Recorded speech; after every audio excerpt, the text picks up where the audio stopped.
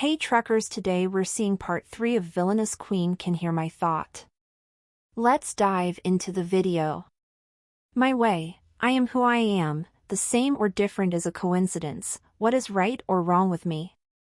After the Eternal Night Queen stabbed the dagger in her hand, the heiress demon worm tried to find the flaw in the Eternal Night Queen's heart, which had become a delusion.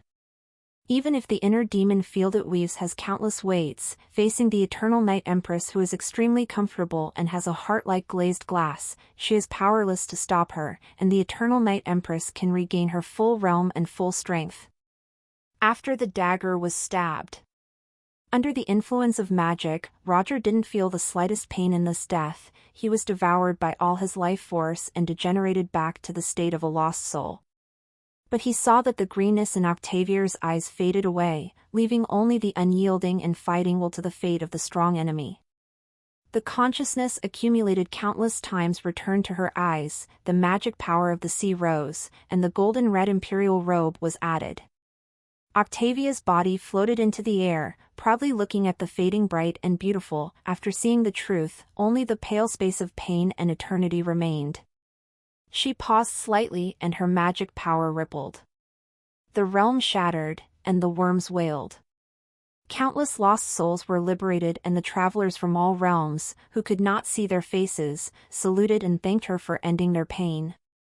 But this scene shocked Roger, so he ran away to avoid it, for the fear that the queen would free him on a whim.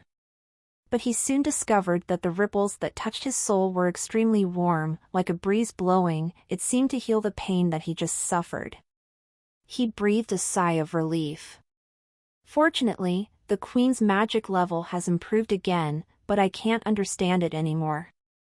I'm back! The Queen of Eternal Night paused again, tore apart the space, and returned to the main plane. On the battlefield, where hundreds of thousands of people are fighting, are beautiful women with peerless elegance, who rule the world. She was still the same as when she left, without any scars on her body, but her eyes were brighter and clearer than ever before. Then Roger appeared beside her. The imperial people and orcs, who were fighting on the battlefield, all paused their movements and stared blankly at the two people in the sky. Your Majesty, long live your Majesty. Young Master Charles is doing well. The Imperials cheered and their morale soared. Their queen is back, and their lives are saved. The people of the Empire have long believed that as long as the queen is there, the Empire will win. The orcs were looking at their Princess Tequila for an explanation. Get the latest chapters on n/velbin.com. Isn't it said that the Queen of Eternal Night has been exiled? Can we export as much as we like? In the end, the Queen of Eternal Night came back, not alone, with a young man next to her that no one knew. One person can't stand it anymore and they still buy one to get one free. How can they fight? Roger Charles. Damn, this bastard dared to appear in front of me, but I didn't dare to do anything to him. Old Joestar recognized Roger, but he was next to the Queen of Eternal Night, so how could he step forward? Even though he was ready to slip away.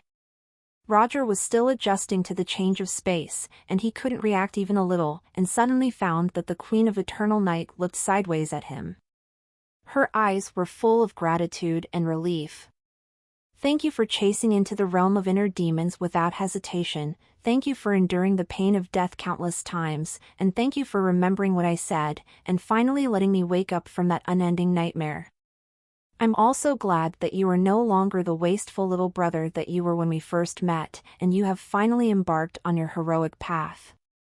I want to make this earthly world spread your name. The Queen of Eternal Night showed a smile on her lips and reached out to Roger. Roger, do you want to experience the feeling of invincibility? The little brat dares to take advantage of the old lady, and the old lady has to take it back. But at this time, too many people are watching, and hugging is a little inappropriate. Is it all right to hold hands? Roger was startled, but why not eat the meat delivered to your door? He held her hand without hesitation, and then felt the magic power that was wider than the ocean and seemed to have no limit, and he would use it for himself at this moment. How powerful! Your Majesty's strength, I am afraid that the modifier can't change it, it will overflow directly. For the first time since crossing the road, he had super powerful combat power. Roger raised his hand, and it was a net made of magical energy, covering Tasika, who was about to slip away quietly. Old Joestar? Why am I the one injured? Don't come here, I'm just passing by, really just passing by. Roger has long been eyeing the Tequila Princess. Even if he hadn't figured out something before, the time he spent in the inner demon field was long enough for him to think about it. In the game's plot, Tasika is a devout believer of the goddess of war, who organized an elite coalition of orcs and gave Tianming's army considerable help in the rear. But from the beginning to the end, this princess is a mascot-like existence, and her body doesn't have much fighting power. The princess on the dragon's back also said that it was a gift from the goddess of war, giving believers a whole life. However, setting up a strengthening formation to release the Eris worm is something that only a legendary professional can do. Roger was quite impressed by this. Because I received a quest to break with the Eris worm in the first week and found that to complete the quest, it was strictly required to be more than legendary.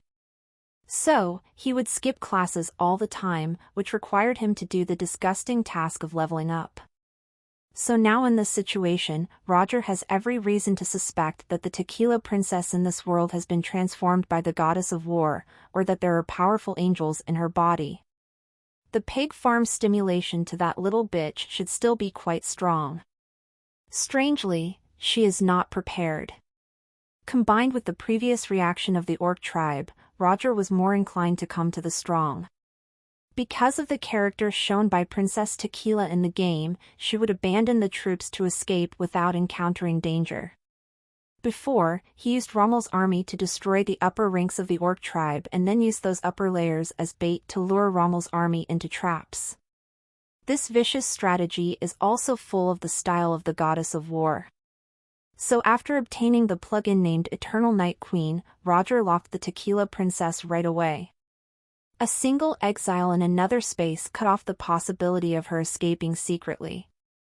Old Joestar wanted to cry but had no tears. He tried hard to break through the specially created space to escape, but the progress was extremely slow. He is the chief priest, a legendary powerhouse. It is easy for him to set up a formation and release the Eris worms. But in Tasika, he was puffy.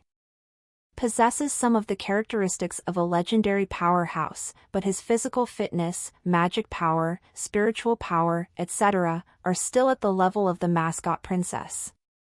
It's like boosting up the boss of the king, the rank looks bluffing, and the game immediately becomes a trickster. On the surface, it is Roger's hand, but in fact, the difficulty of the check is to inherit the Queen of Eternal Night. This kind of exile in different dimensions, the old Joestar can't escape for hundreds of years. Roger turned his attention to the frontal battle after discovering that Tasika was weak in resistance and would not be able to escape. It's time to show the real technique. He was bombarded and killed thousands of times in the demon realm.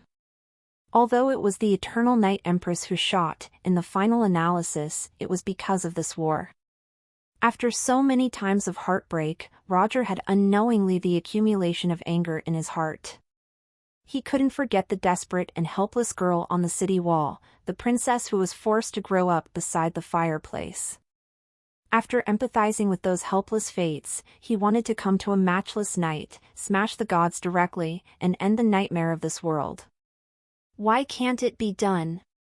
But on this battlefield, with the magic power rippling in his body, he can still rewrite the direction of the war, right? At this time, the battle between the Imperial Army and the elite Orc army has resumed. It's just that the Orcs attacked just now, intending to kill the Imperial Army. Now that the Queen of Eternal Night is back, it is the Orcs who have arranged for the troops to break up, trying to let the main force escape and avoid 2 pieces of bread with cheese. Although the Imperial army was exhausted, it gained vitality from the desperate situation and immediately switched from defense to attack, chasing and intercepting enemies who wanted their own lives while they were sick. This is the strategic deterrent power of the Eternal Night Queen. Before she could make a move, she had already reversed both sides' offensive and defensive trends. More than 10 minutes ago, the scene when she killed the silver dragon in seconds, the beasts were vividly remembered. No one thinks that their magic resistance is higher than that of an adult dragon, right? No one feels that their blood bar is longer than that of an adult dragon, right? No, no, no? Then don't run fast. The good news for the orcs is that the state of the Imperial army is really bad. The magic group had hit Conlon long ago, and they were trying to recover from meditation, which increased their chance of escaping a little bit. At this moment, Roger joined the battlefield. The magic bombing begins. If you can't beat the gods, can I still beat ye lackeys of the gods? Cough, I can't beat it on weekdays, but I'm down. The hanger is named Queen of Eternal Night. Who knows who uses it? His mental strength was not low, and he was supported by the magical power of the Queen of Eternal Night. For the first time, Roger realized that to release magic is as simple as drinking water. Whether it is large-scale magic of the forbidden spell level or low-level magic that is strengthened by the magic specialty of the Queen of Eternal Night, the power is not inferior to the forbidden spell at all. He doesn't need to chant a spell or perform spellcasting actions. You only need to think of the corresponding spell name, then you can release it at will. The faster you think, the faster you put it. The amount of blue? CD time? Damage calculation? Don't forget it, please roll the keyboard and insult the enemy immediately. The battle above the legend is so unpretentious and dull. And Roger didn't hesitate. When a person dies more and suffers more, the value of life at the bottom of his heart will quietly change. It has to be said that, no matter how decisive the existence is in the game, in reality, it is also a bit obedient to the real war. Seeing the lively orcs and lots of cute beast-eared girls, Roger would inevitably have thoughts such as the life of the orcs is also life. Of course, he didn't get to the point where he hugged His Majesty and said don't fight anymore. But in his heart, he was looking for a way to peacefully evolve orcs into vassals, and honestly help the Empire complete the foundation of magic industrialization. But now seeing these orcs, Roger's thoughts have become. It was you who blocked the space, it was you who wanted to kill the Imperial army, and it was you who wanted to kill your grandfather by the way, right? Do you know what it's like to be blasted into quarks 3,000 times by magic? Peaceful evolution of what? All to climb. When Roger rubbed his hands in fancy magic and demonstrated all kinds of wonderful combo combinations, he finally began to look a bit like the powerhouse in this world. Modern civilization is progressive, and the warehouse is practical and knows the etiquette.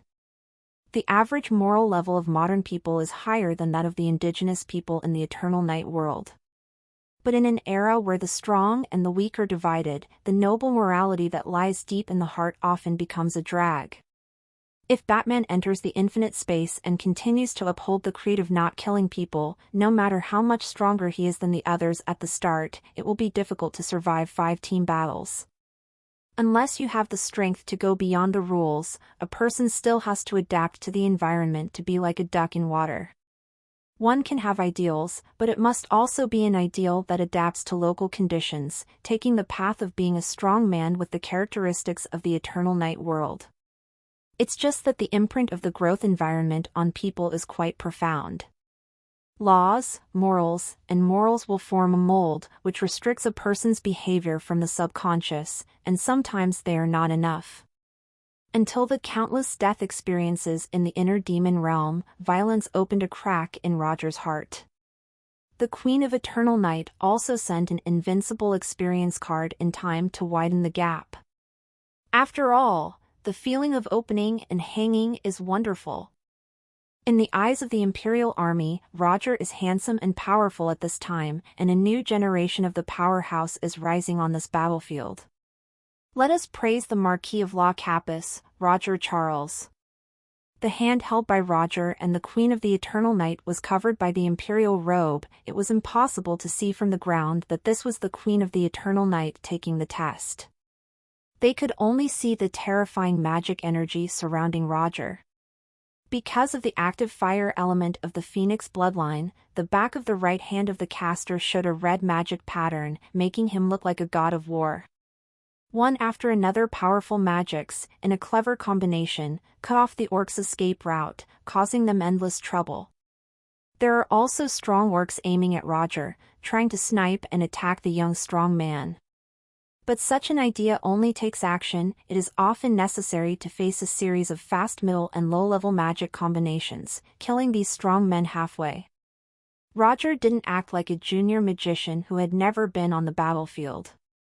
While supporting the troops, he didn't relax his protection. And the battle experience is full and simply terrifying. The smallest cost, the fastest speed, and the most straightforward response, like a seamless combination of muscle memory, will kill orc powerhouses who intend to approach him. Roger is quite familiar with the combat routines of orc shamans and war priests. He can always predict the enemy's actions. He was only one person, but he suppressed the magical power of the entire rear-breaking army, making the pursuit of the Imperial Army extremely smooth. Gradually, the intention of the Orc coalition to retreat in an orderly manner was shattered, and the establishment and army formation were about to be overwhelmed by the cooperation of Roger and the Imperial Army. The Queen of Eternal Night wanted Roger's name to be read on the battlefield, and apparently, she did. The high morale of the Imperial Army and the despair of the orcs both witnessed the birth of a new strong man. But the orcs are a little more desperate because the Imperial Army still has an Eternal Night Queen who didn't take action. Realizing this, the Orc Coalition's mentality completely collapsed. Top VL updates on n/o/v/lb/in.com. The Queen of Eternal Night showed a smile, quite satisfied with Roger's performance. I didn't waste my trust, and even with the same amount of magic power, Roger's combat performance was 1,000,000 points more efficient than her. After all, she is on top of the legend who plays the crushing game every day, and Roger is a player who has passed the limit of the card. No matter how presumptuous, there is an instinctive reaction that counts as damage. Have to say that Roger let himself go a bit in this battle. He instinctively used the magician skill group that many players have summarized and circulated. Many of them only exist in everyone's imagination because normal game character skill points and magic power are limited, and supermodel skill combinations cannot be constructed. But these are nothing to the Queen of Eternal Night at all. You can't do it, but I can do it. However, the player's whimsy and the chain reaction effect of many magic combinations are outstanding. The Queen of Eternal Night is also seeing it for the first time, and it is quite an eye-opener. She couldn't help but regret that Roger's magical talent was so bad. With his creativity in combat, keen combat intuition, excellent reflex nerves, broad vision, and rich combat experience, as long as he has enough magic power, he can completely grow into a powerful magician who dominates the battlefield. Wait, where did he get his actual combat experience? The Queen of Eternal Night discovered Roger's blind spot. This trash younger brother is a junior magician who has been promoted recently, but he appears to be experienced and skillful in magic battles at the legendary level. At the same level, the one who killed the legendary shaman so quickly is one of the most powerful men in the Imperial Army. Isn't that the ruthless man who crawled out of the mountain of corpses and the sea of blood? Even this useless brother, is he worthy? She didn't know that the players had already overturned the car on top of her legend, and she was not only good at killing legendary mages quickly. Quickly kill the Queen of Eternal Night and challenge the final boss without taking any damage. There should not be too many video sites. The fourth natural disaster is not for nothing. No matter how strong your boss is, as long as you dare to show your health bar, you will die. Having said that, just the discovery of experienced in fighting with legendary powerhouses is enough to make the Queen of Eternal Night have a lot of ideas. She became more and more certain that Roger must have other disguised identities besides Dio. Has been active in other countries and even other planes. The Eternal Night Queen had guessed the truth, but not all of it. No matter how daring she is, she can't imagine how much identity and rich experience the man she holds hands with has had in the past. He is the summoner of the canyon, the one-armed sword saint of Ashina, the ashes of the thirsty fire, the undead chosen by heaven, the uncle who helped the Han family, the master of Chaldea, the doctor of Rhode Island, and the one of Tivit. Traveler, Griffin's admiral, air splitter cleaner. I don't know how many women have given away clothes and then unpacked them and called their wives madly. At this moment, the Queen of Eternal Night only caught that Roger had something to do with the old woman Shady, and knew too much about Princess Tequila, so she thought she knew everything. Humph! Oh, stinky man, messing with flowers is your pronoun. But now that you know the information about those women, it will eventually become a little tricky for me to use them. The Queen of Eternal Night, who had broken her inner demon, was so confident that she thought that no matter how much experience Roger had in the past, she was now by her side. And with his charm, he will be the first to come, lead the audience, and become the ultimate winner. Hey, bad women are invincible in the world, you can't run away, boy. Now I am broad-minded, even if it is not broad, I will pretend to be broad, and when the fruit of victory is harvested, I will swipe my knife and settle the account. A certain queen who didn't know the whole truth unknowingly fell into the blind spot that women often make, and consciously made the prodigal son come back. Of course, she spared no effort to cooperate with Roger's magic output so that he could fight happily, and at the same time, she didn't forget to observe the battle situation on the ground. As the Orc coalition had completely lost command and fell into a state of rout and fleeing, she also chuckled, "Come on, Roger." Before Roger could recover from the sudden emptiness in his body, the Queen had already withdrawn her hand and cut off the supply of limited magic power. "Yes, Your Majesty." Roger missed the terrifying magic power between his fingers, but he couldn't finish his feelings. At this time, it was as if he had won the 5 killings and demolished the opposite Highland, and his mother suddenly unplugged the power cord and urged him to suspend the game and go to eat quickly.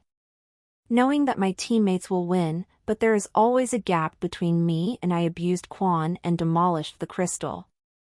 There are still a lot of orcs, I can't rest yet. Roger finds invincible addicting and fast enough to make him doubt his life. Mingming told Rommel that he didn't like the war in the morning, but after experiencing the scene just now, he suddenly understood his true heart. I don't like war. I don't like wars that can't be forced. Killing, but a behavior engraved into the DNA of human beings to survive, is usually suppressed by reason, law, and morality, and will not be exposed. But now, after a little indulgence, there are signs of restoration. Be sensible. Be classy. Beware of empressization. Roger reminded himself in his heart. When the Queen of Eternal Night heard him use queen as a derogatory term, she didn't get angry at all, but her smile became more and more unpredictable. Heh, man, you will soon pay for your disrespect. If before, the Queen of Eternal Night heard that Roger used queen as a derogatory term even if she didn't say it, she would have a little temper in her heart. But now that my way of doing things has just begun, she laughed and said that she didn't feel anything, and she even wanted to hear more fancy group formations. What if you give up thinking? Have you eaten your rice? Why do I have to think about the cabinet that I paid for? Isn't it delicious to copy homework directly? It's not that just one person can give up thinking and still live as gorgeously and unrestrainedly as I am. Thinking of this, she straightened her back and became proud. It's not that I have no brains, it's just that I haven't reached the critical moment to use my brains. Roger, think of a way to solve the trivial matters, and I will be the master when it comes to major matters. However, the Empire has not had any major events so far, la la la. She was in a happy mood, and she was not shaken by someone's complaints at all. There was a faint smile on the corner of her mouth, and her voice was lazy. Roger, don't stay, there will be many opportunities to fight in the future. Now, I have other important things for you. As she said that, her eyes rolled around, and she glanced at Roger with a mixture of anger and joy. At this sight, Roger's heart skipped a beat, and he subconsciously responded, "Your Majesty, please." After the words were said, he reflected, he was charmed by the Queen of Evernight, how could he agree so happily? She didn't use magic either. At this moment, the Queen of Eternal Night can't distinguish between happiness and anger, and she stands casually, but she has the unrestrained and unrestrained style of being alone and mastering the world. She is so proud, she doesn't care what the world thinks, she just is herself. The former queen was bright, but there was always an unreal over-perfection. Now, she is revealing her strengths and weaknesses unabashedly, and she doesn't know what restraint is. Such an empress is really like a night covering the world, covering up the light of the sun, moon, and stars, leaving only the shadow of the night in the eyes. The beautiful skin is updated every month, but the way of the ultimate self that has been forged through hundreds of calamities and thousands of times has made her a monster who can charm people without any magic.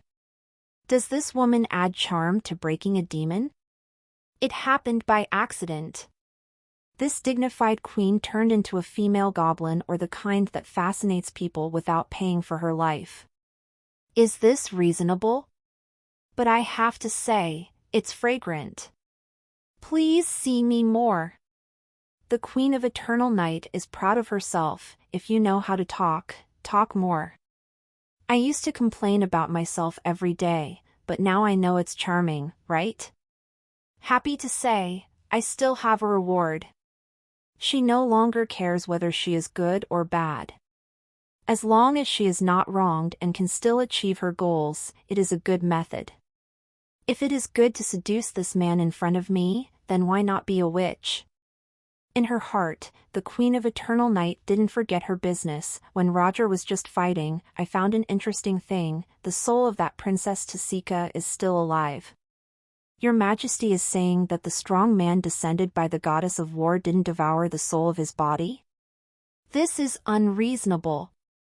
Two souls in the body will conflict, so usually, the stronger one swallows the weaker directly to achieve more perfect control. The Queen of Eternal Night said, I'm too lazy to worry about whether it's reasonable or not, and now I order you to be the special envoy and find a way to reduce the bloodshed between the two countries with this little princess. Roger was stunned when he heard it, then his face became happy, and he responded without hesitation, Your Majesty, I should try my best to persuade His Royal Highness Tasika to seek more benefits for the Empire. He was very surprised that the Queen of Eternal Night took the initiative to propose this seemingly soft plan. But softness also has soft benefits. The resources of the Kenposak Desert are barren, and the orc tribes all compete for limited resources. And the orcs are rebellious by nature. The Empire will plan this place as a new province, with high costs and low returns, and bloody conflicts will continue to be staged for a long time. The 17 kingdoms of the Empire have not been completely eaten up, so they don't have much spare power to rule the orcs. Therefore, this strong man, who descended from the goddess of war, stole the chicken without losing money and gave the city of Serena and the 200,000 elite by to the Queen of Eternal Night, but it also posed a problem for the Empire. But in the past, the Queen of Eternal Night always conquered every battle, and those nobles in the Empire who were militaristic in their minds even believed that after a war, they would divide the money and the women. Is there any reason to return the acquired territory? You have to take advantage of it, and you have to take it if you can't take it. The imperial people screamed when they fought, but some of their performances after the war were not so smart. Roger had considered a better solution to the orc tribe, but he didn't dare to mention it casually. It's not that Chardy looks down on the imperial aristocracy, but that they are upstarts, and it's all about being lifted to such a height by the Queen of Eternal Night. Of course, the Veronica family is just 50 steps away. But now, the Queen of Evernight proposed this possibility, which is a pleasant surprise. That steel-like brain circuit suddenly turned? As long as His Majesty is willing to push, those nobles in the Empire have opinions, and it means they have no opinions. The biggest advantage of the Orc tribe is that it grows quickly, and supporting a puppet regime to eat the human dividend is the best solution. Your Majesty's mentality of a queen after breaking her heart has been seen farther and farther, and she has quite a strategic vision. The Queen of the Eternal Night listened to Roger's rainbow fart. Although she was happy, she almost couldn't help laughing. What is the strategy, and is it delicious? Roger, you have suffered from the loss of your brain, and you have made a very simple thing complicated. The reason for this was that the Queen of Eternal Night heard Roger's analysis that Tasika had a strong presence on her. At that time, she was an on-hook magic power source, and she was also idle when she was idle. Out of curiosity, she went to the other space to peep at the screen. If I want to see the angel I know, I will talk about the old times, and then make a few sneers. Then, when I saw a wretched foot-picking man, I felt completely dull. However, she unexpectedly discovered that Zentasika's soul was still alive.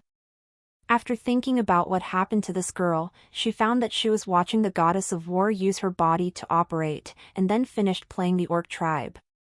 In the end, all the infamy will be attributed to Princess Tequila. The goddess of war is always wise, right? Princess Octavia began to feel bad for Princess Tasika. The experiences of the two people cannot be said to be the same, but they can only be said to be the same. It was at this time that Roger's plan for the Orc vassal flashed through his mind, and the Queen of Eternal Night felt that it was a deal and considered it to help Tasika. A puppet queen is also better than a country being destroyed, right? Anyway, Yashika has already fallen into the hands of the Empire and can't escape, so I just sent Roger to try. What can I lose? When the discussion is over, I will copy Roger's homework. If we can't negotiate, we just copy the work of the cabinet and the military. If she was still worried that she would be soft-hearted and reckless in the past, the imperial aristocrats would strongly oppose it and call her a woman's benevolence. But now, who do you love? Whether it is the benevolence of women or the lack of humanity, it only depends on whether it touches the interests of the nobles. It's okay to criticize mediocrely. As for finding out that this treatment has unexpectedly improved Roger's evaluation of himself, the Queen was pleasantly surprised. After carefully thinking deeply, she felt a headache again. The man in front of him would be happy if he was given magic power to kill orcs, and he would be happy if he was given a chance to save orcs. So does he want the orcs to die or let the orcs live? This is a difficult master to serve. Oh hey! She impatiently raised a finger and lightly touched Roger's eyebrows. Roger loves to go and talk about it, and then you can report to me together after negotiating. After all, the magic flash sent Roger to Tasika's ocean of consciousness. If you can't figure it out, then don't want to. Anyway, with my charm, can a mere rubbish little brother escape? The Queen just needs to continue to show her charm and wait for him to confess. As for taking the initiative to confess? Impossible, impossible in this lifetime. Someone said that the one who confesses first is the loser. The Queen of Evernight felt that the situation on her side was very good in all aspects, and even the Rommel Legion, which was about to be destroyed, was pulled back by herself. However, at this moment, she still ordered Rommel to suspend the offensive and make repairs in situ, waiting for instructions. The 5 armies under his command had indeed reached their limit. They lost more than 5,000 people, and there was almost no magic support. It would be easy to get into trouble if they pursued again. This is also a relief for Tasika. My sister, I can only help you here. I hope you can think about it. The Queen of Eternal Night teleported the unconscious Roger back to the Fengling Moonshadow Palace and left him to Mrs. Moscone to take care of. Madame Moscone was taken aback when she saw that His Majesty brought a handsome young man back. Your Majesty, didn't you go to the front lines? This. She didn't know whether she should be happy or worried at this time. The good news is that His Majesty is enlightened and knows that he likes men. What is worrying is that this has no name or distinction. It is inappropriate to directly knock people out and bring them back. Seeing that her head maid's management was about to collapse, Queen Evernight couldn't help laughing. Madam, you can arrange a room for him as you like, things are not what you think. Mrs. Moscone breathed a sigh of relief and said subconsciously, that's fine. I thought Lord Brando had no hope, Huh? What's the matter with him? The Queen of Eternal Night was slightly puzzled and then suddenly realized that these days, Mrs. Moscone would inadvertently say good things about Dior. Oh so madam, she still has such thoughts. Mrs. Moscone also found that she had accidentally run her mouth. The Queen of the Eternal Night didn't look angry and was still laughing, but Mrs. Moscone didn't relax. She used to be able to accurately judge His Majesty's mood. After all, watching her grow up since she was a child, this girl's mood is all written on her face. But recently, she inexplicably felt that Her Majesty had changed. He is always laughing, but he doesn't seem to be laughing. It was a kind of calm smile of I'm going to sleep while I'm sleeping. It was lazy and seemed to be very satisfied and enjoying the present. But if a person looks like a ghost no matter what happens, it is a bit scary. Because you can't guess her mood from her expression.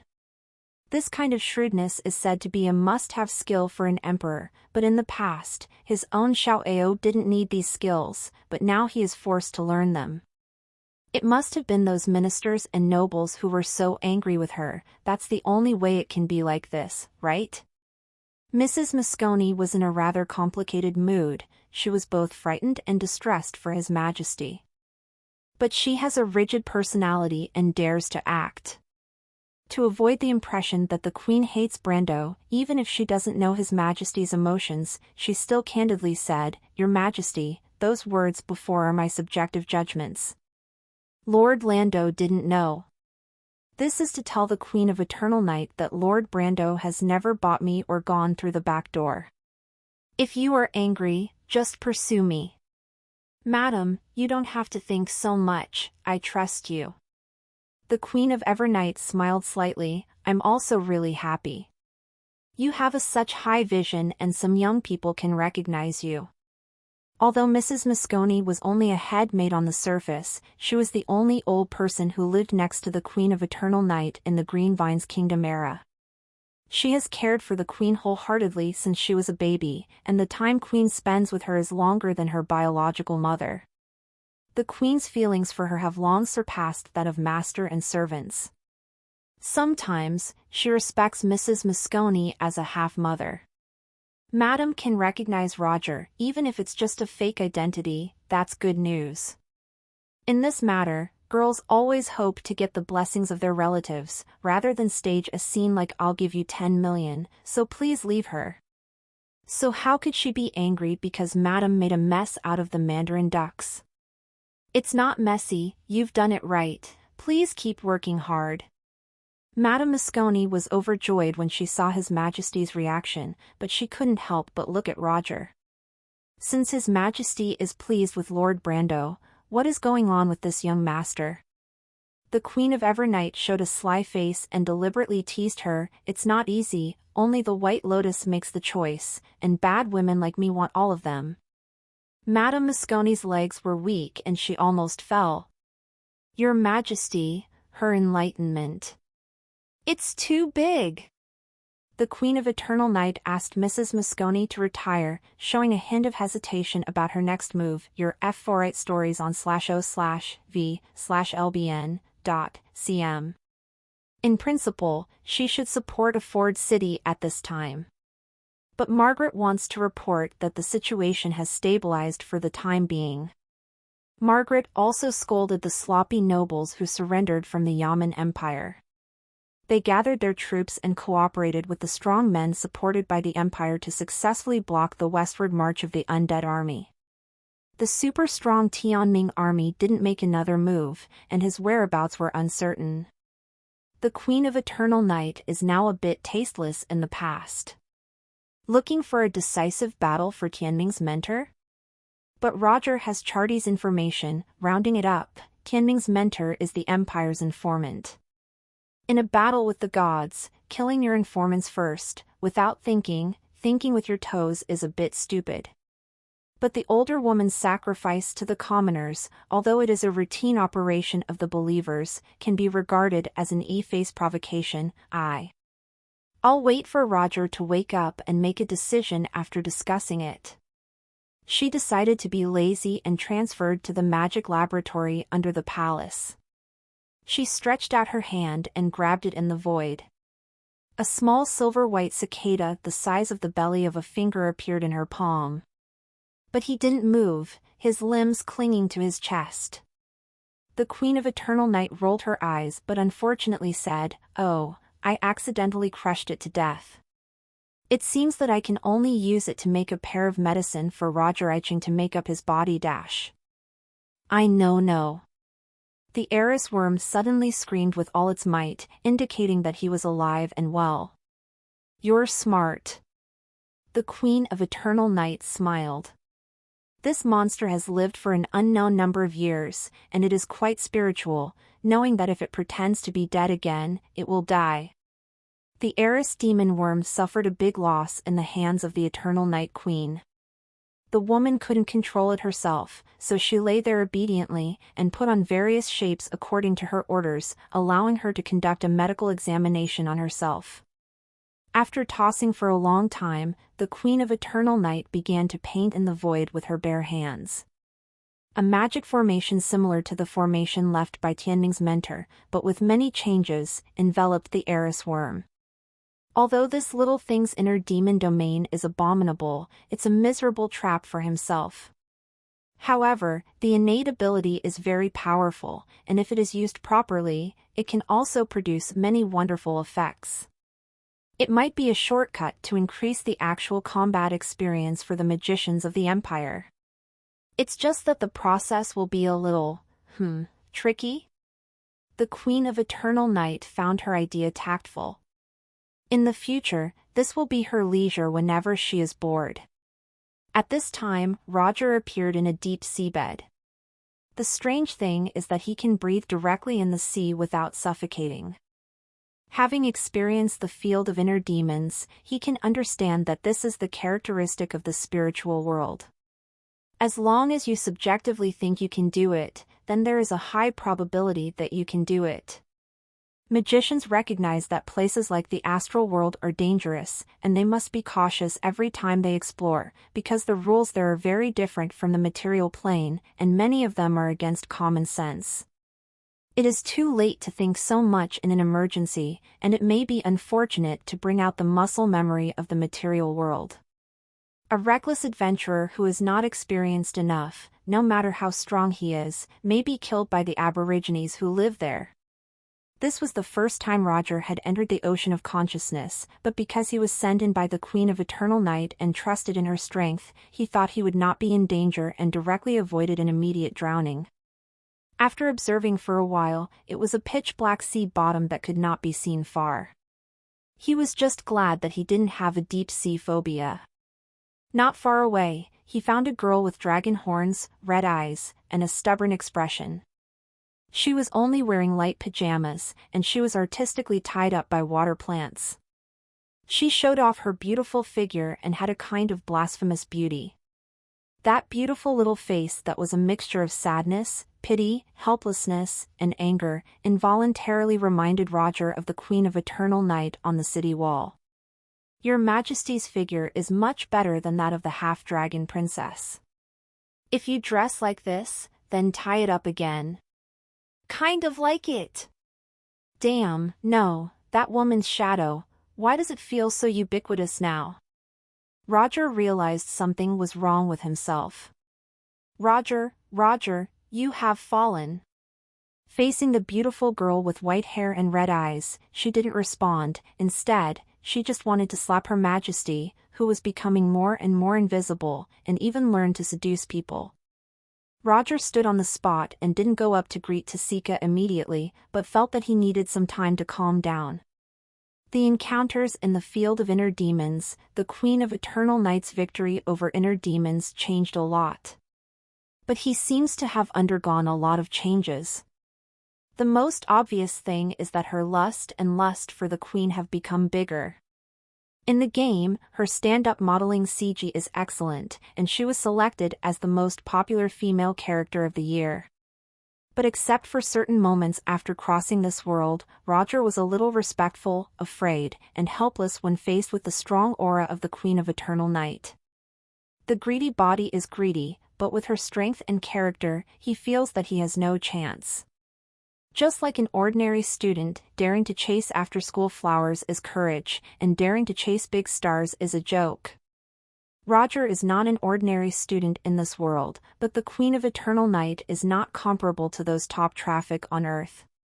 She is indeed the national idol of the Empire, but she is also the absolute leader and military governor who truly controls life and death to create the glory of this country. To say that she is a humanoid nuclear weapon is not an exaggeration, right? So Roger always wanted to stay away from the scumbag queen and stay farther away, so as not to lose himself. But fate is a wicked little bastard.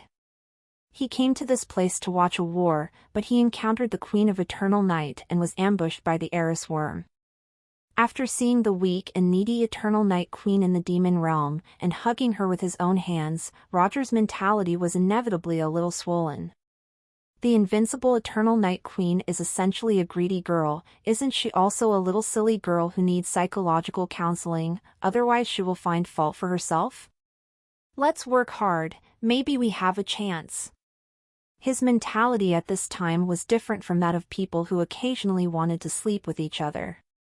Now Roger is already thinking about how to attack the Queen of Eternal Night. This is the difference between planning and daydreaming. Planning is thinking about how to complete it, and daydreaming is thinking about what posture to use after completion. The latter is pure thinking and nothing will happen, no one knows anyway, but the former is going to fail. It's possible to lose your head. Hey! This queen also doesn't talk about martial arts, so why did she develop into a female fairy? Roger felt that this wave should be the first move of the Queen of Eternal Night. Therefore, his analysis of the performance of the Eternal Night Queen is unpredictable. A man is a kind of creature who looks at himself once more on the street and thinks about which elementary school his child should report to. So he analyzed it from the perspective of Zhuge Liang afterward, and the Empress of Eternal Night gave her a lot of attention and care. This is not one more glance from the crowd, but a pursuit to the Great Library. This is not the level of attention that should be given to ordinary courtiers and girlfriends and younger brothers, right? And the magic beacon on his leg. Could it be that the Queen means that to me? Roger analyzed it. He found that his biggest advantage was that he had no competitors. In such an empire, there are probably tens of millions of men who admire the Queen of Eternal Night, but there is not a single one who dares to take action and can take action. In the hearts of the imperial people, the Queen is high above the ground, more significant than the gods. How could it be possible to fall in love? So no matter how good the Queen of Evernight is, no man will send flowers and lipsticks, no man will play romance with her and write love letters, and no man will resort to all kinds of shameless routines to stalk her. As long as you have the guts, the Queen will take maternity leave, right? Roger hurriedly covered his mouth, fearing that he would scare Tasika by making a silly noise. Calm down, and don't be blindly optimistic. Just think about the above things, you can't become a puffer fish. Hold on, don't think. In case the family doesn't mean it at all, that is, I am here to be affectionate and get a disgusting face to say that I like your sister more, then I must be embarrassed to death. Maybe he will become angry and say, "You are delusional, ants, and your life will be in danger." After all, she is the queen. What kind of young talent have I never seen before? I, the transmigrator, will be invincible in the world 10 years from now, and I am still a younger brother who needs care from others. However, stay by the queen's side and observe more. You must first try to understand the queen's attitude. Is there any problem? Roger gradually calmed down and found that he had many opportunities to contact the Queen of Eternal Night. In the short term, there will be negotiations on the Orc tribe's side, in the medium term there will be New Arcane, the Tianming army, and in the long term, there will be Dio as a cabinet minister who can be reconnected. Find PD Tez on n/VLN.cm. Even if the Emperor has deep thoughts, as long as time goes by, he will be able to see people's hearts, right? Moreover, with these opportunities to contact, she can also show her charm and ability on time, so that she can get used to my existence, cannot be separated from me, or even depend on me.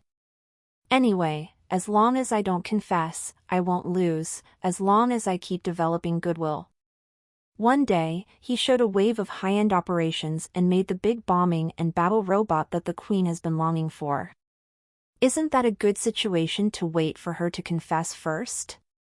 After some careful thinking, although Roger was not afraid to be sure of the Queen of Eternal Night's attitude towards him, he had decided not to think about running away anymore. Now, as long as the Queen dares to confess, she will dare to agree. On the surface, this is just a small step forward, but it is a big step in the relationship between the two. Well, probably, I can't wash it anymore. Roger turned his attention back to the Princess Tequila in front of him. After realizing that the Queen may be interested in him, he felt that the Queen's arrangement to negotiate might also be a test. Otherwise, how could she suddenly understand the strategy? It is to use an impossible thing to test us. It's like an interview. After the first round, there will be a second round. If you fail, you may not be directly out of the competition. But the problem is, this paper is not easy to answer. Roger scratched his head a little because the Queen of Eternal Night gave him too much freedom. No bottom-line conditions were given, just let him talk first and then report. It's as if the title of the composition is untitled. It's too open and it's not easy to start. He is good at writing short essays with full marks on an existing topic. Roger was thinking about the character of Princess Tashika, the current situation of the Orc tribe, and the current needs of the Empire. He felt that simply talking about a vassal state that paid tribute every year and was a vassal every year would not be a full score. It is necessary to turn the Orc tribe into a hardcore ally and take the initiative to fight against the tyranny of the gods. The good news is that she is just a devout follower of the goddess of war, not yet a fanatic. So this wave has room for manipulation. Roger had a general strategy in mind and moved directly to Tasika. He stood with his hands behind his back, wearing a black aristocratic robe without wind. He looked like a strong man. Anyway, this is the ocean of idealistic consciousness. As long as you think you are strong, it will shine. After watching so many anime, video games, and games, he still knows how to make concave shapes. A handsome guy suddenly appeared in front of Tasika, with surprise and shock in her eyes. Roger didn't give her too much time to react. He raised his hands slightly and untied the water plants entangled around her. His voice was deafening and had its reverberation. Tasika Kachini, you are a sinner of the Orc tribe. Based on his learning experience, if he puts on a big hat first, he lowers the opponent's identity, and what he says next will be a little less confident. Although Zen Tasika was in despair, she had been watching the battle between the Orc coalition and the Imperial army. It is natural to recognize that Roger is the strong young man beside the Queen of Eternal Night, who turned the offensive and defensive situation by himself and caused heavy losses to the Orc coalition. In the face of the winner, the loser is inherently weak, and the sentence sinner directly breaks the defense. This is the truth. Self-blame and guilt flooded into my heart, draining all Tasika's strength, and after losing the support of the binding, she sat down on the ground, raised her head, and smiled sadly. Lord Charles said very well, if it wasn't for me that I couldn't see the High Priest, the wolf's ambitions will not make the orcs so miserable. She had thought thousands of times that if she fought to the death when the old Joestar first came, and if she had a head-on confrontation between the Orc coalition and the Rommel army, even if the Orc Empire would be defeated, how could Serena be like this? The city was slaughtered, and the remaining tribes were unable to fight again, right? The most uncomfortable thing now is that the tribal people haven't accused her yet, and the imperial people feel that her behavior is ridiculous. Roger didn't expect that he could achieve such a good effect with just one sentence. No, sister, is this a direct confession? I would have thought that it was kind of difficult. The princesses of this world have a very strong sense of responsibility, and they are full of the spirit of taking the blame. The quality of the enemy is too high, but Roger is a little uncomfortable, feeling that he has become the most hated self-media such as Mimon. But after thinking about it, if Tashika doesn't cooperate, the fate of the Orc tribe will only be worse. It's a good thing for her to recognize the reality sooner. With the means of thunder, follow the heart of a bodhisattva. I don't just want to make money, just like somebody who is blood buns. He continued to speak at full volume as if reading a judgment book. The Orc priest Joestar created a bloody night in Odu, hurting 100,000 innocent civilians in the Empire. Your Majesty was furious and asked the Orc tribe to return it 100-fold, and the desert was stained with blood, and you set a trap and sacrificed the upper class of the tribe as sacrifices, plotting against His Majesty, plotting against Rommel Legion. Just now His Majesty has ordered all the Orcs to be killed. Tasika's face was pale and bloodless, and her teeth were gritted. The Queen of Eternal Night lives up to her reputation. She is a ruthless woman who will revenge, inhumane. Joestar and his son are even more bastards. What do you think about provoking her? Just when she was about to fall into despair, her eyes darkening, she heard Roger's words. But I think the life of the Orcs is also life. To fight for your last chance to atone for your sins, whether you can save tens of millions of innocent lives in the tribe depends on your performance. Roger tried his best to keep his voice as calm as possible without any emotion, to appear indifferent to the life and death of the tribe. Although Tasika didn't understand it before, she was taught by old Joestar these days and knew that her beauty was valuable. She immediately understood this performance and made a pitiful appearance. Although she felt disgusted in her heart, she was still cruel, and the pajamas were torn down, revealing her collarbone and half a sphere, helpless like a little white flower. Sir, I will perform well and give everything to my lord. As long as my lord happy, you can do anything. Compared with the old Joestar who sold more than 30 of his goods, at least the young man in front of him is not bad, and his strength is also strong. If he can save the Orcs, it's not a loss. Is there even a little profit? Roger raised his hand and a wave swept over Tasika. Don't play with such small tricks. The Empire conquers the quartet. Are there fewer princesses who are more beautiful than you and higher in status than you in the Abyss Mill? Tasika raised her head, seeing his face full of disgust. She was in a panic. Originally, isn't the performance that Lord Charles mentioned? It's because I'm self-indulgent. What else can I do? I am a princess who has nothing and is trapped in the depths of the ocean of consciousness. What else can I show? Seeing her panicked and helpless expression, Roger knew that his plan was done. Since his appearance, he first aroused Tasika's guilt for the Orc tribe, and then let her know the desperate situation of the Orc tribe. Then give her a little hope, seemingly threatening her beauty. When she decides to self-sacrifice, tell her immediately that you guessed wrong, and break her last pride. This loop is looped, repeatedly pulling the top torture. As a princess whose country and family are ruined, her arrogant appearance is usually dismissed, and she loses the bargaining chip that can be put on the table in the end. How could she not panic? Tasika's mind went blank, desperate to save the Orc tribe, but she didn't know what to do. Roger started with slapstick and beat Tashika half to death, and then he changed to a gentle attitude. He leaned down and pulled Tasakara up, a robe appeared in his hand to put it on for her, and his voice warmed Tasika's body and mind like a spring breeze. There is a proverb in the Empire, the enemy of the enemy is the friend. I know that the real culprit of the bloody night in the capital is the goddess of war. As long as the orcs are willing to contribute to the cause of anti-god, I can fight for you in front of your majesty. Tasika was already in despair, and when she heard Roger's soft voice, she pointed out a way to survive for the orc tribe, but she felt tea light shining in the darkness, and suddenly there was hope.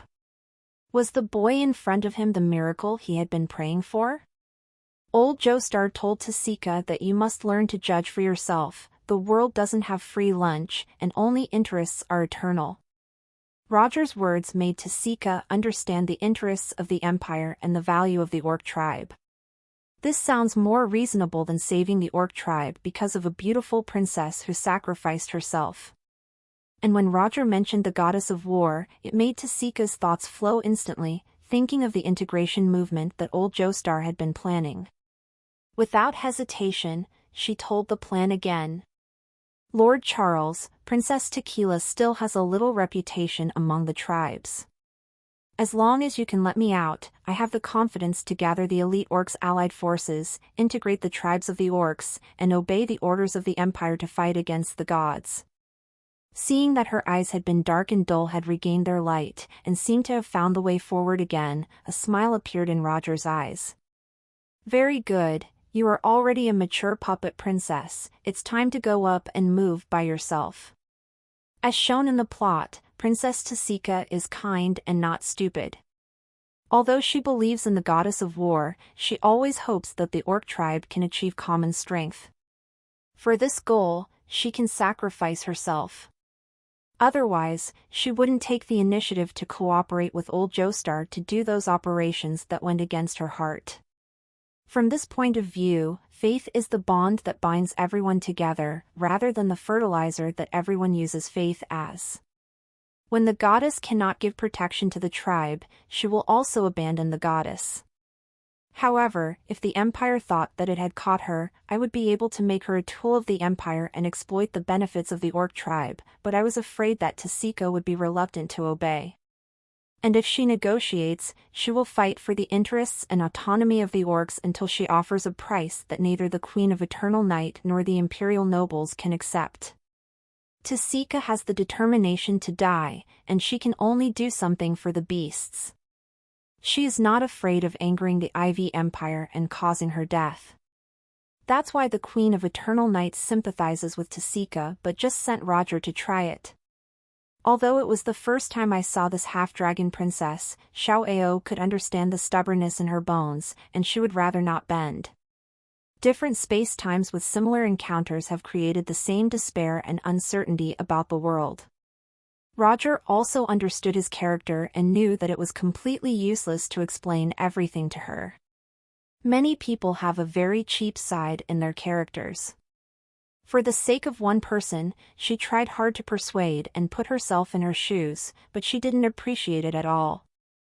And because of your politeness and upbringing, they think you are weak and can be bullied, giving birth to endless greed. In turn, bullying her, humiliating her, and abusing her from a high position made her despair, drowned her self-confidence, made her worthless, made her see the cruelty of this world, and plunged her body and mind into the abyss. At this time, you only need to show a little tenderness to her, and she will be caught desperately like a drowning person, crying and begging you to give her advice, and all the persuasion that you can't listen to normally, just do it obediently. He got less, but he was grateful and full of gratitude. The routine used by Roger may be a bit sloppy, but if one is willing to fight and the other is willing to suffer, how can it make sense? After all, the things that Tasika cares about are there, and everyone takes advantage of their weakness. Is it noble to have to kill both the Empire and the tribe? Now Tasika has offered to integrate the orc tribes and pledge allegiance to the Empire, and only the world where the Queen of Eternal Night was injured has been successfully built. Well, it was the queen who first proposed to allow the vassal of the orc tribe, but Roger used her reputation to scare Tasika successfully and became the vicious woman in Tasika's heart. I believe your majesty doesn't care about these details. It's all to blame that the church has spared no effort in smearing the Queen of Eternal Night for so many years. Outside of the Empire, she is an unprecedented tyrant in this world.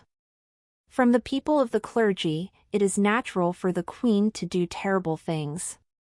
Next, Roger and Tasika begin negotiating a secret treaty that will never be made public. The Empire will provide the strong, with limited military support and military guidance, to help Tasika build a new orc kingdom and integrate the scattered orc tribes. This orc kingdom will be established in the name of revenge against the Empire, increasing the cohesion of the tribes. When the orc kingdom was built, it declared hostility to the Empire on the surface but sent orc labor through the middle forces. And accept an investment of the Empire to build new cities, roads, mines, etc., to ensure smooth trade between the two countries, etc. At the same time, the Orc Kingdom should adopt wartime regulations to limit the activities of the Church of the Goddess of War in the territory until the expulsion is completed. Master Charles, are these the only conditions? After listening to Roger's speech, Tasika looked at Roger strangely. Follow the latest novels n/velbin.com. Is this too loose? Doesn't this bring many benefits to the defeated country? Are these all benefits that Lord Charles has won for us? Kenpo Sac is quite barren, the orc tribes have always been poor, and small tribes that cannot eat enough are a familiar sight. Even the big tribes will encounter disasters, and it will be very difficult. Every winter, there are often tribes who want to organize the old and the weak to attack the border of the Green Vines Empire. Not for victory, but only to consume part of the population, so that most people can survive the winter. The treaty proposed by Roger now doesn't occupy, slaughter, or plunder, but instead helps the orcs to build a kingdom, provides jobs, helps them complete infrastructure construction, gives priority to guaranteeing various trades, etc. Is this a male bodhisattva?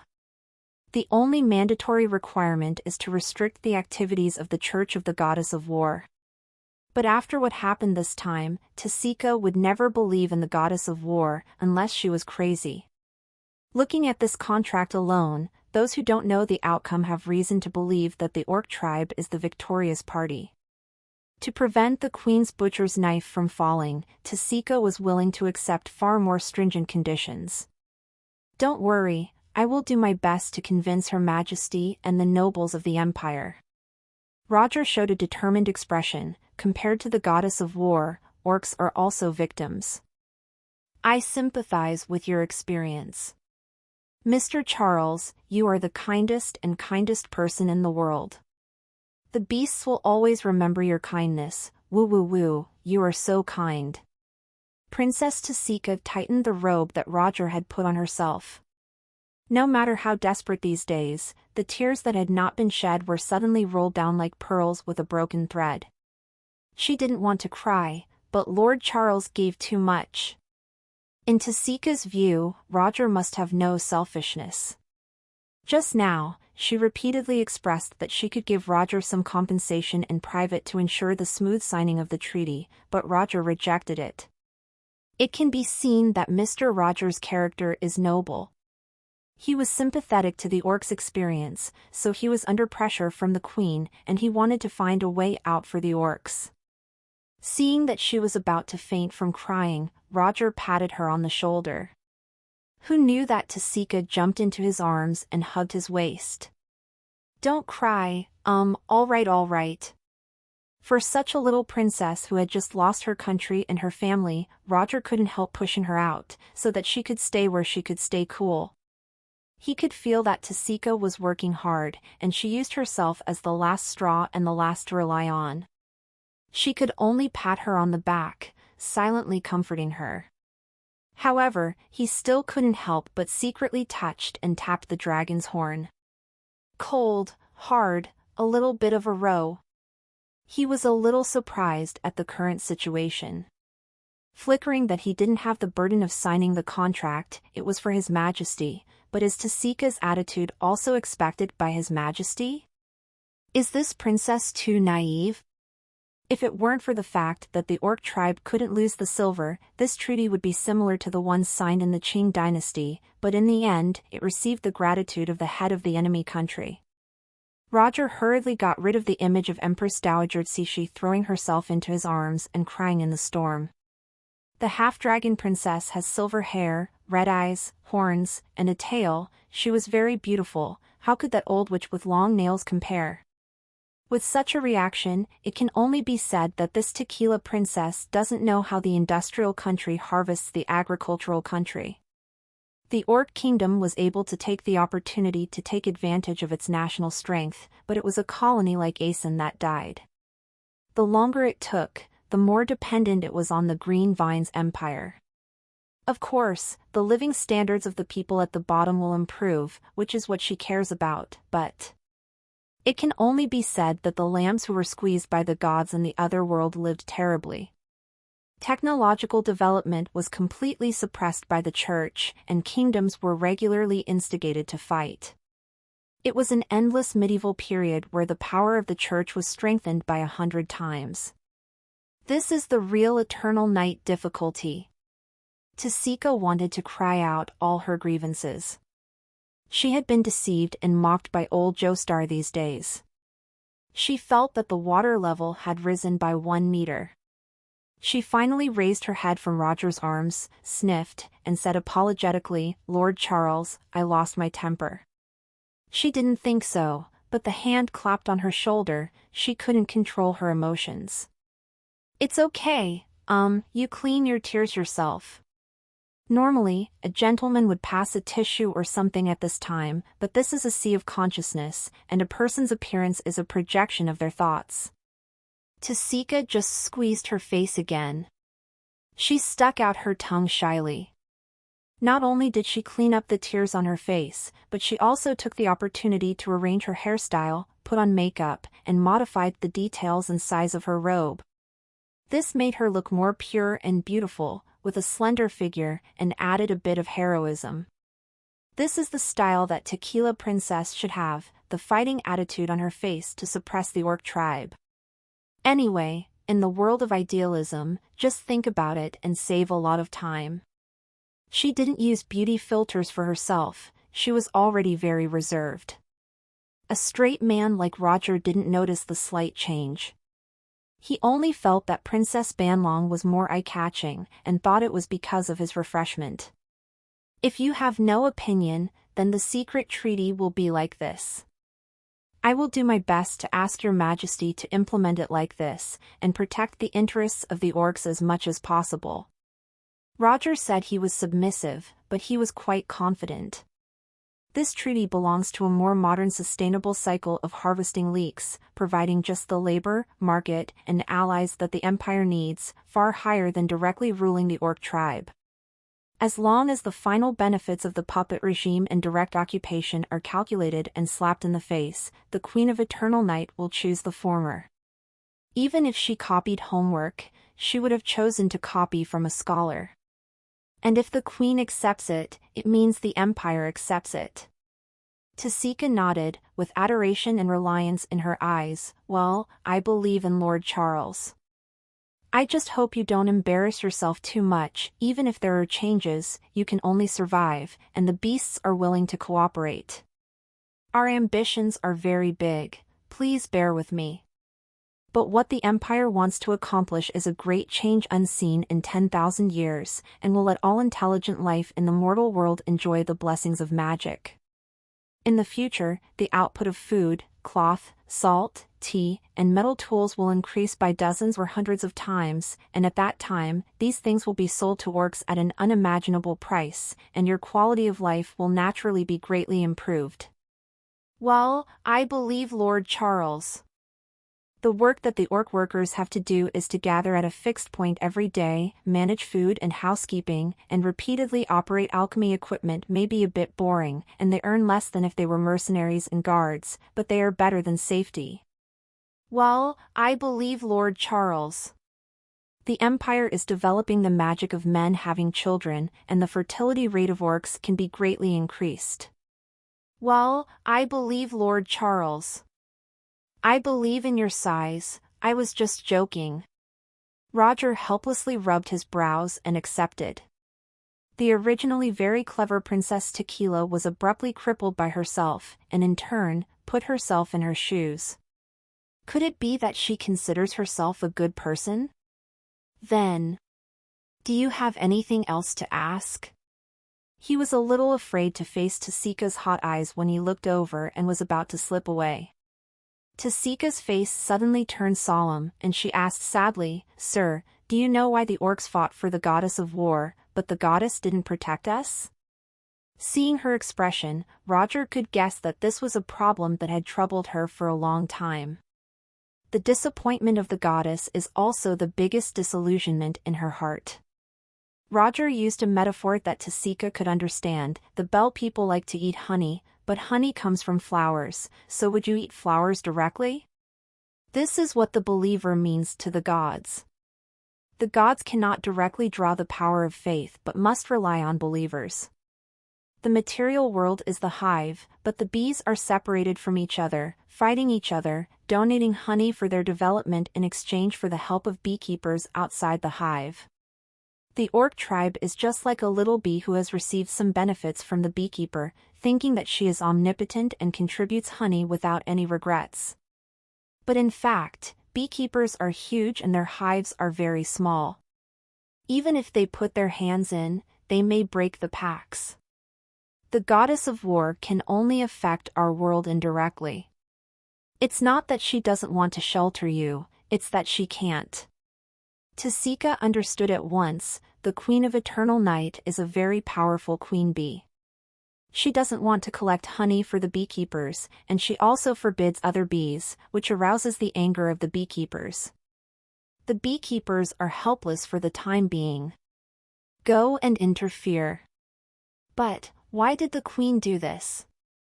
Wouldn't the gods protect the hive from being attacked by other monsters? Provide honey to the gods for a win-win situation, right?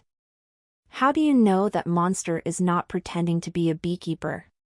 Roger sneered. The power of faith comes from the source of life, and the source of life comes from the sea of faith. This is a non-renewable resource on the material plane, the driving force for the continuous birth of new life. So in fact, bees also need honey to feed the next generation. If the honey is sucked away by the gods, what do you think the world will be like? Without the new generation, the old bees will also die, and eventually they will be dead. Tasika's eyes widened in horror. This is the origin of the plains of death where only the undead wander. Roger sighed, breaking the beauty of the gods in her heart and the last trace of yearning. The war between the Green Vines Empire and the Church of the Seven Gods should be a war between this plane and the gods. However, most intelligent beings like the orc tribe indulge in the dreams woven by the gods. Many rulers also understand the truth of the gods, but it takes a very long time to drain a plane. It is long enough for the longevity species to complete their path of ignorance.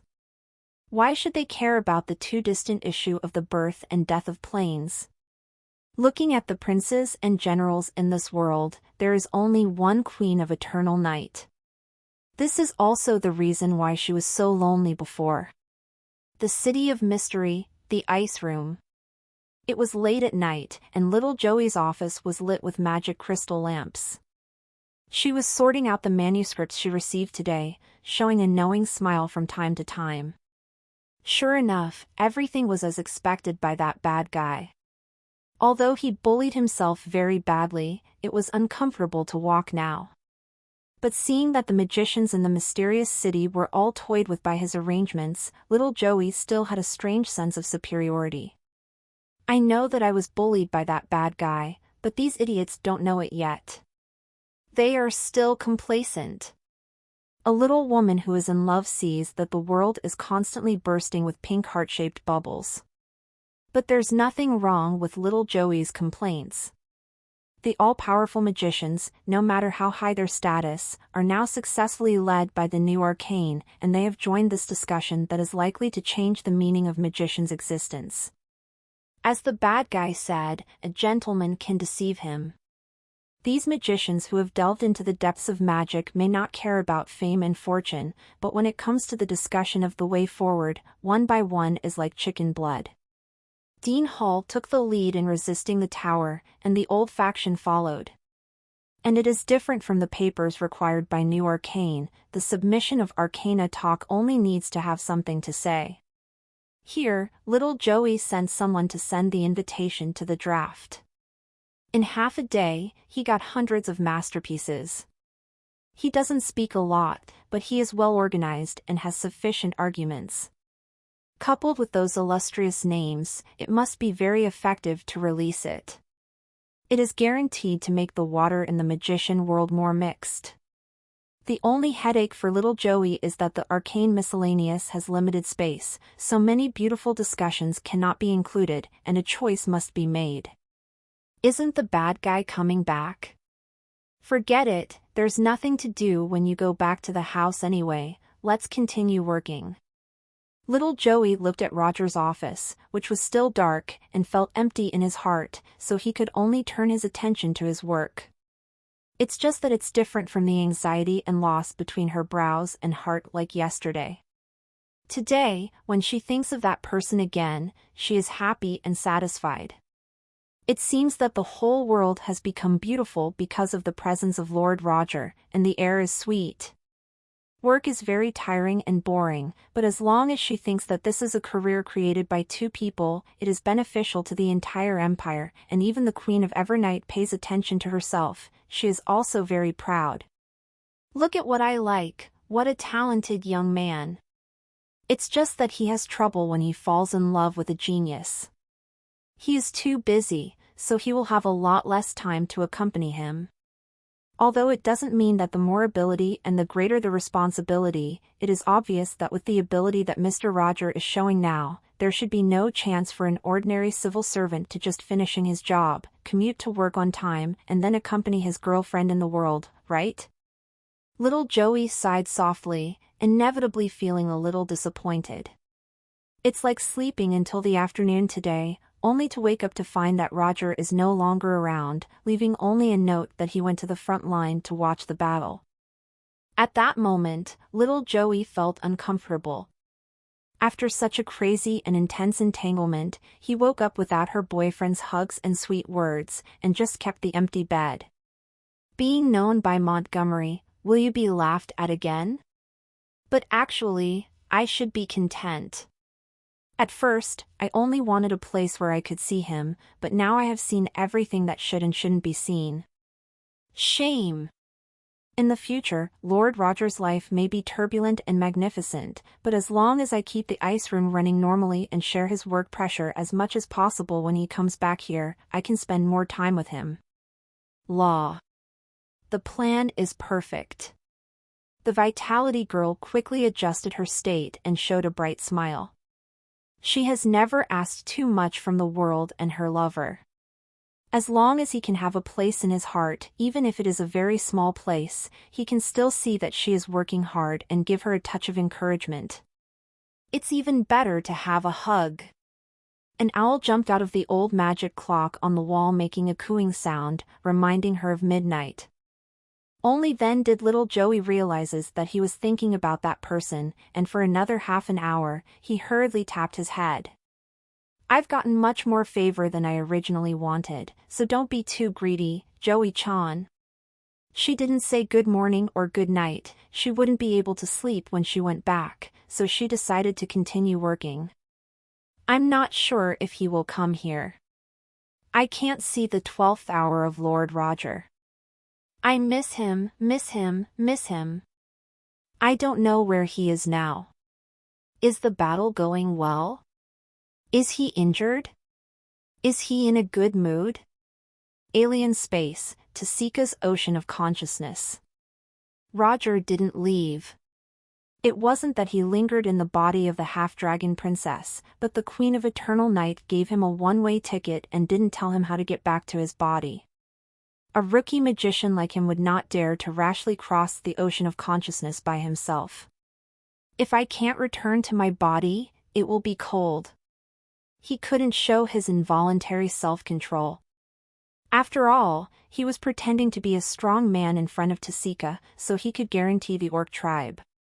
If it is revealed that he is a waste brother, Tasika will inevitably worry exponentially whether Roger has enough energy to bring them a chance at life. So after answering Tasika's question, Roger held down the magic beacon on his leg and quietly called the Queen of Night to pull him back. The response I got was, "Your Majesty is busy, please try again later." Press it again, and the response is still the same, except that it is replaced by some characters. At that moment, Roger just wanted to dig out the letter on his leg. Come on, why? The Queen can make trouble by posting selfies while I'm sleeping, but now I can't even send a message? I have finished talking. I want to go back to the city, Your Majesty. What are you doing here? Talk to Princess Banlong about things that shouldn't be discussed. He just felt that the Empress was getting more and more outrageous, it was simply unreasonable. But he had no choice. This is the magic beacon cast by the Queen of Eternal Night, and she has absolute control. At this time, the Queen of Eternal Night is building construction in the inner demon realm of the Eris Worm, and she wants to transform it into a spiritual space where other magicians can conduct virtual battles. Originally, the cross-space signal was not very good. She was annoyed by it, so she temporarily blocked all the magic devices and spells that could contact her. Look at me, concentrate on experimenting with some bold ideas. She was trapped in the demon realm and was tortured before, but now the Eris demon bug obediently handed over the highest authority, and the Queen of Eternal Night immediately found that the creative mode was really fun. Infinitely large, infinitely real, and you can build a spectacle-level building in 1 second with various magic special effects mods. Do you like Minecraft? Here, as long as she wants to, she can create an infinitely vast world. The Queen of Eternal Night only regrets that she liberated all those lost souls at that time, otherwise the NPCs in this world would be several levels smarter. But it doesn't matter, in the future, you can slowly feed the stinky cricket. The Eris worm is still a rare species in the astral world, and the one selected by Shady is the most powerful among them. These little things that are about to become sophisticated are cautious by nature, the first to cheat people, and the first to escape. As long as they hide in their inner demon realm, no one really can catch them. That is to say, Shady has accumulated countless years of knowledge in the church. She knew how to control the Eris worm, and to a certain extent, she used this knowledge for her use. And when the Queen of Eternal Night broke the demon realm head-on, she left her alive because she was thinking about the Eris demon worm that she was going to catch alive, and locked onto its coordinates in the demon realm. As soon as he stretched out his hand, he used terrifying magic power to frighten it to the point of pretending to be dead and easily grabbed it back. The Eris worm also wanted to cry but had no tears. If it wasn't blinded by Shady's magic circle, killing it wouldn't provoke this woman. Looking at all the legendary powerhouses of the multiverse, the Queen of Eternal Night belongs at the top of the ranking. There are not many bells and whistles, highlighting a simple and rude kind that can play. After that, it is pretending to be dead to be seen through, and it can only listen to the command of the Queen of Evernight and cooperate with the transformation. Studying magic has always been the Queen's greatest interest, otherwise, she wouldn't possess such strength. Now that I have materials I haven't played before, the Queen of Eternal Night is already playing, and she has long forgotten that she has blocked the signal, so she concentrates on preparing some great fun for the magicians. When the time comes, let the wretched man who descended on Tasika be thrown in as the ultimate monster, and let the Imperial Magician abuse him 3,000 times a day. With a wicked smile, the Queen of Eternal Night praised her bold idea. Old Joe Star, who was trying to decipher the alien space, felt cold in his inexplicable vest, and the movements of his hands tightened a bit. The Queen of Eternal Night couldn't tell whether it was work or fun, but Roger suffered. Without her help, he was stuck in Tasika's ocean of consciousness. Moreover, the Queen is not an operator, so there is no distinction between calls, text messages, and traffic. Once it is blocked, it's completely blocked, and she cannot even leave a message for her. Roger can only send a message from time to time to see if His Majesty is busy, and at the same time keep smiling and chatting with Tasika.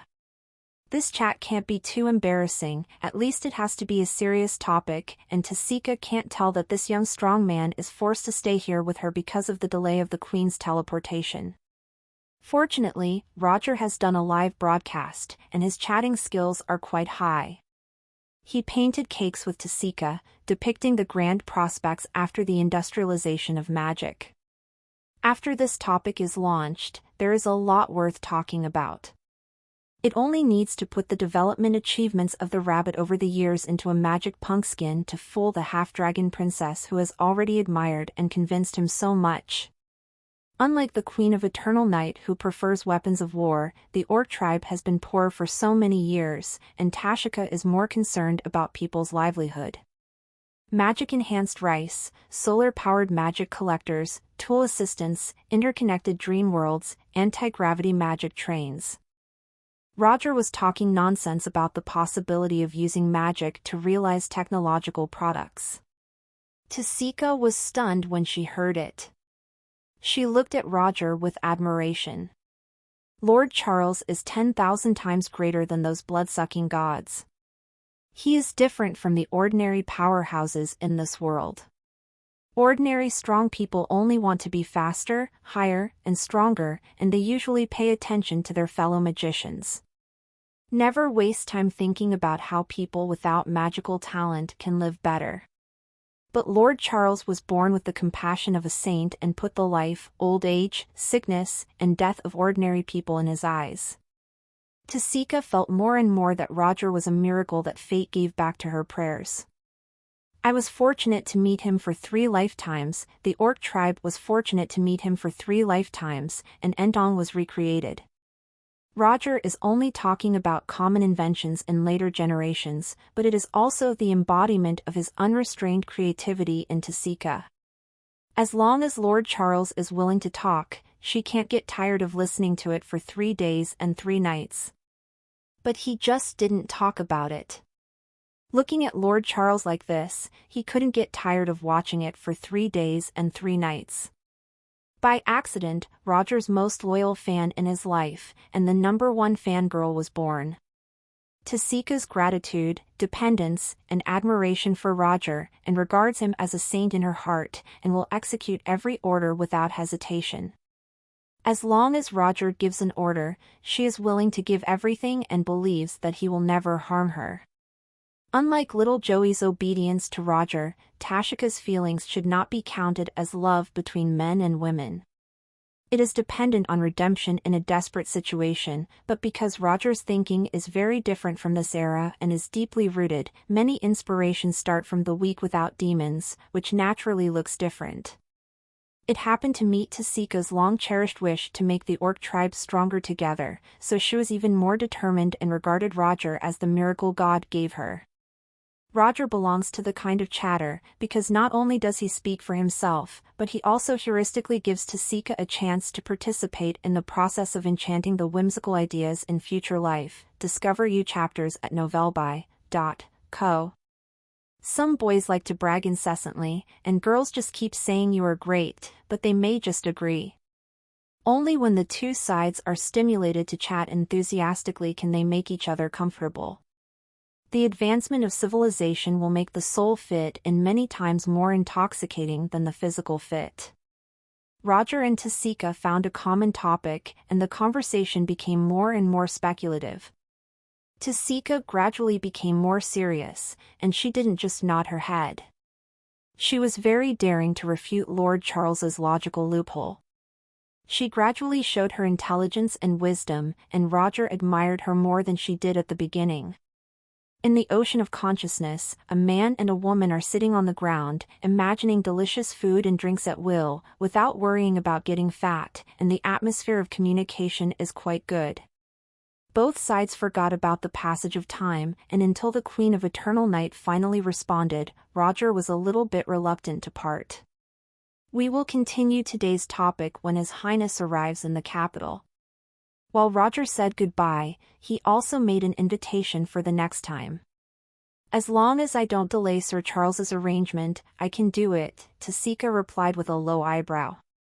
She didn't show it on her face, but she felt even more uncomfortable about the sudden farewell. After all, Roger is a modern person. With such things as chat tools, it is easy to find like-minded people. But Tasika's side is not only the nobles who only want to fight and loot but also the poor who can't get enough to eat.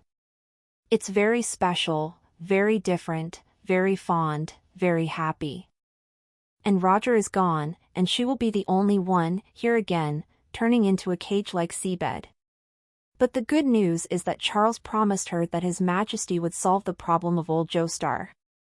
And she also has to study in the mysterious capital for a while, and then go to the leader of the Orc Kingdom. At that time, will I be able to see Lord Charles again? In the past, Tasika hated the Ivy Empire, which was a powerful enemy that hindered the Orc tribes from getting around to the east. They occupied the rich land and blocked the way for the Orcs to go east. They could only dig for food in the barren sand. Now because of Roger, she's starting to believe that the Imperials aren't all war criminals and megalomaniacs. Among them, there are also good-hearted, noble, far-sighted, and good-looking strong men like Lord Charles. Tasika Kachini has +99 favorability towards the Empire. The mysterious capital, Fonling Moon Shadow Palace. When Roger woke up from the clean and soft bed, it was a new day. Although the Queen of Eternal Night brought him back, there are still some things to deal with, so let him wait in the palace temporarily. Roger was also helpless. Returning to the capital, looking at the time, he was a little worried about his little woman. Wouldn't he just wait for him to go back stupidly? But the Queen's bedroom can only be teleported out of by herself, and Roger has no other choice than his flying shoes if he wants to leave. He could only first check the 2 system prompts he received after returning to his body. Ding, the lying flat system detected that the host was emotionally stable yesterday, and obtained a random treasure chest. Do you want to open it? Ding, the lying flat system detects that the integration between the host and this world has improved, and unlocks the new function guarantee. 2 reminders in a row, some of which were beyond Roger's expectations, but also gave rise to expectations. This dog system has been inactive for so long, and he has developed various cooking skills every day, which has made him proficient in French and Japanese winemaking and Mexican food. He doubted that he had been through a journey. Could it be that he came to improve the food for the Queen of Eternal Night? In this wave, the dog system should finally give me some surprises and strengthen me, right? He is still looking forward to the function of guarantee. Multi-plane system, a very small half-plane. This is a magnificent hall with only one infinite expanse. From the walls to the ceiling, it is a room full of mirrors, playing different planes and angles. The noisy voices merged into a disturbing torrent. This is a different world controlled by the God of Knowledge. The secular person in charge of herding lambs is making a work report, telling about his achievements and difficulties. The sound was very chaotic, and normal people could only hear a chorus of frogs croaking. The 6-winged angel Nerina stood quietly in the center of the hall, already used to all this. Some world leaders are more than one, and even hostile to each other. She needs to find lies from the eloquence of these mortals and make a correct judgment. Thousands of people made statements at the same time, which didn't cause any burden on her. She also kept in mind the situation of all planes and gave the most accurate response accurately and quickly. As the first angel under the God of Knowledge, this is the daily work of taking charge of the world. Suddenly, Narinel's attention turned to the 25th plane. This is a beautiful and prosperous world, the 4 seasons are like spring, and the land is fertile. Just sprinkle the seeds, no management, and in a few months there will be enough food to feed everyone. There are tall trees with very long fibers that are especially suitable for weaving, there is livestock with docile and bright fur, and there is a church that controls storms, thunder, and lightning. There are no disasters here, and ordinary people can live and work in peace and contentment as long as they work in moderation. The only political force, the Church of Wisdom, will mediate their conflicts and avoid fighting. Today, 3 billion mortals have grown here. Compared with most of the world, it is easy to meet the needs of clothing, food, housing, and transportation. Everyone has a beautiful house. There is no hatred, no war, and no dangerous monsters. It is like an ideal homeland for mortals. However, the female pope in charge of the 25th plane, wearing a white sacrificial uniform, gave the power of faith that this year's harvest was lower than that of ordinary planes. Narina's emotionless voice came, "Are there more and more fallen?" The Pope bowed her head in shame, the fertility rate is declining. The parishioners don't want to pray or work. They only spend their time in a daze, and even attack their companions. Narina was silent for a long time. She spent countless efforts and time observing the needs of mortals, transforming the environment of the 25th plane, and finding high-yield crops from different worlds, which almost met all the needs of those mortals. They also specially trained wise female popes to manage them. But after the initial prosperity and population explosion, the beautiful world that should be praised by everyone to the God of knowledge has not been born. The world has been running smoothly for decades under the management of the female pope, and the lambs in the greenhouse have begun to fall. They have everything but waste their lives, and their happiness has a tendency to self-destruct. Narina was silent for a long time and finally said, "I have given you an extra year." The Pope knelt on the ground, "Your Majesty, please give me another 3 months, there are still some ways I haven't tried. My lord is not willing to wait any longer." Nalinal's voice was still emotionless, and the Pope could not see that she had closed her eyes gently. The flood program is activated. Each plane has a power of faith indicator to be completed, and the more you invest, the more you can gain. The transformation of the 25th plane is not rootless duckweed but consumes a lot of faith. But its results were not ideal, and the God of knowledge was very dissatisfied with it. Because of her outstanding performance, Nalinal got an extra year for it. But a year later, the situation on the 25th plane didn't get better but got worse. To make up for the previous deficit, she must start the sacrifice process to supplement the power of belief that mortals are unwilling to surrender to life quality. Otherwise, it would be her who was sacrificed. The God of knowledge is more rational than the other 6 creatures, but it doesn't mean that she is merciful. She is willing to step back and be more patient to obtain higher returns. But there is no limit to patience. Nalina is his most trusted angel, but not an irreplaceable angel. The Pope didn't argue and bowed to leave. A moment later, a flood that was enough to kill 1/3 of the mortals on the 25th plane came. The Wisdom Church, led by the Pope, organized rescue work. She even rushed into the gap, burning herself and calling for miracles, temporarily blocking the flood. Until life burns out, and the flood of higher accumulation doubles. But it also bought mortals some time to escape. In the end, the priest of the church suffered heavy losses but also saved hundreds of millions of mortals who should have died. National looked at the sad mortals, carrying the Pope's corpse across the drying up land, her eyes became complicated. Quiet as a sleeping female pope, she has a face that is 90% similar to the Queen of Eternal Night. More tenderness, less perseverance. The seraphim sighed softly, Shelley 4396, "You know, the God of knowledge only needs results.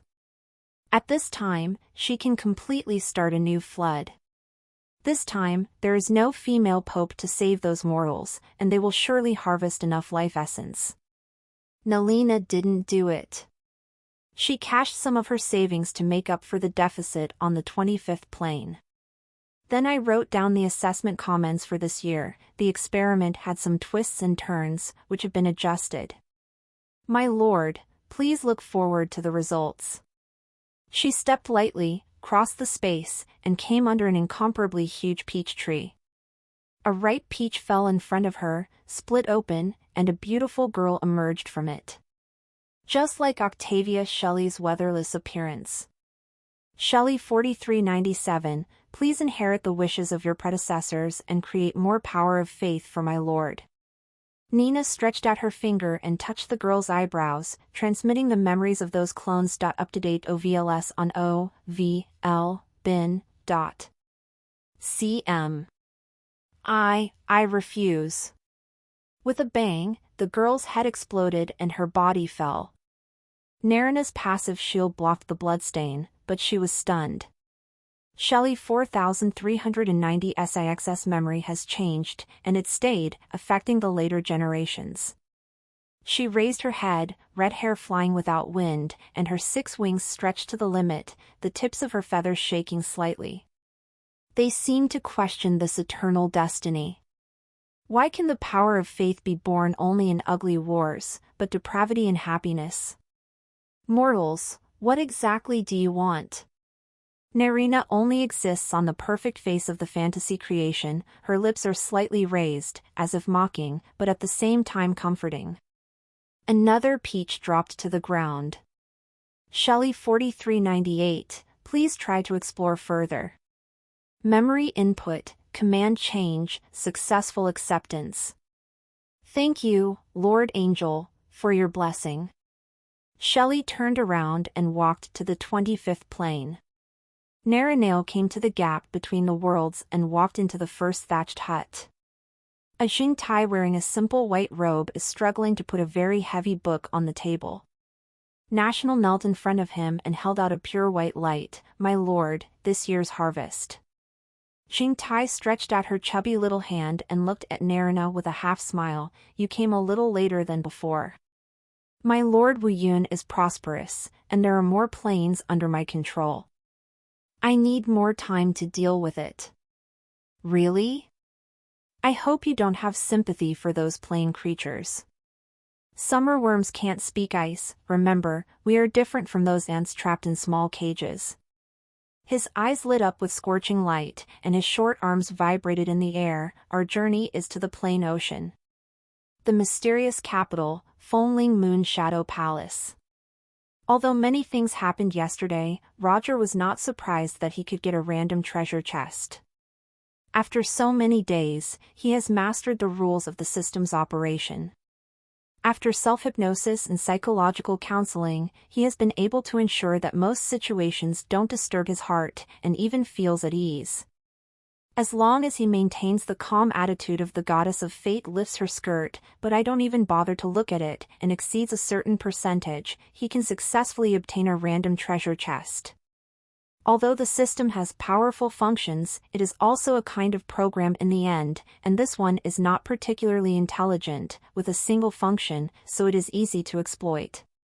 If he didn't even have this sense of smell, he wouldn't be able to hang out in the game area, and he would still have a stable fan base.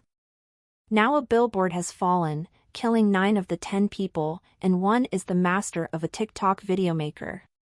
Being rolled up like this, you don't have any unique skills, who cares about you? In short, through repeated attempts and summing up experience, Roger tends to turn the lying flat system into a check-in system. So 2 tips, the first one is expected, but the second one is worth thinking about. Guarantee, this is a must-have setting for Krypton Gold games in the new era. With the guarantee, players who are hesitant in Krypton and those who don't hesitate will be more determined to become stronger by charging money.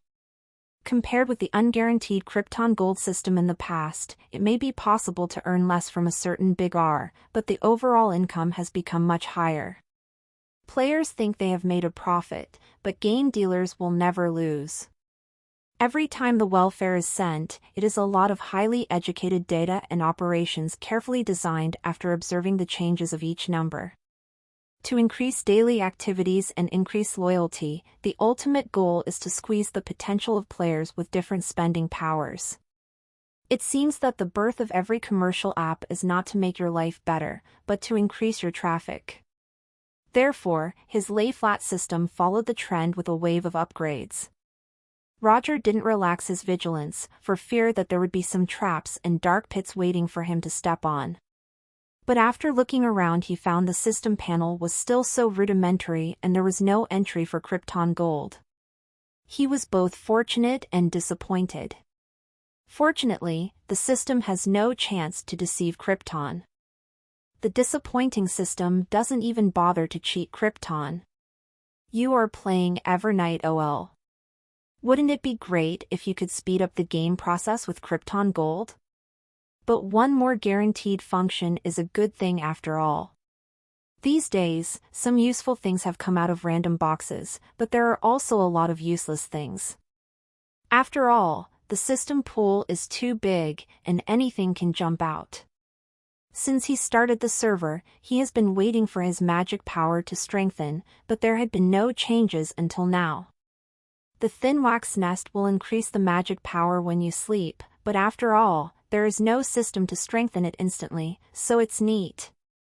And even if you have magic and spiritual power, there are still things that need to be strengthened, such as magic spells, spellcasting skills, and super magic specialties. In the profession of a magician, it is still very tiring to learn by yourself. Those spell models are so complicated that they are no different than advanced mathematics. A dignified traveler, reduced to the point where he studied magic assiduously, the picture must be very miserable, right? He has more things to do, he can't study yet. The system, I advise you to be careful, don't force me. Kneel and beg, you. The good news is that there is no need to ask for it now, the system updated the new functions on its own. The bad news is this guarantee function still depends on luck. Leaving aside the new term world integration, Roger looked at this guarantee function and inexplicably thought of a public move from a certain boat tour. At the top of the interface for opening random treasure chests in the lying flat system, there are now 4 more tabs. Different entries such as attack, defense, warrior, control field and rare will appear randomly. Roger can select any number of entries, and then open a random treasure chest. There will be a 10% probability of getting a guaranteed reward that matches the specified entry. Every time you open a non-guaranteed treasure chest, the probability of getting a guaranteed reward is plus 1%. There are 3 ways to refresh the 4 random tags: a free refresh every 7 days, a wishing card, and a guaranteed reward. And every time the tag is refreshed, the probability of obtaining the guaranteed reward will be restored to 10% and recalculated. This is the reason why Roger thinks this bottom guarantee function is a bit pitiful. It just reduces the probability of random treasure chests, but the essence is still a game of the European Emperor. If his face is dark enough, it will probably take 3 months to get a guarantee. However, it is still 10 years before the main storyline officially starts, so it can be guaranteed at least 40 times. Anyway, it's a function given for nothing. It's always a good thing. As a newly refreshed feature, Roger now has perks. He now has a chance to refresh every 7 days for free, and the next treasure chest has a guaranteed minimum probability of 100%. It's a pity that he is used to opening the treasure chest when he gets it. The one he just obtained has already been opened, and he has obtained an item that he thinks is suitable for the current situation. Now, the 4 entries on the bottom page are melee, demon, mind and defense. For the first time, Roger reacted that this is all junk and quickly brushed it off. Having experienced the magic power of the Queen of Eternal Night, he now very much wants to become a powerful magician who dominates the battlefield. But he looked at the mind entry with a golden frame, compared with the silver frame of Devil and the gray frame of the 2 entries of melee and defense, and felt a little pity. The entries also have different rarities. Although I'm not sure if there is an entry like Senior Operator that doesn't exist at all, with his average character, what if he doesn't even have a golden entry after this refresh? Isn't that wasting the 100% guaranteed probability? He is very clear that his character is not very bad, but he is not the Emperor of Europe. The probability of continuously refreshing golden entries m. Now, in front of him, there is a 100% guaranteed golden color, and a magic entry that is only possible. He chose inevitably. Hold on, don't waver. Roger lit up the two entries mind and defense. He felt that this should give him a skill or item similar to a mental firewall, reducing the risk of his mind being read. In this dangerous magical world, the risk of his identity as a traveler being exposed is much smaller, right? Wait for tomorrow. Tomorrow we will be able to eat the insurance. Good. After waiting for a while, Roger was summoned to the inner hall by the Queen of Eternal Night. This inner hall is not the bedroom where the Queen of Eternal Night rests, but a parlor that is much more casual than the conference hall. The Queen leaned on the soft slump, only wearing a loose black robe, revealing half of her calf and a pair of small feet. The toes are crystal clear like beans, showing a healthy pink color. The Queen's sea-like magic power was spent on transforming the field of inner demons. At this moment, she was a little tired, rubbing her temples and closing her eyes. Hearing Roger's footsteps, she didn't bother to open her eyes, she just raised her hand slightly and pointed to the separate sofa opposite, indicating that Roger could sit there. Only now did Roger realize that this was a very good viewing spot. It was the first time Roger saw the Queen of Eternal Night in such a state. She should have just finished taking a bath. Compared with her usual domineering and strong, she is lazy and comfortable at the moment, her eyebrows are softened, and she is a little more feminine.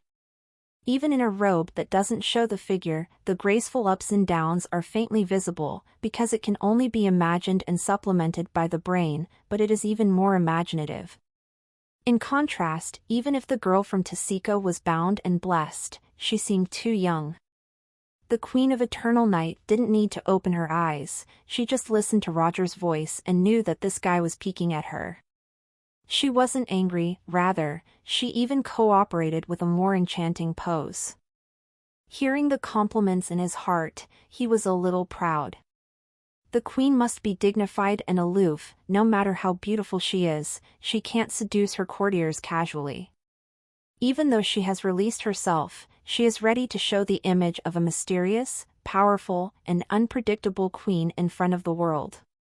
But who will praise the beauty of the Queen? For this reason, she could only tease Roger in her room. The unscrupulousness of the heart's voice is a bit vulgar, but it also seems more real. His Majesty said that this wave of flattery is not poking. Tasika is such a stinky fish and rotten shrimp, how is it a matter, of course, to be compared by me? At this time, after Roger was amazed, he began to analyze further. Women, who are good-natured creatures, will appear in front of you in such a casual state. This generally explains 2 points. First, trust. Second, I don't have sex with you at all, I'm too lazy to attract you. So your Majesty is treating me like a child. You don't have any thoughts about that, right? Cough, Roger, talk about the results of your negotiation with Princess Tasika. The Queen of Eternal Night opened her eyes and said, not daring to let Roger analyze it any longer. This man is good at everything, but he is too stable. Why do you think so much? I just took a shower after experimenting, and I was too lazy to change my clothes, and I was confident that I was beautiful in every aspect. You are attracted, but in the end, you think that I am too lazy to attract you. This brain circuit is outrageous. Could it be that you want me to be tied up in front of you like Tasika? At this time, the Queen also had a little understanding of Roger's character, and it was tempting to give some sweetness appropriately to increase the chance of confession. But if you give too much, if you let him analyze blindly, you will start to wonder if there is fraud behind it, and then your favorability will start to drop from a high position. It's hard to get up, can't you just dash directly to floor A? If I want to set up an anti-fraud association in the future, I will appoint you as the president. She was really angry and funny. Roger felt that the queen tonight was a bit strange, but when asked about the negotiation, he quickly calmed down and reported the secret agreement he and Tasika had reached. He still really hoped to make this happen. It not only reduces the management cost of the empire but also gives the orcs a chance to breathe, so the Lotus Flower has carefully listed the benefits of this agreement to the empire. Any 3 sentences to convince the queen are all lies. If necessary, Roger would not hesitate to spend 3 days and nights brainwashing her. Because of this, he didn't say a word or think about the negotiation skills, hugs, and chats that had nothing to do with the agreement. We are an extremely upright courtier. We chatted with Princess Banlong about national affairs and people's livelihood development for one night, and then signed such a secret agreement with difficulty. Have a clear conscience. Your Majesty, hurry up, my perfect KDA. From the perspective of the Queen of Eternal Night, it was negotiated for him. Tasika's stubbornness was seen with her own eyes, and she was finally willing to cooperate with the Empire to be the puppet queen, which is indeed a great thing. Old Joestar, I'll show you later, this prosperous world is as you wish. As for the pros and cons of Roger's analysis, she also agrees. Compared with direct control of the Kenpo Sak Desert and indirect control through Tasika, the Empire only needs to send some strong men and soldiers to obtain an anti-god ally like the Orc Kingdom, which can be called a lucrative business. Roger has worked hard on this trip, and I am very satisfied with this agreement. The establishment of the Orc Kingdom is up to you, the Prime Minister, who is directly responsible to me, and the military will fully cooperate with you. The Queen of Eternal Night is also straightforward, not bothering the Second Master. She can understand Roger's painstaking efforts, but the nobles of the Empire might be held back. Simply giving Roger's Orc Kingdom the highest jurisdiction over this matter, with the Eternal Night Order in hand, is the most efficient method. As for someone trying to make trouble? That's right, to see who jumps out, I can strengthen the centralization again. Roger thought for a while and felt that with Tasika's IQ and ability, she could gather the orc tribes by herself.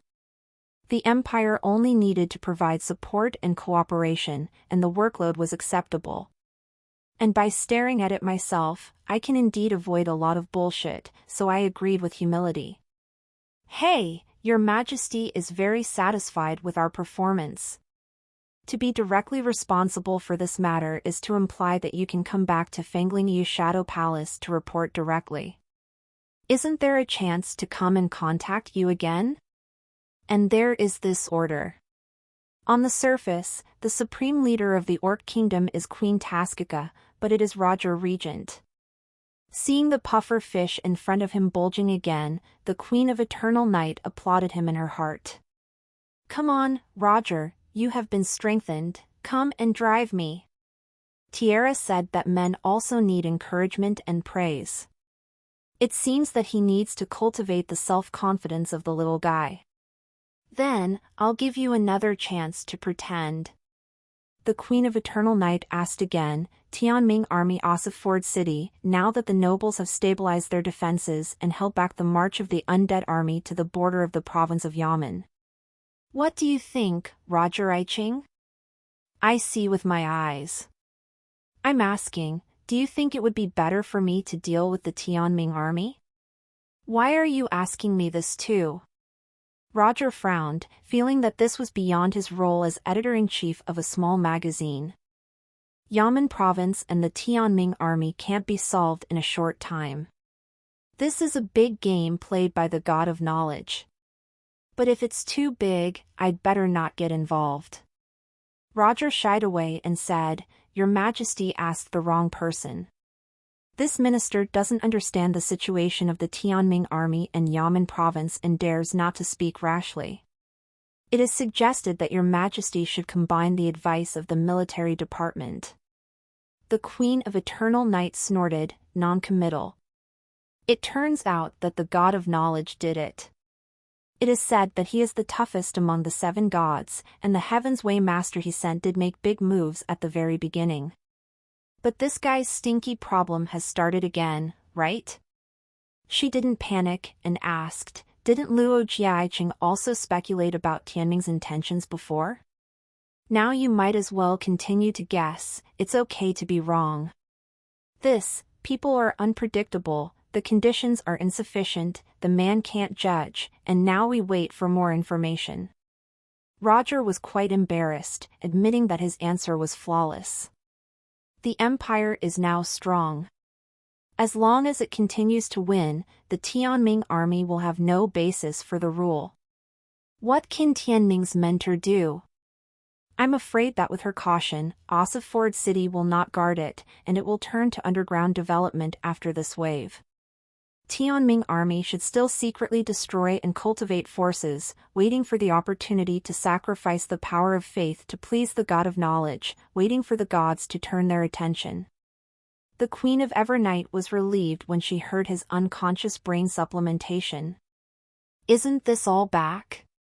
With all this information, I still don't know how to arrange that old shady woman. Since it's going to be turned into an underground organization, I am not in a hurry to go to Ossiford City and order the surrounding governors and troops to continue to hold, and then take over the reconstruction after the Heaven's army leaves. Afterward, it was to find a way to infiltrate the Tianming army, master their actions in advance, reduce the damage, and wait for the gods to fall. The information disclosed by Roger is still quite important.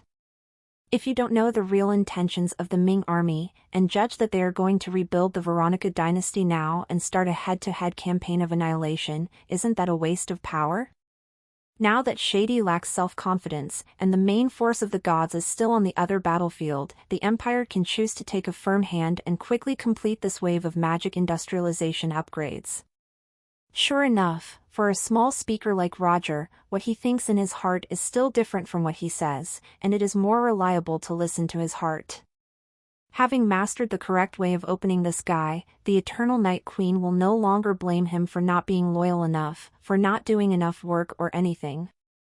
After breaking her inner demon, she wanted to understand a lot of things and could understand the difference between the Queen and her courtiers. The Queen is responsible for all aspects of the Empire, and she has to make up her mind about everything. And the courtiers only need to do their duty. Helping oneself in other areas is an obligation, helping is a duty. The Queen herself is not infinitely responsible for the Empire, and there is no reason to force others to be the same as her. In the future, in her court, she won't tolerate slackers, lunatics, villains, research freaks, careerists, etc. She is confident that she can control them and guide them to contribute to the Empire. A mature queen doesn't make her ministers look different but arranges everyone in the right position to exert their energy. I can copy my homework, but I can't hire someone to write the papers for me. So Roger was able to give this information, and the Queen of Eternal Night felt satisfied and praised. Roger is always honest. I already know your loyalty, please continue to work hard in the future. Let's do this for the first time tonight. As ordered, Your Majesty. Roger passed the test with surprise, but he was also a little surprised. You don't know what you say, but you are loyal and hardworking. Can you be praised? The Ice House. After teleporting back to the yard through the long distance in Seoul, Roger saw the light that was still on at a glance. He sighed softly. It was almost 2 in the morning, and little Joey had been waiting for him. If she didn't go back here and went directly back to Charles' house, would she have had to wait until dawn? There are countless beautiful things worth pursuing in the world, but seeing the lamp in the night just waiting for you, the wandering and lonely heart in a foreign land feel warm. Angelina would never do such a stupid thing. If the light is on, it must be too late for overtime. Siblings are too familiar with each other to have such a sense of ritual. Roger knocked on the door first, and when he heard the please come in he couldn't hide his happiness. He pushed open the door and entered. A soft and warm body has plunged into his arms. Master Roger, you're back, Lord Roger held his little woman's face in his hands, and with unbridled aggression, she was completely powerless and fell softly into his arms. "You bad guy." Little Joey felt that his face was hot enough to fry an egg. But snuggling in his arms is the warmest and safest support in the world, and he is reluctant to leave for half a second. "A small gift for you." From the space ring, Roger took out a necklace with an obvious orc style, a necklace strung with the teeth of unknown beasts. "Well, did your lord think about me when you went to war?" Little Joey took it in surprise. At first glance, this chain looks rough, but after a long time, there is a kind of wild beauty. The colors are bright, the matching is inexplicably coordinated, and it also has a strong magical atmosphere. This is not only an ornament but also a very cherished and powerful magic item. "Don't talk about going to war, even if I go to heaven and earth, I can't forget you." Roger hugged her tightly to prevent her from hearing his guilty conscience. Cough. "When I was by the Queen's side, it seemed, probably, maybe. This necklace was also rewarded for opening a random box in the system, not specifically, hey. All of these are only trivial details, so let's not mention them. But little Joey still believed in him. She is also an officer who has fought on the front line. She knows that the atmosphere there is very tense and that there is no chance for anything to flourish. Unless he has the invincible power of her Lady Queen and dominates the battlefield, it will be very difficult to just survive. How can he be in the mood to think about those messed up things? Little Joey admired the animal tooth necklace for a while, then took off an amulet from Montgomery, revealing a snow-white neck, and whispered, "Sir, can you put it on for me?" Roger said, "Of course, you can. It's just that if I wear this necklace, it will inspire the pledge of loyalty, which will limit you. You have to always be loyal to adults, right?" "Yes." "Come on, I like it." She closed her eyes and looked expectant. Follower's necklace, a simple necklace made of more than 100 kinds of animal fangs connected in series, but it exudes an extremely strong magical atmosphere. A certain generation of King Tent chiefs used shamanic refining. The necklace is connected with dragon tendons, and there is a small line of ancient Eliezer on it. The loyal will be rewarded, and the unfaithful will die. After inquiries, the system told him that the rewards for loyalists include several specialties and talent enhancements, and the higher the loyalty, the higher the reward. This is a necklace that can greatly increase the growth potential, but it needs to be inspired by the master to the followers, and it is ineffective to wear it by yourself. Hearing the girl's unhesitating tone, Roger couldn't help but kiss her on the forehead and put the follower necklace on for her. The ancient and wild breath burst out, and a huge magical power enveloped little Joey. The loyalty check is passed, and the target talent has been greatly improved. Target awakens Fox Bloodline, Illusion Magic, Charm Magic Effect +5. The goal is to master the Master Level War Song and Master Level War Dance skills.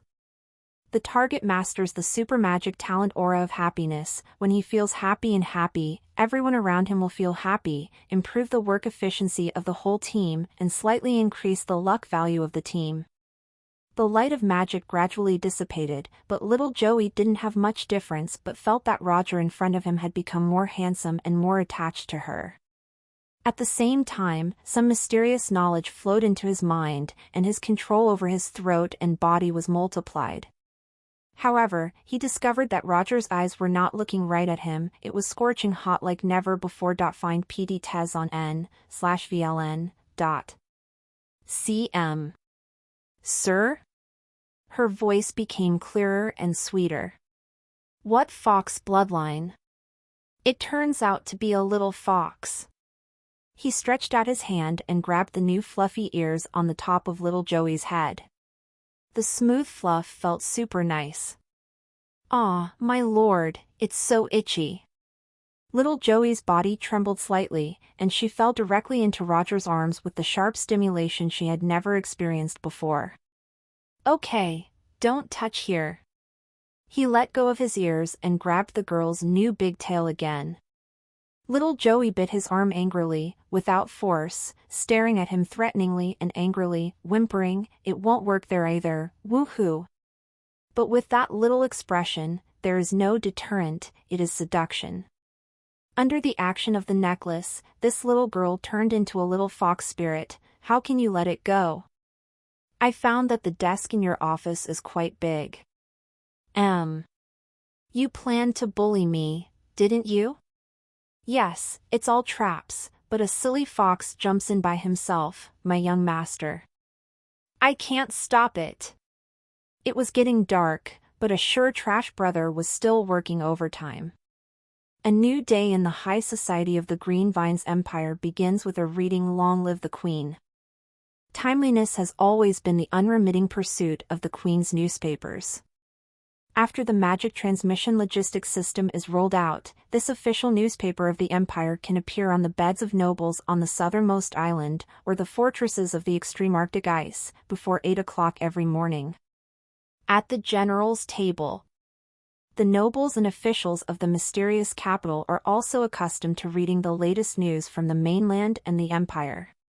Today's headline on the front page of Long Live the Queen is that the Queen of Eternal Night personally took action to capture the capital of the Orc King, Selena City, and bring the top leaders of several major tribes to the spot. The magic photo, which occupies half of the page, shows the Queen of Eternal Night appearing over the city of Serena, erecting a death merry-go-round, and helping the Orc chiefs separate solid and liquid. Wearing a simple gray robe, could not hide the Queen's beautiful appearance. The expressions of the desperate orcs behind her and the Imperial army rushing up the city wall formed polar contrasts, which doubled the strength of the Queen. The second edition reported that after the siege, Marquis of La Capus, Roger Charles, reversed the decline of Rommel's army, which was besieged by an elite coalition of 200,000 orcs. With his magical strength, he single-handedly suppressed the magical power of the entire Orc army, sounded the horn of the Imperial army's counterattack, and finally beat the allied Orc army to a rout during the pursuit.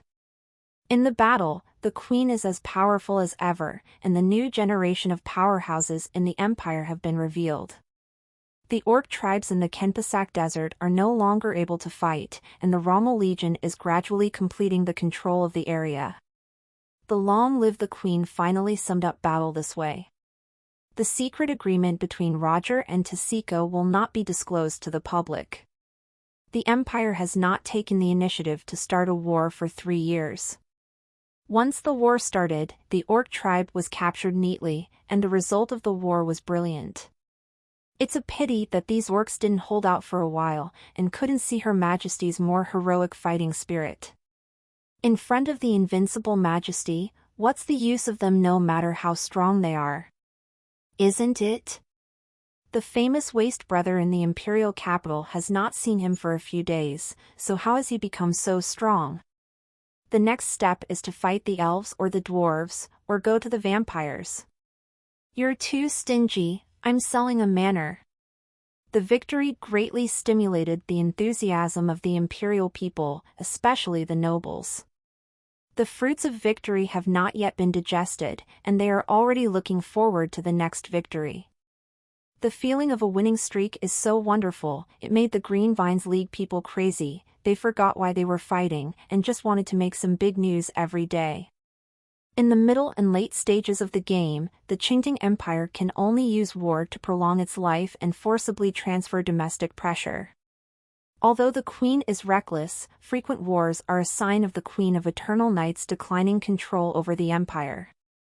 But as the Queen, she must bear the blame for the constant battle of the Empire, and there is no way to shirk. Xinghan Palace, the main hall of government affairs.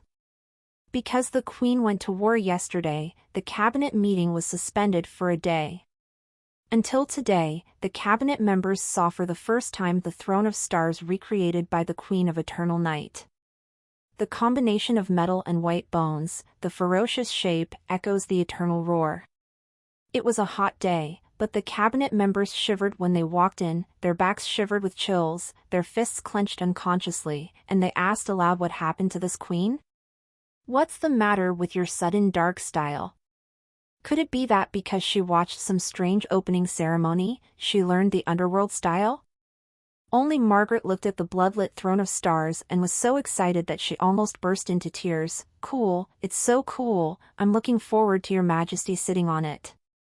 All the other cabinets showed disgust, vulgar demon. Only guys from hell, so you appreciate this style, right? Margaret was fascinated by this throne and took a step up the 9 steps to see more clearly. It's a pity that warning lightning flashed by, causing her bangs to smoke and she fell to the ground. U updates tnvel/by.com. Angelina had no professional training and couldn't help but laugh out loud. Margaret glared back at her angrily. Unwilling to look at the throne, he sadly returned to his seat.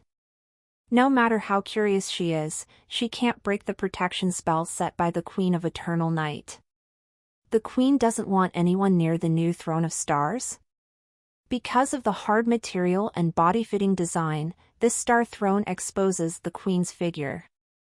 Although she doesn't mind people admiring her proud figure, it would be strange for the throne to be shaped like that. She can't always put up a sign that says everyone is forbidden to look up and peek at the Queen's buttocks, right? After much consideration, only a protection spell can be set.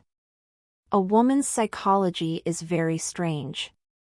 She can wear a bikini to go shopping, but when you see her wearing underwear, she will scream, curse, and call the police. They are similar, but they are so excited, it is outrageous. Not long after the cabinet ministers arrived, the Queen of Eternal Night directly teleported to the throne. She reclined lazily, with her legs crossed, and said lightly, "Everybody, let's begin." From the posture to the tone and the demeanor, everyone noticed the difference in the Queen today. But the dark-style throne and unpredictable look created a more powerful aura. Pressure breeds in the dark, and naturally no one dares to give opinions on the Queen's manners, words, and deeds. Several male cabinet members lowered their heads subconsciously, not daring to look at the current His Majesty. Although the Queen of Eternal Night's movements were random and she took off one of her shoes, it wouldn't make people feel sloppy, but instead made everyone feel that the peerless appearance that they were used to had brought her charm to a new level. Many people are asking in their hearts, will beauty also improve with strength? It's like a piece of rough jade carved into a tool. After going through a lot of experience in the field of inner demons, the current Queen of Eternal Night doesn't need to do anything deliberately. The Empire is too big, and there are a lot of things that need to be dealt with in 2 days. Major military and political matters are discussed by the cabinet one by one. The Secretary General soon announced that he would discuss the disposal of the Orc tribe. Margaret immediately regained her spirits and prepared to come up with her carefully prepared forcible annexation strategy. But at this moment, the Queen of Eternal Night said lightly, "There is no need to discuss this matter anymore. I have left it to Roger Charles to deal with it, and Margaret and the Minister of War will cooperate with him." Military Minister, follow the order. Margaret's mentality exploded. What, I cooperate with him? She hurriedly said, "Your Majesty, I think Roger's talent is not enough to take on this great responsibility. The one we hate the most is Our Lady of Blue Hair. Now that she is a dignified left minister, she wants to be her assistant and assistant to her useless brother. I can't accept it. If you don't give the sea position, hang up the spring water and hum." The Queen of Eternal Night glanced at her. "I have made up my mind on this matter. What you have to do, Margaret, is to cooperate with it." What else could Margaret say? The Queen of Eternal Night looked down slightly. With just this look, Margaret clamped her legs together like a conditioned reflex, protected her little butt, and nodded tearfully, "Yes, Your Majesty." She remembered the horror of being hanged in the air that day and the death spinner above Serena City. Wherever she dared to resist, the ending sound was full of tears. As long as the rotation is fast enough, the small ceiling fan will also separate solid and liquid. But she can think that she will be yelled at by a trash younger brother next, and execute a bunch of stupid instructions. Margaret was aggrieved, uncomfortable, and full of grief and indignation. "Woo-woo, Your Majesty, you have changed, you even threatened me for a Roger. You want me to be his deputy and listen to his orders. Do you want to lose face as a left minister?" Margaret lowered her head, her teeth gritted, and she was truly unconvinced. "Merely Roger, why? When can you climb on top of me? Is he better looking than me, smarter than me, more capable than me, or more loyal than me?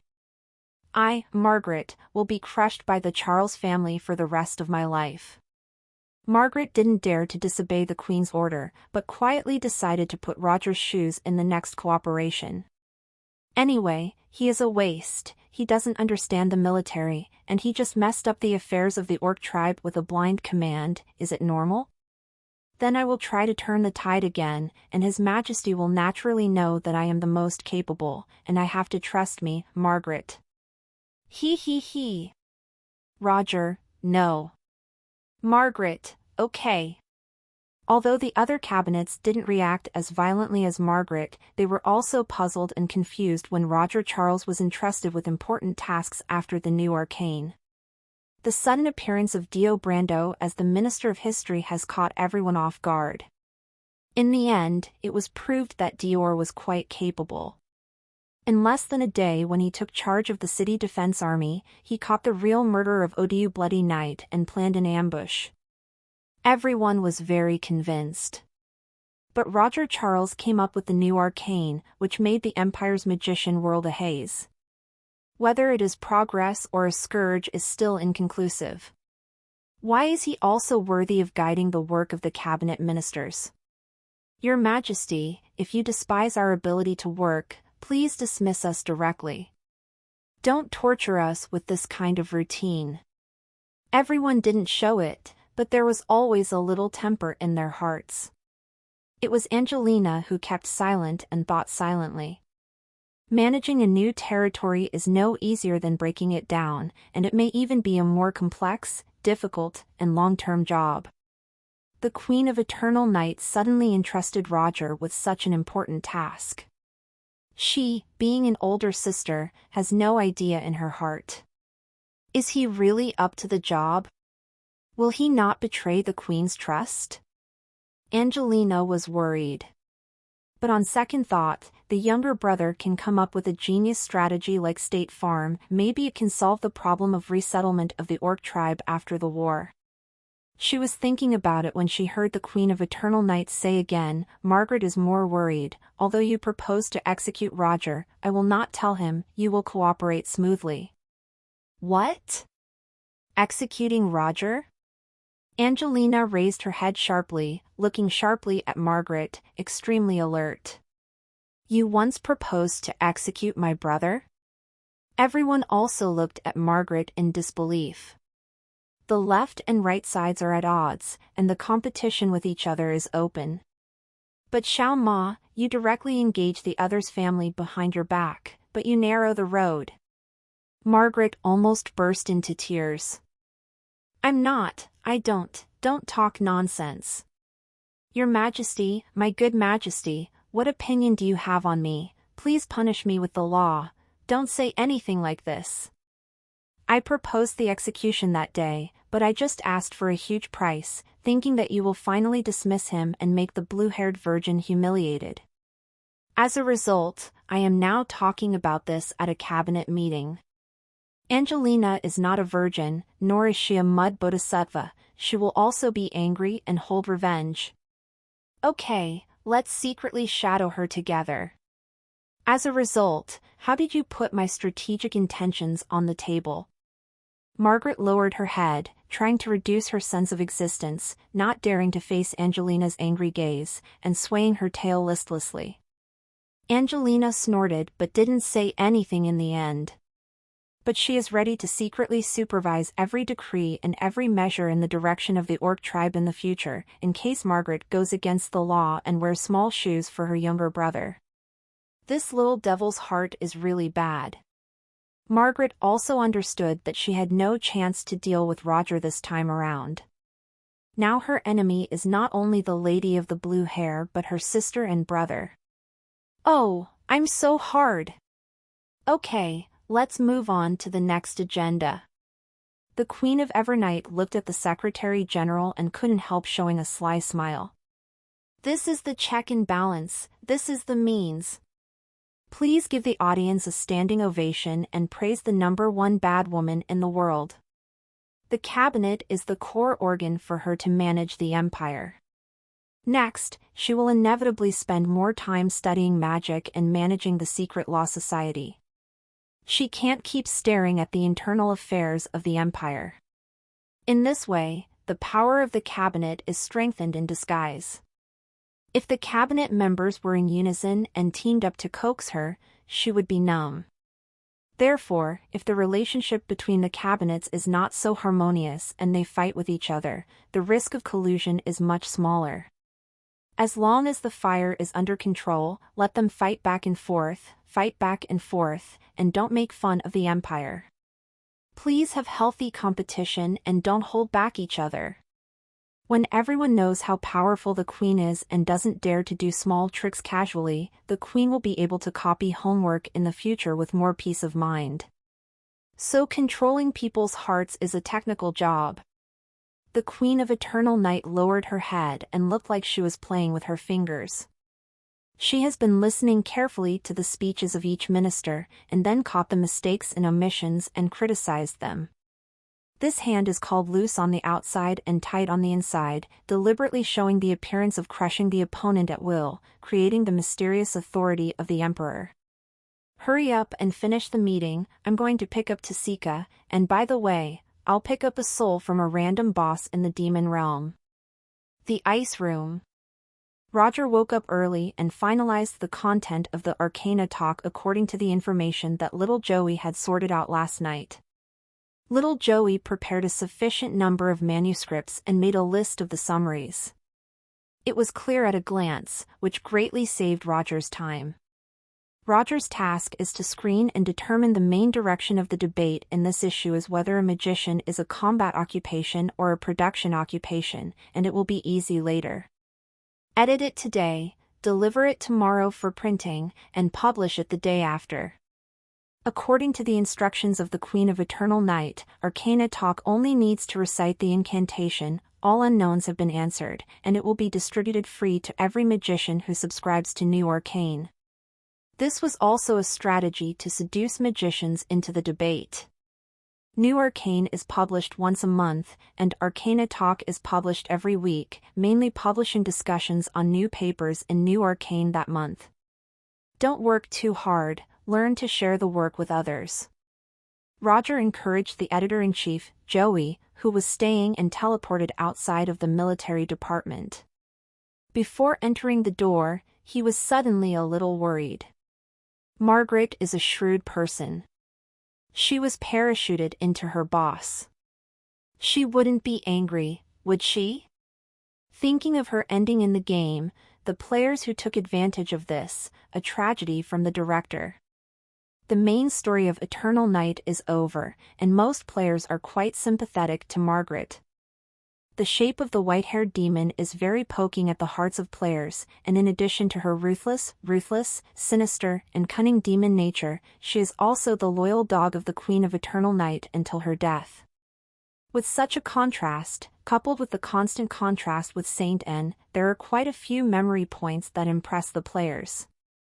One thing to say, although this game is not finished, the production team is very good at pinching girls. In the main story, Angelina was deceived by the protagonist's rhetoric, thinking that they could reconcile the conflict between the Empire and the 17 Kingdoms, and offered to help release them twice.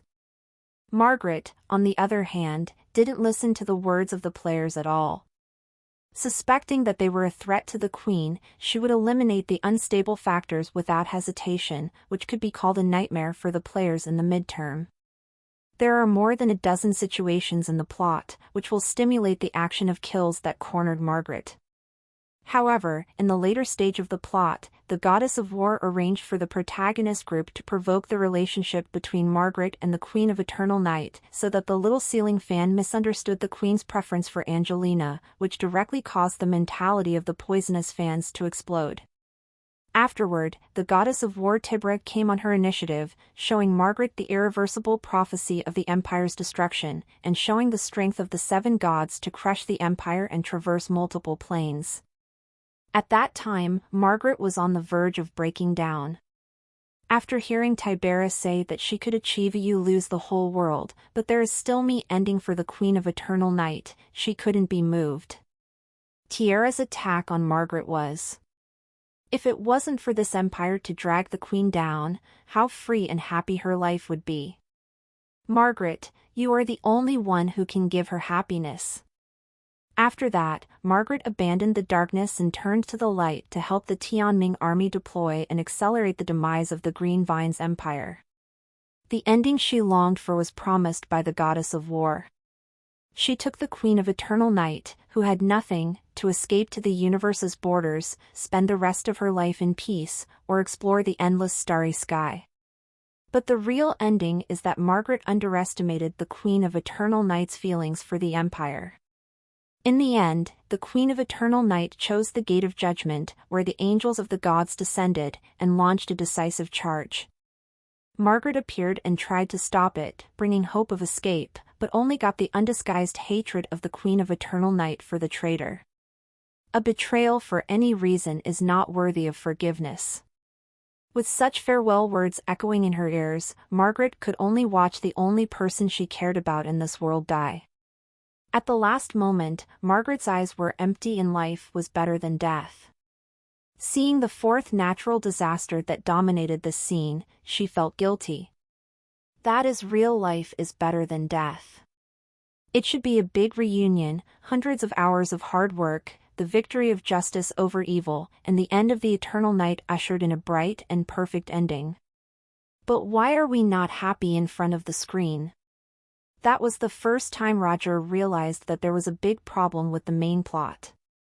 The world was not as simple as Tianming and the gods described.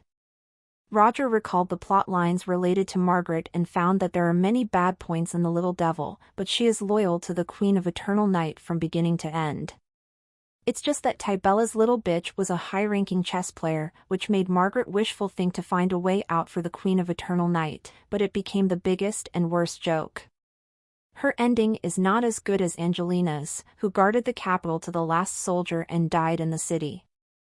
The two prime ministers of the empire can be said to be loyal. The difference is that Angelina is loyal to the empire, so facing the protagonist group, she will consider the possibility that they may bring about the elimination of hatred. Margaret is loyal to the Queen of Eternal Night.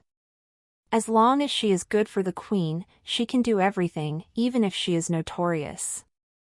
In retrospect, it was precisely this kind of awareness that made them all fooled by the gods and become pawns of the gods. Roger found that in his current status as Angelina's younger brother, it seemed like an easy task to want to make Margaret betray in situ. Although I want to see the scene of the small ceiling fan spinning, she can be considered a comrade that she can trust in the Empire. It's just that she needs to understand the Queen's determination first. Roger laughed at himself and decided to be a good person this time. It's too cruel to make Margaret's life worse than death. Not everyone is as twisted as Tibra, and they like to watch fathers be kind and filial to their sons, and sisters and brothers can kill each other. This time, I will concentrate on handling the affairs of the Orc Kingdom, save some face for Lord Zhuxiang, save some face for His Majesty, and moderately tolerate some provocative behaviors that she may have. Roger did some psychological construction for himself and finally entered the Imperial Army. In the void. A small demi-plane, I don't know where time passes. Old Joestar, who had been trying to decipher the exile of the alien plane, suddenly felt a powerful spirit appear in the ocean of consciousness, and he instantly lost control of this body. He was taken directly to the bottom of the sea where Tasika was suppressed, and then he saw the Eternal Night Queen who was half smiling. The bottom of my heart trembled inexplicably. How do you feel that this legendary queen, who is incomparably reckless, resembles that little bitch goddess in his family? Of course, her appearance is completely different. It's her temperament. The queen seems to be very thoughtful, and he can't see through it at all. Old Joestar couldn't help but whistle to the Queen of Eternal Night. You're a good queen. She looks better than I imagined, especially since your temperament is a bit interesting, and it's not the usual kind of mascot. Although he knew that this woman crushed him, it was no different from crushing a bug, but she was the goddess of war who dared to tease him, and he was not at all cowardly. The Queen of Evernight said lazily, "You are also very interesting. You are not deliberately trying to stimulate me to seek death, but are looking for exciting and interesting things, right? Don't worry, I will not disappoint you." Old Joestar suddenly felt cold in his vest. Although he couldn't guess what the queen was going to do, the corners of her mouth gradually raised, and she seemed to stare at herself as if she saw the satisfactory material, which gave him a strong sense of crisis. He shouted again and again, "Your Majesty, I want to die, why don't you give me a treat? It's too late, I like you very much. I want to help the young people in the Empire make good progress." The Queen of Eternal Night laughed, and the Eris worm appeared behind her. The silver light rolled towards the old Joestar and sucked him into the transformed inner demon realm. The arrangement given to him by the Eternal Night Queen is to be a random boss that will give out very good rewards.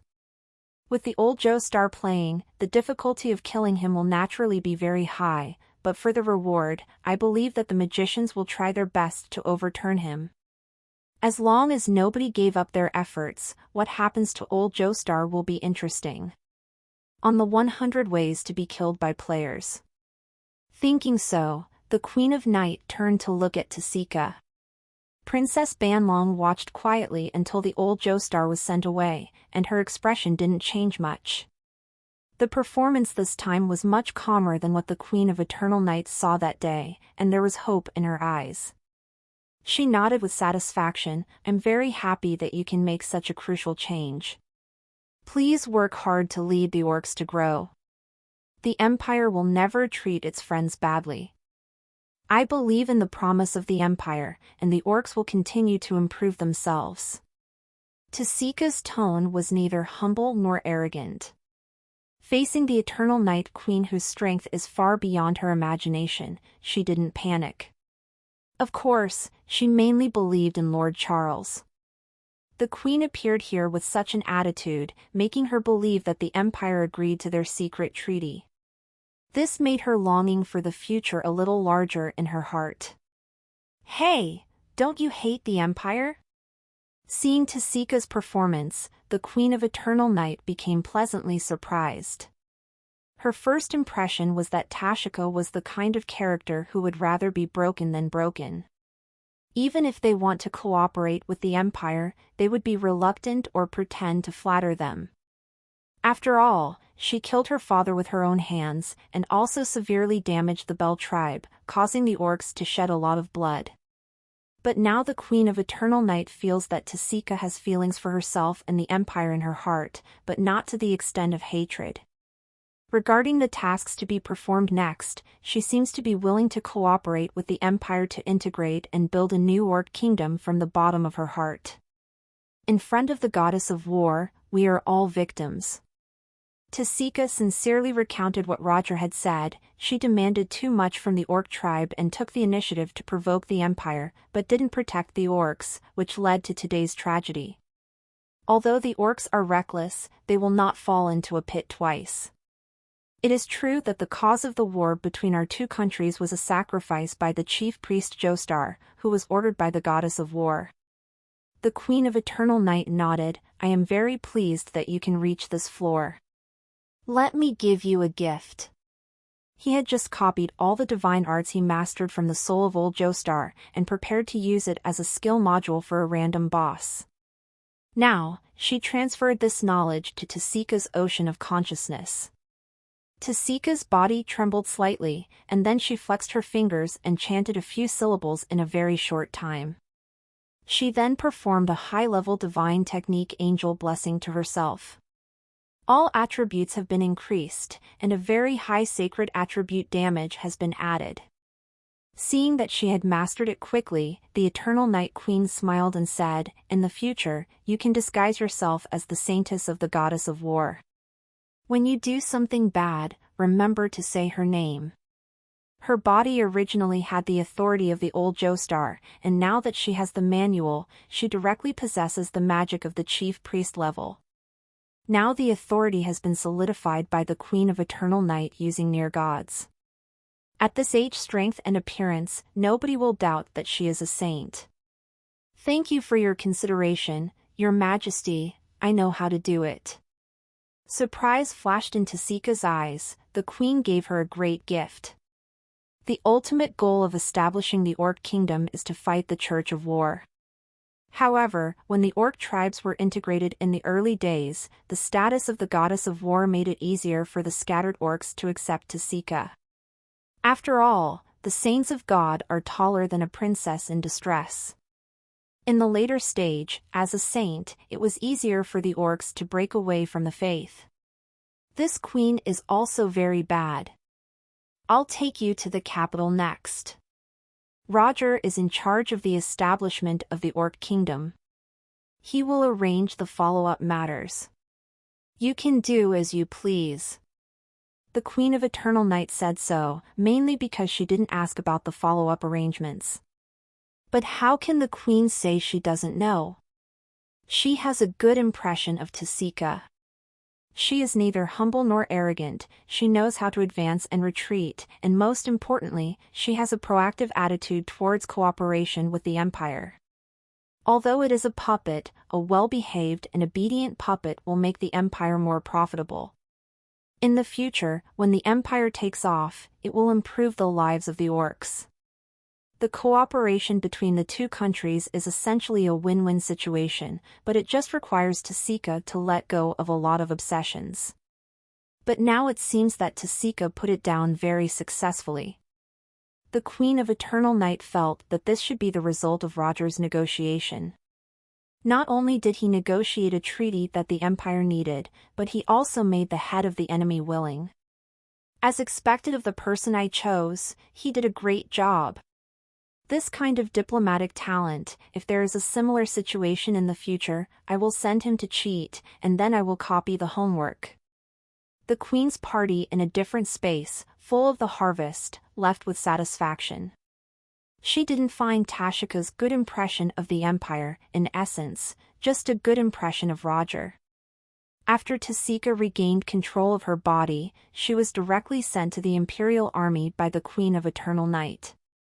There, she was warmly received by the self-proclaimed left minister of the Empire, Margaret, who was as thoughtful as a dream.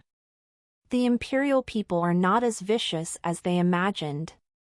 From the point of view of Princess Sika, the legendary slaughtering majesty who intends to exterminate the Orc tribe doesn't feel like a hell demon, born from dirty blood. She is beautiful and broad-minded, and prideful, but this pride is like a traditional powerful magician. The whole world is their laboratory, exploring mysteries to satisfy their curiosity. In particular, the unrestrained freedom of the Queen made Tashika, who had always been unable to help herself, envied. Now, when I meet the left Prime Minister of the Empire, it stands to reason that they are under the two of them. The right Prime Minister of the Empire is slightly higher than the left Prime Minister, and I am also a prisoner of my kind and gentle. She also prepared delicious food for her and asked her about her needs, which made her feel respected. The attitude of these big men towards the princess in distress who lost her country and her family must be due to the efforts of Lord Charles. Follow you stories at n/VELB/in.com. Woohoo, Lord Charles, he is so kind and great. Not only did he give the Orcs a chance, he even considered the dignity of a little girl like me. He is the most considerate and gentle person in the world. Sika unconsciously showed a grateful look in her eyes. Margaret has been observing Sika's expression, seeing the change in her eyes, she can't help but pat her thigh proudly. Ah! They were done. I did it! She wanted to assist Roger in establishing the Orc Kingdom, so she naturally opened up more information. For example, the content of the secret treaty, such as what Roger personally discussed with Tasika. Now Margaret has to think about it. Roger is qualified to be responsible for this because he fooled the innocent Orc princess. Humph, worm-carving trick. At that moment, Margaret had an idea. She wants to take advantage of Tashika's stay in the mysterious city to try her best to get closer to her. Even the simple princess who can fool the playboy can become a best friend by showing her same-sex power and being approachable. At that time, Tasika suggested that she should connect with Margaret, which would have pushed Roger out of the game. So after Margaret saw Tashika, her attitude was very good. Knowing that she's been trapped in another dimension for a long time, she must be hungry, so she arranged a sumptuous meal. As for the communication between girls, they understand everything. As long as there is no hatred, the first time we meet, we can talk about the reunion of 10-year-old friends. But the gratitude in Tasika's eyes was genuine, which made Margaret think that her efforts were in the right direction.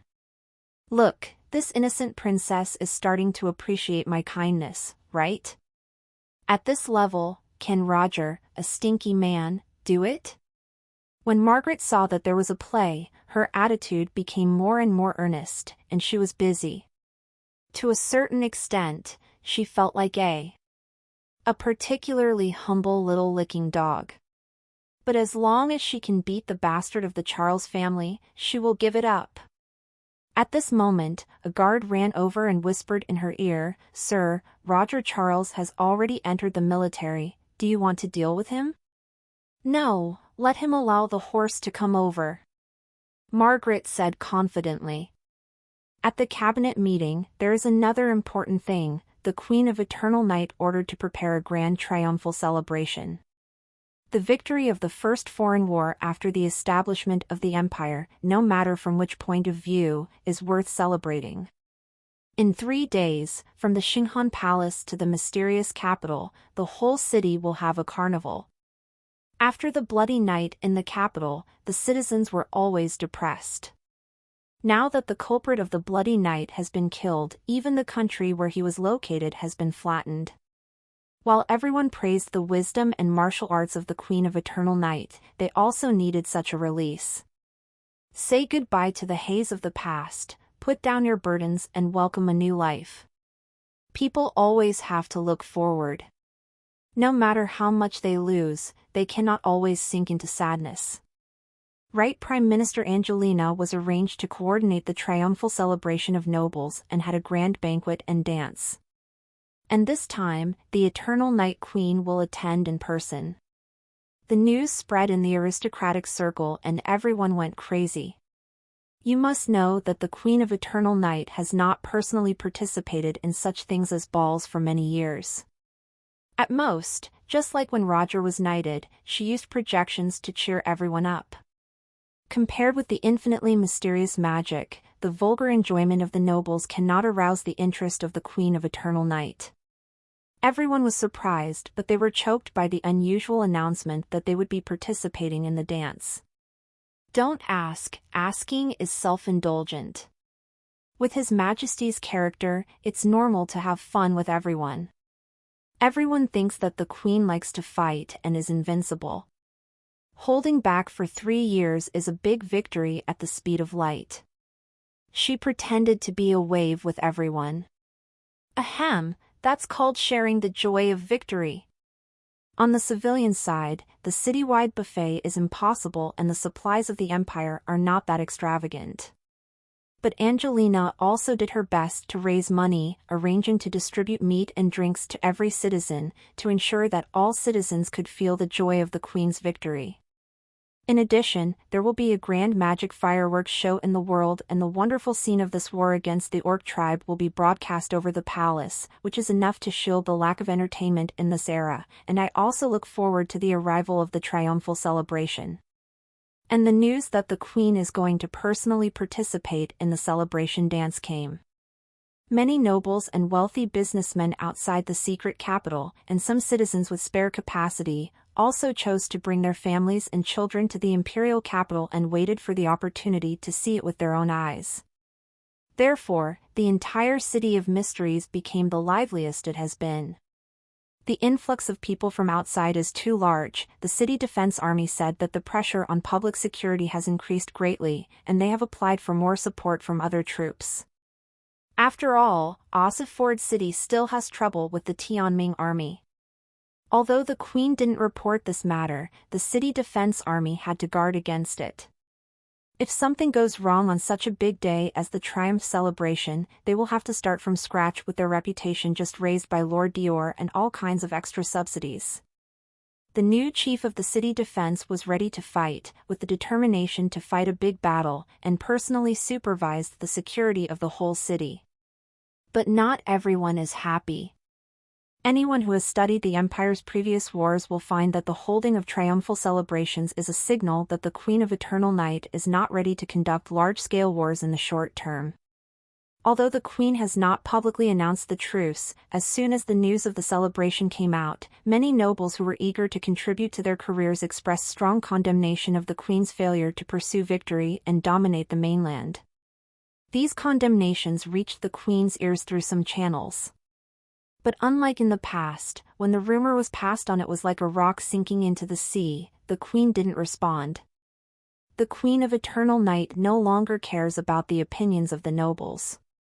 Naturally, it will not be the same as before. Because they are chattering in their ears, to restore their praise, they will change the strategy they have set. With different buts, the perspective and vision of looking at the problem are naturally different. The Queen of Eternal Night has already figured out that she cannot satisfy the demands of all the social classes at the same time. In the past, she wanted to build everyone's ideal country, but now she just wants to build her own ideal country. This is also the embodiment of the ultimate self. An understanding to strive to build an ideal world, her motivation to go to court has greatly increased, instead of being pushed by responsibility as in the past. Every time she faces a problem in the Empire, every time she thinks about the balance between the various forces, and every time the distribution after a fair victory is a headache for her. How to issue a decree that makes all parties satisfied and happy is top-level torture that is protracted and painstaking. In contrast, the Queen of Eternal Night found that now she only needs to consider whether she is satisfied with the strategy of governing the country. It's super simple. It turns out that ruling a country doesn't require everyone to agree with her ideas. Just use violence to get everyone to follow her orders. This is more efficient, reduces intrigue, reduces football, and reduces the probability of making wedding dresses for others. If Roger's standard was used, the Queen of Eternal Night would be as flat as herself. She used to be surrounded by the demands of the nobles and the people.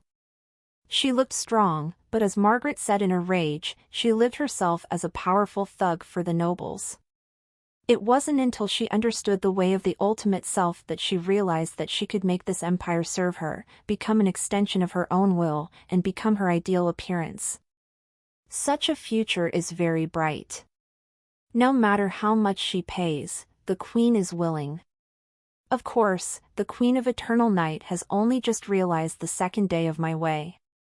There is still a huge gap between ideals and reality. She has not yet found a specific way to realize her dream. Someone will help her with trial and error, which may be a good thing. These greedy nobles have not realized that the change of the Queen of Eternal Night is fundamental, they just think it is the willfulness of the little girl. The Queen of Eternal Night has been smooth sailing for a long time, and she has won another battle. She has swelled into a period of rebelliousness and expressed her thoughts. It is normal for her self-consciousness to be too high. After all, she was only in her 20s, so she was still a child in the eyes of her elders. If the child is disobedient, it is enough to discipline him properly. It has to be said that these nobles of the empire live a comfortable life of lying down and winning, but they are not greedy enough. They stretch their hands longer and longer, and they still think that the queen is a remote control speaker for them to exploit the empire. They saw their situation, but they didn't see their situation. A single person is terrifying when she goes out of her way. If an unparalleled empress doesn't care about other people's evaluations and how the history books are written, what kind of energy will burst out? But greed will still blind the eyes. Many people are eager to move, and many ancient families visit more. The people of the Church of the Seven Gods also took the opportunity to be active. They frequently visited the palaces of the imperial aristocrats and dignitaries, peddling the chips they could provide, and arranging what kind of agreement was finally reached. Nightingale and Sparrow watched everything secretly, wrote it down in a small notebook, and then kept a file in Foneling Moonshadow Palace.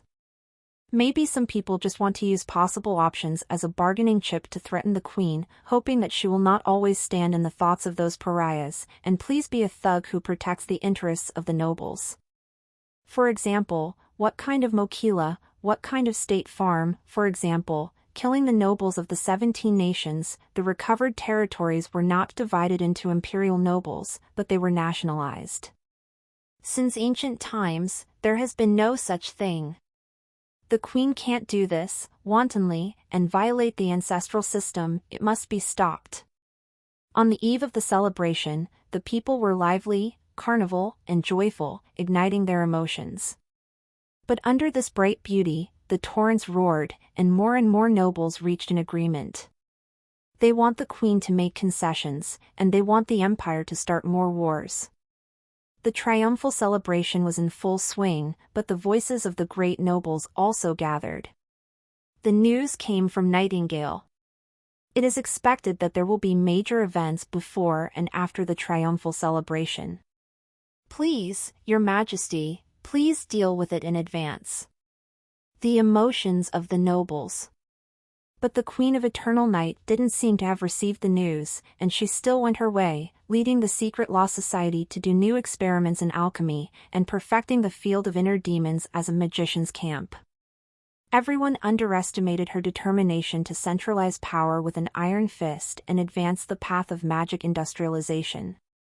No matter how many thorns and storms there are, she will go on resolutely.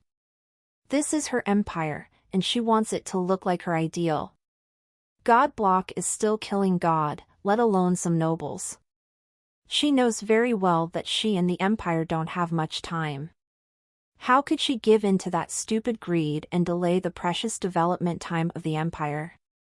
Those cabinets closest to her didn't see this determination too much. Under His Majesty's smiling appearance, there is a more ruthless and hard heart than before. Because I have ideals in my heart, I will not hesitate, and I am prepared to pay the price. Only Angelina, who grew up with the Queen of Eternal Night, vaguely sensed that Xiao Ao, who had returned from the front line, was different. She is more relaxed, yet firm at the same time. The two temperaments that should be said to be contradictory are perfectly coordinated in her, and she doesn't feel any violation. Angelina had only heard that she had fallen into the inner demon realm of the Eris worm, but she didn't know what she experienced in it.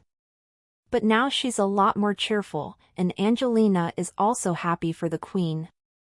And what the Queen of Eternal Night wants to advance is the same as Angelina's idea of governing the country. Although the Charles family is one of the oldest nobles in the empire, Angelina sympathizes with the bottom, and she also thinks that it is a good thing to properly restrain the rights and interests of the nobles. But she never imagined that what the Queen of Eternal Night would do next would not necessarily be a restraint. Some meat is completely sick, rotten, and rotten. If you can find a way to cure it, you might as well just cut it off. Although it is painful, it will make the body stronger after recovery. The Queen of Eternal Night didn't reserve the position of a revolutionary in the court, because she already had an idea in her heart, and she would lead the empire to make drastic changes unimaginable by contemporary rulers. Some of these thoughts were what she had been thinking all along, and some were fragments that Roger heard from the bottom of his heart. Of course, even in this upper-level contest, only a very few of them are qualified to participate and worry. Most of them are ignorant and unaware, waiting to enjoy the triumphal celebration and shouting hello. The peace and joy of ordinary people are that someone walks forward with a heavy burden. Foaming Moon Shadow Palace. Your Majesty, the dress for the celebration is ready. Mrs. Moscone came to the underground laboratory and bowed to ask the Queen of Eternal Night.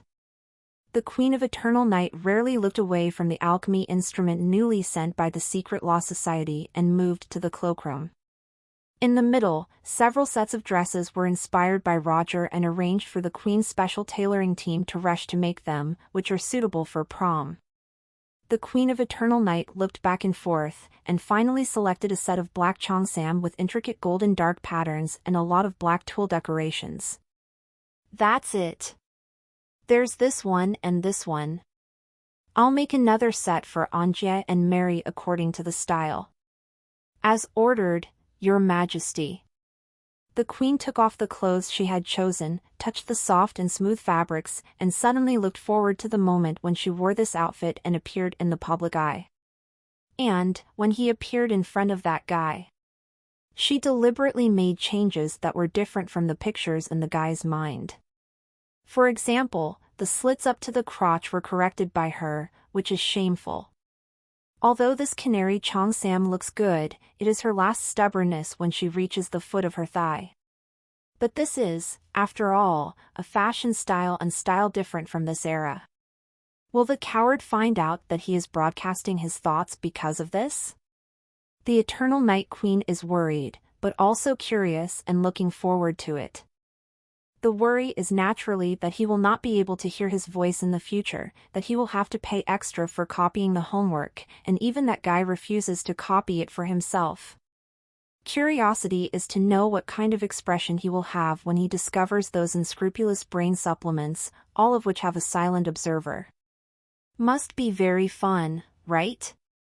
The Queen of Eternal Night felt that there was always a solution to the problem of not copying homework. After all, Mr. Tybella had a say, and men are like toothpaste, there is always a squeeze. But there is one and only one chance to appreciate Yen, and it must not be missed. So, I suddenly look forward to this triumphal celebration. This is the real reason why the Queen of Eternal Night is willing to attend the ball. The Charles's house. Roger came back from a military meeting and had dinner with his sister. At the dining table, there was only one topic the two of them chatted about, and that was, "Be careful, Margaret." At the cabinet meeting, I heard that Margaret had proposed to execute her brother. No matter how busy Angelina was, she had to take time to remind Roger. Roger heard that Margaret's way of playing was so wild, and she went to the Queen to execute herself. It was a bit of a surprise, but it wasn't a complete surprise. For demons, murder has no psychological burden. Sister, you don't have to worry. Margaret has not shown any hostility towards me for the time being. She has new goals. Thinking of what the military had seen today, Roger's expression was a little strange, a little fortunate. I thought it was my own anti-pressure game, maybe it was a banquet, and I would encounter unlimited military training. In the end, what happened to him was ignorance. Margaret's attention was focused on Tasika. Occasionally, she glanced at him, but she didn't know why she was so arrogant and proud. Her small breasts were tall and high, and then there was no more. Feeling a good atmosphere, Roger couldn't help but wonder, is it possible for a queen's loyal dog like her to be empathetic? The white-haired, red-eyed dragon also attacked the little devil.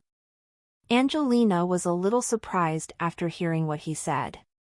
But she still warned, she didn't directly target you, but there must be other plans, you have to be careful.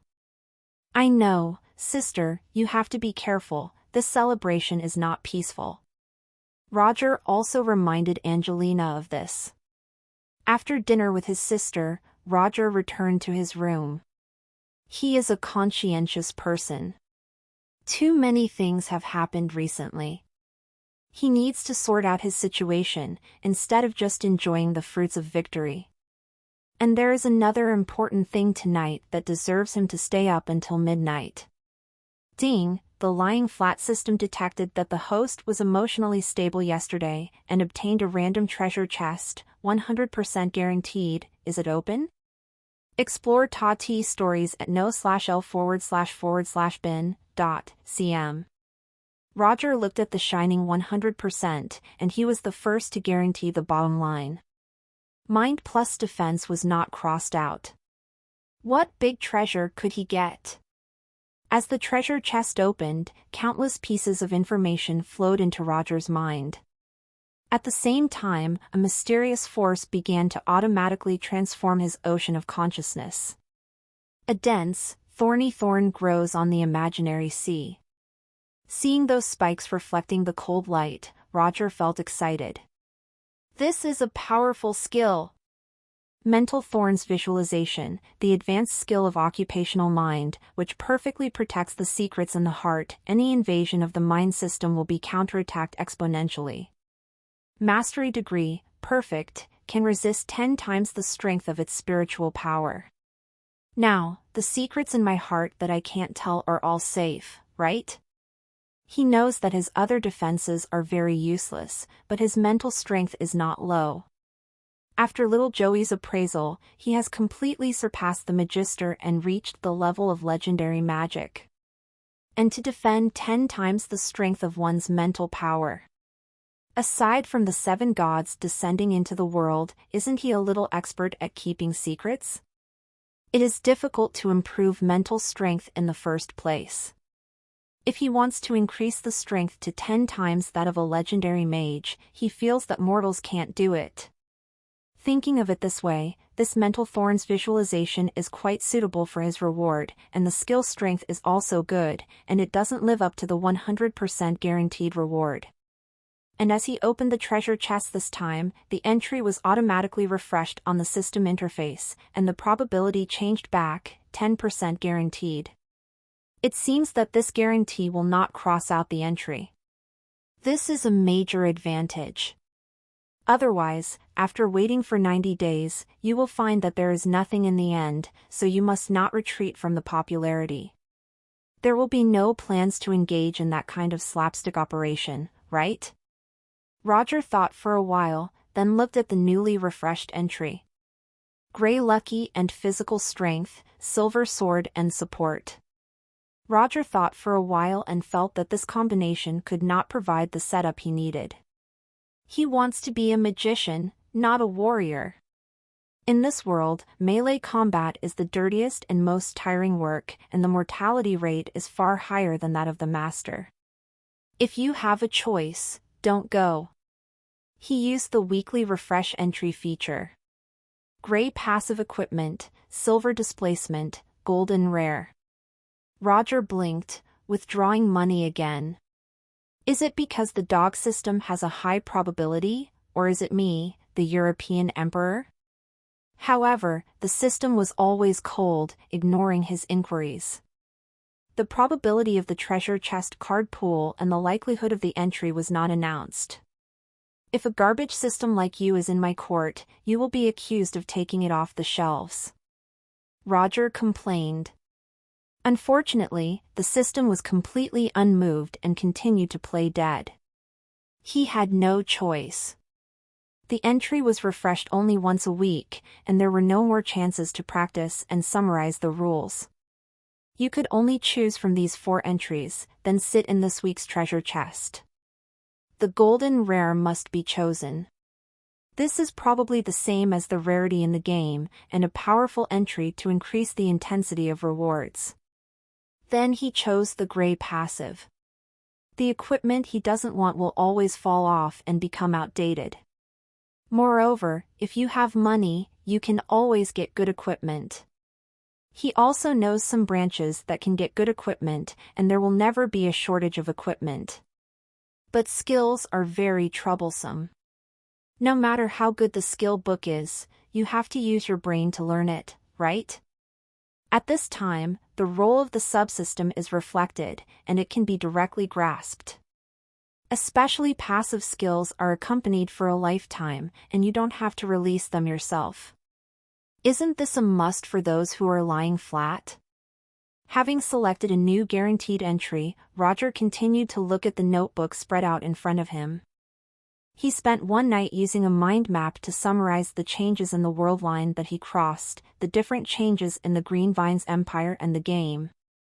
The Empire completely prohibits missionary, pretending to be the Restoration Army, Volume 10 of History of the Green Vines Empire, capital Bloody Night, sweeping the Orc tribe. The goddess of war and the god of nature are evil. The chief priest Joestar died. The chief priest Old Joestar was captured alive. Tianming army was established ahead of schedule. Ossif Ford City undead natural disaster. From Roger's point of view, all the above events had his passive participation, and there could be a situation of being involved with the butterfly effect. For example, when the Queen of Eternal Night chatted with herself, she silently made a move to pretend to be the Fugwa army, and then the goddess of war couldn't help but make a move with one stone. And the goddess of war made a move, which led to a change in the relationship between the seven gods. Even the Tianming army came into the world ahead of schedule. This will lead to changes in the world line, and the reference of the plot mastered by him will be greatly reduced, and the time may be completely messed up. And the further you go, the bigger the plot changes. As a poor bystander, he may have lost 10 years of stable development now. Eternal Night Empress, the evil spirit, with 1, 2 or 3 impulses, her own Godao has become more and more crooked by her. According to Roger's analysis, the greater the butterfly effect caused by the Green Vines Empire, the higher the possibility that the gods would cast their eyes on this world in advance.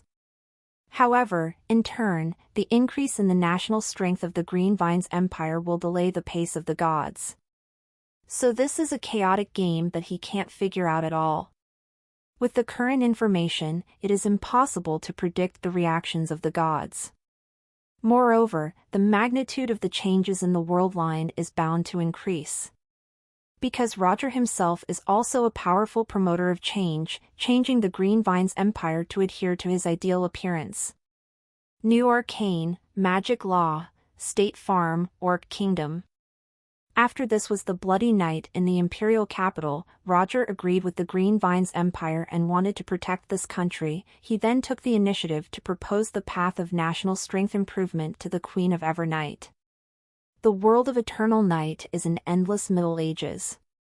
The church and feudal rulers forcibly suppressed the possibility of any change by relying on the magical power that completely surpassed the civilians. The lower the technical development, the weaker the civilians' ability to resist risks, and the higher their dependence on gods and beliefs. The more desperate the human being, the more urgent and sincere the voice of their prayer will be. When life is happy and full, it's too late to enjoy. Who still cares about those gods? So the gods train mortal rulers to help them manage the lambs, but the most important power of faith comes from the people at the bottom. This seems to be quite an ironic situation. The ruling class and shepherds who enjoy the greatest benefits are not necessarily pure in their beliefs. For example, Old Joestar is completely lustful and competing for the hegemony of interests. So this world has been fighting wars for tens of thousands of years, and there are countless epic legends, but in fact, they have been standing still, stagnating, contributing their faith to the gods for nothing. Before the rise of the Eternal Night Queen, this place was nothing but ruins, only the fate written by the gods, and no mortal souls shined. In the traditional feudal hegemony war, the Green Vines Empire, which has the Queen of Evernight and fanatical militarism, can be said to be invincible and is the ceiling of the feudal army's combat effectiveness. But the gods are supermodel things that pierce the ceiling directly. This disparity in strength cannot be smoothed out by individual power.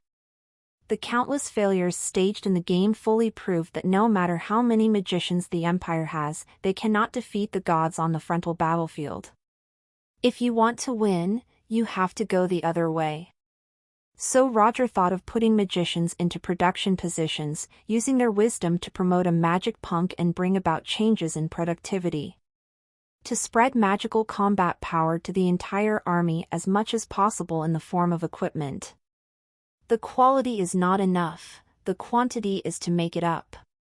The power of the gods and angels comes from the accumulation of a long time and occupying many planes. In the final analysis, it is the set of feudal lords.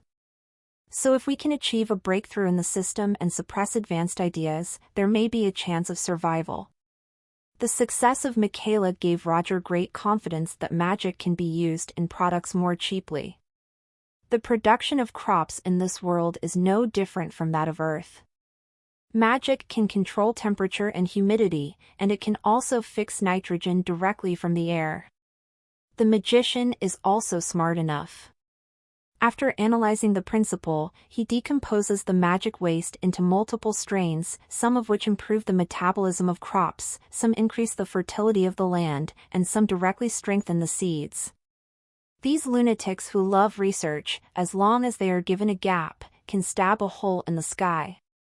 These days, Roger has seen some of the achievements of the Secret Law Society in different fields one after another, and understands that the potential of magic is a golden mountain that has not yet been developed.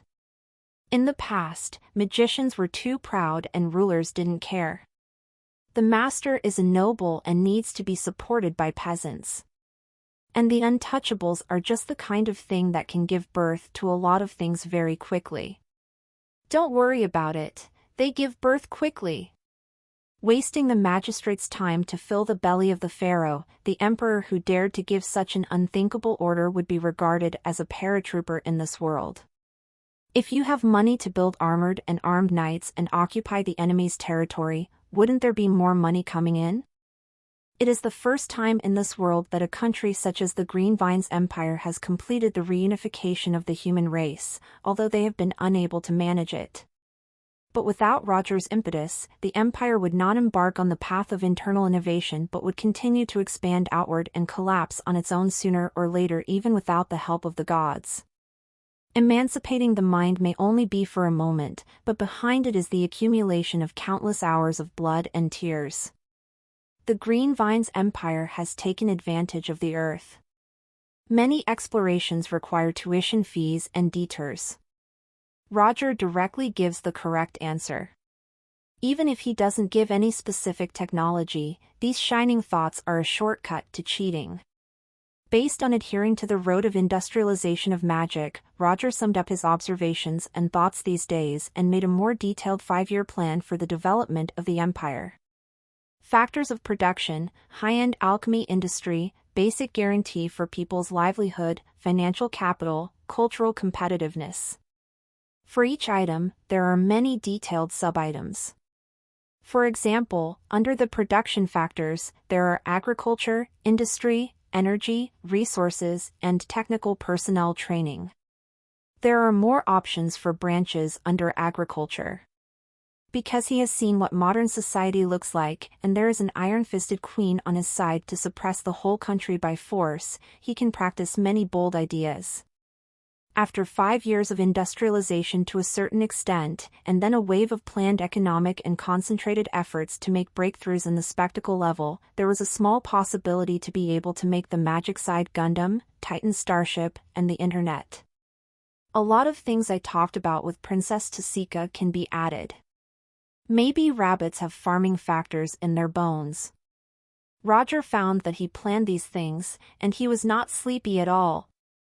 After writing several pages fully, he remembered that he hadn't started a personal force growth route.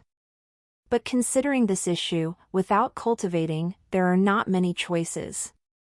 The bottom line increases the chance of survival. Wait for the Blood Mother to save.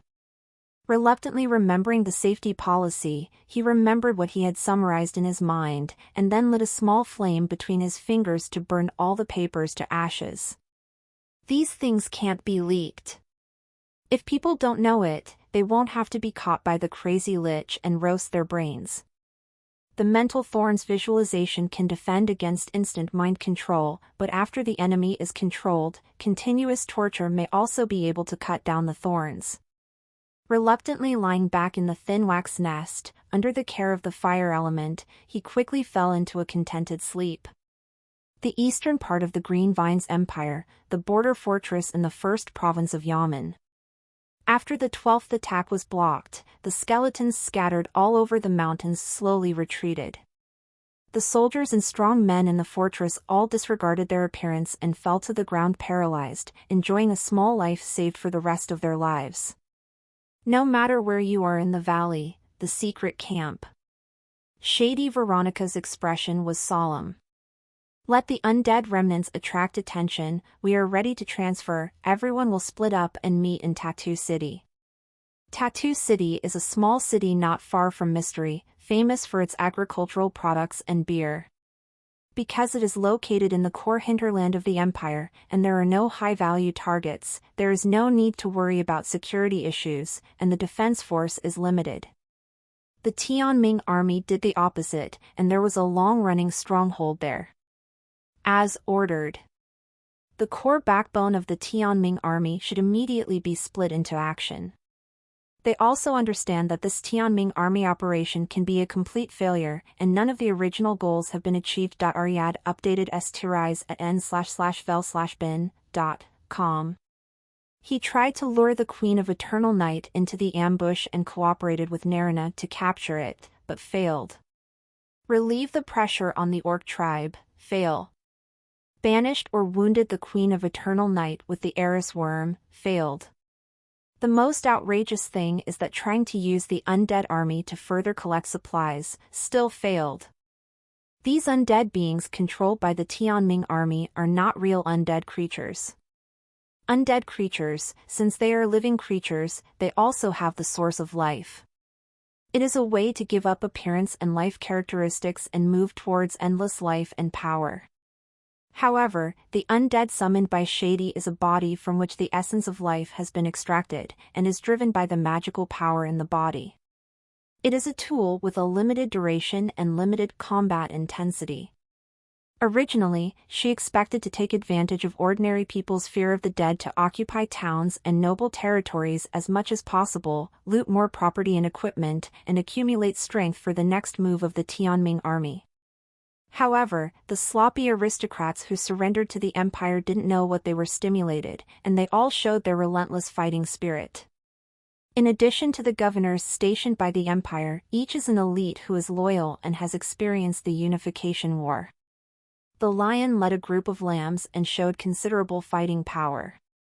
Instructor Tianming was in a weak state after being attacked, and he didn't want to lose his strong men, so the situation here froze. The current situation of the Tianming army is quite delicate. All directions are the territory of the Empire, with a group of undead that is getting weaker and weaker. With 1,000 people of his own, no matter how high his combat effectiveness is, he will suffer heavy losses if he wants to succeed, and then he is unable to fight again. Therefore, the retreat has become the only option. The backbone of Tianming's army scattered and left overnight, preserving their vitality. So after the Queen of Evernight got Roger's information, the strategy of letting the surrounding people stick to it became a free plan to win without a fight and directly solve the troubles of the Tianming army. For a time, the Empire's periphery and interior entered a relatively stable state. But Shady will never lie dormant, the 2-month countdown is still hanging above her head, and she ventures into Tattoo City near Odiu, with only one goal. Catch Roger Charles alive, the prey that Nelina calls for. Roger stepped out of the space door and bowed apologetically to the Queen of Eternal Night. Your Majesty, I'm late because I'm waiting for the delivery item CD. Because I spent too much speculation about the other person's mind and I was late for a date, don't say such a shameful thing. After listening to the inconsistent rhetoric and inner voice, the Queen of Eternal Night immediately understood the cause and effect, and couldn't help but smile. He brought up the teapot that was going to be poured directly, and instead poured a cup of tea for Roger himself. I can only say that it is you. That's all. If you don't think wildly, I'll be surprised. For the sake of you telling me a joke, I won't care about you as a coward.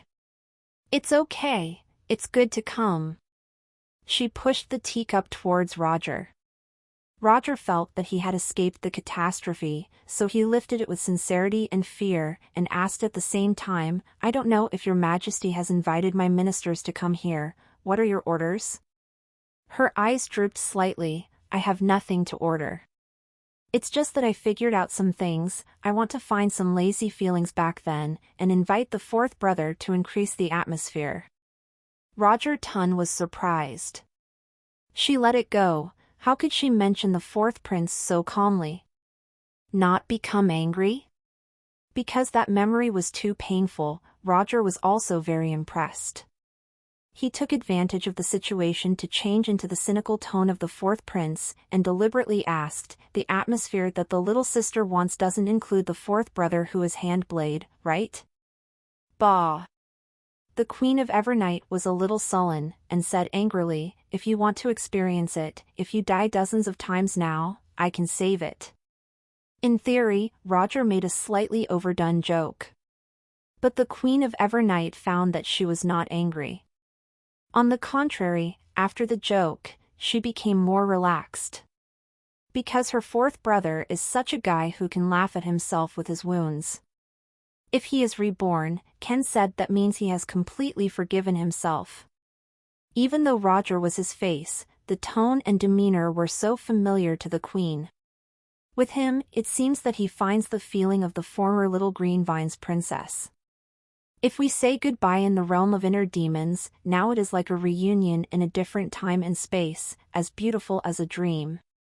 True and false, who can tell the difference? This is a dislocation and gratification that only two people who have experienced so many nightmares can understand. Roger can bear the pain of death for her, but it doesn't mean that he likes that feeling, so he quickly said, "Seeing blood is too bad. I'll still use tea instead of wine, and respect my sister to build a great empire. I also hope the fourth brother likes such an empire." The Queen of Eternal Night blinked and clinked glasses with Roger. Immediately, the two looked at each other and laughed at the same time. She thought, if this empire can be so evil, he is the only one. He thought, how beautiful is her smile with no impurities and no pressure. The Queen, who is in charge of all kinds of things, occasionally steals her life for half a day. Is it not bad? Pretending to be drinking tea, the Queen hides a smug little expression. It was praised again. Master Tai is right. The sudden innocence of a bad woman and the sudden charm of an elementary school girl are all poisons that make people want to stop. The Queen of Evernight put down the teacup, feeling that the atmosphere of the opening was good, and continued to maintain a rather casual tone and asked, "What are you preparing for tomorrow night's celebration?" Roger smiled and said, "I don't care, but my sister should prepare her clothes. I'm not a protagonist anyway, so just show my face." He's not interested in the nobles. The military and the ice room have been running away for the past 2 days, so he doesn't bother to think about these details. The Queen of Eternal Night was slightly unhappy. For the first time in so many years, the ball I attended in person had specially prepared dresses. Why don't you take it seriously? Is it amazing to have a sister? What? But I don't know if the dress Angelina prepared for him looks good or not, and if it matches mine, should I send an extra set to Charles' house? Cough, what am I thinking? It makes me want to dance with him like I want to be in the same frame with him. The Queen of Eternal Night sneered angrily, "Why aren't you the protagonist?" Marquila Coppas, a new and rising powerhouse who has made great achievements in battle, must be the protagonist who is popular among noble girls at the celebration. Roger frowned, and suddenly remembered those noble girls who madly winked at him at the knighthood celebration. Also, those boring women can madly move up in the face of their trash younger brother. Now that he has become famous in the first battle in Serena City, coupled with the promotion of the Long Live the Queen, with the military exploits and the halo of the strong, those women will only want to hook up the golden turtle son-in-law more madly, right? He spread his hands helplessly. "Forget it, I'm not going to the head office, is that clear?" The Eternal Night Queen first affirmed his attitude of having no interest in those noble girls. This shows that the charm of this queen is still online. Under the light, she has lost interest in those vulgar fans. But the Queen of Eternal Night said in an unquestionable tone, "Of course not. You are the hero of this battle, the role model of the military, and you must not be absent. Although I don't want to dance with you, if I'm in a good mood to dance the opening dance, I must have a suitable dance partner, right? Rommel has already worked very hard and can no longer give him more tasks. Roger didn't answer. He lowered his head to add tea to the 2 cups, which was considered to be acquiescing to the Queen's statement. Even if he is not interested, he also understands that it is impossible not to go to such a major triumphal celebration. To integrate into an environment, one must compromise and adapt. Neither new arcane nor the industrialization of magic can be done by him alone. To gain prestige through celebrations is also an inevitable step. As long as the mentality is adjusted well, everything can lie flat. I want to be calm, I want to be detached. Seeing his aggrieved expression, the Queen of Eternal Night gave him a sideways look. This is the wonderful night that many noble children look forward to. How can you be so reluctant? A dance may be an affair, but you should cherish it. Chance. It's true. But I refuse. Roger said firmly. Don't refuse. The Queen of Eternal Night subconsciously ordered. Roger? No, Your Majesty, do you even care about this? Can't I give my servant a holiday? The Queen of Eternal Night realized that she had said the wrong thing, and she substituted it too deeply without realizing it, giving a stress response after being rejected. And it's just a dance, I didn't let you use that organ. But to avoid causing more doubts due to her guilty conscience, she could only bite the bullet and say, What do you think, Roger? A girl must have summoned up her courage to invite you. After thinking about it, and after doing a lot of psychological construction, she will make a decision. Wouldn't it hurt people's hearts if you refused bluntly without giving face? Leaving a psychological shadow on others? What should I do if I become socially phobic in the future? What does that have to do with me? Roger rolled his eyes. First of all, you can't rule out Hai Fangzhu, who has cast a wide net and invited all high-value targets. If there is such a situation as His Majesty said, then this kind of thing is also true. Want to talk about love? Everyone is an adult. Everyone should be responsible for their behavior. It's not because they are women that they always think about what kind of preferential treatment they want. All human beings have to let her and follow her, and there is no obligation to spoil her. Impulsively challenge the goal of surpassing the level. Is it also to blame me for being too strong? You, as a gentleman of the Empire, you must have grace. Demeanor can't be eaten as a meal. You are so upright, aren't you afraid of being single for the rest of your life? Don't be afraid. Roger answered confidently. The Eternal Night Queen, who was trying to regain the girl's heart, snorted. Do you think this person's confidence at the moment is inexplicable? Why is he also a single dog? Just because he is a pufferfish monster? A moment of cowardice, a moment of self-confidence, difficult to do. Then I will call you Little Pufferfish from now on. The Queen of Eternal Night secretly gave Roger a nickname and made you cry every day, like a curse. However, her eyes moved slightly, but she still asked unwillingly, Roger Iching, why do you reject dancing so much? Because I won't, Roger answered confidently. The Queen of Eternal Night was stunned for a moment, and then she realized that Roger was telling the truth. He really can't dance. In my previous life, I was an otaku who could dance with Control +3 under the tower, but I have never played such advanced things in 3D. In this life, the trash younger brother was lazy and slow by nature. He never had any interest in girls, and when he was growing up, he caught up with the chaos of war, and this skill was also delayed. So this made Roger an alternative existence in the aristocracy, who really can't dance. The Queen of Eternal Night stretched out her hand and pointed to his shoes, and the magic light flashed. Immediately he showed a bad smile. Okay, now your feet are the feet of the king of dance. Before midnight tomorrow, if you don't find a partner of the opposite sex to release their nature, they will leave you. Go away, and then dance until the blood runs out on Capitol Boulevard.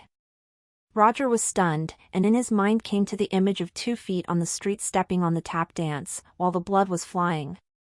Blood Mother, it turns out that besides killing people, your magic can also be used as a spoof? To directly release such vicious magic on your feet, this is even more terrifying than Cinderella's crystal slipper. You're ruthless. Roger knew that even if he didn't want to, he couldn't escape dancing. But then again, he doesn't reject dancing. Who doesn't want to hug the sweet and soft little sister, spin, jump, and close her eyes? He was subconsciously curious and worried about things he hadn't done. It's like a person who doesn't sing often comes to KTV and doesn't know how well he sings, so he doesn't dare to pick up the microphone easily. Roger is also kind. What if I dance and get ridiculed? Then I might as well not dance. The more people there are, the more stage fright there is. Tomorrow there will be a triumphal celebration that will affect the entire empire. He, the Marquis of La Capas, was turned into a fat man by the Queen of Eternal Night. But you have the level of the Capitol Dance King. That's all right, everybody sits down and watches me perform high-end operations. Since His Majesty's kindness is difficult to accept, I can only do it reluctantly so as not to embarrass the Empire. Roger put on a helpless expression. Pretentious. The Eternal Night Queen rolled her eyes. Look, isn't this resolved? The sky is clear, the rain has stopped, and you think you can do it again? Thinking that Roger's rejection of dancing has been subtly resolved, the Queen of Eternal Night plans to record the experience of this wave of operations so that she can continue to handle this little puffer fish next time. Suddenly, she found a strange place and looked at Roger suspiciously. I hadn't paid much attention to it before, but today Roger's voice sounded a little different. Your Majesty, what's the matter? Roger was a little hairy when she saw him and was angry that he was diagnosed with a terminal illness. Shut up, I'm thinking. The Queen of Eternal Night listened to his voice carefully. After comparing it with her memory, she confirmed that she was not delusional, but that the quality of Roger's voice had improved. It's like a broken speaker on the playground, but upgraded to hi-fi. It seems to be a gift of headphones with active noise reduction. In the past, Roger's thoughts were just a lot of murmurs. The Queen needs to pan for gold in her feces and organize and take notes to get what she needs. But now, Roger's voice has no murmur, and his conscious thinking appears pure and clear, mellow and magnetic. The frequency response range has greatly improved, the bass is also sufficient, and there is a bit of depth. Is this because his mental power has become stronger, or is there an unusual change in him? The Eternal Night Queen's mountain-like mental power quietly swept towards Roger, and suddenly he felt a little tingling feedback. Roger let out a scream. All of a sudden, his head felt as if it had been hit by a dump truck head-on. He was aware of the layer of thorns wrapped in the outer layer of the ocean, because he keenly took the initiative to counteract the spiritual power of the Queen of Eternal Night's investigation, causing all the barbs in his life to be broken and smoothed. The feedback was a pain in Roger's mind. This is also a visualized warning of this defense method. Use severe pain to tell practitioners that the enemy is unmatched, and run. Roger rubbed his head, hating the active defense of this passive skill. The scumbag who is over his strength. A foolish comparison who is indistinguishable between us. Why did you provoke her? Is this the real power above the legend? It's just that there is no hostile probe, but it shocked me. Theoretical thorns of the mind can defend 10 times my mental power. Does this result mean that His Majesty's mental power is more than 10 times higher than mine? Is this the strength that human beings should have? The Queen of Eternal Night showed a rather surprised expression. Mind Thorns Visualization, follow the latest novels n/velbin.com. Although it was the first time she heard about this skill, she instantly understood the function of the skill based on the reaction she had just observed. It is a good conscious marine defense skill. You have to take the initiative to counterattack. In the future, if someone wants to cast mind reading, hypnosis, suggestion, and other spiritual faction spell on him, he will probably die miserably. Fortunately, although the mental power of the little pufferfish is good, it is only 1% of mine. But if he practiced this skill, wouldn't it be possible to prevent his mind from being read? Thinking of this, the girl's mentality that the Queen of Eternal Night had just found immediately settled and strange. She subconsciously revealed a playful expression that could not tell her emotions or anger, leaned forward and approached Roger, like a cat scrutinizing the prey in her palm, and whispered in his ear lazily and sarcastically. "Roger, why did you suddenly visualize the thorns in your heart and practice so well? Are you guarding me?" The Queen made this gesture completely naturally. She found that she was past that age, pretending to be pure, and was more comfortable than being a bad woman. Roger was re-injured by his counter-injury skills and started to feel a headache at that moment. But the distance of the Queen of Eternal Night still made him tense. Feeling instinctive fear, he realized the reason why she asked this question. "Broken, can your Majesty even discover passive skills? She doesn't think that I have a ghost in my heart, that I have too many unspeakable thoughts, so I practice this kind of thing. Whether you guess right or not, I can't admit it." Roger was in a hurry, quickly organized his mind, and answered solemnly. "Because I was targeted by Joestar before, I was worried that the goddess of war would not let me go, so I learned this skill to prevent leaking the secrets of the Empire." "Your Majesty?" Being stared at by the Queen of Eternal Night like this was originally very stressful. The expression of the Eternal Night Queen doesn't show joy or anger, and it belongs to the kind of Oldine ratio with a deep sense of shrewdness. It is suddenly displayed, and it has the effect of +10 for the prestige of the superior. When used in place, it can directly break the defense of the target, lose ground in advance and retreat, and directly reveal the truth in a panic. But the key to this trick is to keep a smile on your face and not smile. The bigger the smile on your face, the darker your eyes will be. Right now, the Queen of Eternal Night narrowed her eyes, and the smile in her eyes could not be concealed. And it was getting thicker and thicker, and the thin eyebrows were curled up, causing the torture that was supposed to be cat and mouse, but instead, it was like a girl who deliberately came over to be coquettish and playful. The joy between her brows and eyes was a kind of cuteness that didn't belong to her daily life, which made Roger's heart sway. Some thoughts could not be hidden, because the Queen of Eternal Night didn't blame him, so this made Roger's solemn explanation seem a little stupid. What's even more uncomfortable is, why did His Majesty find that I practiced meditation on the thorns of the mind, and the more I laughed, the happier I looked? So she's not asking for guilt, but laughing at me for practicing a wrong skill? But is there anything wrong with this skill? Although it can't prevent her, it's not a joke, right? No, Blood Mother, calm down, now the blind can see that you are laughing. The Queen of Eternal Night listened to Roger's heart and tried her best not to laugh, never to laugh, not to be seen by him as I was laughing. In the end, this person, the more she didn't want to laugh, the more she couldn't hold back the laughter. In the end, she finally succeeded in laughing out loud. Although it was only a very light "oh," Roger's face collapsed instantly, obviously causing a lot of damage. Being blamed was nothing but a meteor waterfall, but the Queen made him feel very hurt as if he had done something very ignorant and ridiculous. It was just a small laugh, but it caused a lot of damage to his heart. The injury was so great that his voice was suspended, and his mind went blank. The frozen expression is like questioning, "Your smile makes me feel like a clown." Mind Thorns Visualization, this skill is not like the Sunflower Collection, and there are some strange side effects when it is practiced, right? In this regard, the Queen of Eternal Night felt that it is not very convenient to explain, only that it is really funny.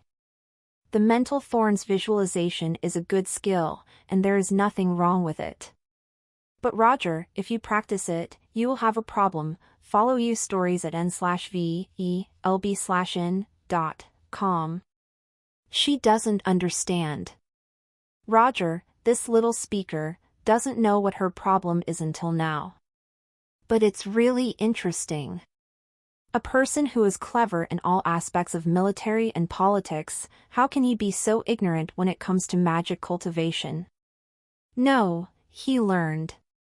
It's just the opposite, ha ha ha. This wave of operations is like a person with a headache who bought the most expensive athlete's foot ointment in the world and smeared it on his head. The result was a wonderful chemical reaction that doubled the headaches. It seems that there is a person who doesn't want others to hear that his headphones are playing some shameful videos, so he bought a Bluetooth speaker and connected it. Then he confidently asked, "Listen, listen, can't you hear the sound coming from the earphones?" Roger plus mental thorns visualization, this is probably the effect for the Queen of Eternal Night. Coupled with the look on Roger's face and that he was so confused that he didn't understand what was going on, it made her want to laugh. You must know that the Queen of Eternal Night heard Roger's voice before, even if he was seriously thinking about the same thing, there were a lot of noises interfering.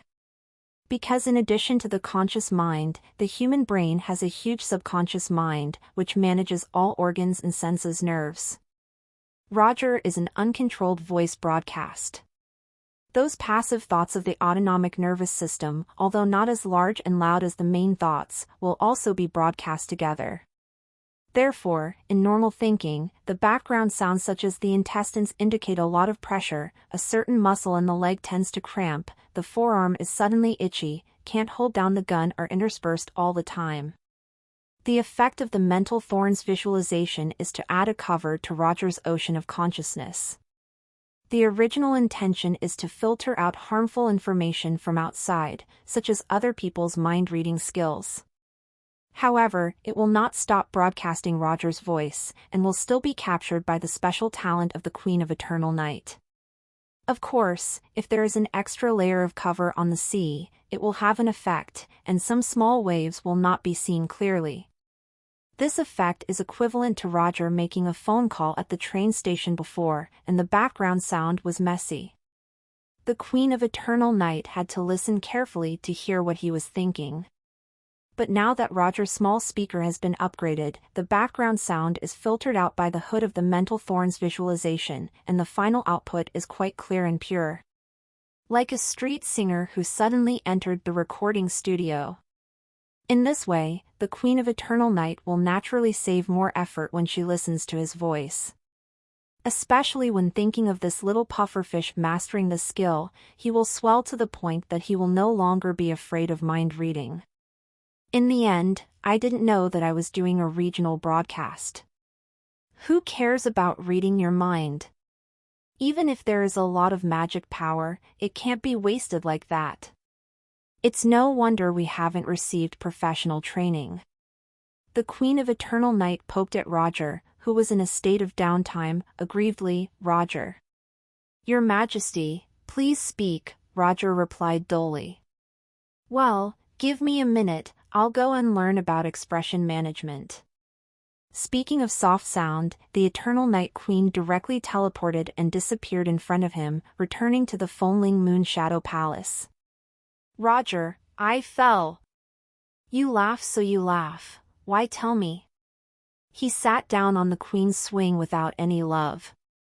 "Tired, don't love anymore, destroy it." I just knew that I wouldn't play a ghost game to find a girl's heart with the scumbag Queen. Up to now, the light smile of the Queen of Eternal Night seems to be echoing in my mind. He knew with this distance, he couldn't hear the voice inside Fangling Shadow Palace, but he would automatically make up his mind. This scumbag Queen is getting more and more unscrupulous and annoying. This time, am I ashamed to be thrown home? A minute later, the Queen of Eternal Night teleported back and sat next to Roger, swinging with him. She asked earnestly. Roger, you are a little bit incompetent in your practice of mental thorns visualization. Do you need me to give you some advice? Luo Jieting jumped off the swing and said angrily, Your Majesty, there is still a meeting in the military department, and the minister is going back. The Queen of Eternal Night waved her hand and motioned for you to go. Anyways, I'm going to invite a foreign guest to visit in a while. The Queen of Eternal Night called out to the Eris worm and made it project the old Joestar, who was wearing a pure white female priest's robe. When old Joestar saw the Eternal Night Queen, he gritted his teeth. What do you think of me, woman? To increase the fun of the magician's camp, the Queen of Eternal Night designed several sets of beautiful women's clothes for the old Joestar, and even had special female characters and matching seduction skills. However, this magician's camp was transformed from the field of inner demons. Every time it died, it would be extremely painful, and at the same time, there was a risk of being completely lost in it. Even if old Joestar is ashamed, he will have to make good use of his skill set and work hard to survive. In his heart, he still believed that the 7 gods would win. As long as he survived, he would be rescued after the goddess of war defeated the Eternal Night Queen. So even if there was such humiliation as women's clothing and transformation, he endured it. Anyway, I've been a princess, and I've also played with green tea. There's nothing I can't accept when I'm a female boss. But he had already accepted his fate, and the Queen of Eternal Night still didn't let him go and caught himself out again. Is there any end to it? The Queen of Eternal Night smiled and said, I know that Mr. Joestar has always been concerned with the Orc tribe, and I will take you to see the progress of the integration. Old Joestar's face changed suddenly. I don't want it, I'd rather go back and continue to be the boss. The Queen of Eternal Night teleported directly within his projection. I just informed you, not for you to choose. The Queen of Eternal Night appeared in the meeting room of the military department with a hidden figure. And old Joestar was originally based on a projection of the Eris worm. The Queen of Eternal Night didn't let him show up, and no one could see him. When Roger returned to the military headquarters, his expression had adjusted back to normal. He was inexplicably laughed at by the Queen of Eternal Night, but thinking of the horror of that woman's strength, her understanding of magic and skills must be far beyond his level. When the gap is too wide, everyone has a different perspective on the issue. Therefore, her suggestion has no frame of reference. She disdains skills like mental thorns visualization. She offered to advise Roger, but he refused decisively. It can't be provoked. Could you hide, young master? As if she was laughing at the system classmates for being too useless, urging the system classmates to do more work, give out some useful rewards, help me defeat the scumbag queen as soon as possible, and then laugh back at it. So, system, please strengthen me a lot, in a big way, and without pity. He returned to the military headquarters, and the afternoon tea time was over, and everyone continued to meet. After 2 days of discussions, Roger, Margaret, Tasika, and the staff of the military united their efforts, combined with the current situation of the Kenpo-Sak Desert, and a 5-year development plan for the Orc Kingdom was released smoothly. This plan involves military, economic, internal affairs, and other aspects. This speed is already extremely fast. The military didn't make any difficulties or prevarication and actively cooperated. This is the embodiment of Margaret's ability and control. The Eternal Night Queen and old Joestar were watching the process. Mr. Joestar, is there anything else to add about the integration movement of the Orc Kingdom? The Queen of Eternal Night asked old Joestar. Humph! Old Joestar turned his face away angrily. If you haven't killed yourself, you were just waiting for this moment to kill your heart, right? Good for you, Tasika, you are so stubborn on weekdays, but have you learned to cooperate with the Empire? But, it seems like you taught it yourself. Okay, it's all right. Here, the Queen of Eternal Night lifted her slender fingers, and old Joestar's face was smashed back by magic power. I just heard the Queen whisper, "Mr. Joestar, you won't be unhappy, will you? This prosperous world is as you wish, you won't be disappointed, right?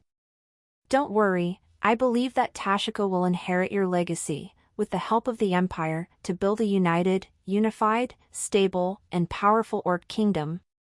If the old Joestar had a real body at this time, he would probably be so angry that he would suffer from severe diseases such as high blood pressure, heart disease, and cerebral infractions. But now he is a soul, completely controlled by the Eris worm. No matter how angry you are, you won't faint. He watched Tasika and the Qingting Empire's military reach the final agreement and couldn't help but admire. "I must admit that I underestimated His Majesty. I used to think that the 7 gods would win without a doubt, but now it seems that you have it too, a 1% win rate." His mentality was a little broken, but he didn't give up his resistance. He was still mocking. After getting along for the past 2 days, old Joestar found that the Queen of Eternal Night is not only more powerful than the rumors but also has a high level of tactical and strategic vision. She is not a reckless barbarian. He could not easily become emotional. Only by being level-headed could he make accurate judgments and have the last laugh. But the Queen of Eternal Night is not bad compared to his little bitch goddess. She can always stab him at the point where he is most uncomfortable, tearing a wound and making him bleed. 1% is not bad. Breaking through from 0 to 1 should be the most difficult, right? The Queen of Eternal Night asked with a half-smile. Old Joestar nodded. "It is indeed the most difficult step, but unfortunately you don't have much time left." "It doesn't matter, I will try my best. Maybe I can create a level of speed that would make the 7 gods marvel." Old Joestar stared at her, contemplated in silence for a while, and asked curiously, "If I'm not mistaken, many of your tactics are not your style." The Queen of Eternal Night said to Roger, "Yes, he was thinking of a ghost idea. It was his suggestion not to rescue us of Ford City. He was the one who rescued me from the realm of inner demons, and he was the one who wanted to build the Orc kingdom. Oh yes, now, it's him who set up Joestar." Anyway, Roger had already met with the goddess of war, and even if old Joestar had a way to tip off, it would be fine, so the Queen of Eternal Night also counted these credits piece by piece. Old Joestar went from accident to anger, to quite calm. "Listening to your Majesty's tone, it seems that you trust the minister too much. Don't think that you have read the Tibella anecdote test, and you are confident that you can rely on that little beauty, complete control of a man." "Oh, can I understand this sentence as sowing discord?" the Queen of Eternal Night asked back. Old Joestar shook his head. "No. It's just that as a man, I understand men better. After all, there is a limit to showing people with color."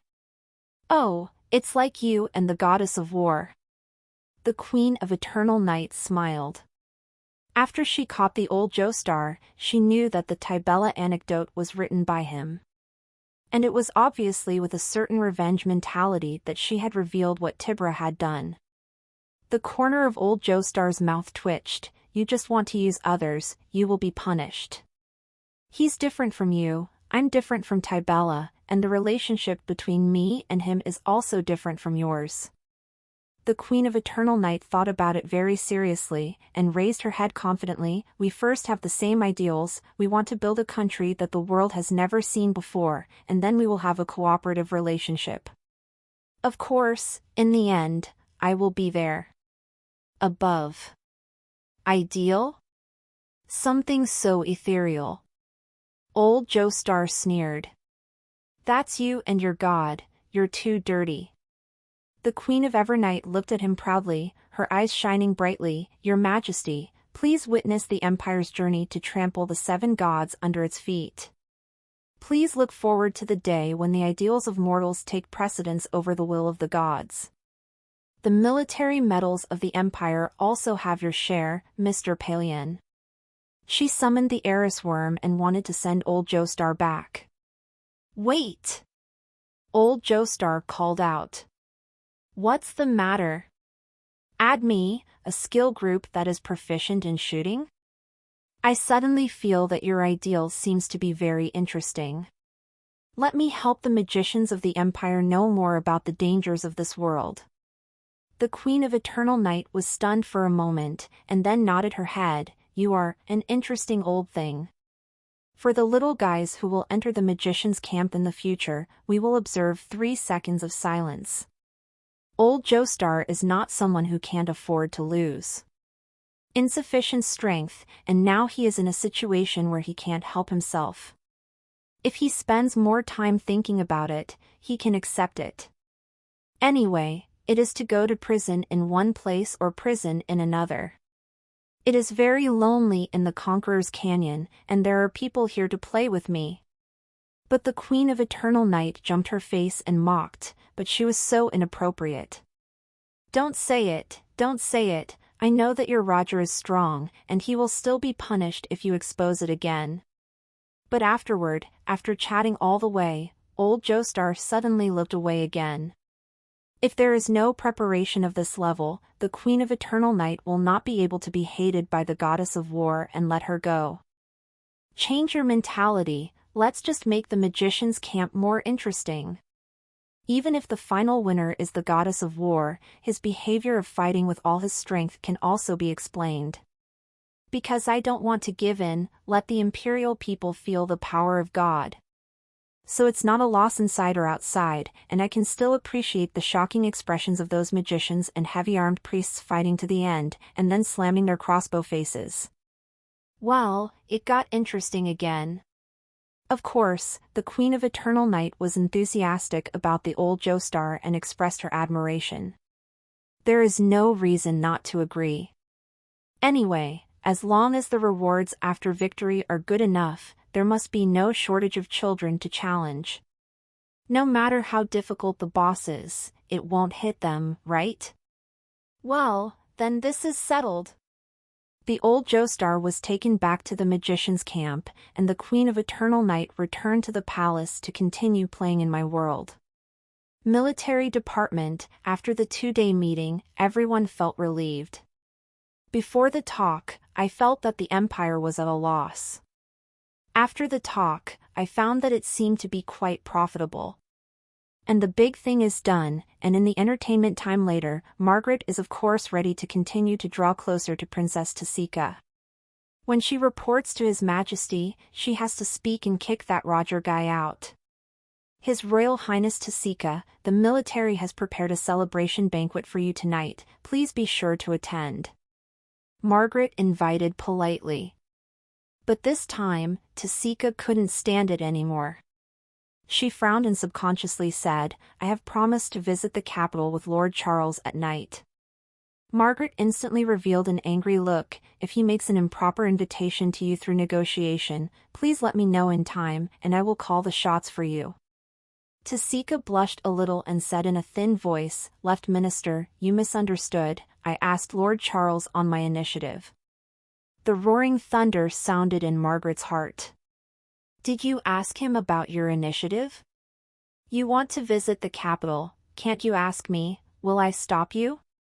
Tasika found that Margaret's expression was a little ugly, and bowed and apologized. I'm sorry, Mr. Zhuxiang, I have caused you trouble these days, and tonight's celebration banquet should be cancelled. After all, the affairs of the 2 countries still need to be kept secret. Yes, it should not be extravagant. The tone is high-sounding, and there are good reasons, but to Margaret's ears, Tasika always said one thing.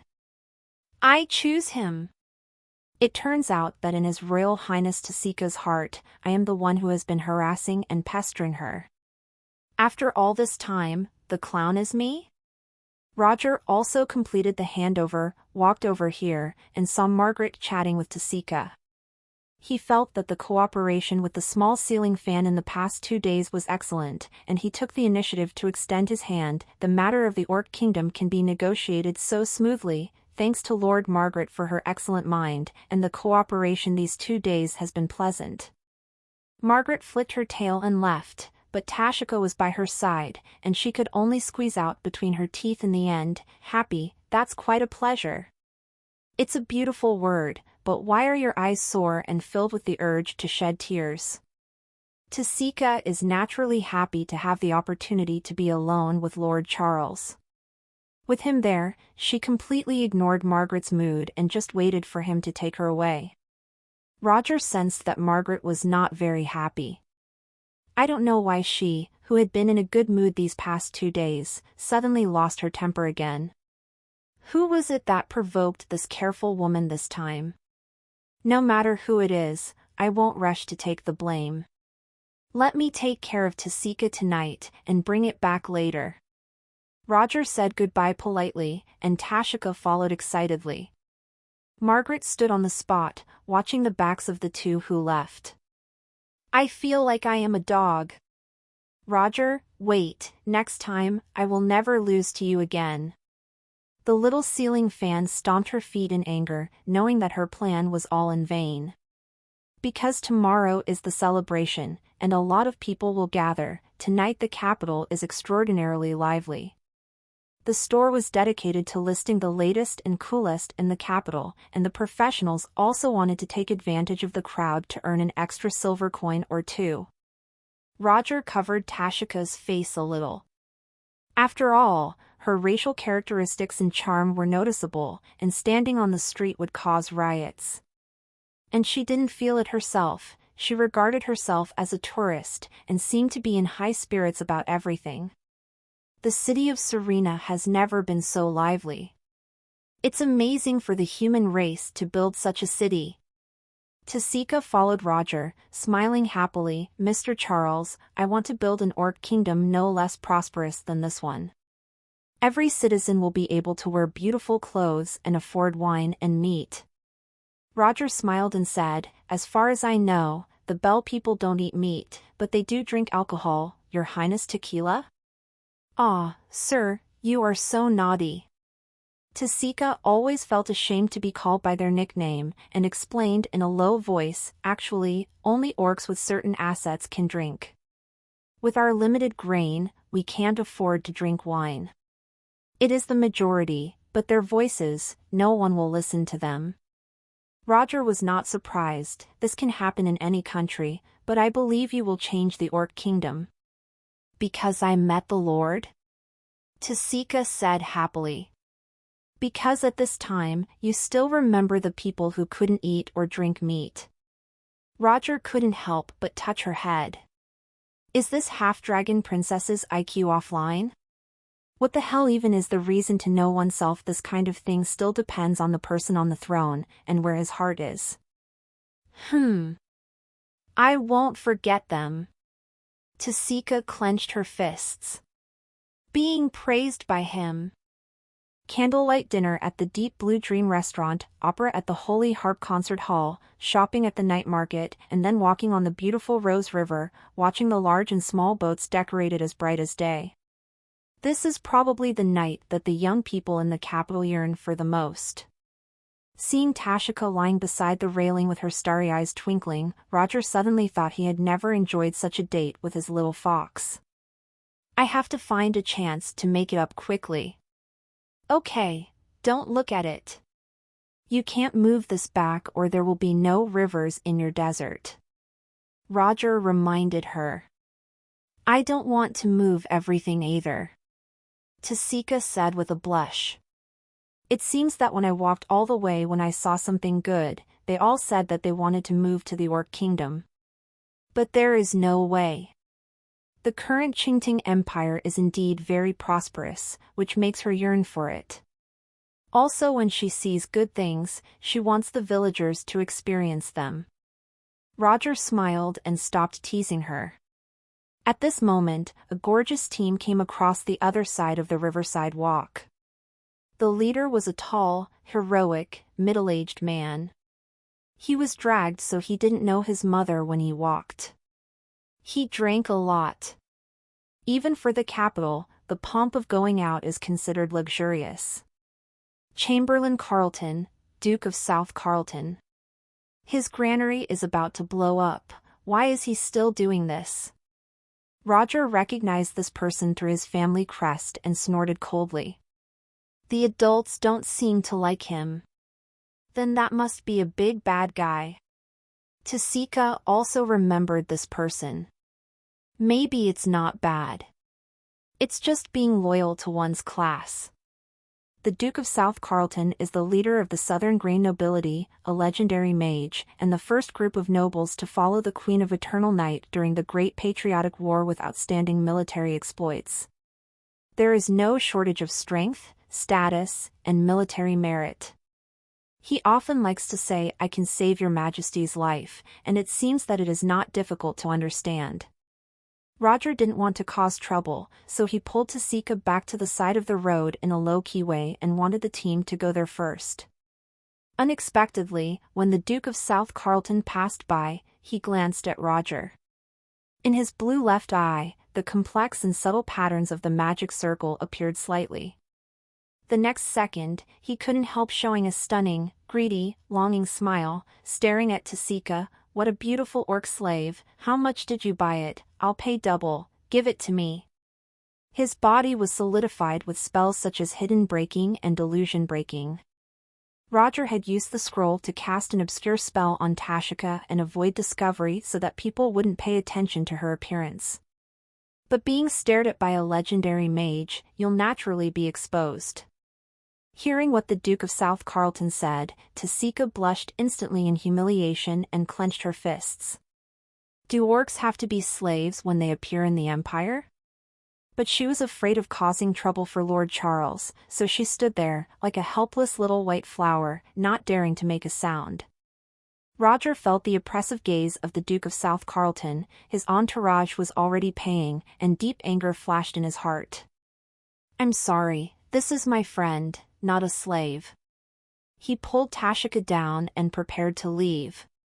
This guy has just been unlucky these few days.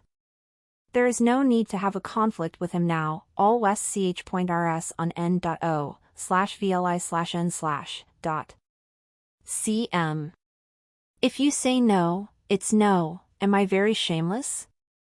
The Duke of South Carlton stopped Roger, showing a very interesting expression. "Tell me, young man, how much money can make your friends become slaves?" The implication is that you don't sell your friends, only because your interests are not enough. Let me see your measure. Maybe your criteria for friends is related to money, but mine is not. Lord Carlton, if you leave now, the Charles family can act as if nothing has happened, otherwise, you will be responsible for your insulting words and deeds. Roger, I regret not taking anyone out today. Calling the Queen of Eternal Night Air Force to bomb an old pervert, doesn't it seem like he is very incompetent? Listening to Lord Charles's words, Tasika couldn't help showing a surprised expression. Am I a friend who doesn't exchange money? As for what she might lose tonight, she never thought about it. In her eyes, Roger is a strong person second only to the Queen of Eternal Night. How could he be afraid of a big bad duke? Isn't she a legendary mage that inherited the skills of old Joestar? She is also a legendary priest. The Duke of South Carlton looked suspiciously, and a housekeeper whispered a few words in his ear. "Oh, the little Notre Dame's Charles family? Come to think of it, you're the famous trash that is pretending to be human."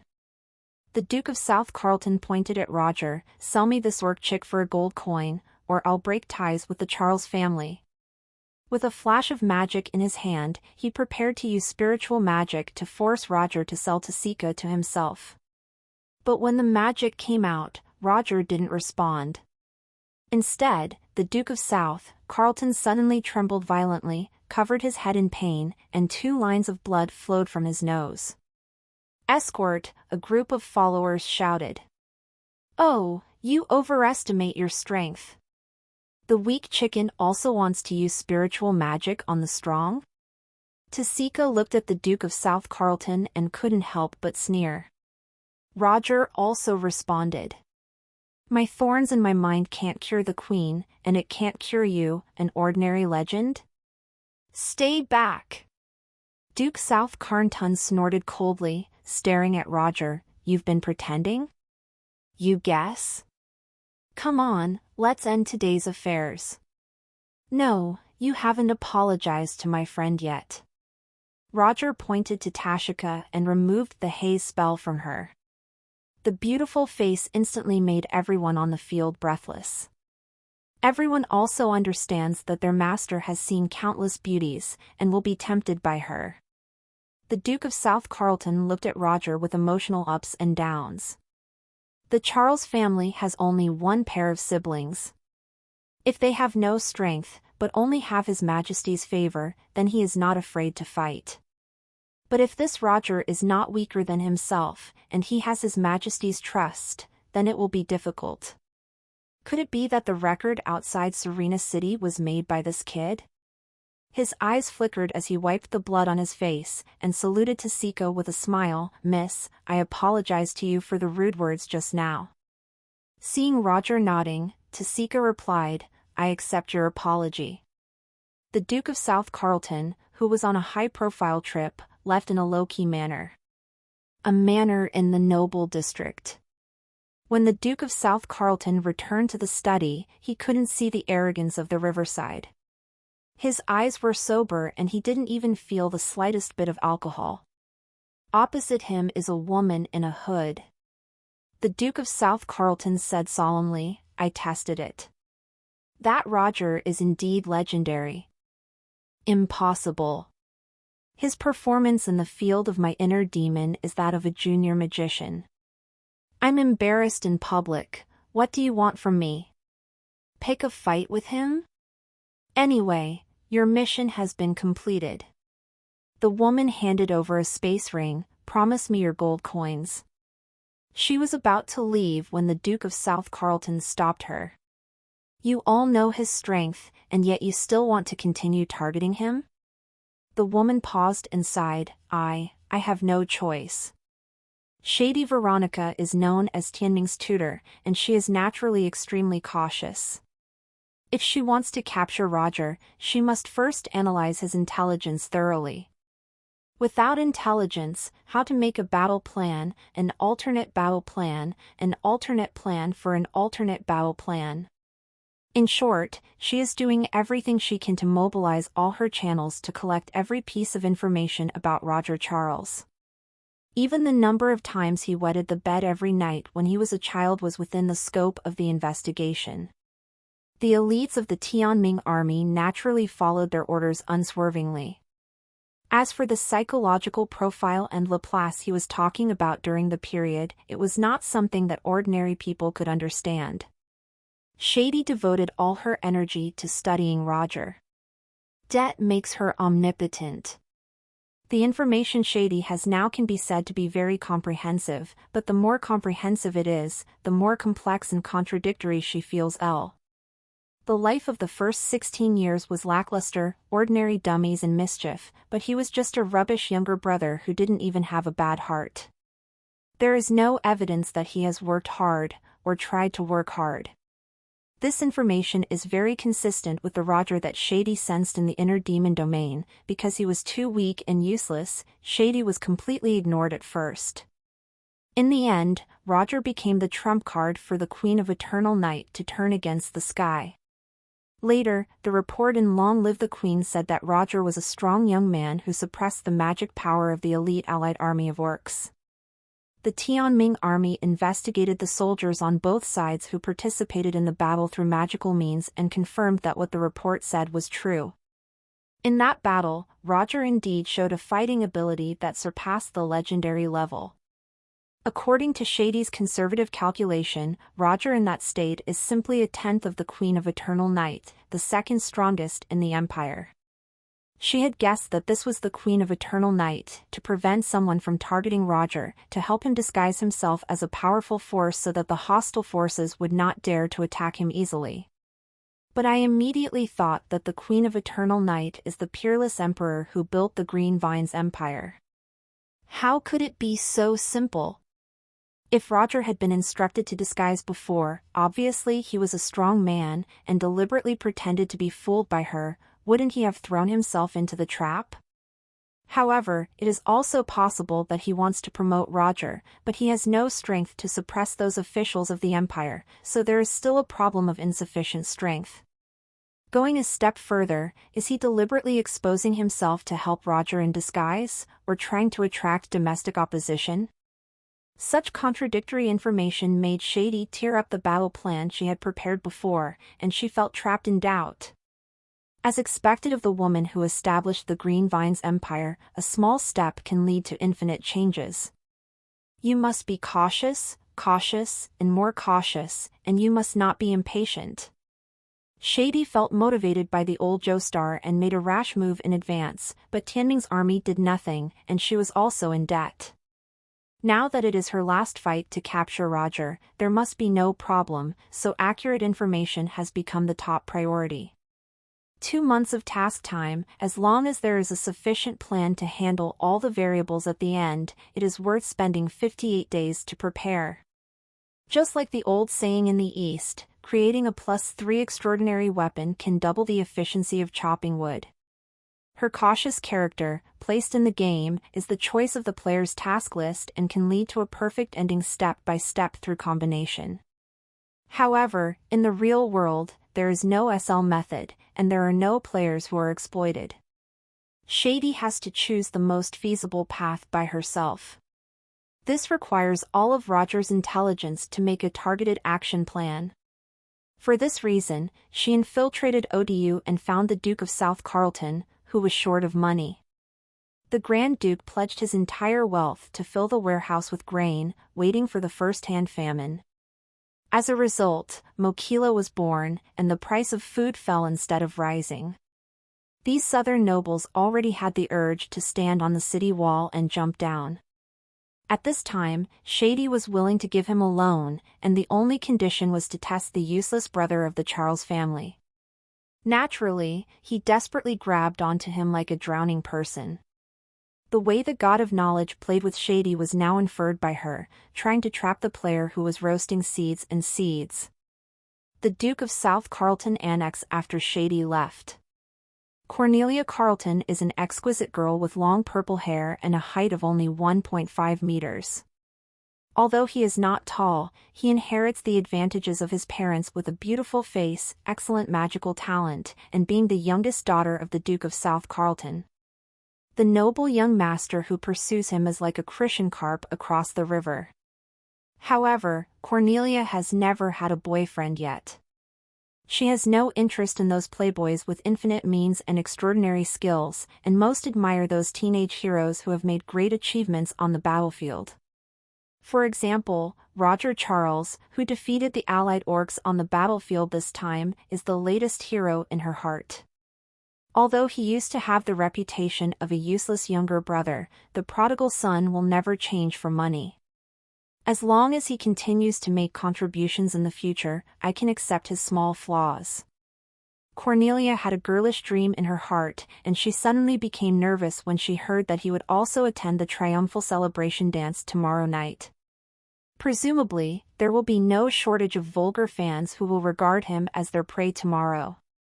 Cornelia is always confident in her looks and family background, but if her competitors are all noble girls from Eadu, she will inevitably get nervous. Compared with God, the South still lags behind a lot. No matter how rich or prestigious her family is, they will not be able to cultivate aesthetics. From the daily interaction, I already feel like I am a young lady from the same family as the Ottoman. If you compete for beauty at the dance, I'm afraid it won't be a tragedy. But magical girls always have a solution. But then she couldn't help pouting when she looked at the private money that had been spent because of the magic experiment. If a magical girl wants to make a comeback, she has to be rich. So she ran to her father's study.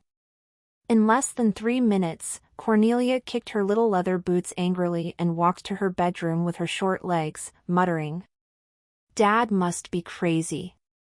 He didn't buy me the latest flagship anti-magic makeup tray, but he bought enough food.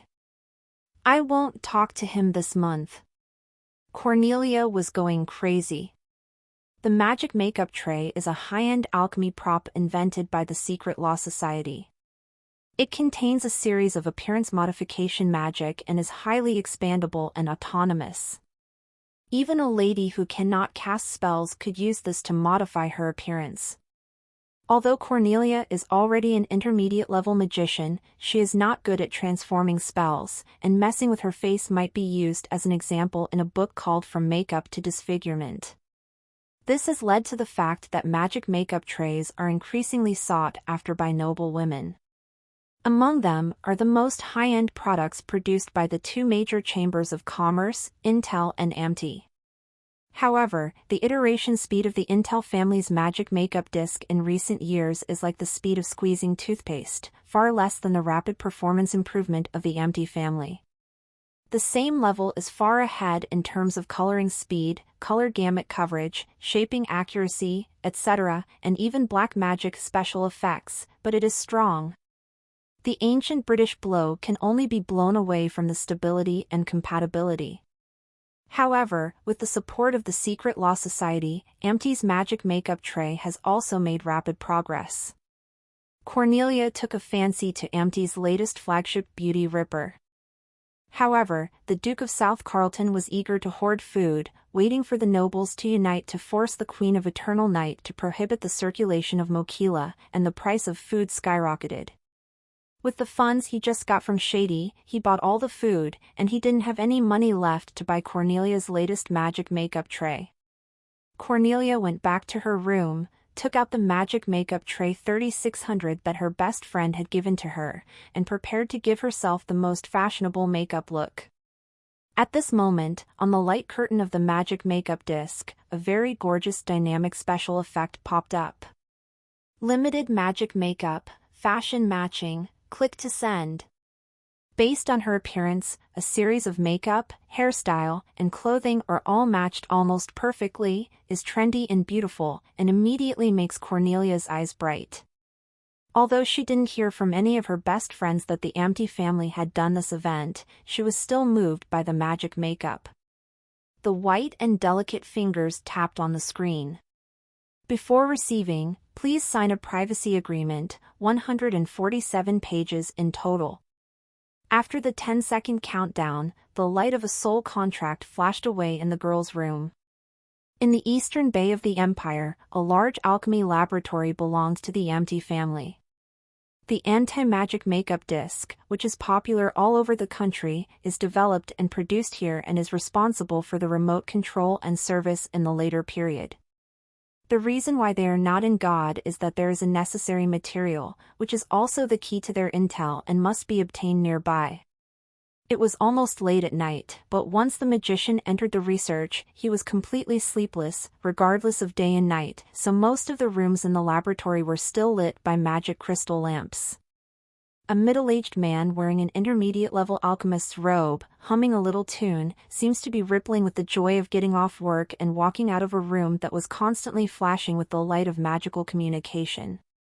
Using the hand behind him, some black crystal powder was constantly scattered, and it quickly turned into a pale white wisp infused with exhausted energy. And then was sucked in by the exhaust system. Mixed in with a lot of magic waste that was discharged from the alchemy experiment is the breath of the abyss, and it is also inconspicuous. In the middle of July, during the third year of the Yonya calendar, the Queen of Eternal Night personally conquered the tribes of the Orcs, defeated 300,000 enemies, and captured the city of Serena, the king of the Orcs, to pay for the blood debts of Odiu that night.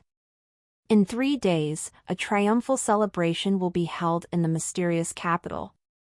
Countless civilians and nobles of the empire rushed to Odiu after hearing the news, wanting to witness the great victory the empire has not seen in 3 years.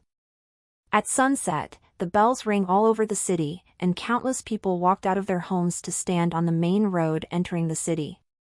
The sound of uniform footsteps came from outside the city, rolling like thunder, getting closer and closer. The leader was dressed in a military uniform, shining on the line, and wearing white gloves. It was Erwin Rommel Jr., the commander of the battle. Among the 5 legions who followed him to fight the Orcs, 17,624 were selected. They are not necessarily tall, but the muscles under their uniforms make many ladies secretly envious. There are also people from the 17 countries in the empire, but all of them have sturdy expressions and sharp eyes. Instead of holding swords in their hands, they were holding heavy black wooden boxes. The citizens who were about to welcome the triumphant hero suddenly froze, and the garland ribbons waving in their hands were left hanging in midair. They guessed what was in those black wooden boxes. But those things are incompatible with the atmosphere of the triumphal celebration, right? Those are the ashes of the dead in the Kenpo Sak Desert. The results of this battle were brilliant, but 17,624 people died in the war. They could not return to Aedu in person, and could only return to their beloved motherland in this way. The team of nearly 20,000 people walked through the main roads in the city, and the neat steps were shocking, but it also caused some cracks in the happy atmosphere that lasted for several days. At this moment, a projection of the Queen of Eternal Night appeared over Odu. I don't know what magic she used. No matter which direction the city saw her, she was facing herself. The hero has returned. Do you think those who gave everything for the empire are not worthy of admiration? A slightly dissatisfied question spread all over the city. The Queen of Eternal Night was dressed in a long black dress, standing in front of the throne of the stars, where both ferocious and terrifying coexisted, with no jewelry on her body. She surveyed the whole city condescendingly, her eyes full of oppression and compassion, causing many people to bow their heads in guilt. Please join me in cherishing the memory of the heroic soul. The Queen of Eternal Night lightly closed her eyes, placed her hand on her left chest, and lowered her high head slightly. People who don't worship God, bow their heads to the soldiers who died in battle? Both the commoners and the nobles were moved by her actions, and they subconsciously followed the actions of the Queen of Eternal Night, cherishing the memory of the heroic soul. Duh. Duh. Duh. In the quiet and mysterious city, there is only the sound of military boots hitting the marble floor, protecting the ashes of the dead, and heading toward their final glory in this life. A minute later, the Queen of Eternal Night opened her eyes, raised her hand, and said, "The victims of this war, regardless of their race, will all enter the national forest." She opened an interplanetary teleportation array, and Rommel and the soldiers walked through a lush forest. There are trees in the sky, green and strong trees, and new trees. This is a half-plane specially opened up by the great magician to reward the famous generals of the Green Vines Empire. After death, they are all buried here and a tree is planted. With time, the green vines have been around for hundreds of years, and this place has become a forest, so it is called the National Forest. After the Great Patriotic War, the Evernight Queen expanded the Protect the Nation's forests to be a spectacle-level building. Not only generals but also dead soldiers were buried to protect the nation's forests. Behind the brilliance of the empire swept across the 17 countries, there is also a forest that protects the country and continues to expand, recording the bloodshed along the way. Your Majesty is merciful. The citizens answered in unison. Is this the measure of green vines? The people of other countries who watched the celebration in the homeland of the 17 kingdoms had complicated thoughts. Nonsense!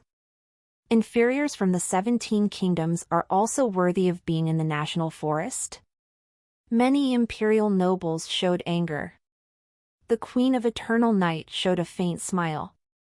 It seemed that the reactions of all parties didn't exceed her expectations, and the figure collapsed in the air. Enjoy the celebration, people! The citizens raised their heads and cheered more enthusiastically than at first. Triumph! Triumph! Triumph! This is not only a celebration of the living, the officers and soldiers who died honorably in battle, but also have the qualifications to enjoy the victory. The imperial people are belligerent and not afraid of death. The Queen of Eternal Night gave the deceased such a high courtesy, which inspired their morale and made her love for the Queen even crazier. The soldiers who walked through Odu Middle Street, including Rommel, were originally a little uneasy because they carried the ashes to the celebration, for fear of causing disgust from the citizens and destroying the atmosphere of the celebration. But thinking that Peos, who died in battle, would have the opportunity to return to Odu like this, they couldn't bear to refuse such an arrangement. It was not until they heard the words of the Queen of Evernight and the cheers resounding throughout the whole process that they let go of their uneasy hearts. Each one's waist is even more straight, and his eyes are burning with the flames of war. Such an empire, such an empress, we are willing to fight to our last blood. As the sun sets and night falls, the real celebration that everyone is looking forward to begins. Food, wine, fireworks, and dancing. I wonder how many beautiful stories will be born. It's just that under the carnival atmosphere, the eyes of many great nobles crossed each other. Their patience has been exhausted, and the break with the Queen is getting farther and farther, and they have the urge to do something. Outside the ice room, Roger brought the people who edited New Arcane and rented 5 carriages to the Xinghan Palace. Because the people who attended the party were too many, for safety, the palace was not allowed transmission. Expect the Queen of Eternal Night, no matter what background you are, all the people should take the normal traffic transportation. These nobles were very happy about this arrangement. Because space teleportation is short, even if you add more special effects, it is just like a light shake.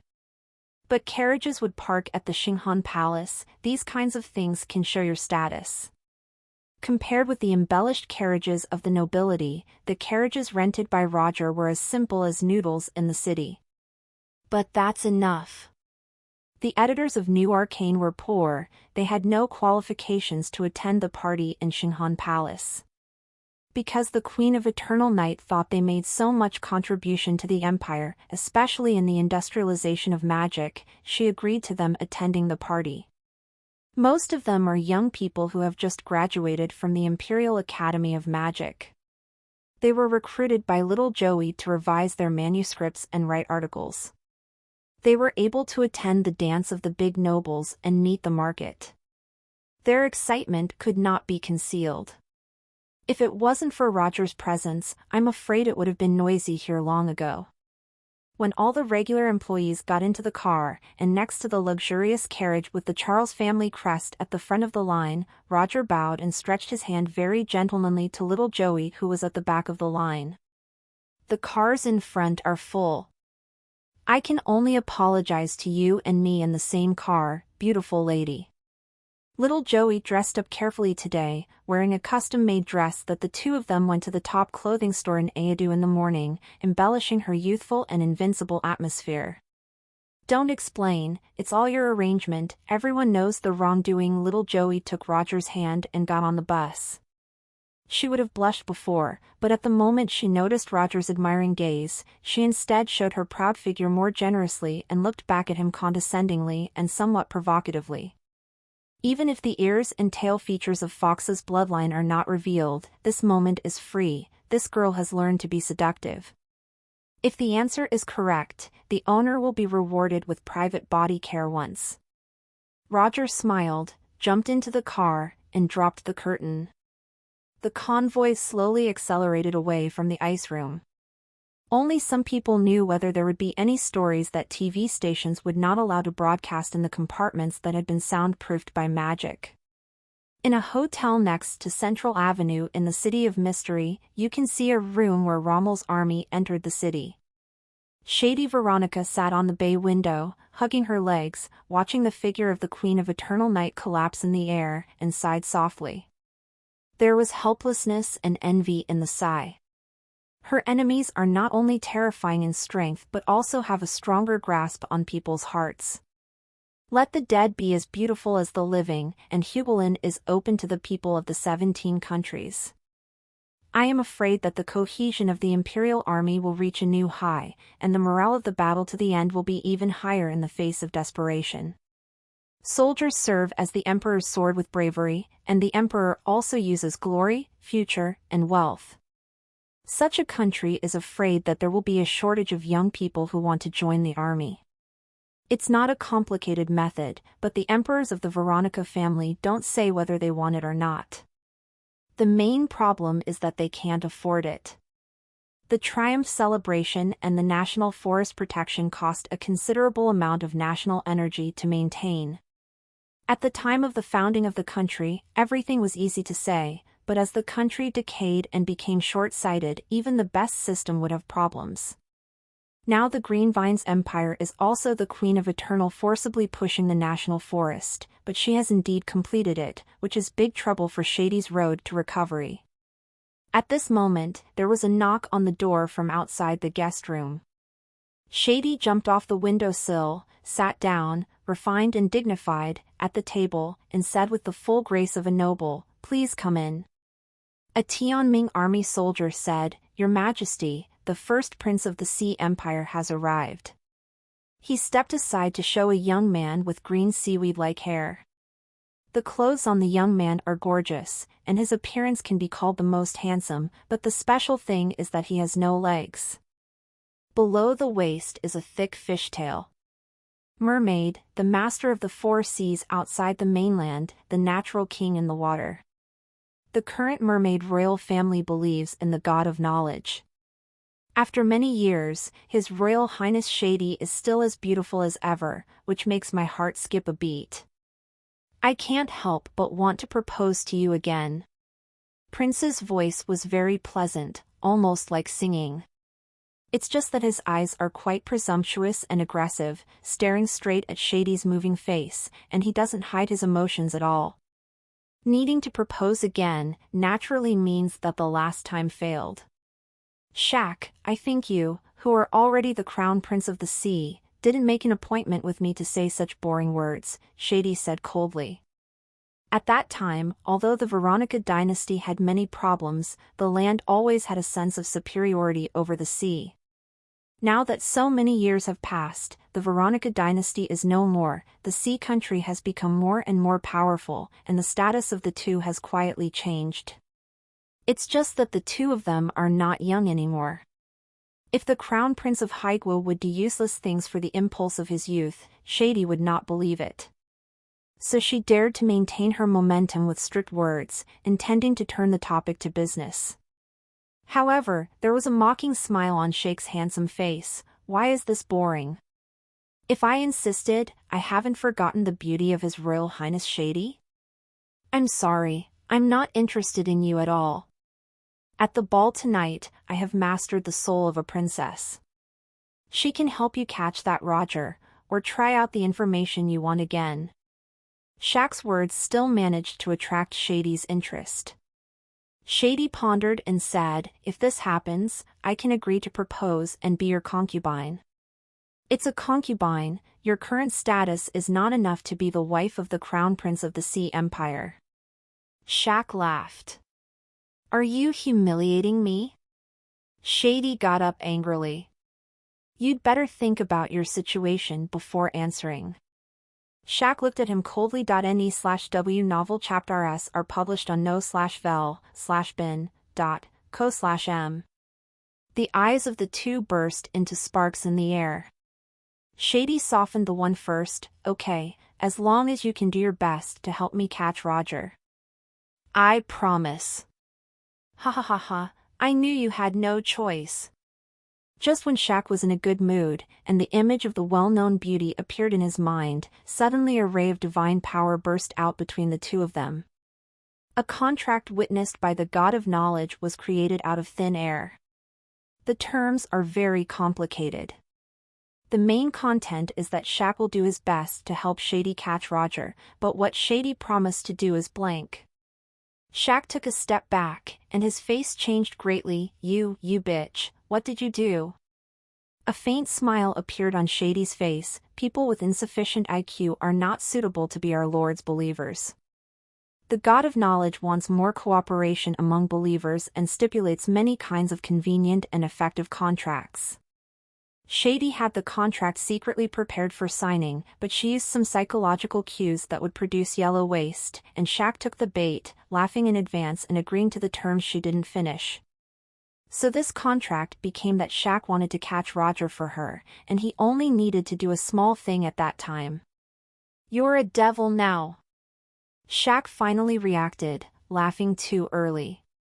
Shady seemed to be submissive, but she dug a hole and waited for her. Shady half smiles, "As long as you can achieve your goals, why not be a devil? Let's talk about the little girl you control." Shaq can only recruit as best as he could. Not long after, Shady heard Cornelia Caccini's name, and she couldn't help showing a faint worry. This kind of person who only stares at one scabbard becomes bald and is prone to accidents.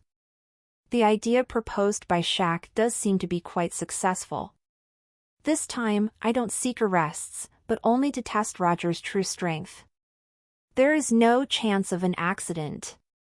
Shady finally made a prudent decision.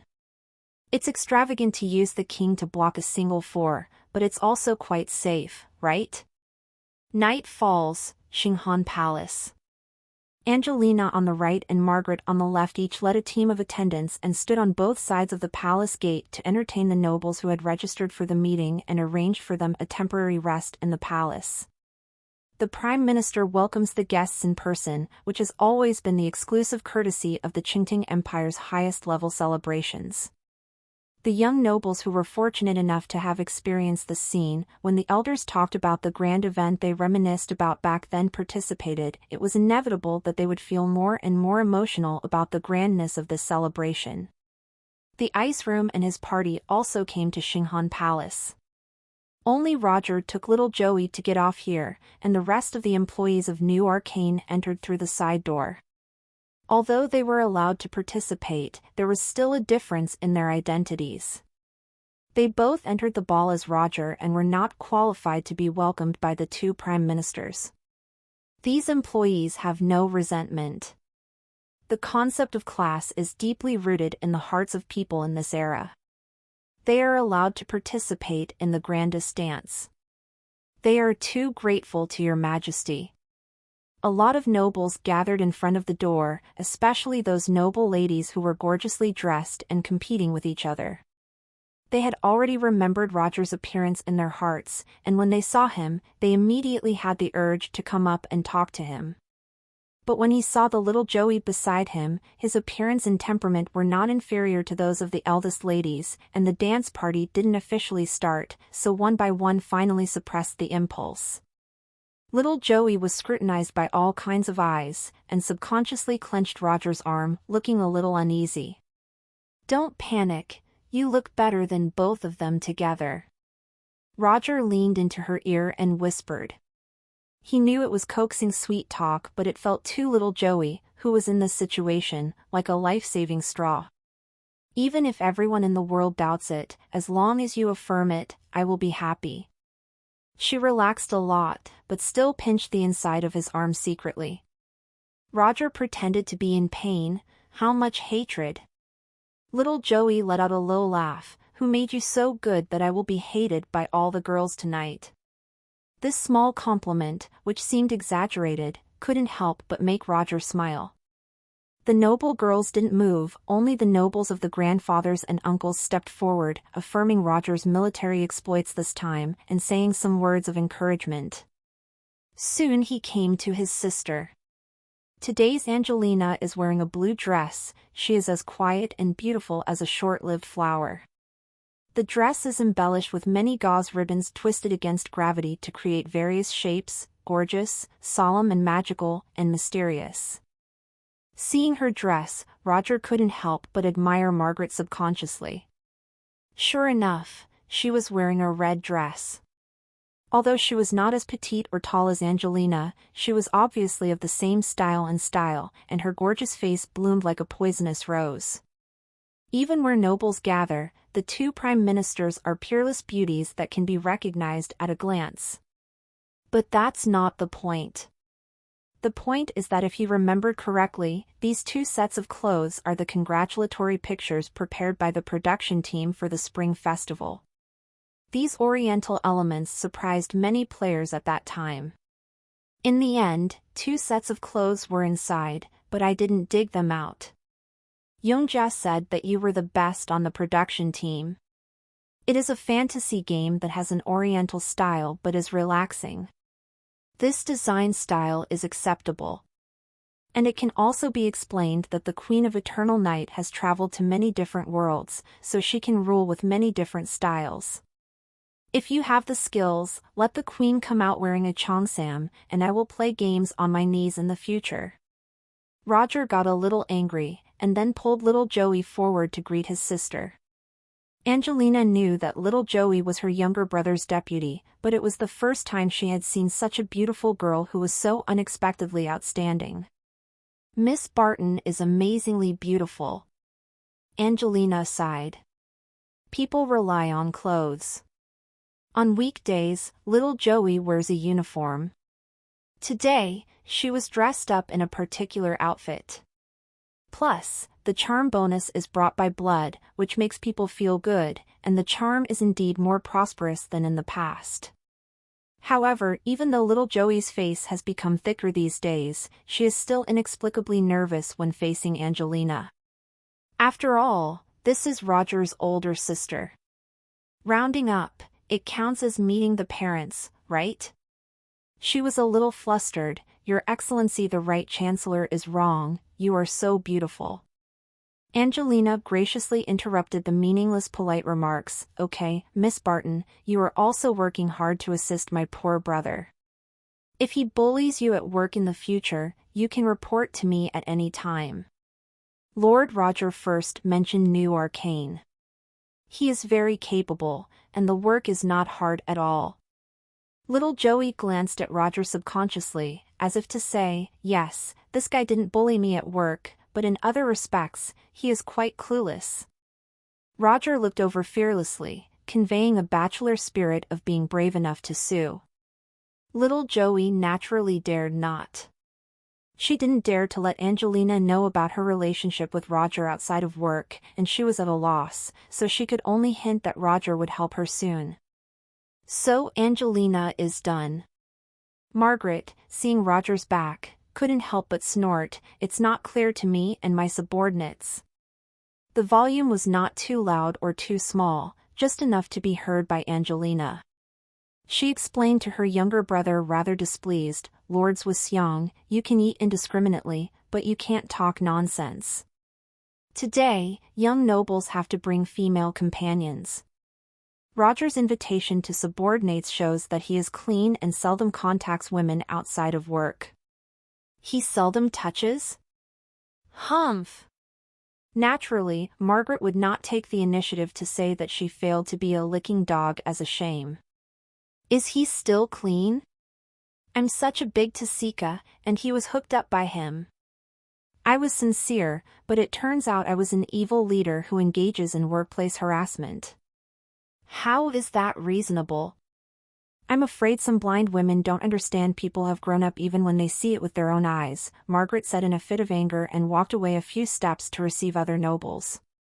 Angelina was curious, but the work didn't stop and she didn't have time to think about it. Not long after, the Duke of South Carlton, with his wife and several children, also came to the gate of Xinghan Palace arrogantly. Hey, has Cornelia suddenly become a lot more beautiful? You scheming bitch. I just wanted to seduce the handsome guy tonight. I can't lose to her. I bought Intel's latest magic makeup tray. It's been 3 years since the Eternal Night calendar. Who still has Intel? Some noble girls looked at the youngest daughter of the Duke's family curiously. Tonight, Cornelia Caccini is indeed extraordinarily beautiful and has a different kind of charm. Foaming Moon Shadow Palace, the inner hall. The Queen of Eternal Night floated in front of the locker directly on the top of the main hall, opened the small drawers, and while waiting for the official opening of the dance, she compared and selected jewelry suitable for tonight's dance. The sparkling gems always have a fatal attraction to women, even if they are as strong as the Queen of Eternal Night, they have not passed their consciousness checks. On the road to sweeping the kingdoms, countless nobles and grandchildren didn't know how many years of accumulation, selected and collected rare treasures, and finally put them all into the Queen's private jewelry box. All hanging out, the kind of big box that can open a jewelry exhibition. Find the new st ovals on n/velben.com. But there are too many good things and there are troubles. You can't wear everything you like or look good in, right? Although the choice of adults is all I want, the picture reads astonishingly the whole world. It is written that the jewelry store moved, and then it became a world-famous painting. Anyway, I don't know what that kid is wearing today. The magical aura of the Queen of Eternal Night flashed between her fingers. On the palm of her hand, concrete and a tiny model of the main hall of the Xinghan Palace appeared, with countless villains coming and going back and forth. The next second, she found Roger's location through the magic beacon. This is her territory, no one will be able to spot it if you peep. Let's not talk about magic skills, let's count how many back doors she has left in the protective magic circle of Xinghan Palace. The Queen of Eternal Night opened the screen and zoomed in again, and soon her eyes as deep as the sea lit up, revealing a slightly satisfied smile. Humph, at least it didn't embarrass me. First of all, I must affirm Angelina's aesthetics, and secondly, I must say that the lighting in Xinghan Palace is really good. In the end, he reluctantly admitted that although some people were incapable of talent, they still have good skin. Tonight, Roger was naturally dressed up by his sister. A brand new black dress, made by the Empire's top fashion masters, is well cut, with a slender figure, and the Charles family crest is drawn on the chest with dark silver lines. In addition, there are not too many decorations, and the design is minimal, but it tests the aesthetics of the maker and the temperament of the wearer. In addition, a small but delicate magic circle was attached to this dress, which was lit by the fire magic that Roger automatically absorbed, and there were a few mischievous and lively fire elements on his shoulders and above his head. No matter what his real strength is, at first glance, he must be a very handsome and powerful young magician. This is the light pollution costume featured in Evernight World, also known as the magician's dress. Because of the above magic circle, the mage must be driven by his magic power. People who only have an ordinary identity and no strength wear ordinary clothes. This kind of dress has high requirements for the master. Not only does it have to be cut, but the level of magic cannot be poor. The fashion masters who can make it in the Empire are also counted on one hand. Even if there are no additional attributes, each set costs thousands of gold coins to start, which can be regarded as wearing a luxury house on the body. Even more time-consuming to make, Roger's set is not a temporary rush. Instead, Angelina has already prepared it for him, and now he has the magician's strength worthy of this dress. After all, with special effects, if you don't play well, you will kill matte and plastic online games. But if you play well and have a good appearance and figure, then it is a little dress with legendary special effects. To know that there are so many powerful magicians in the Evernight world, the demand for concave-shaped clothing will not be as simple as a marquee. Originally from home, he knew his true strength, and Roger refused to wear such an eye-catching dress. Even on Earth, he is out of the street in black and white, and he can't accept the cool outfits of trendy men. But Angelina was happy that her younger brother had made a great contribution on the front line, and broke through the strength problem that has been criticized, forcibly pressed him to the bed, and put on the magician dress that she had prepared for a long time.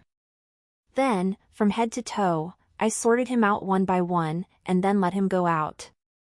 The Queen of Eternal Night dresses up the right Prime Minister, the right Prime Minister dresses up her younger brother, and the younger brother's voice dresses up the Queen. Fate! It's indescribable.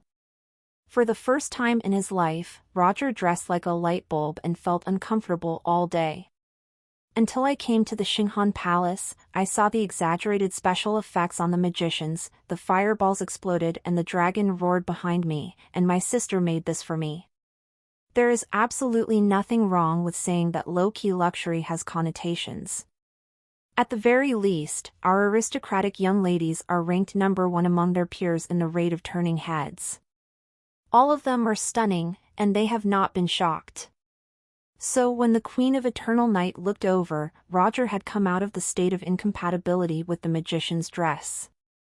He dealt with the nobles at the meeting quite comfortably, enjoying the scorching eyes that fell on him from time to time, eating and drinking. Just waiting for the prom to start, finish a dance with little Joey, break the queen's curse and keep your feet, even if you complete the task tonight. Hey, I didn't have any eye-catching jewelry in this fight against the orc tribe. It's not as good as fighting the elf empire. The Queen of Eternal Night was fiddling with her jewelry, and she was hesitant to choose. Seeing Roger's outfit tonight, she suddenly had a direction. More than one gaze was on Roger. Including another focus tonight, Cornelia Carleton, who attracted the attention of young nobles after entering the stage.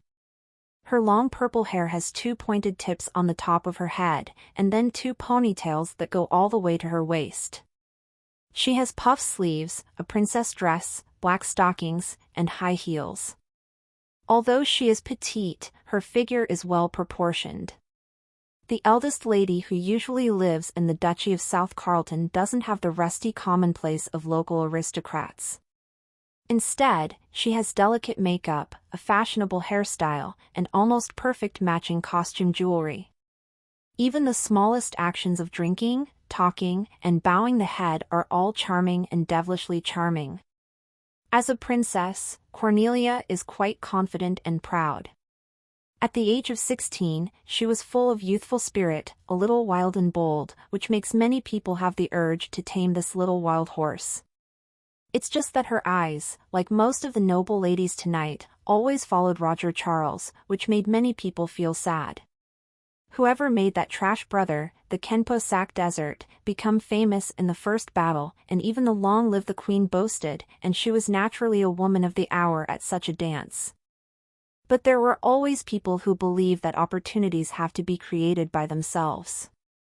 Earl Buck Lindsay, his father died in the Empire's war against the Veronica dynasty. He inherited the title and joined the army. This year, he is 20 years old, already a colonel, and he is one step closer to becoming a magus.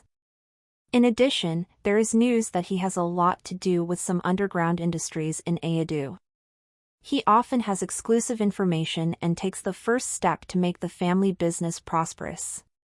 She is very busy with her career and cultivation and has yet to solve a lifelong event.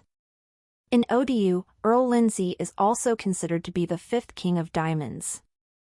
Nobles who want to be married can step over the threshold, but they still have not agreed. He is waiting for a lady who can make his heart move, and whose family and status can help him. Tonight, Cornelia caught his attention as soon as she appeared. Asking about that girl's identity, Earl Lindsay began to hesitate. The Duke of South Carleton has a bad reputation, but he is also a duke and an important military minister. Climbing up to his house and using it properly should benefit his future development. And Cornelia is indeed doing very well. After drinking the sparkling wine in the goblet, Earl Lindsay combed his hair and walked to Cornelia with confident steps. Bowing gracefully, he said, "Beautiful lady, can I ask you to dance to the opening?" Cornelia's eyes flickered, and she answered with a little shyness, "Yes. But can I ask you one thing first? A gentleman will not refuse an invitation from a lady. Then please, Lord Count, help me bring this glass of wine to Master Charles." She pushed the cocktail she had just prepared to Earl Lindsay. Earl Lindsay cracks. At the imperial ball, if a woman is embarrassed to directly invite a man to dance, she can give a hint with a glass of wine, and the other party agrees after drinking. So this wave is probably equivalent to confessing to the girl you like, and then she asks you to hand over a love letter to the official school curator. Earl Lindsay wanted to throw the cup and leave. "I'm sorry, Lord Count, I took the liberty." But Cornelia lowered her head next, pointed her finger, and whispered pitifully, "Tonight, so many excellent girls are watching Master Charles. I know I am very self-sufficient and will be rejected, but I still want to try it." Earl Lindsay suddenly felt restless in his heart to lick the dog, and raised the glass of wine. "I have a way to make him drink it." Cornelia raised her head in surprise, covered her mouth, and refused. "This is too presumptuous. I don't need to trouble you. This is a gentleman's promise. Lindsay turned resolutely towards Roger. If there is test magic slapped on Nilia's face, you will hear. The power of angelic bitch, top level. The other end of the venue. Little Joey met a few classmates from the Imperial Academy of Magic. Roger let her go to catch up with the old days.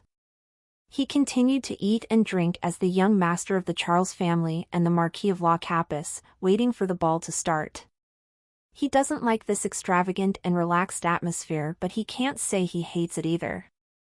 That's it, don't behave badly, just embarrass your sister. There was a noble girl who had an appointment to dance or bring wine, and he made excuses to refuse. Although I want to drink, an arrow was shot in the liver during the battle, and it takes time to warm up. Although it's a bad excuse, it's always gentler than a clear rejection, and a girl can only accept it with regret. Then Earl Lindsay stepped forward. He held a glass of champagne in his right hand and handed a cocktail in his left hand to Roger. He said gracefully, "It's an honor to meet you, Master Roger." Roger nodded with a smile and said skillfully, "Although I want to. Let's stop playing the set. You've been shot in the liver, and the Charles family's financial resources can cure you." Earl Lindsay lowered his voice and said, "I know top-secret news that is not good for the right chancellor, so I can only tell my friends." He held the sky blue in his hand, like a cocktail with layers of clouds rolling, and handed it to Roger again. Roger blinked as if this guy was saying, "Drinking is a friend?" He knew this person. In the game's plot, he was an intelligence dealer who wandered into the gray area. On the surface, he was greedy for money and lust, but he could be regarded as a die-hard loyalist to the Empire. And this venue also has a magic circle to detect harmful substances. Even if you play the routine of non-toxic substances combined are highly toxic, it is impossible to harm the Imperial nobles. What's more, you have the heart of the ocean, so drinking a glass of wine won't kill you, right? My friend's wine, even if my liver bursts, I have to take a drink. Roger took the glass, took a sip, and looked at Earl Lindsay. Earl Lindsay whispered, "Some people don't want to see the state farm promoted by the right prime minister, they want her to take some time off." While clinking glasses, he handed a note to Roger. Originally, this was a message that I had to find a way to pass on to Nightingale, but it just happened to be used to fulfill a wish for Cornelia. I just hope that this young master is smart enough not to cause trouble. At the other end, Cornelia seemed to be chatting with her best friends, but out of the corner of her eye, she kept looking in Roger's direction. Seeing Earl Lindsay come forward to talk a few words, make him raise his glass, and a faint smile appeared on the corner of his mouth. She played with a small ruby adorned on her dress, watching its color change to orange, and then stopped when it was almost yellow. This is a junior magician, about to break through the strength of the intermediate level. So Master Charles was born with strong spiritual power, which caused his father to be injured, but his body's magic power is very low. Cornelia showed a hint of surprise. Poisoning can't be done at the dance, but it's easy to cast some hidden magic test methods that won't hurt the body.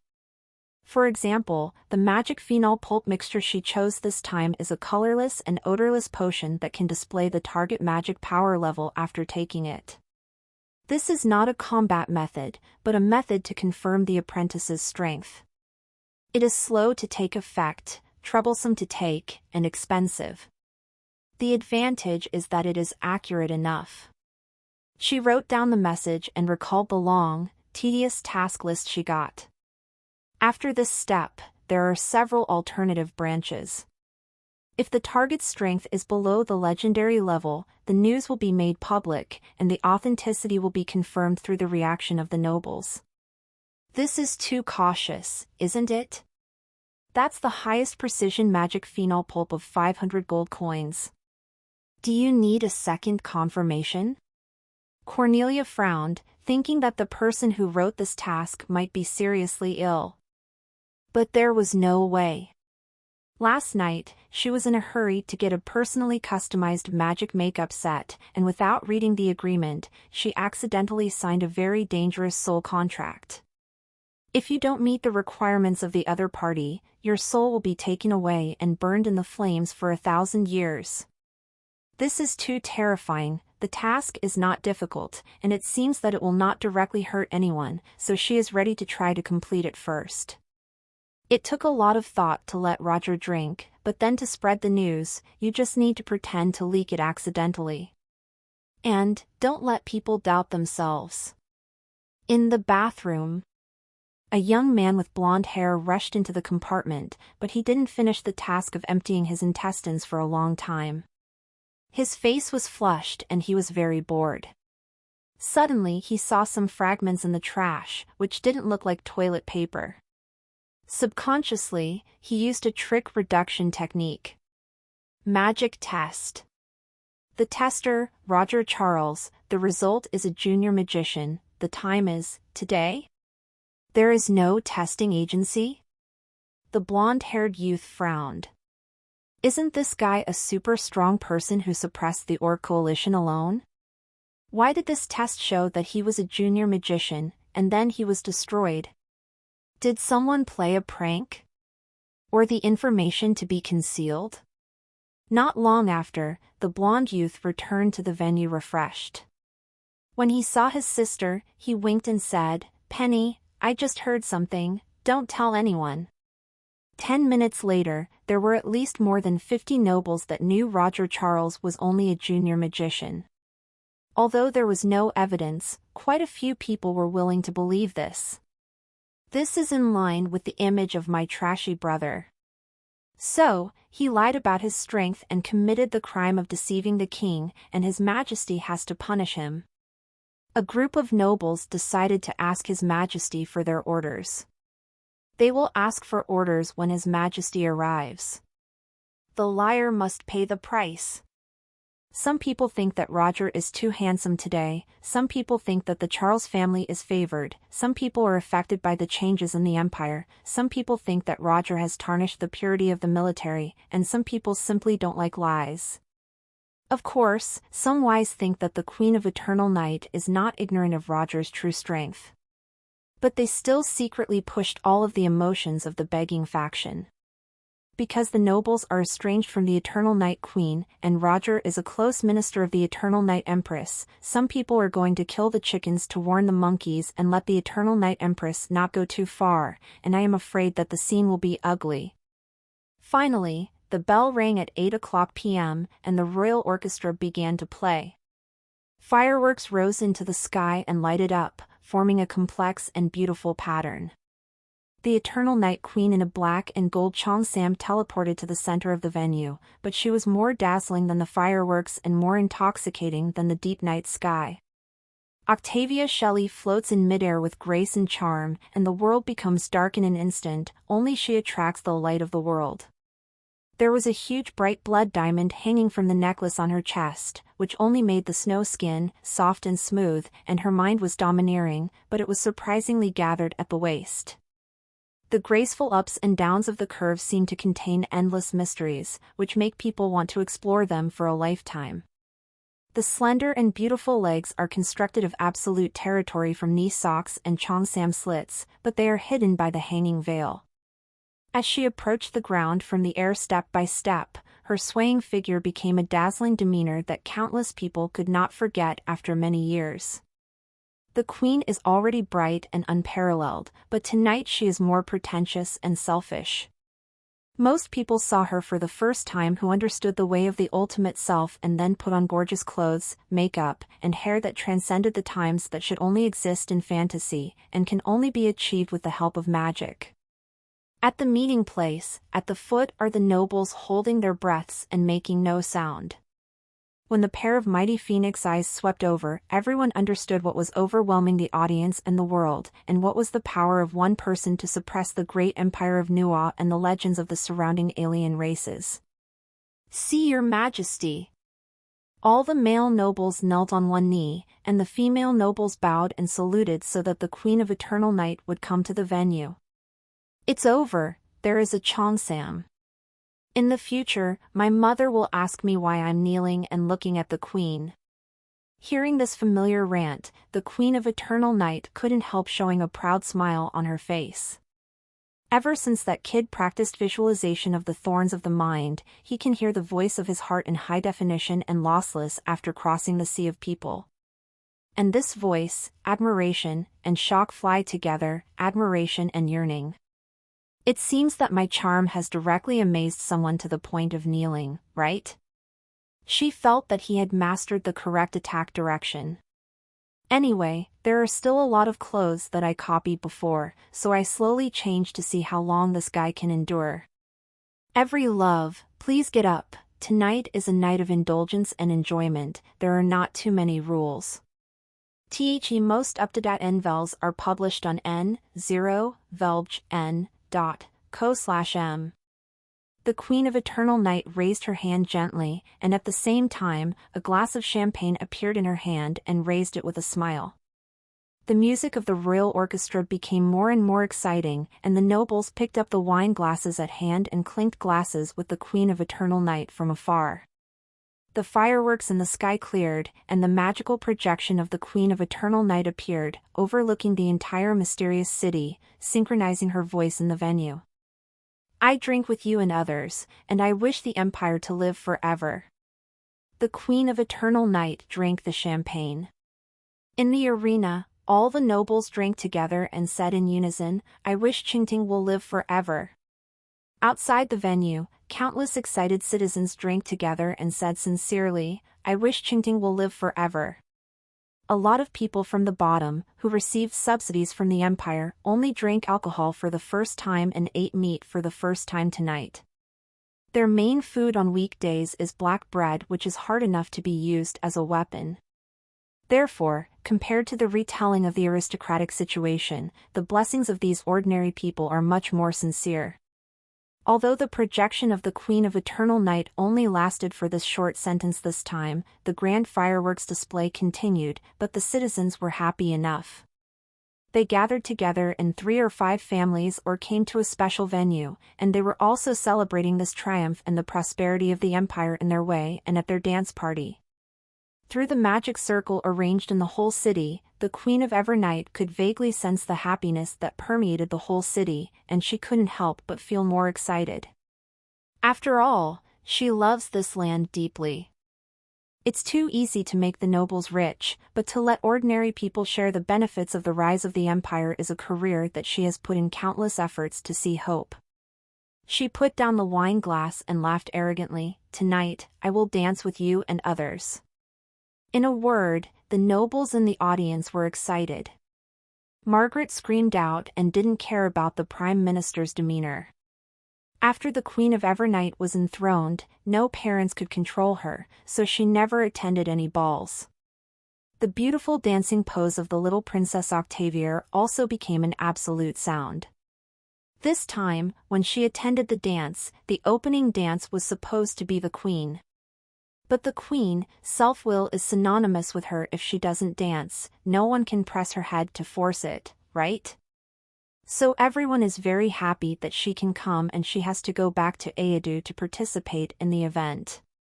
As a result, the Queen of Eternal Night directly said happily that she wanted to dance, and of course, everyone was excited.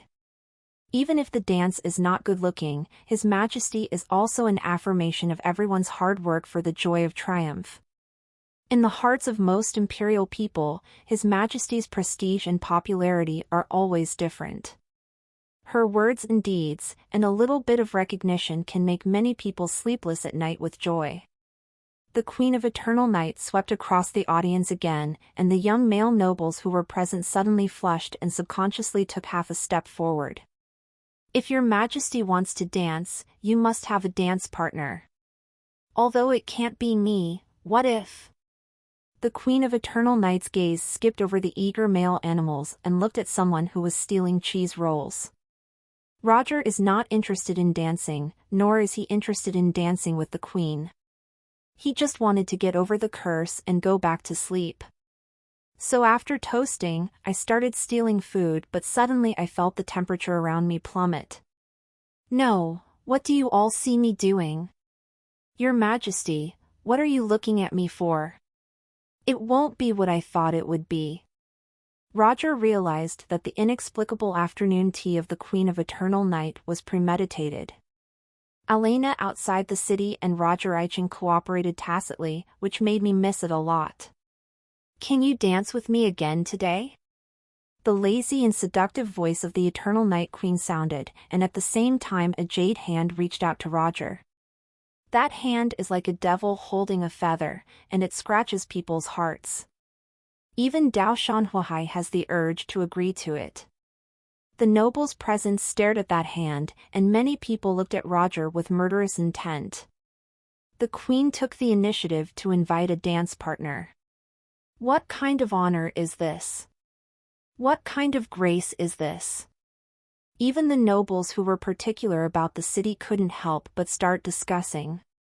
Why this trash brother? I can't accept it. Besides, I'm not as handsome as him. Where am I inferior to him? Your Majesty chose this useless younger brother because you think there is no one in my imperial capital?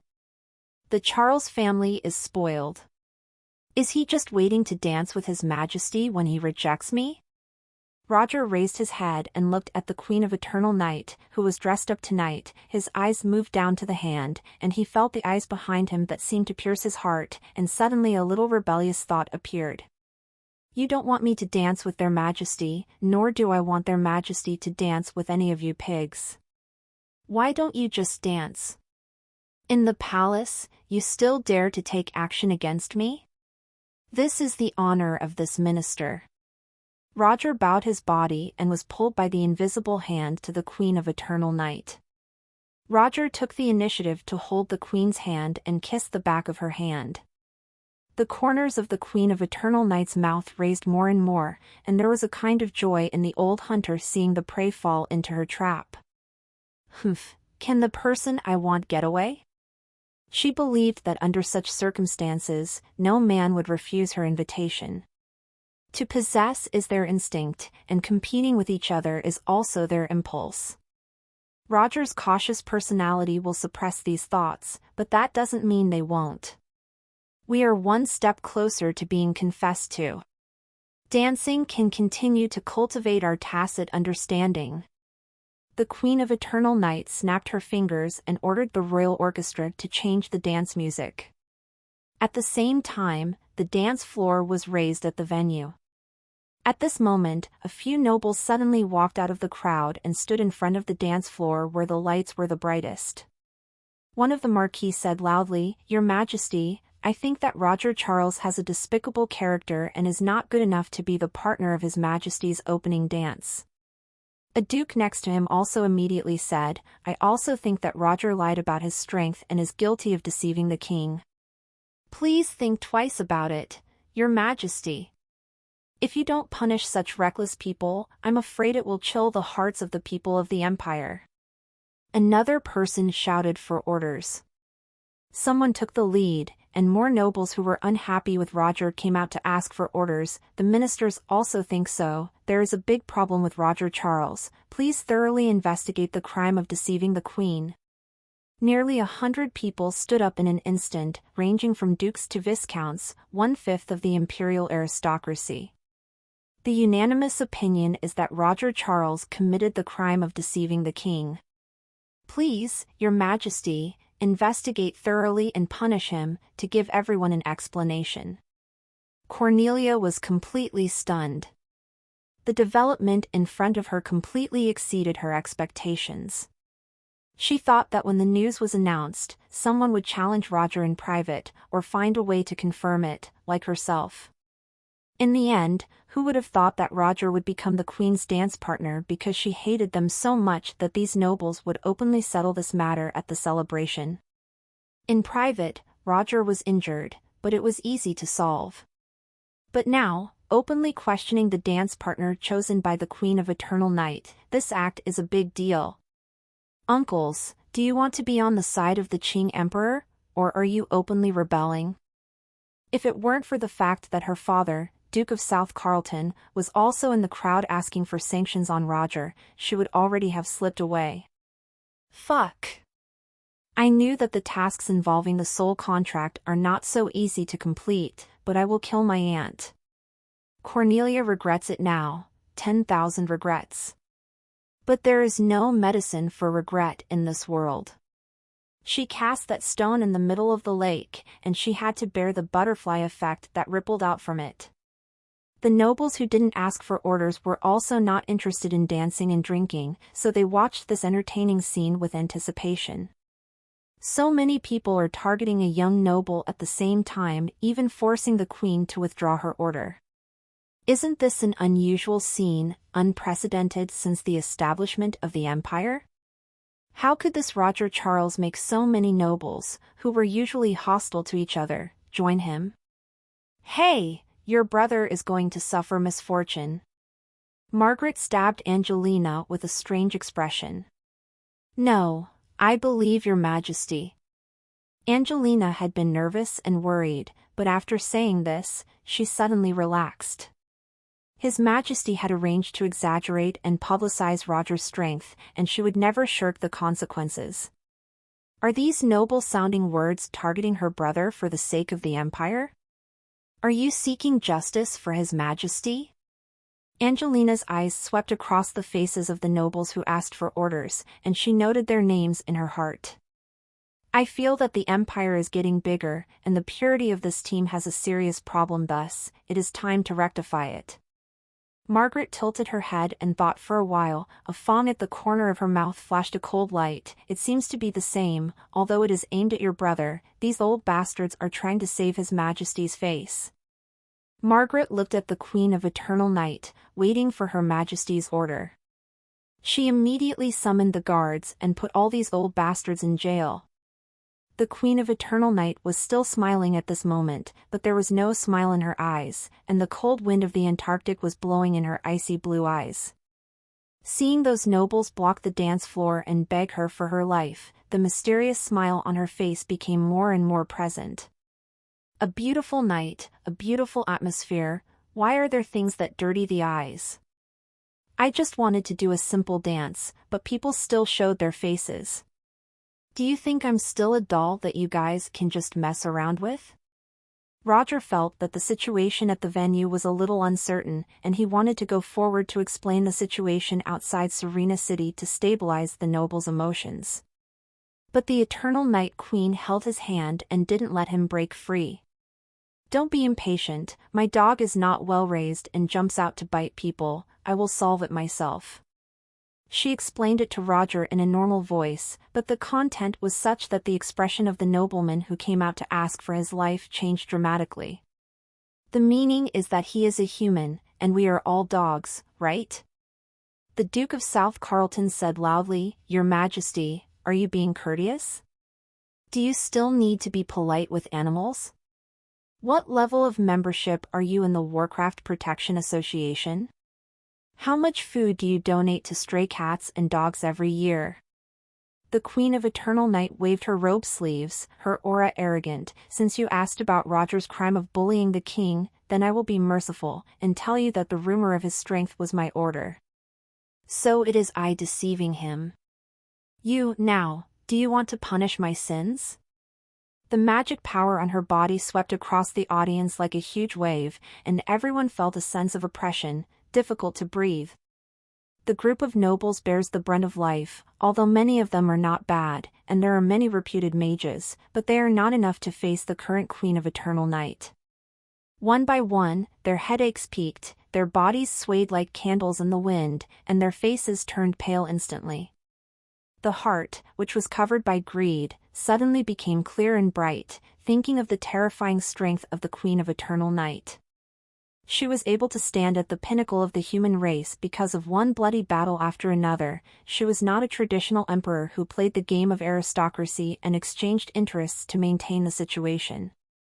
But they had already opened their mouths, and these people have no reason to go back. On the surface, today's scene is to express dissatisfaction with Roger, but in reality, it is a scene that will inevitably erupt as the imperial power of the empire is consolidated, which has aroused the vigilance of the nobles. The restricted powers of parliament, the entry of civilian officials into the cabinet, the expansion of the army, and the growing cult of the queen's followers made the nobles feel uneasy. Mokila and state farms, etc., have seriously damaged the interests of the traditional landowning aristocrats, and these have directly hurt them. The core of feudal society is to divide the subjects and build their state power. This is the foundation of aristocratic society, and the pattern of this world has not changed for tens of thousands of years. In the past, there was a conflict between theocracy and military power, and the nobles had to unite closely with the king, otherwise, it would be even more difficult for the country to transform into a religious state. Now that there is no church in the Qingtang Empire, the Queen of Eternal Night wants to practice the way of the ultimate self and build her ideal empire. The conflict between her and the nobles suddenly becomes focused and heightened. She wants the whole country to be like her right arm, all within her palm. The aristocrats wanted to agree to the Magna Carta to limit the expansion of imperial power and guarantee their rights. It's just that the nobles didn't expect that at the triumphal celebration, Roger became a spark, which directly ignited the fires of conflict between the two sides. I didn't expect the Queen of Eternal Night's attitude to be so tough. There was no little queen who would panic if they pushed her casually. They only saw a peerless queen who regarded them as chickens and dogs.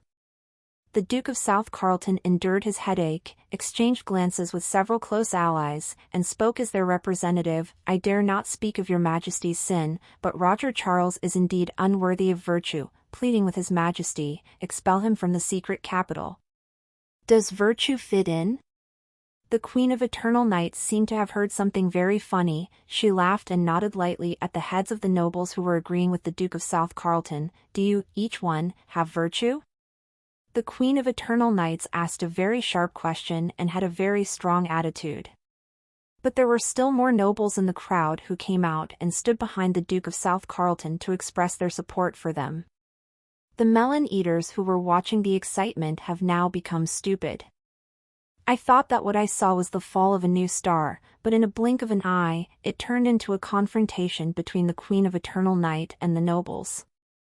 As if there was a gulf between the Queen and the nobles. The music of the royal orchestra was also scattered, and it was impossible to continue playing in such an atmosphere, so the venue became quiet. Some of the female relatives and young people present couldn't understand what was going on at the moment. Some people frowned and thought, worried, something bad happened. But most people are excited. Everyone loves His Majesty, but to make concessions from such a strong man seems to be quite expected. The eldest son of the Duke of South Carleton noticed that his younger sister was pale, staring at the Queen while trembling, and patted her on the shoulder. "Sister, what are you afraid of? Father and the others are united, and even His Majesty can't oppose the will of the entire empire." Check new Uvelchers at novelbin.com. I hope so. Cornelia forced a smile, not wanting to say anything to him. She was terrified at the time, but now the scene is rounded up, and she manipulated it. Whether it's the Queen overpowering the nobles, or the nobles overpowering the Queen, if the loser becomes annoyed and gets angry and investigates what happened tonight, she won't have to run at all. Although she took cover and even put the news in the men's toilet to reduce the probability of her being suspected, this is a magical world. Became a god to cover her up, and what she did was invisible in front of the prophetic master. Cornelia didn't know where this scene was going, so she could only watch more and more nobles join in the crowd. What they were fighting against was the Queen of Eternal Night. And Roger Charles, whose presence can't be completely concealed even if the Queen is shining brightly beside her. He went from being helpless and perplexed to being enlightened. At this moment, he watched countless people stand up and demanded his exile. He didn't have any fear, instead, he showed a playful smile. Who would have thought that a young man, stirring up the empire, could lead to such a terrifying scene on the night of the triumphal celebration? More and more people have realized that this is not a simple battle of will, but a political struggle.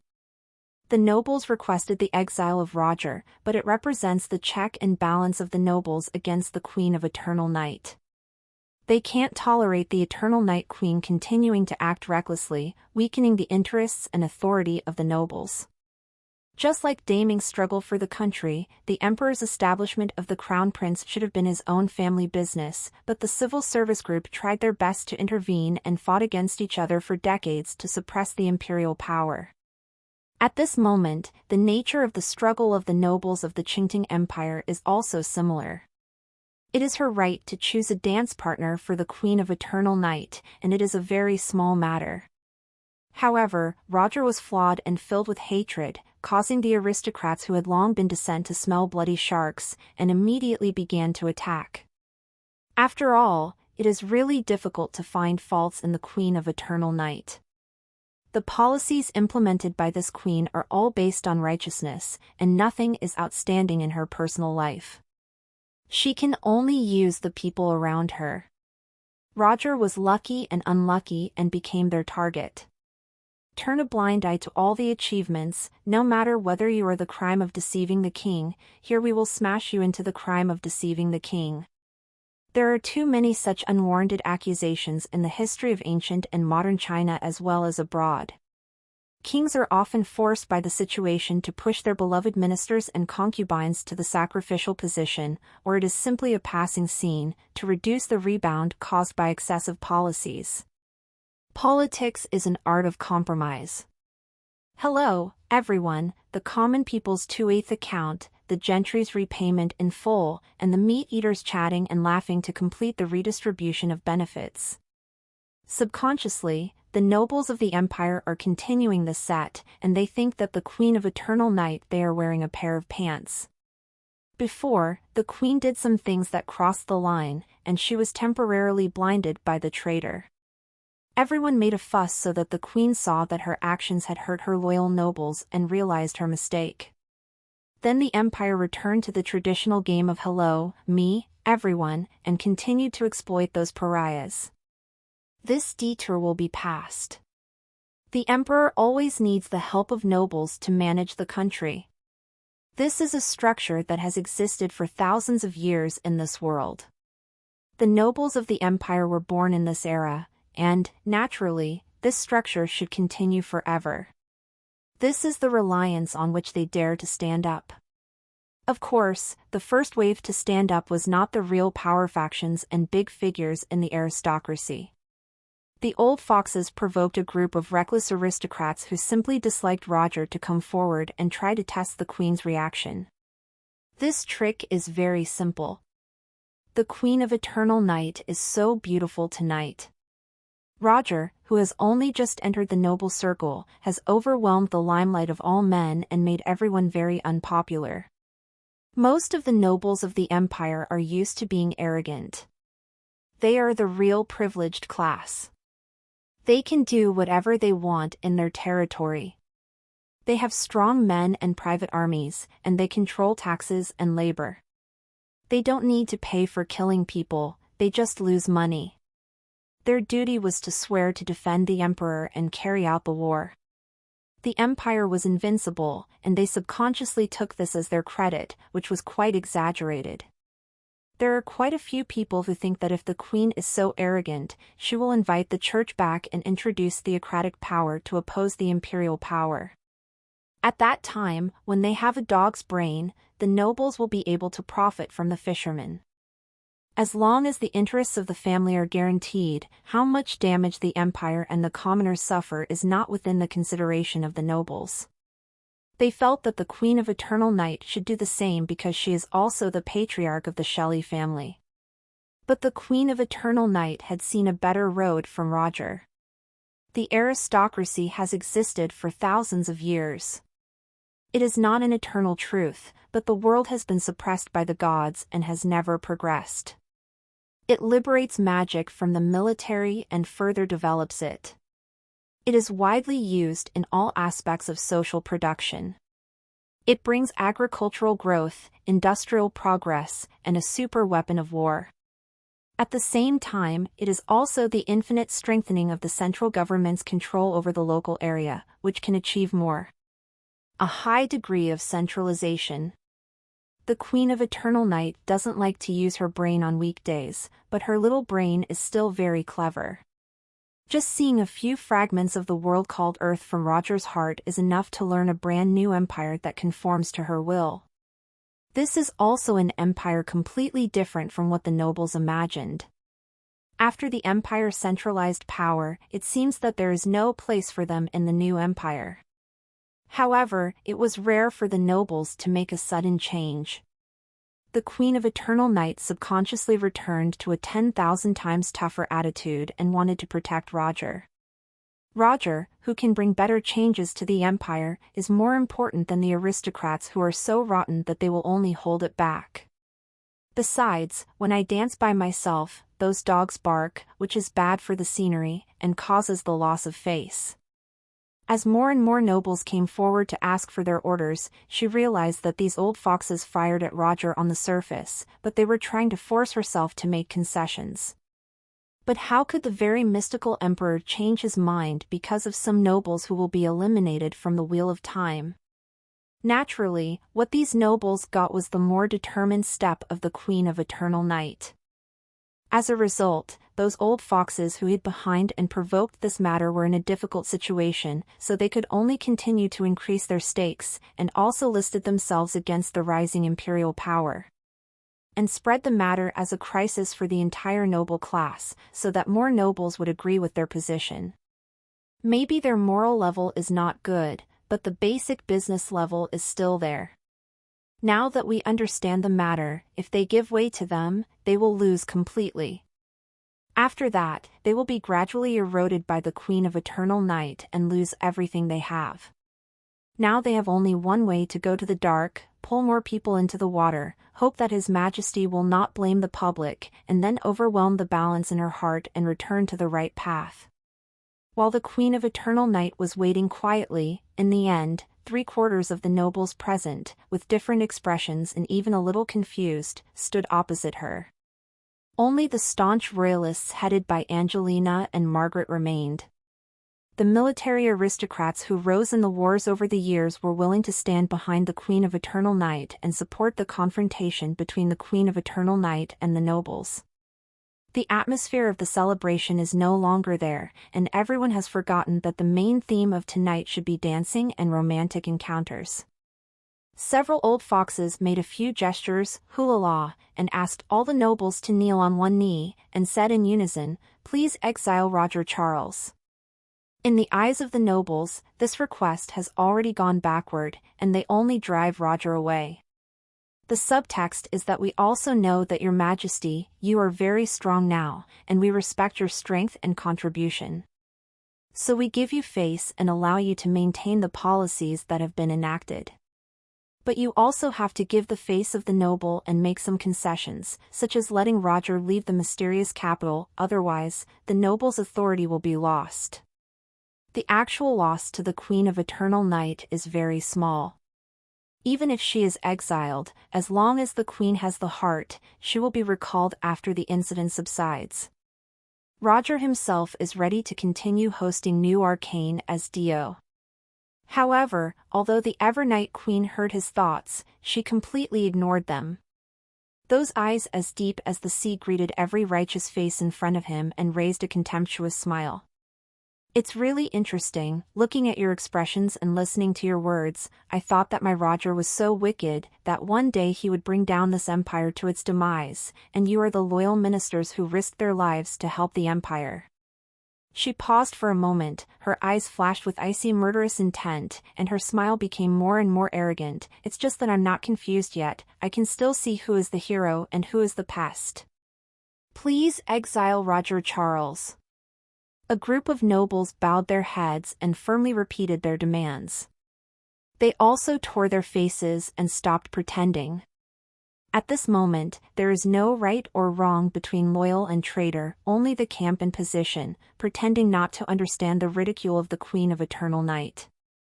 Sorry, I refuse.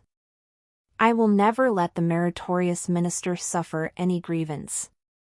It's a pity that the Queen of Evernight's voice was more substantial than theirs, and she pointed at the nobles who were kneeling on the ground. When you were helpless in the face of the 17 nations, it was Roger who offered to pacify the chaos. When you were singing and dancing, it was Roger who came up with the magic trick. When you were singing and dancing, it was Roger who entered the realm of inner demons and saved my life. When you were at the dance, Roger was still working overtime to compile new arcane at the ice room. You are indeed all meritorious servants, but I have already rewarded you for your merits in the past, and no one can lie on the credit book and act recklessly in the Empire. From this moment on, if any nobleman exiles Roger again, I will exile him to the depths of the desert to plant a tree, and he is not allowed to come back until it becomes an oasis. When Roger heard this, he couldn't help being shocked. He never imagined that he would have such an important position in the heart of the Eternal Night Queen. 3/4 of the nobles of the Empire were kneeling in front of her, yet she still had to protect herself, not even making any concessions. At this moment, he suddenly realized that although this queen doesn't say thanks on weekdays, and even teases herself, she is not an ungrateful person. What she has done, she remembers in her heart, and it has a lot of weight. Maybe she just sat on the lonely throne for too long and forgot how to get along with people normally. The Queen of Eternal Night was really angry here, and her threats directly caused many nobles to retreat. No one wants to go to the desert to plant big trees. Is that thing viable? Even the old foxes who took the lead in planning had never imagined such a scene. 3/4 of the nobles have stood up against it, but Her Majesty is still stubborn. What should we do next? The nobles who had always followed the Queen of Eternal Night with the wind began to seriously think about how to fight her if she was to be on the opposite side. Vote!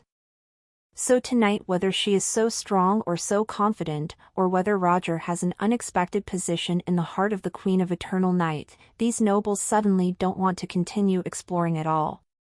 Now that everyone is in the palace, is it possible that they really rebelled and invited the Church of the Seven Gods back to suppress the Queen? After the rebellion, a brand new emperor was established. There are no other blood relatives in the Shelley family. They were all cleaned up by the Kingdom of Warbruja and the Queen of Eternal Night. She has no children. Hey, it's way too hard to be noble in the Green Vines Empire. Several old foxes exchanged glances, ready to find the means to end today's farce. At this moment, I heard Roger speak in a low-key tone, "Your Majesty, I have been wronged, I have been wronged, I don't want to leave the capital." The Queen of Eternal Night is in a fit of rage, thinking that I have been so rigid for you, yet you are still wrong. Why don't you go to heaven? She turned around and prepared to teach the troublemaker a lesson when she suddenly found him winking wildly at her. Combining his thoughts again, he immediately understood that this kid had a ghost idea again. He's going to start a group. The Queen of Evernight read the script he wrote, and her expression instantly became gentle. "Roger, no grievances, no grievances. Didn't I vent your anger?" Roger wrote willful, "Not enough, not enough. I'm going to teach them a lesson myself." The helpless and pampered look on the Queen's face. "Okay, what do you say? I will listen to you. Then you can make me an official who can manage these nobles." Roger took out the Eternal Night Order in his arms and shook it in front of the nobles. They both knew they were acting. But those nobles didn't know.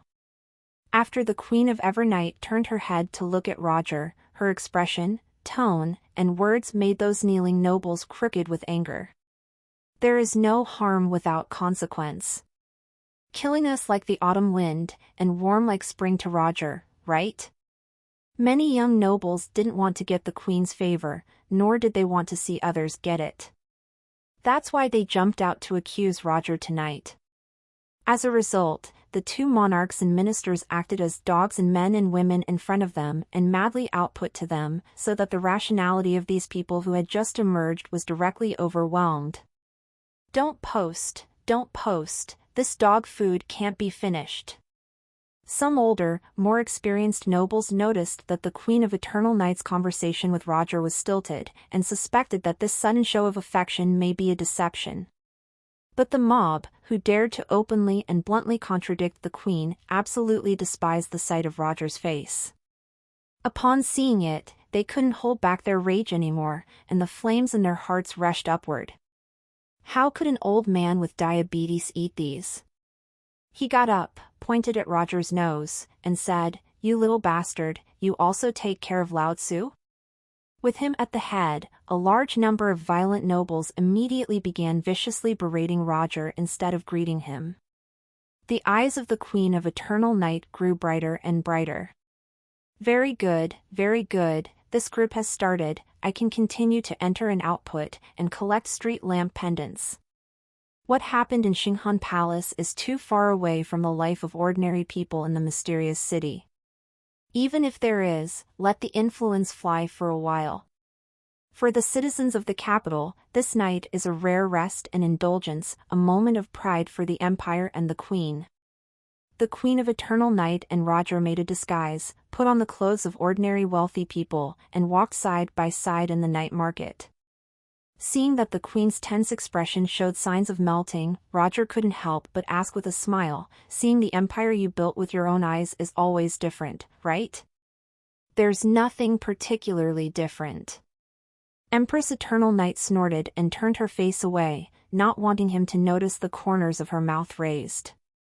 Although the magic circle can monitor the vague emotions of the whole city, personally participating in such a carnival, I feel that ordinary citizens and nobles are completely different from the red tape. Dazzling. The Green Vine's empire is peaceful and stable, and it is prosperous and strong, so they can enjoy life like this. The things that nobles are accustomed to, for these ordinary people, are very likely their happiness. Roger didn't say much, he knew that he had made the right move. Although the Queen of Eternal Night is in my way, she will also have emotional ups and downs. Tonight seems to be playing with those nobles, but those nobles who oppose her with great truths were followers who fought side by side and defended green vines. It's just that it's easy to share weal and woe. Even if he is the final winner in control of the situation, he still thinks it would be perfect without the scene. If the empire can smoothly transition from the feudal system to the centralization of power, the character of the Queen of Eternal Night will not treat those nobles badly. Their power will be restrained, but their quality of life will remain, and they still have wealth that ordinary people cannot spend for hundreds of years. It's just that people's hearts are not enough, and some greed is far beyond reasonable estimation. If someone wants to die, it really can't be stopped. However, the Queen of Eternal Night has seen more storms and waves. After a moment of sentimentality, she walked out of the oppressed palace and saw the simple happiness of the citizens outside. She knew that her hard work was not meaningless, and the light of green vines would eventually shine on more people. Gradually, I also saw it. Heaven and earth are huge, there are no nobles, and I still have 400 million people. They will prove my way is right. Roger followed the Queen of Night into a pub in the Docklands. There was a dwarf bard, who had drunk too much, standing on the table and chanting in a desolate voice, "It was the Queen who gave me bread to feed my stomach, it was the Queen who gave me sackcloth to ward off the cold, and it was the Queen who gave me this wonderful night." The third-rate lyrics and songs he wrote by himself were not very pleasant. However, they were better than a simple melody and were sung with genuine emotion. He attracted a group of sailors and laborers who made a living at the dock to sing along with him, and the cheap ale in their hands collided. "There's always not enough ale," the bard sang, blinking the eyes of the ghost spirit and bowing to everyone in the tavern. This is the rewarding part after the performance. The Queen of Eternal Night found it interesting, and popped out a gold coin to the tavern owner, invite him to drink. The owner of the tavern is a kind man, and he felt hot when he took the gold coins. "You are too much, it will make him drink himself into trouble." The Queen of Eternal Night was puzzled, and Roger explained by the side, 1 gold coin can buy hundreds of glasses of ale, and he drinks so much tonight that he doesn't know how to control it. He will drink as much as you reward him, and as much ale as you just paid for, he will drink himself to death. But this is only a gold coin. The Queen of Eternal Night implied that she had no coins of lesser value on her person. Aristocrats may eat dozens of gold coins in one meal, but who would have thought that a single gold coin could make a commoner sleepless? Roger smiled and told the tavern owner on her behalf, "This lady invites everyone to a drink, and the rest will invite the poet." The tavern owner praised, "The guests are generous." "Thank you, beautiful lady." The coolies and sailors also raised their glasses to the Queen of Eternal Night when they heard the news. The dress and temperament of these two people surpass the standards of this area by too many levels, and there won't be anyone who can't open their eyes to provoke them. If there is a petty thief, even if he can't control himself, the bartender will teach him to be a man.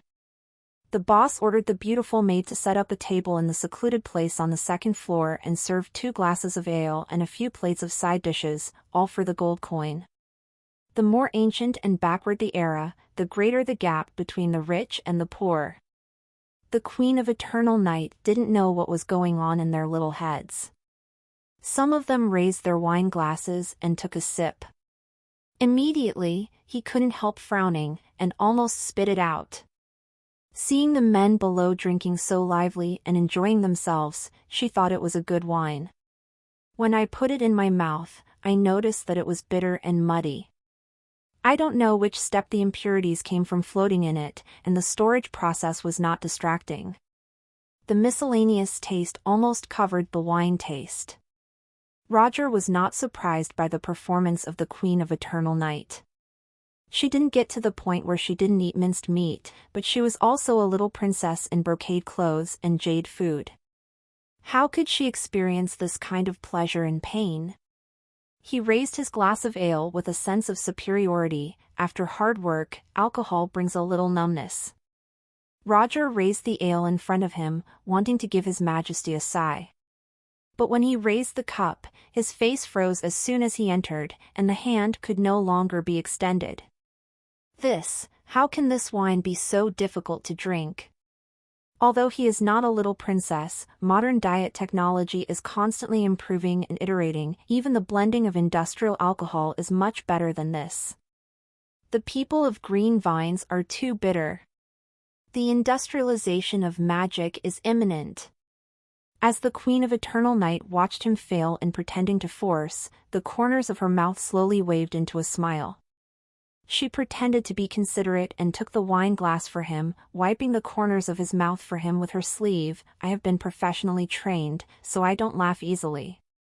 Roger returned an embarrassed but polite smile, feeling ashamed at home. He coughed and staggered the topic. "One day, the daily life enjoyed by the nobles can also enter the homes of ordinary people. Wine, meat, and clothing will not be something that these laborers can't achieve in their lives." The Queen of Evernight suddenly asked, "Is this your ideal country?" Roger asked back, "Isn't this the country His Majesty's ideal?" She tilted her head and thought for a while, then said earnestly, "If you want to add one more, I'm invincible. The Duke of South Carlton." Cornelia returned to her room, and the first thing she did was to find the cursed magic makeup tray and send out all the information about Roger's strength. The spiritual power surpasses the legend, and the magic level is a junior magician. This is why he has performed a lot of outrageous performances. Then she threw the dressing table on the ground as if her hands were hot, exhausted all her strength, and spread it out on her princess bed. To be able to come back alive, I don't know how many years of good luck it took. It's a pity that the quality of the magic makeup tray is very good. After rolling it on the ground a few times, it is as good as before, making a provocative D sound. Don't come here." She covered her head with a pillow, for fear that the reply came from the guy who held her soul contract and was going to send her a new task list. For him, tonight is scaring the baby to death. trying frantically on the edge of death. The nobles collectively asked for orders to exile Roger. The Queen of Eternal Night fought back hard, but the final result was only to stun the eldest duke and the other nobles to retreat. This is simply a miracle, isn't it? Although the courteous performance of the nobles will become a joke of the empire when it is spread out, at least they are still alive. The murderous air of the Eternal Night Queen is much fainter than in previous years. This kind of dangerous intelligence work is not suitable for this lady. Let's end such a terrible night soon. Cornelia closed her eyes and prayed, but unfortunately, her door was pushed open. The Duke of South Carlton said with a gloomy expression, "Get up and pack, we're leaving." "Father, let's go home a few days later instead." Cornelia pouted and acted coquettishly. Otoko is much more lively than the Duchy of South Carlton. Although she signed a sole contract, she got a lot of fashionable and beautiful outfits because of this, so she is going to continue to show up in the circle of noble ladies of the imperial capital. No. We are leaving the Ivy Empire. The Duke of South Carlton gave an answer that made Cornelia pale. "Father, why?" "Because of Roger. Who do you think will be the first to investigate after the establishment of the Night Guard?" Whether it was the temptation by the river that night or the leading provocation at the ball, the Duke of South Carlton felt that he had become the #1 enemy of the Charles family. Of course, there is another reason he didn't mention it. That is, the Queen of Eternal Night is so determined, the price of food will not rise again in the short term. The food he hoarded with all his family's property was now worth as little as sand. He will go bankrupt if he stays in the Green Vines Empire. He needs to find a place where he can sell the food at a high price, such as the Orc tribe that has just been defeated by the Empire. The defeated country's troops were in chaos, so now they must be especially short of food, right? Even if you don't have the money to buy it, it's not wrong to get a group of beautiful orc slaves like Tasika. As long as he has money and people, he is still a handsome nobleman in another place. Just a few days ago, a broker came to the door, promising to help his family move to another country. At that time, the Duke of South Carlton felt that he had saved the life of the Queen of the Eternal Night and the Holy Family Jinglong. How could he use this kind of service? As a result, the ungrateful queen is not guaranteed. It's time for me to go to the wider world, sit and watch her rise from a tall building, sit and watch her building collapse. This is the escape route of my Duke of South Carlton. You can't think of it? The capital, the military headquarters, is underground. A contact center for sparrows. Margaret didn't sleep at all, and excitedly instructed her subordinates, "There are 3 more noble families requesting immigration services." "Arrangements, all can be arranged." Putting down the communication crystal, Margaret praised, "Your Majesty is a clever plan, everything is in her plan, and sure enough, these nobles can't sit still and are ready to flee." Her subordinates were also nurtured by Margaret to become ardent fans of the Queen of Eternal Night, and they praised, "As expected of your Majesty." The group of nobles from the Empire fled, thinking they were looking for some mysterious organization, but it turned out that they were all disguised as sparrows. Now Margaret has marked on the map the route that these nobles want to leave the country and plans to send another regular army disguised as hemp bandits to set up an ambush on the way these immigrants must pass. People can leave, and the money is left for the little ant. The sparrow who was in charge of contacting the Duke of South Canadon asked for instructions. "Sir, the Duke of South Canadon wants to bring food to the Orc tribe, shall we grab it?" "Go to the Orc tribe to sell food?" "Hee, whatever he wants." Margaret recalled the secret treaty she had just signed with the Orcs and showed a sinister smile. The Empire didn't loot the Orc tribes in the first place, and there will be all kinds of assistance in the follow-up. "I want to go there and sell food to make money." "Great, Your Majesty, is this also what you expected?" She suddenly looked forward to these defected nobles living overseas. "When the time comes, I will arrange for the sparrows to take pictures with their magic."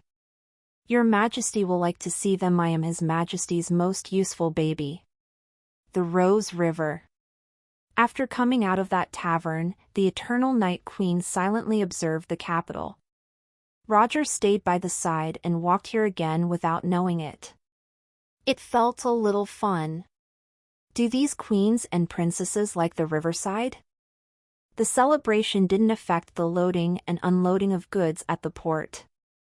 The commerce of the empire was active and the cross-regional trade continued to increase. Long-distance shipping was a race against time, and every night was very precious and should not be wasted. However, on the celebration day, sailors and laborers willing to work overtime can be paid more, and everyone is willing to work in the face of copper coins. Check new oval chapters at novilbin.com.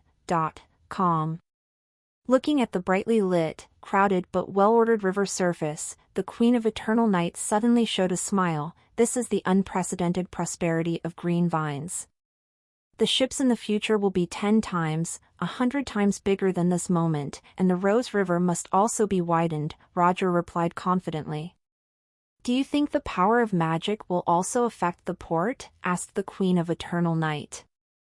Of course. The power of the ship, the strength of the keel, and the caliber of the artillery have huge room for improvement. The loading and unloading power and speed of the port can also be improved, as well as the transfer of goods. The overall management and scheduling, and the level of storage are all too rough now. The Queen of Eternal Night imagined the picture according to his description, and her longing revealed helplessness. It's very beautiful. Such a huge port must mean that the green vines business is highly developed. It's a pity that there are 7 gods, and there is not much time left for the empire. Prosperity will always come to an end. For an emperor who has a majestic blueprint in his chest and sees a greater road, he naturally wants to borrow another 500 years from the sky. The poor empire is only 10 years old. Even if they can unify the thoughts of all magicians, how much time can they put those beautiful plans into practice? War is a topic that the empire can never avoid, and the gods are the sword of Damocles hanging over their heads. To use a common phrase, the empire is going against the sky. This was the first time that the Eternal Night Queen had taken the initiative to express her concern that the empire was running out of time in front of Roger. Roger didn't doubt that she had such a conclusion. The situation that the 7 gods and the family have joined forces to target the empire has become a reality. She has prophecy spells and a bunch of powerful cabinets. It would be strange not to know that the gods have written the end of the empire long ago.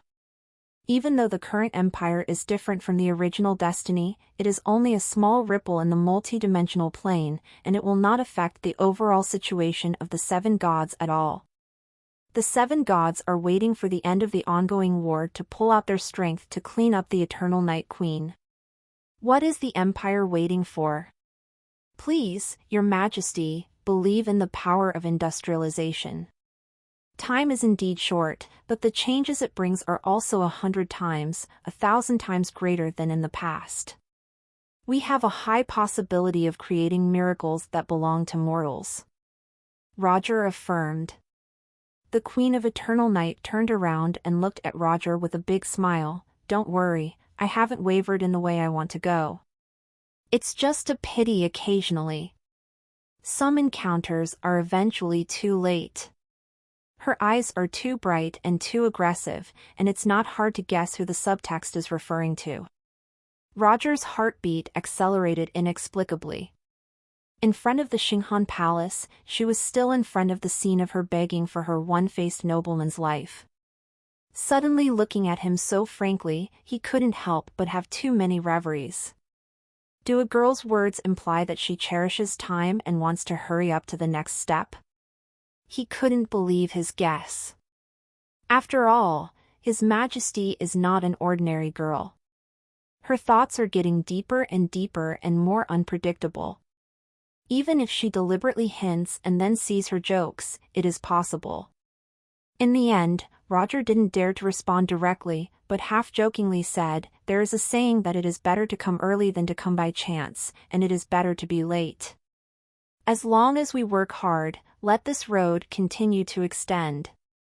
The Queen of Eternal Night found that he was still walking in the same place, and felt annoyed in her heart. Did this child play badly by himself? I've said it like this, you're still playing with guns? What are you afraid of? She also put on a half-joking tone, then how exactly will Roger Eiching work hard and what kind of path should he develop? Prosperity and civilization flashed in Roger's mind, but in the face of those dazzling eyes that gradually gave birth to a hint of embarrassment, his words finally flashed, Your Majesty, take the Rose River that nourishes capital as the dance floor, with the constant whistle as the music, all the citizens who have not slept are invited to be the audience, let us strive to cherish every second, and complete the interrupted celebration with dance steps. That's a good idea. The Queen of Eternal Night chuckled and took his hand, and the two flew to the middle of the Rose River.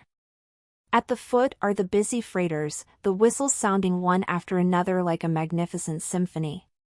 Roger naturally stretched out one arm to wrap her waist, and the Queen of Eternal Night put the other hand on his shoulder. The power of magic drives his feet, how is it born with this rhythm, and drives the Eternal Night Queen to dance gracefully, the two of them swirl like swallows over the river. The Queen of Eternal Night lifted the disguise of the two people, and her highly bright appearance reappeared in the world. There was a mist rising from the river, and the two of them were barely visible. The sound of the whistle is getting more and more indistinct and the hustle and bustle of the city getting ever closer. The music became dense and the dancers' feet are getting more and more compact along with the rhythm. A sailor was standing on the deck drinking secretly. When he raised his head, he suddenly saw a water monster dancing in the air. After a closer look, it was gone. He was so scared that he was covered in a cold sweat. The fog was spreading, and the figures of Roger and the Queen of Eternal Night were getting taller and taller. When they reached a height where they could overlook the entire mysterious city, the magic circle of the city's defense lit up. At this moment, the whole city shone for them. They forgot where they were, their identities, and worldly troubles in the elegant dance steps. The sky and the earth turned into stars and streamers, setting off the dance that the Queen of Eternal Night was thinking about. The song is finally over. The final finishing move was that Roger hugged the Empress of Eternal Night towards him, with her small hands on his chest, and the two bodies were just a line away from each other. Roger took a deep breath, suppressing those thoughts he should not have, and didn't dare to look at the beautiful little face in front of him, but stared at the vast and mysterious capital. What is the difference between Your Majesty and God at this time? In such a dance, the scene, the music, and her movements are all her miracles of creating magic, and the control is so exquisite that it is beyond the level that an extraordinary person should have. The Queen of Eternal Night's breathing was also a little disordered, and she paused before answering, God has become a slave of faith, but I will never. Just when Roger was thinking about this sentence, he suddenly found that the hand she was supporting on his chest loosened, and the graceful body was close to him. He then raised his head and made a light mark on his lips. Good night, little Roger. She suddenly figured out, since I don't want to be a god, I don't have to abide by every word of that god, right? Girls can't confess, but that doesn't mean they can't go up. The excellent indescribable elasticity, and the unexpected scorching heat, only exist for a moment. Without giving Roger more time to think, the beauty in his arms disappeared. It seemed to be just a dream bubble, and it ended before it can be recollected. Because she only thought about the attack, she didn't think about the follow-up after the attack, and she didn't have any excuses to think about it. She didn't have time to think about it. Although the Queen of Evernight is a theoretical expert in Thai theory, which means natural, she has also begun to learn to take the charming route, even though she has no experience in matters between men and women. At the moment when her lips met, her heartbeat was no slower than Roger's. The brain that had given up on thinking was completely blank. She was afraid that Roger would ask her what she was doing, what she wanted to do, or that she would do some anti-customer operations in the future, so she simply flashed. Anyway, someone has a say, women want to have long-term attraction, and they want to be a book that can't be understood and never see the end. I'll be a fan if he can't figure it out tonight. Very good, there is nothing wrong with this, we are still masters of intuitive warfare. Run away after pretending to be forced, that's not right. Up to.dfrm no/v/e/lb, n.co/m. This is what makes it as fast as the wind, as invasive as fire, and finally as unknowable as darkness. In short, I am the art of war that retreats to advance, and it is not a guilty conscience. The Queen of Eternal Night was confused, and the consequence was that Roger still couldn't realize that this was the normal etiquette after dancing in the Empire, or that it was an oath to possess love but not beyond etiquette. Judging from the sound of little Roger, Queen Eternal Night's move is more like a mature big sister welcoming her best friend's younger brother to officially enter the aristocratic social arena and giving him some adult benefits. If he is a simple younger brother, the Queen of Eternal Night is so beautiful, it is naturally very good to occupy this benefit. But if you think about it from the perspective of a suitor, the Queen of Eternal Night behaves like this, which means that she doesn't regard herself as the opposite sex, but is just a little boy who will not give birth to entanglements between men and women. Doesn't this mean the start of hell difficulty? However, the current situation doesn't allow Roger to think more, and he is also facing bigger trouble. Losing the Queen's magical support, he is falling to the ground at an ever-increasing speed. You are unable to fly. Fortunately, his brain was also flexible enough to turn on the insole of the long journey in time and use the teleportation technique to send it directly back to Charles' house. The space conversion directly eliminated the high-speed momentum on his body, avoiding the sad ending of falling to his death after dancing at a high altitude. Angelina hadn't gone to sleep yet and was reading in the courtyard. When she saw Roger teleport back, she showed a gentle smile that was no different from usual. Ajay, what did you and His Majesty talk about again? Roger's heart was suddenly filled with warning signs. You and Your Majesty can hide this performance tonight from everyone, without Angelina. She is both her elder sister and His Majesty's best friend. She is very clear that the relationship between the two is by no means the face or lover that outsiders think. It is natural to suspect that there is something wrong with the interaction between the two at the dance. So, she didn't suffer from insomnia at all, but deliberately confined herself here. Roger felt guilty inexplicably. Then the question is, what is the relationship between you and Her Majesty now? If it was before dancing, he could say with certainty that it was acting. We are just partners to deceive those rotten nobles and send them to an early end. But the Queen of Eternal Night's sudden and unexplained kiss, combined with the words that she had been saying before, made Roger a little confused about what the woman was thinking. Because you are close enough and have enough contact, is it possible to develop love over time?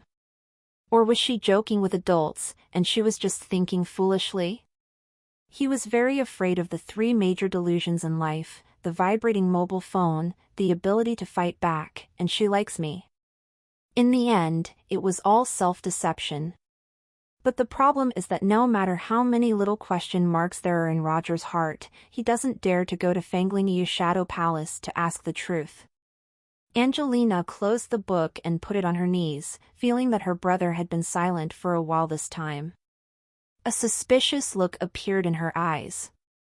It seems that there is indeed a connection between the younger brother and His Majesty that he didn't know. I never doubted it before, but now I recall the most obvious thing is the time when His Majesty took action to save me after the bloody night of Odiu. How similar that time was to tonight. Roger also used himself as bait to lure out Joestar, and then the Queen of Eternal Night came forward to end it.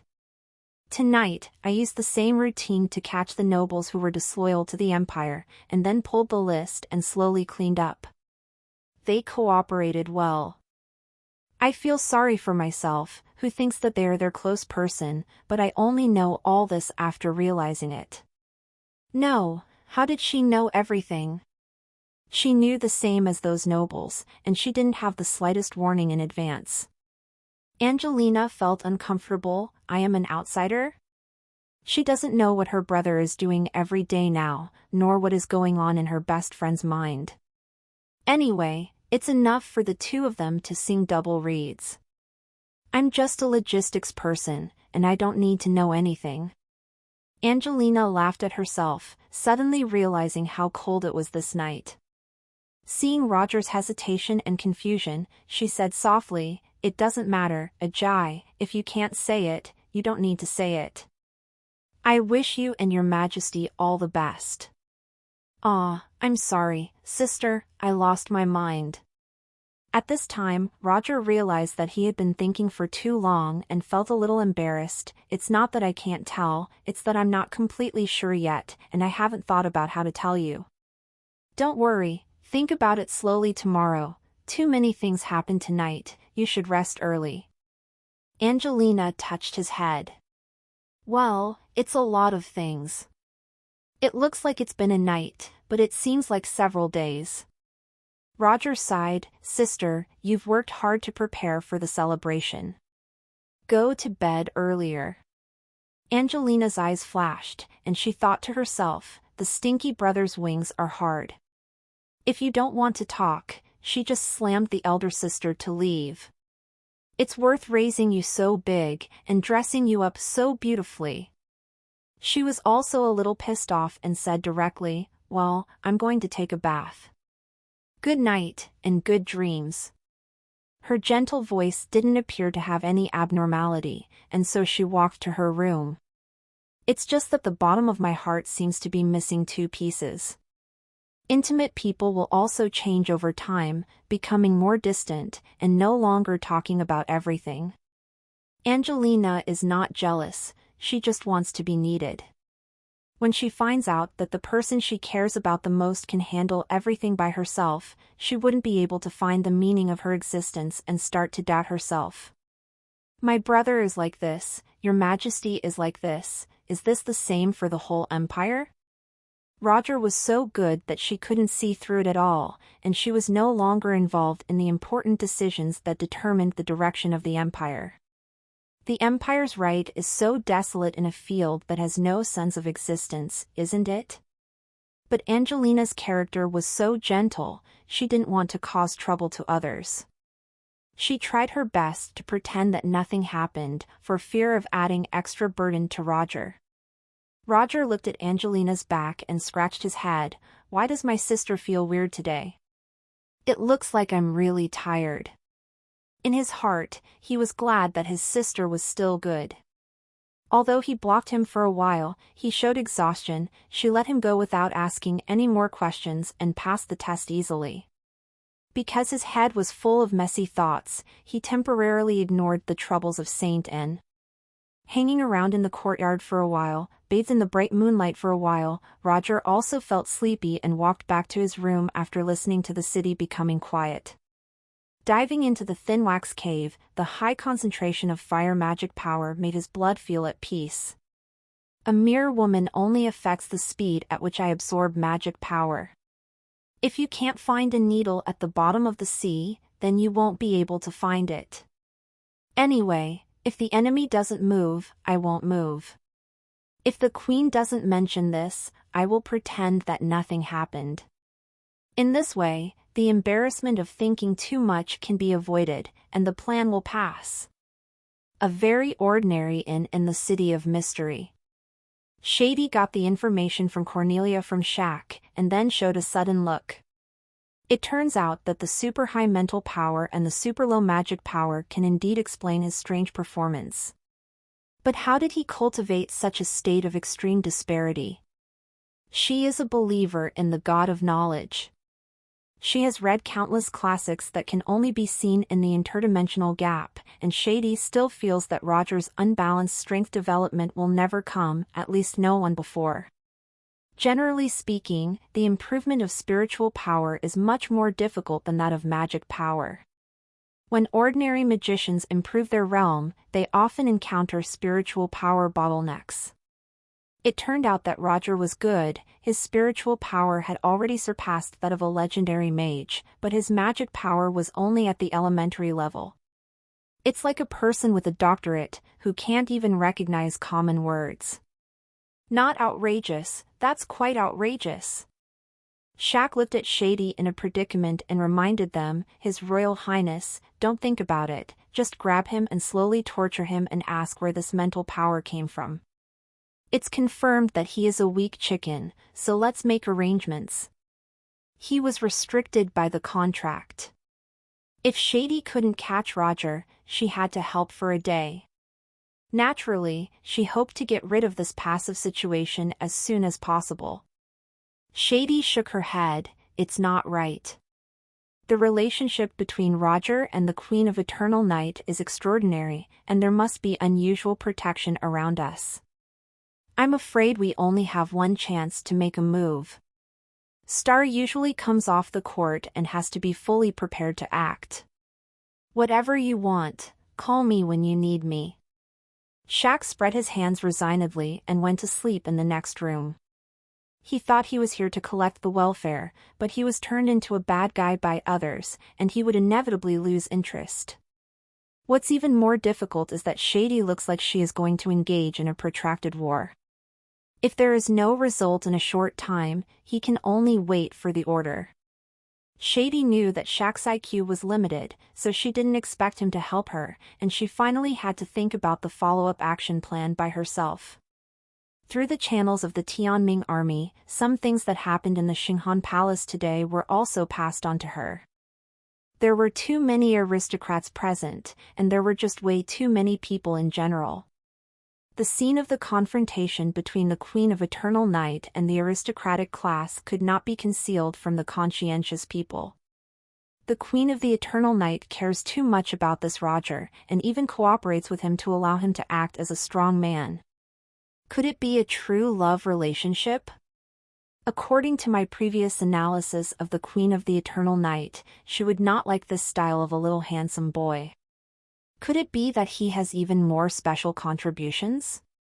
Shady calmed down, not only analyzing Roger's information, but also the recent movements of the Queen of Eternal Night and the major decisions of the Empire, trying to find clues. Time passed until it was dawn. Shady discovered an interesting thing. Besides the Queen of Eternal Night, the two young people who have been in the limelight recently are Roger Charles and Dio Brando.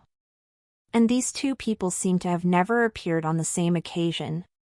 Shady thought about it, and immediately went to pat Shaq to wake up. Dio Brando's hometown is by the sea, arrange for people from Haigua to investigate. Shaq, what? Just 5 in the morning. A new day has come. It wasn't yet midnight when Roger fell asleep last night, and the sign-in was opened at this time. The settlement of the system without lying flat. Ding, the Astia system has detected that the host was emotionally stable yesterday, and obtained a random treasure chest. Do you want to open it?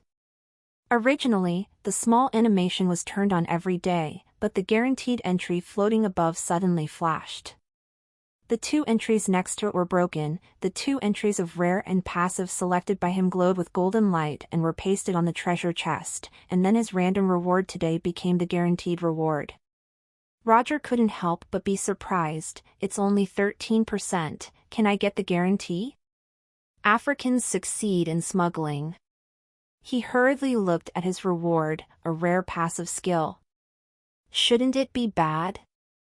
Dream Shield, perfect level. Your mental power can be converted into HP at a ratio of 1 to 5, and 100% of all damage is absorbed.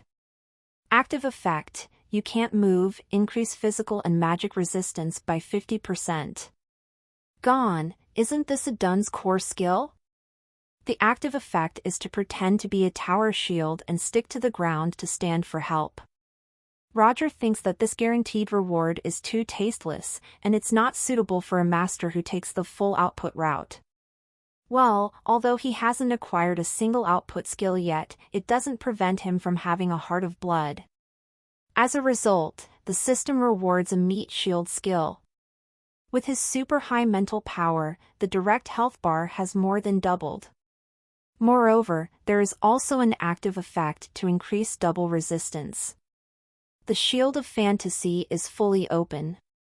Even if the legendary mage is fully output to him, I am afraid that he will have to vomit blood to break the defense.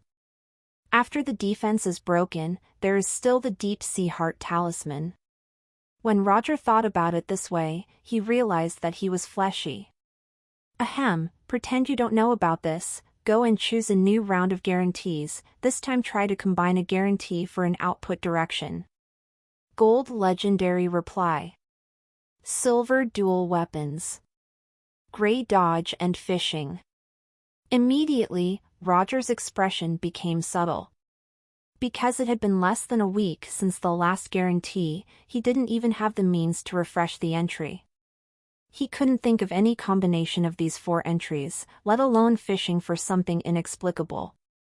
The only golden entry seems to be the only choice, but an entry like legendary reply. You want to strengthen me in the direction of the meat shield, right?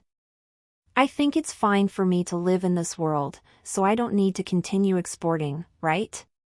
Roger was a little powerless to complain, but judging from the fact that it was golden and had the word legend, he chose legendary reply. Talking is better than nothing, maybe with good luck recently, you can get good things without guaranteeing the bottom line. After summing up what he had achieved last night, Roger got up to wash up and went to the ice room. Today is the official release date of Arcana Talk, and after this magazine is linked with the Eternal Night Queen's Magician Camp, there is a real-time commenting function, and he can watch the sand sculpture barrage of the Imperial Magician in real time. The golden light of dawn shone through the mysterious capital. Sanitation workers were cleaning up the wreckage left by the carnival last night, and many people started a new day by launching the banner Long Live the Queen. The confrontation between the Queen of Eternal Night and the nobles didn't appear in the newspapers, only the establishment of the Night Guard was mentioned in a small corner. Because the authority he held was a bit out of the norm, the saying that Roger Charles was particularly favored by the Queen spread like wildfire. A well-informed person began to talk about the excitement of the Xinghan Palace last night in a small area. After listening to it, some people began to claim that there was a secret relationship between Queen X Roger, believing that the favor was beyond ordinary monarchs and ministers. But this person was quickly attacked by the loyal fans of the Queen of Eternal Night who beat him to a coma. On this day, the Amagi Defense Forces handled 5 times more cases of fighting and violence than usual. However, the headline on the front page of Long Live the Queen today is not yesterday's triumphal celebration, but a large chapter introducing the first issue of the newly published Arcana Talk. This is another magazine created by the original team of New Arcane. Once a week, it is distributed free of charge in the form of a supplement to New Arcane, which is a supplement to the main issue. Every magician who subscribes to New Arcane can obtain the next 4 issues of Arcana Talk under the current magazine, and the new spell Knowledge is Power. The supplement will publish authoritative magicians, evaluations, and extended discussions on the content of New Arcane.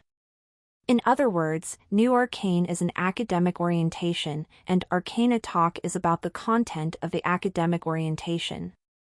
Originally, the controversy of New Arcane was huge, but now there are magazines devoted to these controversies, and everyone can't help but admire Roger's courage in starting the magazine.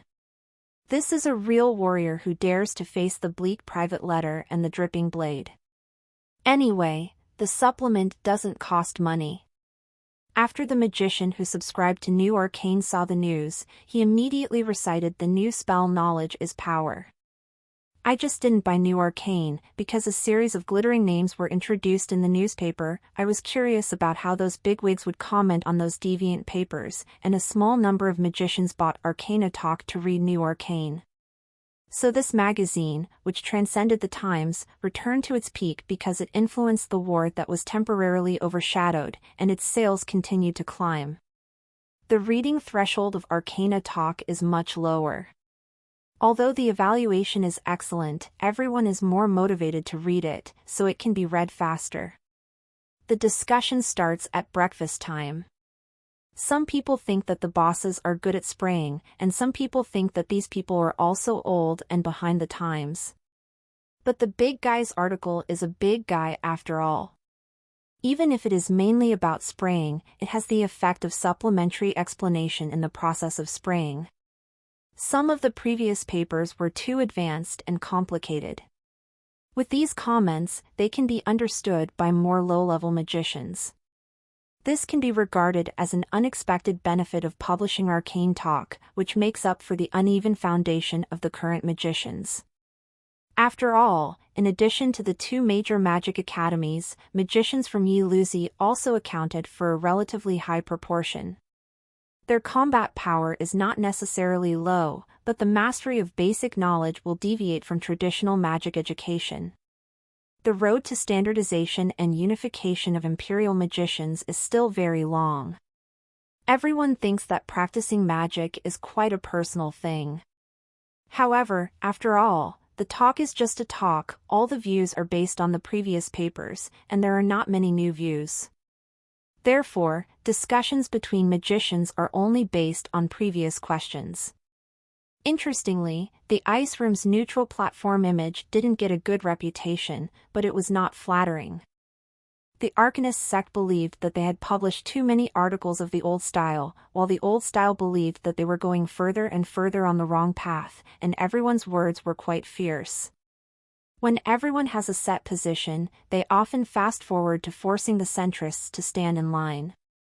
Some opinions can't only be exchanged among friends, but a new method of submission is also provided at the back of Arcana Talk, and all magicians are encouraged to participate in the discussion.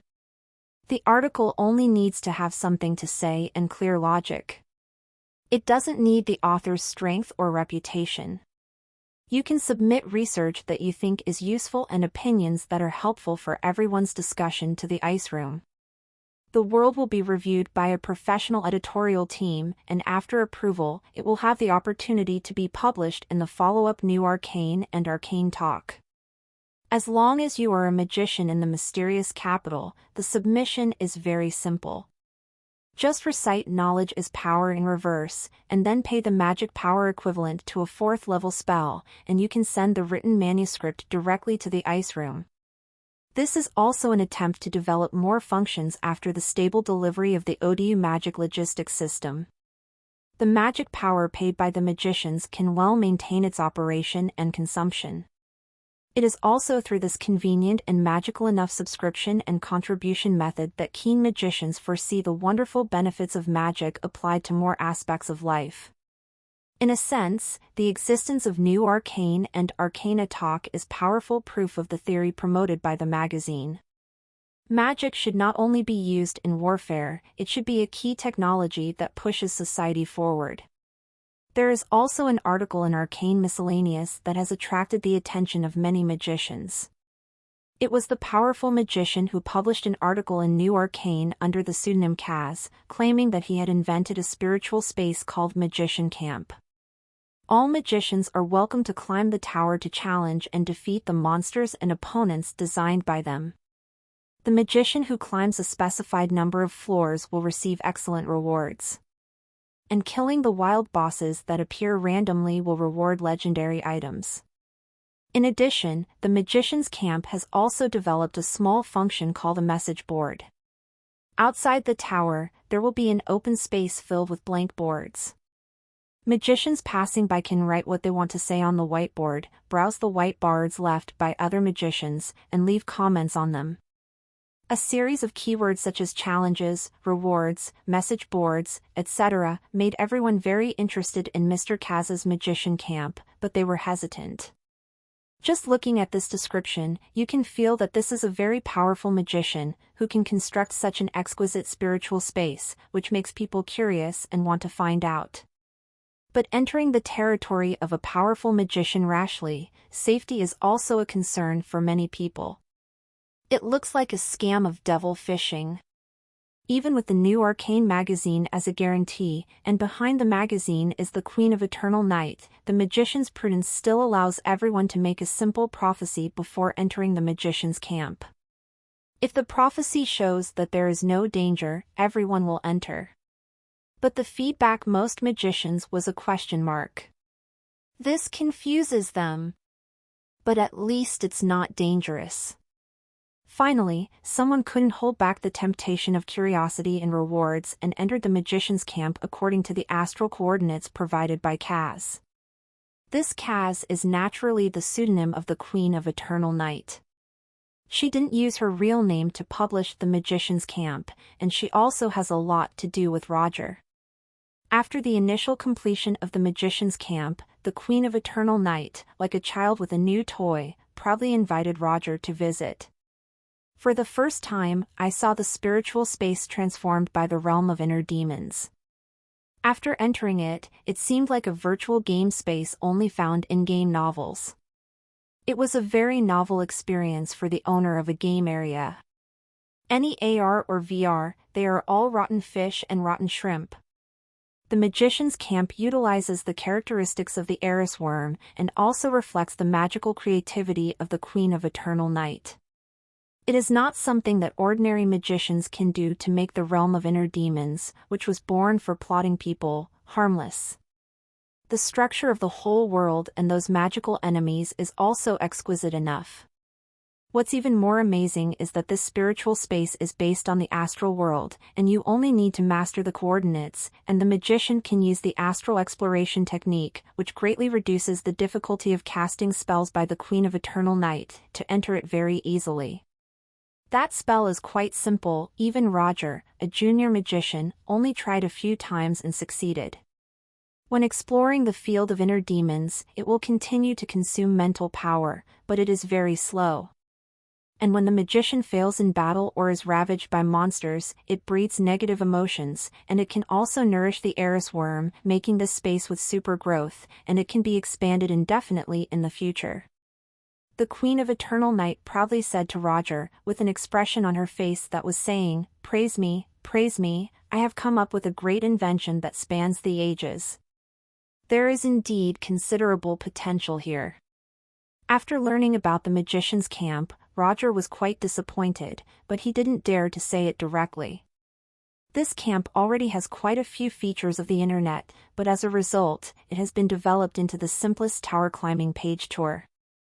And he agreed to guide the magician to the production position, but His Majesty wanted to use new arcane to help promote her battle space. Is this good? 10,000 steps back is a game. This monotonous game mechanism will quickly get boring. MOBA and PUBG are simpler and more exciting. His heart was divided, but the Queen of Eternal Night almost crooked her nose. This is a unique creation. What's with your strong dislike? You don't even know the power of the magician's camp. After visualizing the thorns of the mind, the high-definition and lossless complaints sounded too harsh. However, the current Eternal Night Queen has been able to control her emotions very well, and asked with a smile on her face, "Roger, are you interested in challenging our Infinity Tower? I'm a junior magician, I can't climb a few floors." Roger declined. "I will help you to increase the strength of the legendary mage. You can help me test the strength of the magician's camp, and I can adjust it better." The Queen of Eternal Night seemed to be asking sincerely. He was going to turn on the monster's strength, seeing that Roger was beaten all over by her ingenious design. Seeing that Roger was still not very interested, the Queen of Eternal Night finally offered her trump card, "Test it once, and grant you an additional 3-day vacation." "I do have some interest in this magician's camp." Roger agreed immediately. The Queen of Eternal Night couldn't help but give him a sideways glance. A bastard who can't see a rabbit but not a hawk. However, he still helped Roger to set his strength as a magician who had just entered the legend and quietly increased the difficulty of the Infinity Tower to 120%. According to the test conducted by the previous secret law meeting, this kind of strength will be defeated between the 10th and 15th floors and will be killed by the opponent's fancy style. She's ready to see Roger's depressed appearance. But he didn't expect that after Roger adapted to the strength of the first-level legend through the first few layers, he began to kill monsters. The opponents here, whether they are beasts or professionals, have been fought by the Queen of Eternal Night. In other words, it is also a monster that will appear in the game. And it's not real, it's just simulated, quite rigid. Roger is a routine that won't easily skip class. After understanding the mechanism, he can also rely on the operation and walking to pass the test. It feels like playing games here. It directly triggers muscle memory and doubles combat effectiveness. He rushed to the 46th floor in one breath. At this time, the enemy can easily kill him in seconds, and regret expresses that he can't get through it. But this difficulty is already a level that high-level legends can only rely on luck to pass. But Roger is the strength of the legend. The gap between the legend and the legend is bigger than that of a man and a dog, but he made up most of it with his skills and manipulation of ghosts and animals. For example, the tumbling blood on the ground and the shooting and killing of the flow by K2 impressed the Queen of Eternal Night deeply. Do you have the slightest magician's glory? The Queen of Eternal Night was too late to read this kid's joke but began to suspect that there was a problem with the design difficulty of her Infinity Tower. You must know that you will be rewarded for passing the level. After the release, if those who pass the level are as shameless as Roger, wouldn't I send rewards to bankruptcy? Roger was still very eager to try it in Versailles. I didn't expect you to put Baylor on the 46th floor. If I adjust the specialty module, I have a chance to pass the test. The Queen of Eternal Night snorted, your performance has been excellent, there is no need to work harder. If you play once, you will be given 3 days of vacation. I will not do this loss-making business. After this episode, the Queen of Eternal Night made 3 decisions. The difficulty of the first monster is tripled to avoid stowaways like Roger cheating rewards. The second pseudonym Kaz released the Magician's Camp to avoid the embarrassing incident of the Queen's masterpiece being sped through. If you want to throw it, you can throw it away, Kaz, who cares about Octavia? The third is to accept Roger's advice and add functions other than combat to the Magician Camp. This is the message board area outside the tower. Read the latest stories nnovilbin.com. The magicians in that locale can't see each other, but they can see the messages written by others in real time. Each message can be up to 140 words. This is the scarf of the Evernight world. As for whether the magicians will like it or not, it depends on the results of the public beta. If it is successful, Roger can safely suggest that the Magician Camp add more functions and find a way to guide it into the internet of this world. It is best to be able to use it not only for magicians but also for ordinary people, which will play a great role in promoting the development of the Empire. At his thought, the Queen of Eternal Night scoffed, 400 million people have logged in, do you want to exhaust the bugs to death? Even if the Magician's Camp is composed of the elites and the Eris Worm, the inner demon domain can't carry consciousness without limit. But there's more than one Eris Worm, right? You can also artificially breed it after you catch it? Roger asked in surprise. The server load is limited, shouldn't it be necessary to increase the server? The Eternal Night Queen was at a loss for words. How could she know that people on Earth can play so well? The Eris Worm was shivering.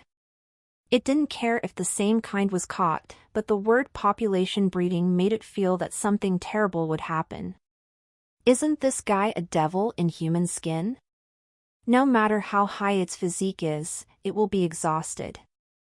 Damn it, don't come here. As for the changes in the Magician's Camp, these are the changes. With the release of Arcana Talk, magicians have logged in one after another. The Queen of the Night, Roger, and the Secret Law Society are all continuing to observe the feedback of these magicians. People in the Green Vines Empire are warlike by nature, and the profession of a magician makes them cautious for a round, but this is their limit. After entering the Magician's Camp, almost all of them went straight to the Tower of Infinity and started the battle with vigor. Then, they felt what is called despair, what is called fancy death.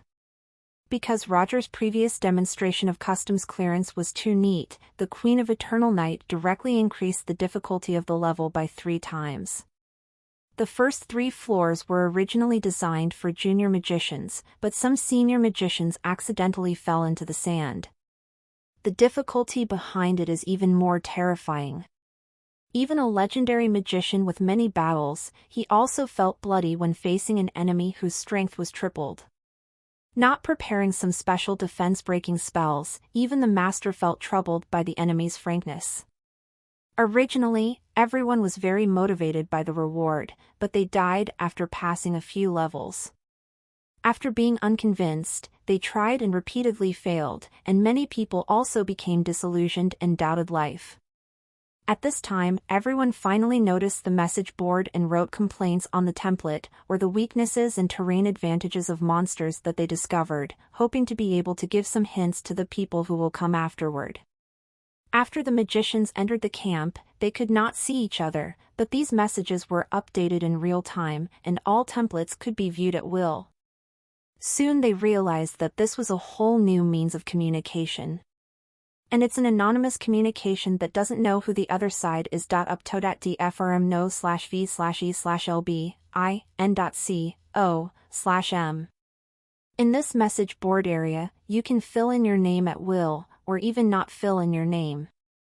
And after writing the message, it will be automatically recognized and replaced with print, which hides the identity to the greatest extent. Originally, many people honestly wrote down their real names, but after venting their emotions, they read other people's messages and found outrageous names such as Big Watermelon, Sad Pipe, and The Queen is My Wife. Only then did I realize that this message board is anonymous. Of course, the ID The Queen is My Wife was quickly sprayed and renamed, and at the same time, I was kicked out of the magician's camp by a mysterious force. And after the magicians didn't use their real names, they wore their vests and went into battle, and their thoughts of chatting began to be unbridled. The unicorn's hind legs on the 12th floor are weak points, and using siege guns to attack will do wonders. You use siege cannons to hit beasts, where isn't your weakness? Everyone, please don't believe the message on the 6th floor that there is a hidden mechanism. It's a lie. I died 5 times in a row trying to open the mechanism.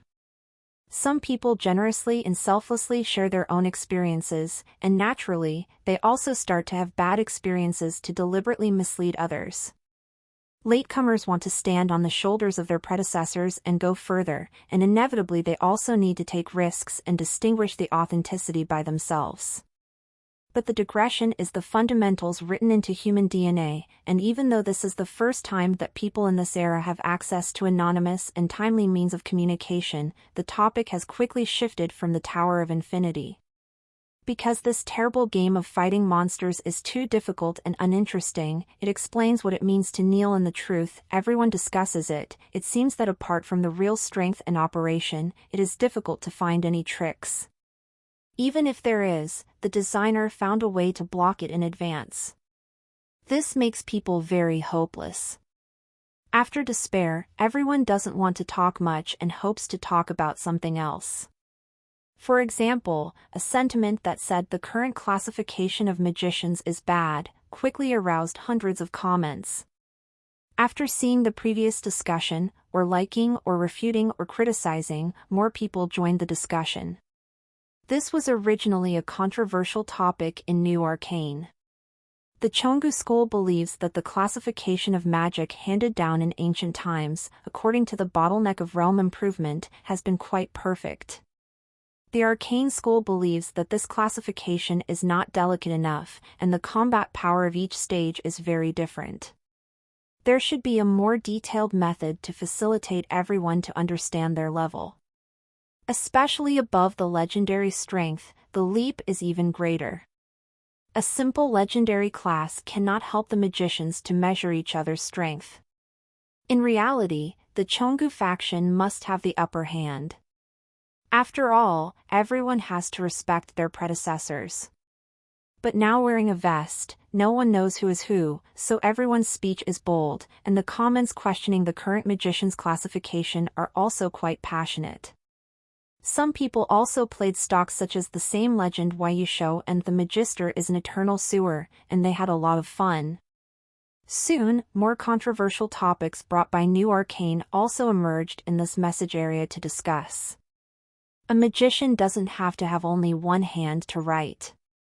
He shouts pen come and summons 10 quills to align with different people on 10 message boards at the same time. Isn't this much more fun than fighting monsters? Isn't this much safer than a real debate?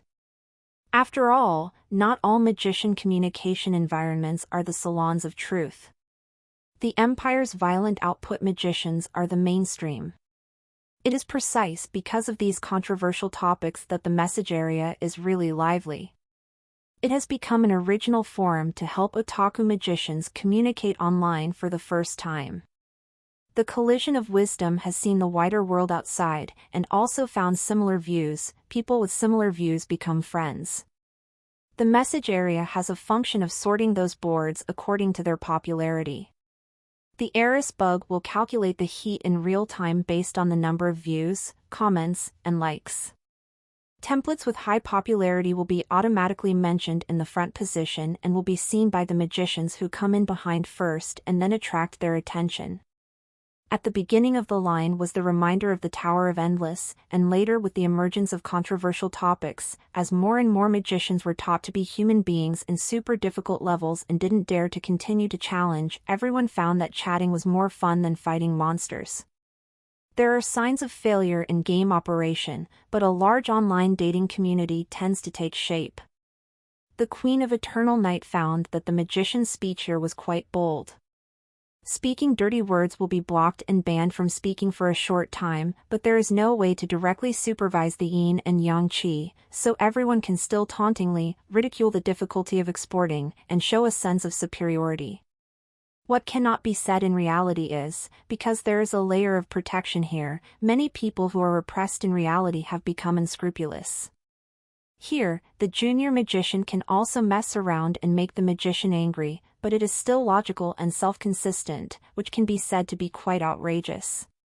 6 hours after the magician's camp opened, a total of 3,000 people entered the spiritual space, and the strongest challenger had broken into the 56th floor of the Tower of Infinity. Now there are 2,000 people online in real time, but only 10% of them continued to challenge the Infinity Tower. The remaining 90% of the magicians were all lurking in the message area and chatting frantically.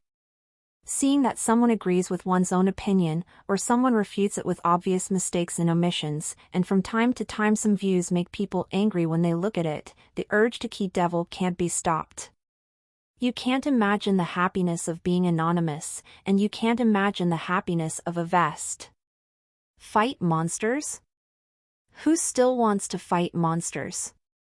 Is it because the chat is uneasy, or the watering is unhappy, or the jokes written by the sand sculpture colleagues are not funny, that they are going to the endless tower to find abuse? There are already smart magicians who have learned to leave different names, which acts as both pros and cons, deliberately luring others to draw wrong conclusions, and then use new vests to show off their superiority. And people are very good at playing, and the routines are deep.jpg. The Queen of Eternal Night was also amused by his many sharp comments and jokes. Taking advantage of her status as the owner of the space, seeing the real identity of the person who wrote these messages, who is also a big man in reality, but is so presumptuous in the virtual space, she felt that the effect of the program was doubled. In an anonymous state, these magicians have reached several levels of unrestrainedness, without the burden of idols at all. This little Roger is a devil who digs out the dark side of people's hearts. A small change can bring about a huge change. Of course, this is not only for entertainment, the real-time lineup on the message board also accelerates the truth of many topics. What's more interesting is that the circle of magicians is not large. There was an old guy who was arguing. By choosing words and making sentences, he guessed that the opposite was an old opponent who had been fighting for decades, and he had already started an offline fight. "Your Majesty, do we truly want to stop this kind of violence?" asked a deacon of the Secret Law Society. "Let them go, the thicker staff is the truth." The Queen of Eternal Night was not only too lazy to care but also recorded the location of their battle, ready to watch it when the time came. If there is no message area, how can I see these sane guys showing their true colors on the weekdays? Of course, she also had to control a battle scene. Although these old guys are stubborn, their combat power and research ability are imperial treasures. It's good to vent the fire once, but they can't hurt each other, and whoever hurts her, the master of the empire, will feel distressed. The Queen of Eternal Night is a good account and has already realized that as a platform, she can secretly guide the magicians of the world for her to use. It doesn't need high officials and money, but a topic that can arouse their interest. Relying on her innate keen intuition, this scumbag queen has realized that she has embarked on the Pusher Avenue where traffic is king and the battle is rhythmic. The art of ruling the country with fan circles has gone one step further. After the magician camp was released, it achieved a higher retention rate than expected. There were a lot of rewards for climbing the tower, but in the end, what attracted the magician was the message board function suggested by Roger and the Queen of Eternal Night. This fully shows that people of any age, occupation, and education level are social needs. Anonymous messages, real-time interaction, and infinite expansion and extension of a single topic are all novelties that have never appeared in this era. And many other functions that can never be realized in the real world, only virtual spaces such as numbers and spirits can do it. After the initial freshness, the magicians unanimously called the camp owner Master Kaz. Not only respect his superb magic skills but also thank him for providing unprecedented creativity, creating such a spiritual space that makes them feel super novel and interesting. Some legendary mages saw that this place was transformed by the inner demon domain of the Eris worm and couldn't help but admire that Mr. Kaz was a top mage with a superb level. Many people took the initiative to leave messages. If Kaz needed it, they could help build the magician camp for free. Roger also used the administrator privileges given by the Queen of Eternal Night to watch the camp's dynamics, collect messages suitable for the next issue of Arcane Talk, and control the trend of public opinion. Communication is a process that can promote everyone's level and inspire inspiration. In particular, many groups are not in contact with each other on weekdays or are simply opposed to each other by the two colleges, and there is no opportunity to communicate at all. Now the magician's camp has shortened the distance between different magicians and also realized the synergy between different classes and groups, closing the gap between them. The souls that didn't collide with each other on weekdays have inspired more sparks. The professor of the Imperial Academy of Magic can also have a common topic with the researcher of the Royal Academy of Magic and chat very happily. However, the function of the message board is limited, and many bugs were found in the operation which exposed a lot of deficiencies. Including, but not limited to, the urgent need to add topic partition guidance, essence sticking management, emoticon package, and long messages as well as other functions. If it was before, Roger would have directly entered the palace and suggested the Queen of Eternal Night. But because of what happened last night, he couldn't help but feel hesitant. He didn't know how to deal with the Queen of Eternal Night. Although he thought of pretending not to know if the big sister continued to molest the ignorant little Juntai, what should he do? After all, I'm not a little handsome boy, so should I cooperate with the performance or ignore it? This is hard to do. It's better to wait for the Queen of Eternal Night to summon you. Don't take the initiative to lean up, making yourself look very dignified. Sir, are you worried because the public opinion feedback is too intense? Little Joey thoughtfully replaced Roger's cold tea with a cup of hot tea and asked with concern. Only then did Roger realize that he was distracted, and his emotions were written all over his face. It's good for them to be so lively. Roger looked at the little face of Yi and Ishi in front of him. He didn't dare to face her two bright eyes. He pretended to be working and asked casually, "Have dinner together at night?" "Of course!" Little Joey happily responded. Roger rubbed her little head, feeling a little guilty. People's hearts and energy are limited. Too many things have happened recently, and I kind of ignored this little fox. But she still looks so happy as long as she is by her side. I'm a little sorry for her. Oh, it's all the fault of those nobles. If they didn't make trouble, they would just dance at the Xinghan Palace venue. Would there be so much trouble?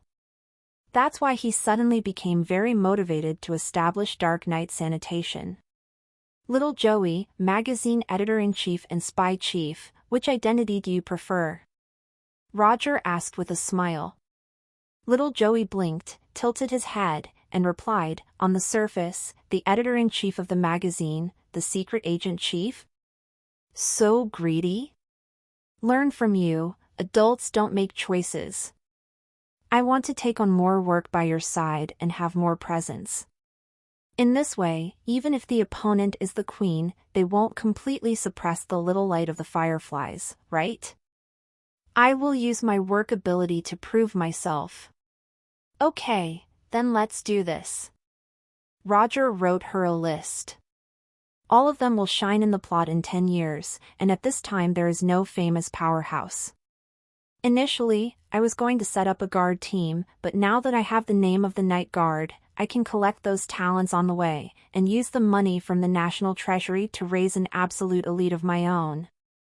Thinking about it this way, the Duke of South Carlton contributed himself.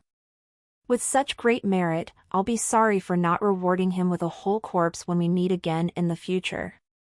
Just when Roger was debating whether to enter the palace, the Queen of Eternal Night was also thinking about whether to call someone into the palace to share the happiness of the mastermind behind the scenes. After Boldly A went up that night, the Queen of Eternal Night said she would retreat strategically. She knew that she was suspected of escaping after all. Read the latest stories en novelbin.com. To forcibly lengthen a book in this way, to put it bluntly, is to forcibly extend one's life. But what bad thoughts does the queen have? It was just a habit of rashly going up, and found that this was not an enemy. It was not as simple as recklessly dying, and then pinching the meteor waterfall in a daze. Last night, she tossed and turned for a long time and couldn't enter into meditation. She simply went to the chapter on imbalance and continued to supervise the creation of a prop that she had arranged for a long time, and now she finally collected all the materials. The night passed like this, diverting attention with work, and then going to watch the fun at the magician's camp. When she's happy like this, she can't help but think, if she calls that little guy to watch and complain together, she should be even happier, right? A girl's mind isn't complicated, she just wants to share the things she likes, the things that interest her, and good things with the people she likes, so that everyone can get the same happiness. If it was before, the Queen of Eternal Night would have used the magic beacon to give her decree directly, but today she suddenly hesitated. If you were so rash last night, would you be considered a very casual person and not cherish it? If that guy continues to make unreasonable demands, will this lonely man agree or disagree? Master Tai once said that men are always greedy and aggressive creatures. So, I can't just recruit him into the palace, I have to be ready for battle. Although the Queen of Eternal Night is confident and beautiful, she also hopes to become more beautiful through various means. There are still many new clothes made before, and this is when they come in handy. When she was changing clothes and putting on makeup, she was thinking that she had to design her daily schedule, so she couldn't directly advance to the finale. She knew that she was an easygoing personality. If you can make a wave of dead enemies, then of course you can do it casually, but maintaining a long-term relationship will be troublesome. Thinking of the complex transformation from theory to practice, the Queen of Eternal Night began to persuade again, and took out the love notes that she had read from the Tibella anecdote test. Here is also the final chapter experience that old Joestar added to her, which is recorded in Tiberius' deep understanding of the relationship between men and women ahead of the times. A good girl is a girl who is afraid of getting hurt and is waiting for love. She is always insecure. It takes 20 years to establish a relationship. No matter how handsome a man is, he must insist that he is a good friend, even if he says nothing and sleeps for 50 years. Second, you just want to be nice to him as a friend. A good girl never expresses her needs directly. She doesn't now say what she wants but says, "I have never owned this." When he wants to buy it for you, remember to say no, not too good, not too much. Trouble. A good girl doesn't care if the other party has a partner or not, and doesn't expose the other party's lies. He said that disappearing for 7 days is work, and also remember to say, "Oh, you are working hard, you must pay attention to rest." Remember to be the final winner, don't take the initiative to compare yourself with any woman, but become a firework that is different from those coquettish and cheap people. No one will buy 2 identical vases and put them at home. In addition, there are all kinds of small details, and the observation summary of the Queen of Eternal Night on Roger is recorded later.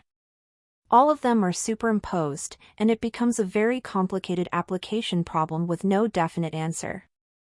Why can't one violent charm solve the problem? If not, then 2. The Eternal Night Queen sighed and began to think about the women Roger would come into contact with.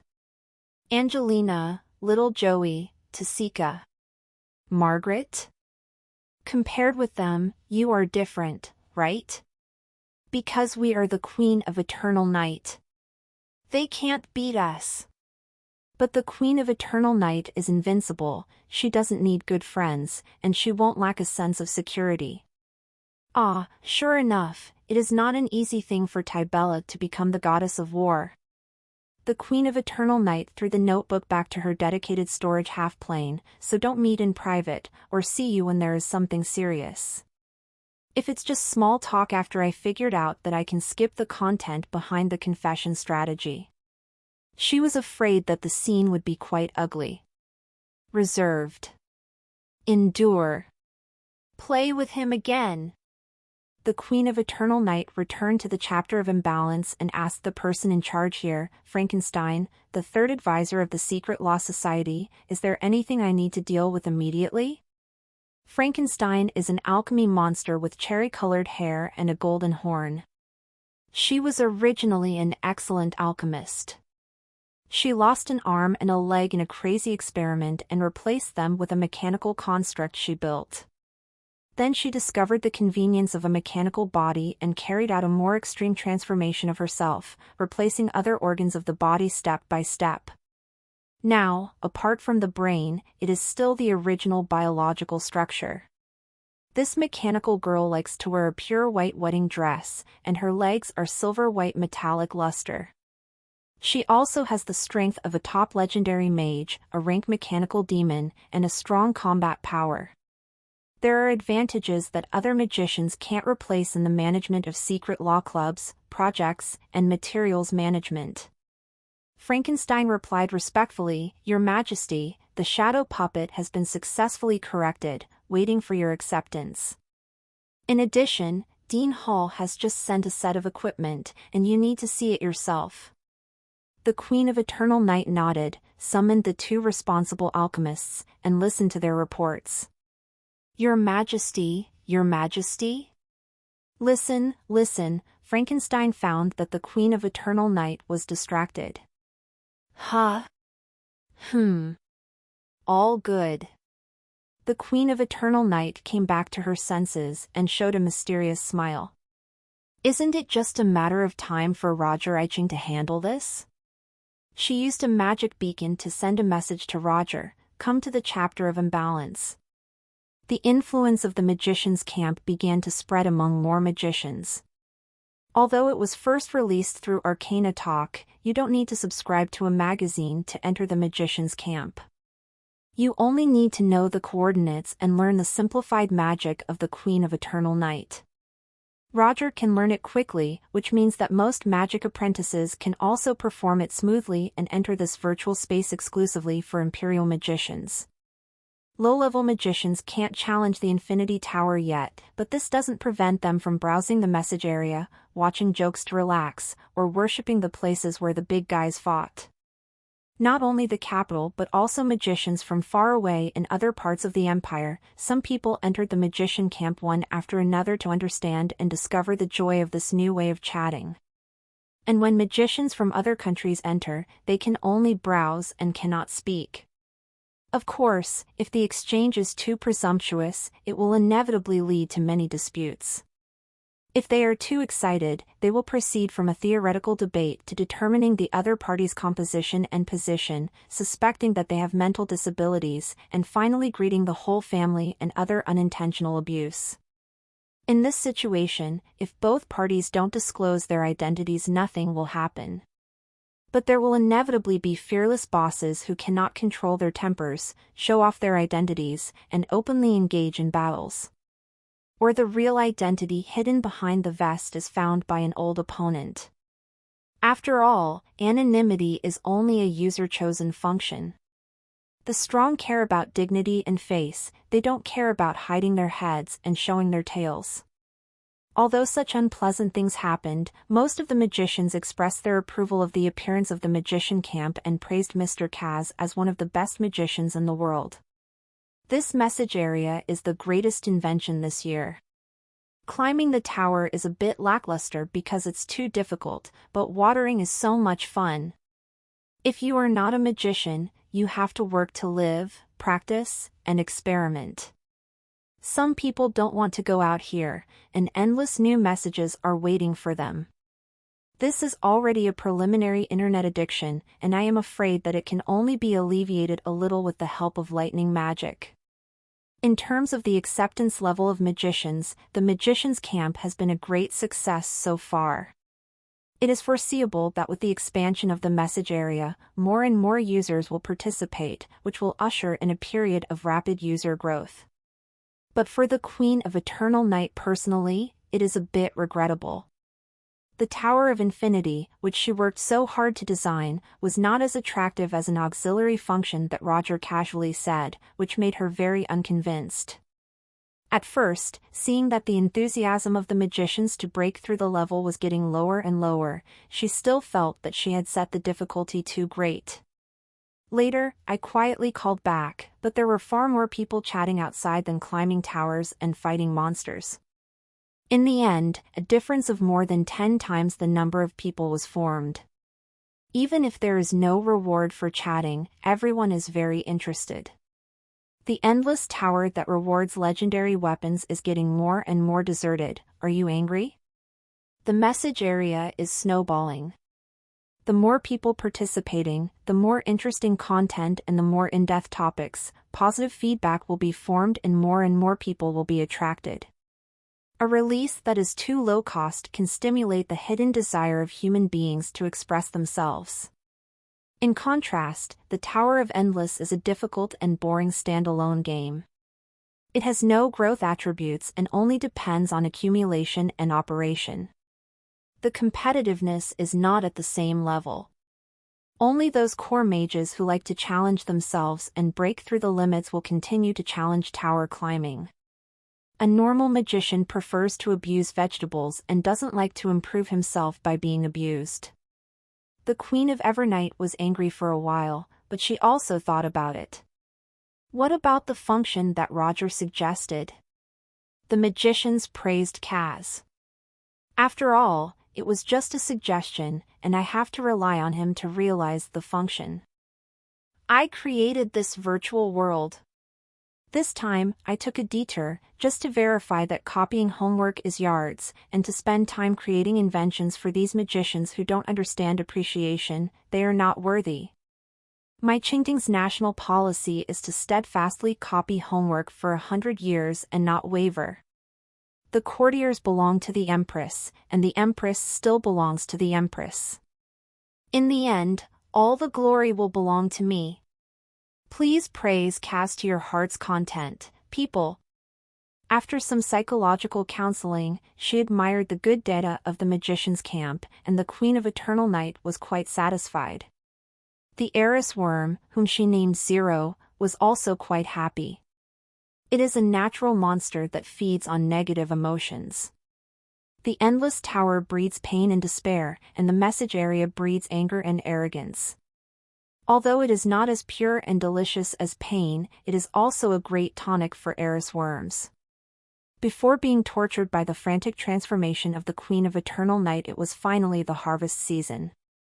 You must know that there are a large number of legendary mages and magisters who are active in the field of inner demons.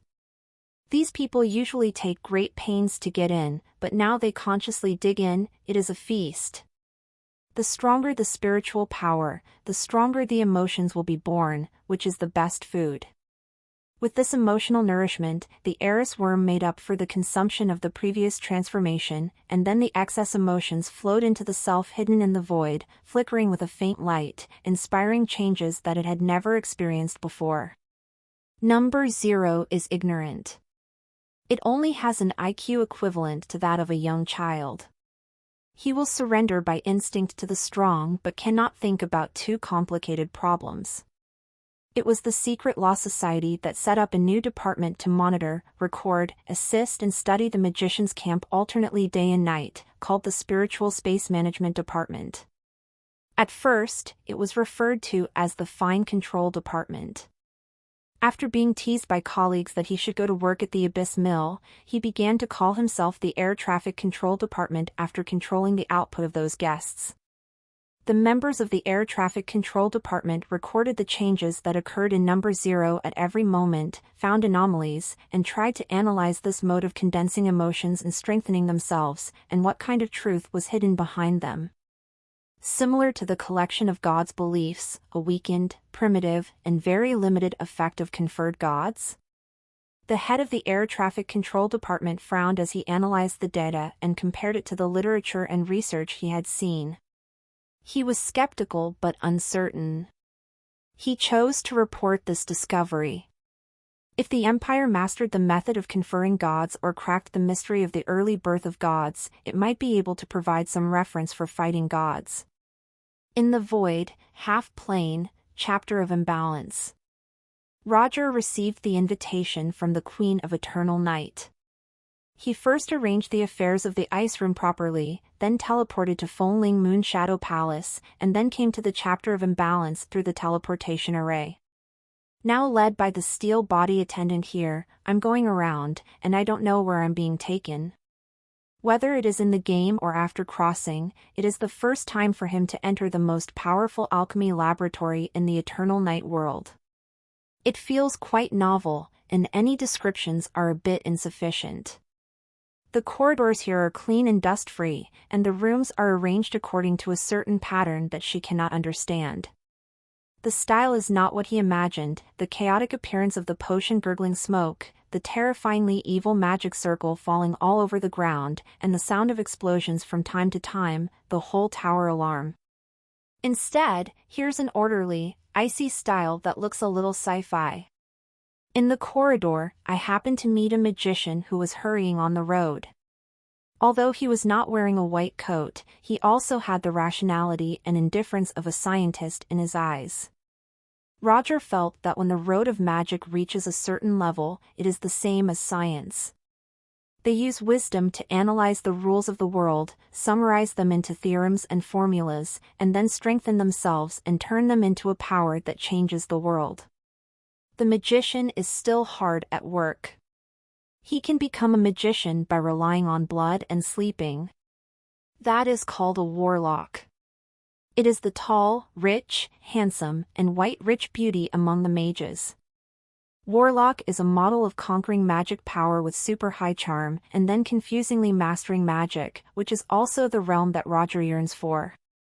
Having awakened the Phoenix bloodline, and with some suitable passives, he is not only greedy at the convenience of the warlock, but has a real chance. Even sometimes Roger would suspect that a reckless man like the Queen of Eternal Night should be a warlock. However, she is a pure magician. She has all the magic power and thousands of spells, which she has learned through her practice and research. Soon, he arrived at a huge laboratory, where magicians of different levels were busy, using various spells and strange alchemy instruments, testing an iron box the size of a laptop. The Queen of Eternal Night sat on a swivel chair at the end of the room, her legs folded gracefully, her toes turned lightly on the ground to look at Roger. Her smile was sly and proud. "Roger, do you think this thing looks like the tape recorder you said?" Roger is watching the demonstration of the alchemists. The iron box didn't have any magical fluctuations, but it actually recorded the sound and then played it back. Frankenstein opened the iron box and took out the core components. This is a recording disc made of a variety of materials, which will produce specific depressions under the physical impact, and then use a pointer to scratch the depression to restore the vibration amplitude of the sound. Continuous playback records the sound. Roger looked at the black recording disc. It was not big, the track recorded was denser, and it was rewritable. Isn't this a gramophone that can read discs? It's just that they use alchemy materials with higher strength and properties in the Evernight world than on Earth, but the basic principles should be similar. Roger is not sure. After all, he's just a game-up master, not a tech nerd, and he hasn't started to study it, which is an invention of the last century. He did catch up with the Walkman, and he played with tapes. What is the driving force of this device? Roger asked curiously. It's the interaction of the two-element pools, which produces electricity spells, and then drives these structures. After using the magic to charge, it can work continuously for 10 hours. Frankenstein admired the blurred brilliance in his eyes. Roger personally started to operate this iron box, which is not very subtle, recording and playback, very simple functions. There are no other bells and whistles, but it's enough to make him amazed by the magician's creativity. It's only been a week since New Arcane was published, and the genius alchemist has already broken through electricity and created a phonograph. There must be an advantage of learning from knowing magic and understanding the rules of the origin of the world, and it doesn't involve those delicate integrated circuits. A technological device with a simple structure should be as simple as eating and drinking for an alchemist who can engrave countless magic circles on a small amulet. To make a gramophone, perhaps it should be said that the basics. But seeing this iron box also lifted Roger's spirits, feeling that he might need to reevaluate the potential of magical civilization. It seems that they only need to open a window for these magicians, and their genius and research spirit can directly knock down the entire wall. The magical civilization in this world has accumulated for tens of thousands of years, and it has reached an extremely subtle and profound level. The power it has accumulated is as strong as a volcano, and it has long been able to cause catastrophic changes. It was only because he was suppressed by the gods and bound by the world that he didn't take the step of changing the world and producing a super civilization like the Arcane Empire. The unity and prosperity of the Eternal Night Empire built this foundation. New Arcane liberates the magicians from the shackles of thinking, and they take the road of industrialization from a high place. In the early stage, they should be able to burst out more terrifying energy than the two industrial revolutions on the Earth. Roger imagined a bright future, and when he came back to his senses, he realized that all the magicians in the Dharma meeting were staring at him, with vague expectations in their eyes, like children waiting to be praised. It was only then that he realized that, as the chief proponent of magic industrialization, although his strength was terrible, he already had a certain appeal among some magician groups. Because of the ideas he put forward, to a certain extent, have also become the spiritual leader of the arcane school, one of the authority and power. So his suggestion is also an important affirmation for these alchemists? Thinking of this, Roger cleared his throat and said solemnly, although there are differences in structure, functionally, it can be called the tape recorder I described. Thank you, Sir Charles, for your verification. It seems that you predicted that using non-magical power to interfere with reality is a feasible way. Frankenstein's eyes shone brightly. The magicians headed by her bowed to Roger with undisguised respect and admiration in their eyes. As a master alchemist, she admires this little device. It doesn't have the function of destroying the world, but by using various means that don't involve magic, it has achieved things that were thought of only by magic in the past. Such a device, Roger prophesied in New Arcane. He boldly said that many of the work of magicians can now be done by making suitable tools and replacing them with ordinary people. A true magician should free himself from war and manufacturing and devote his energy to constantly exploring more unknown areas. Frankenstein is skeptical of such claims, but she likes the future Roger describes. Because making those suitable tools not the full-time job of an alchemist? If one day, the status of alchemists will be greatly improved. It's just that, like other magicians, because of the convenience of magic, she is accustomed to magic as the only solution to achieve extraordinariness. She is not sure whether ordinary people can complete the work of magicians. Now, this recording device has successfully revealed the possibility of this road. Roger was a little ashamed. What kind of prophecy is that? It's just the technological road that humans on Earth have already realized. He secretly glanced at the Eternal Night Queen, who kept smiling and watching, as if she was not dissatisfied with Roger's rising status in the hearts of the magicians, but was rather pleased. Is this the look of the old mother who wants her son to become a dragon? However, Roger has realized that as an advocate of new arcane, he must also show enough self-confidence to lead more magicians to observe his ideas. After all, the road ahead will be difficult, complicated, and long-term. The phonograph is just a device with a simple principle. To reproduce the productivity of scientific and technological civilization, the equipment that needs to be manufactured and the gaps that need to be filled in all aspects are as many as stars. This is not a job that can be completed by an individual or by any organization. This can only be accomplished by gathering the strength of a country and mobilizing collective strength together.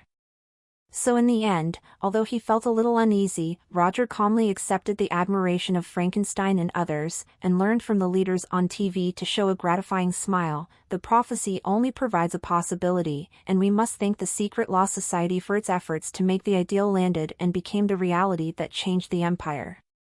Hearing this sentence, Frankenstein's expression became strange, and he looked at the Queen of Eternal Night behind him.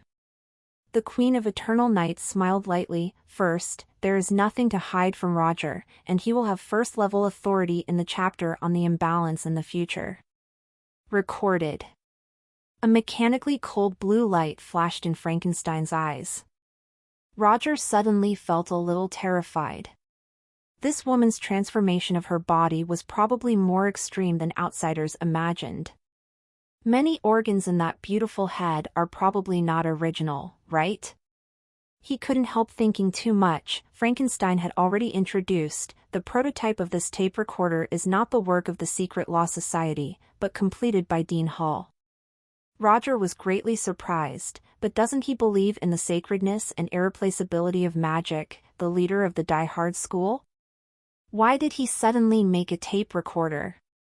Frankenstein didn't say anything. Dean Hall was a senior, so she couldn't make any casual comments.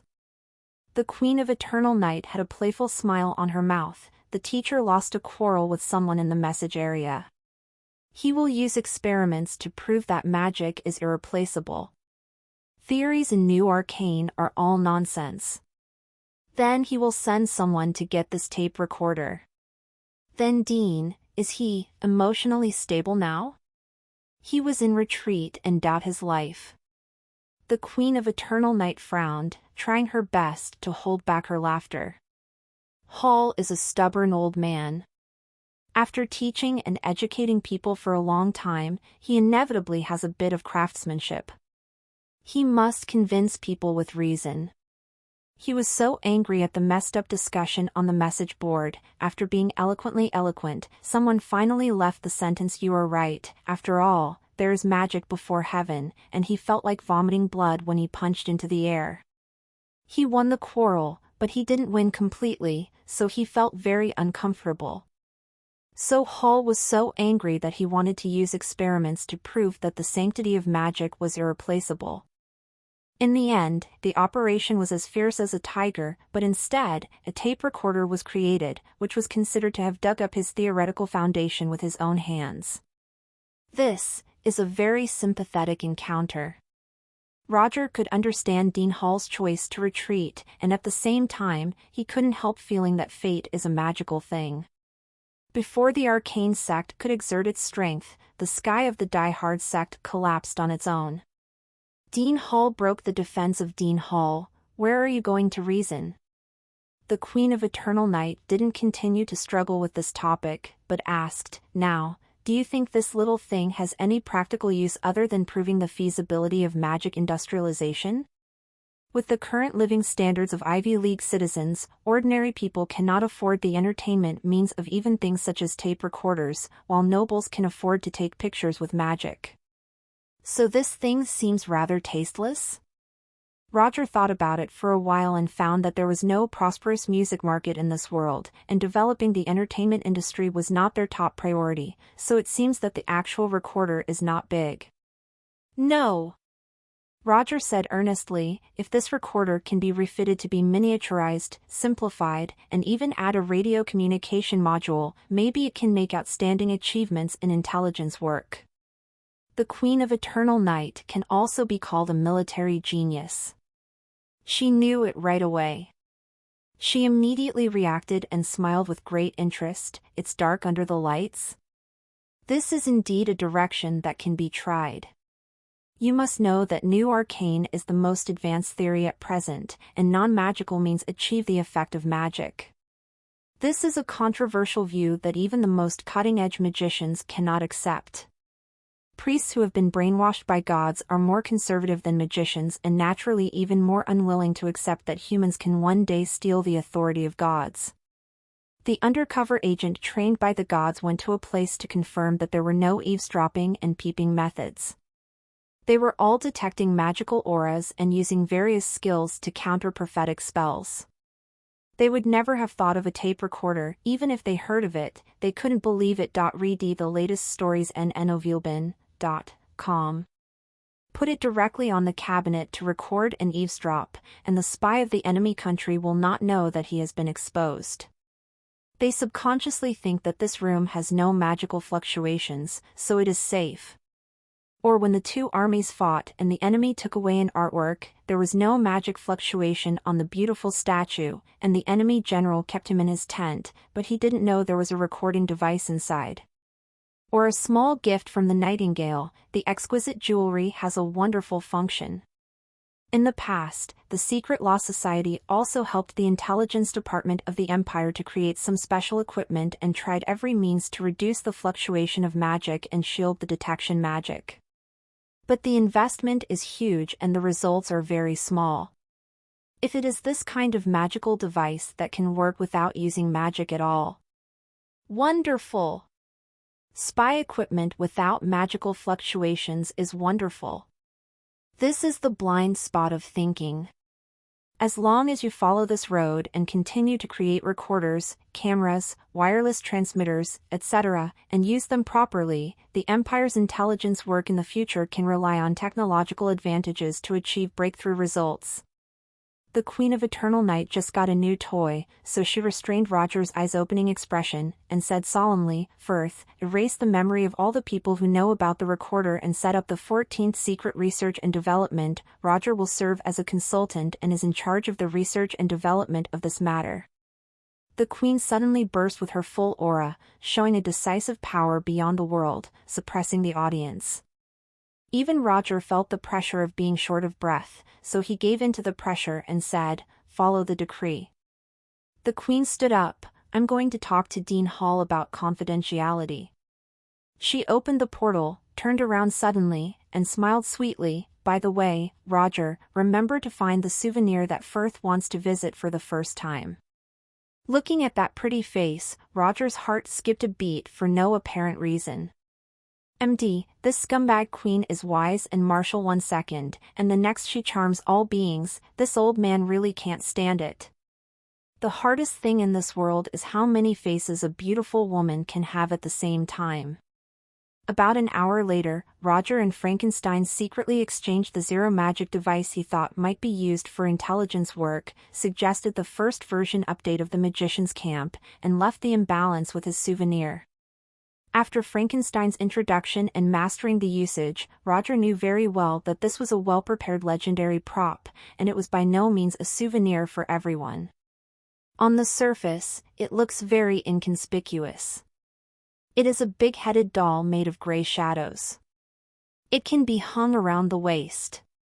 It needs magic power above a low-level magician to drive. The effect is that the summon is a shadow puppet.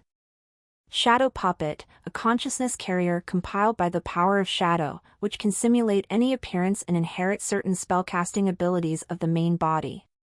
It is immune to most anti-magic detections and can resist fatal damage on behalf of the body. To experience this shadow puppet and put your consciousness into it, it feels like an incarnation outside the body.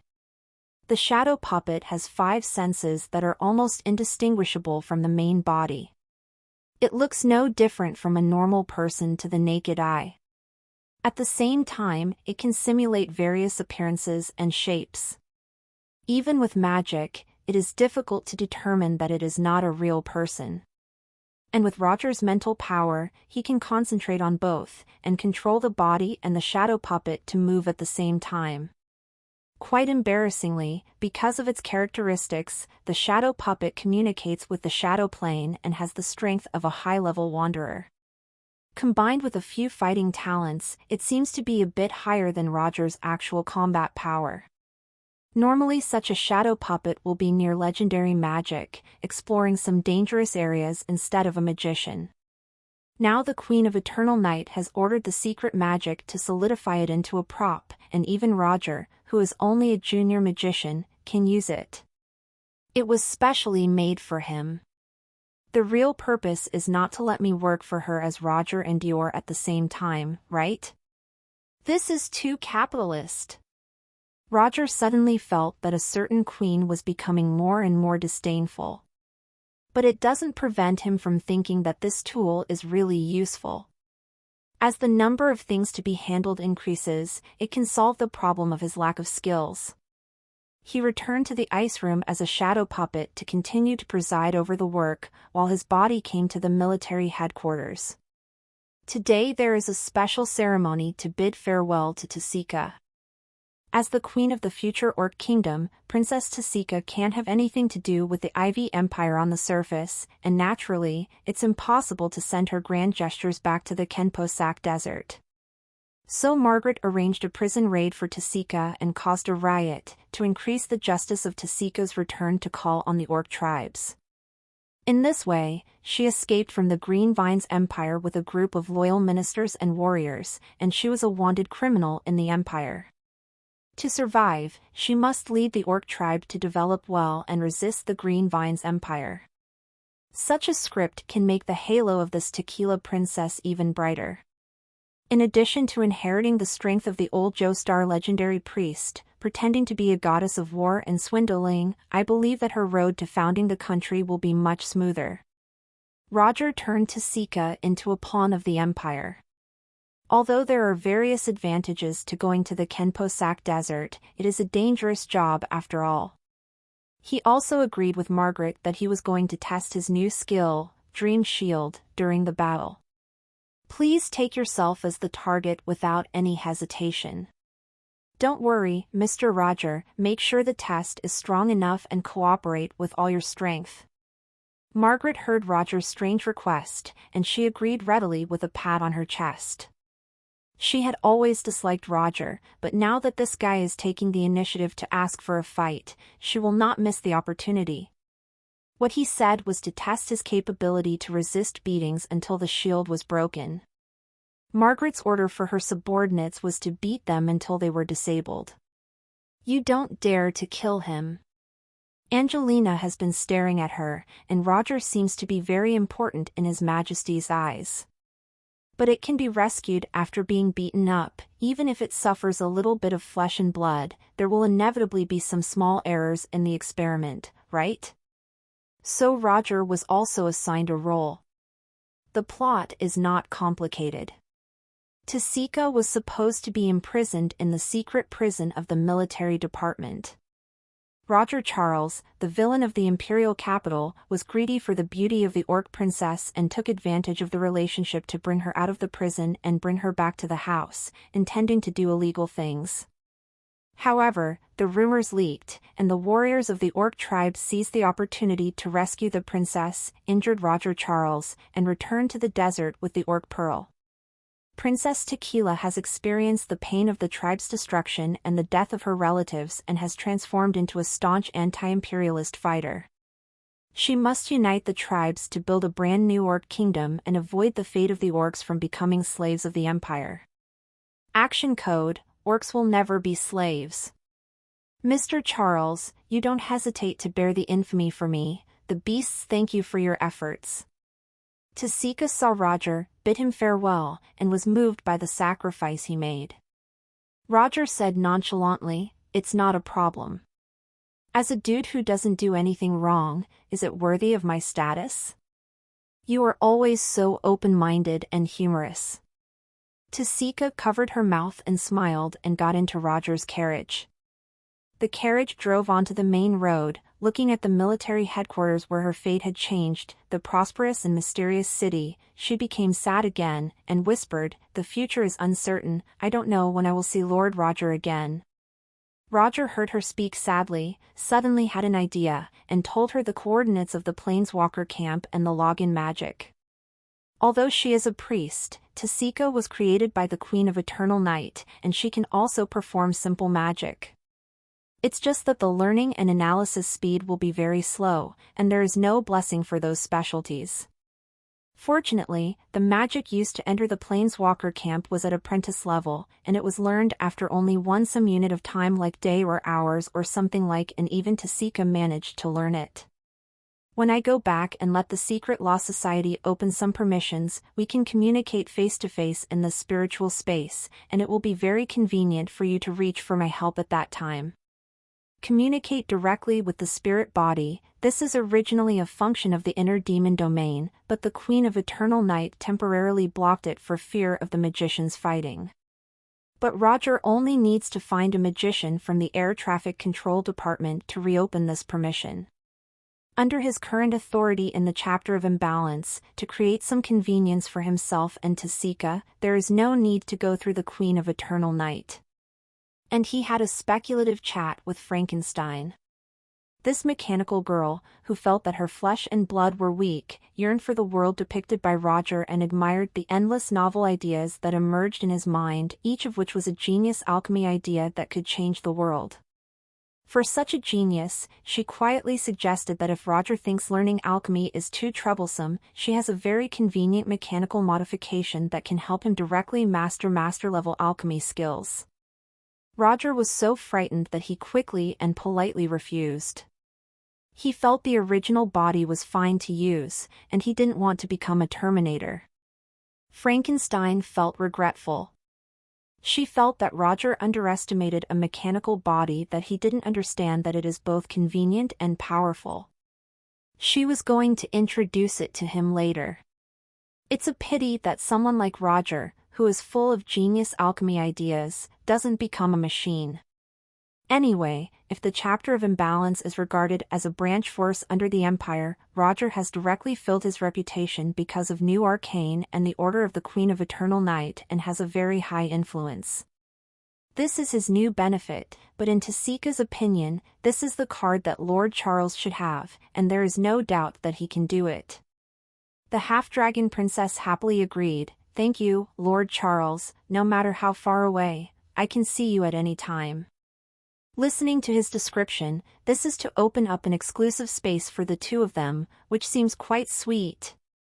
The first time I saw Lord Charles was in the ocean of consciousness, and I will continue to meet in the spiritual space in the future. This is probably fate, right? My dream lover, Mr. Charles hee.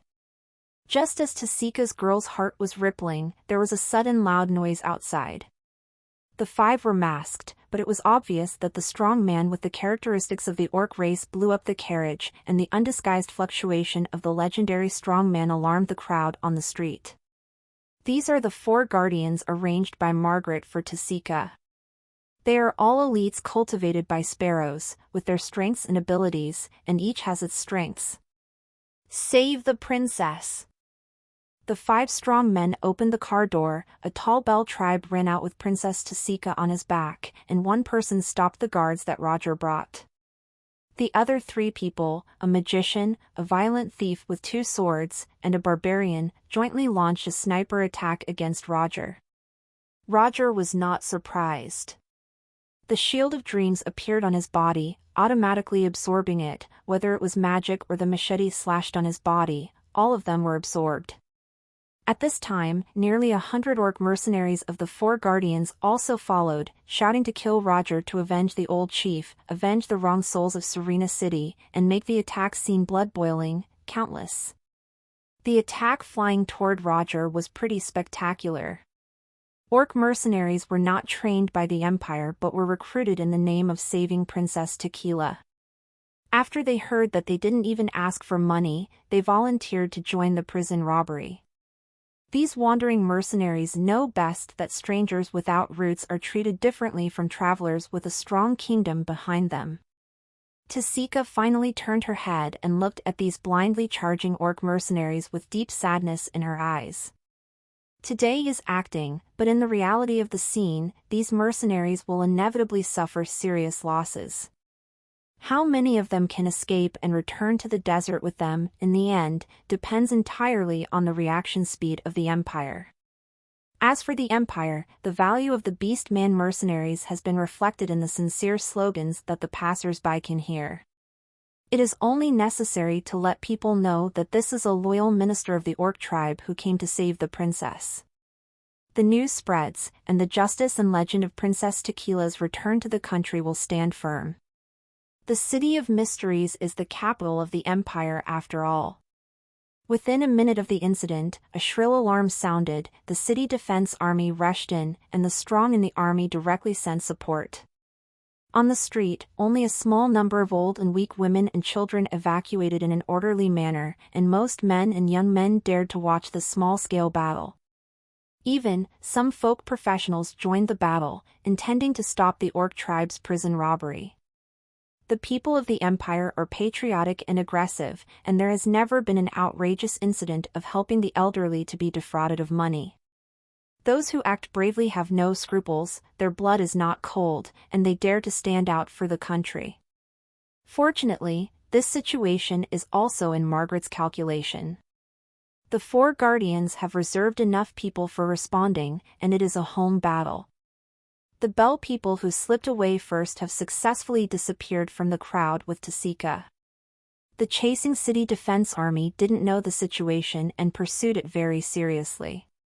But it soon became apparent that the Orc knew the secret capital as if it was his own home. The prophecy and tracking spells were countered by powerful magic power, and it was obvious that the opponent had a powerful spellcaster. The scene was chaotic. Roger suffered a little pain in his head as he endured the intensive output of the 3 legendary powerhouses for half a minute. This is a sign of mental power consumption, but this level of pain also shows that his mental power consumption is not high. After all, it is 1:5 converted into HP. He has a lot of defensive equipment on his body. This Dream Shield inherits its resistance, and its defensive power is quite good. The 3 guardians who joined forces were all shocked by Roger's defense. Is everyone saying that the strength of this lord is a fake legendary powerhouse, a record forged by His Majesty's help? How can the feel of cutting it be comparable to cutting the hardest shield knight in the legendary profession? Roger let out a low growl and activated the active effect of the Dream Shield.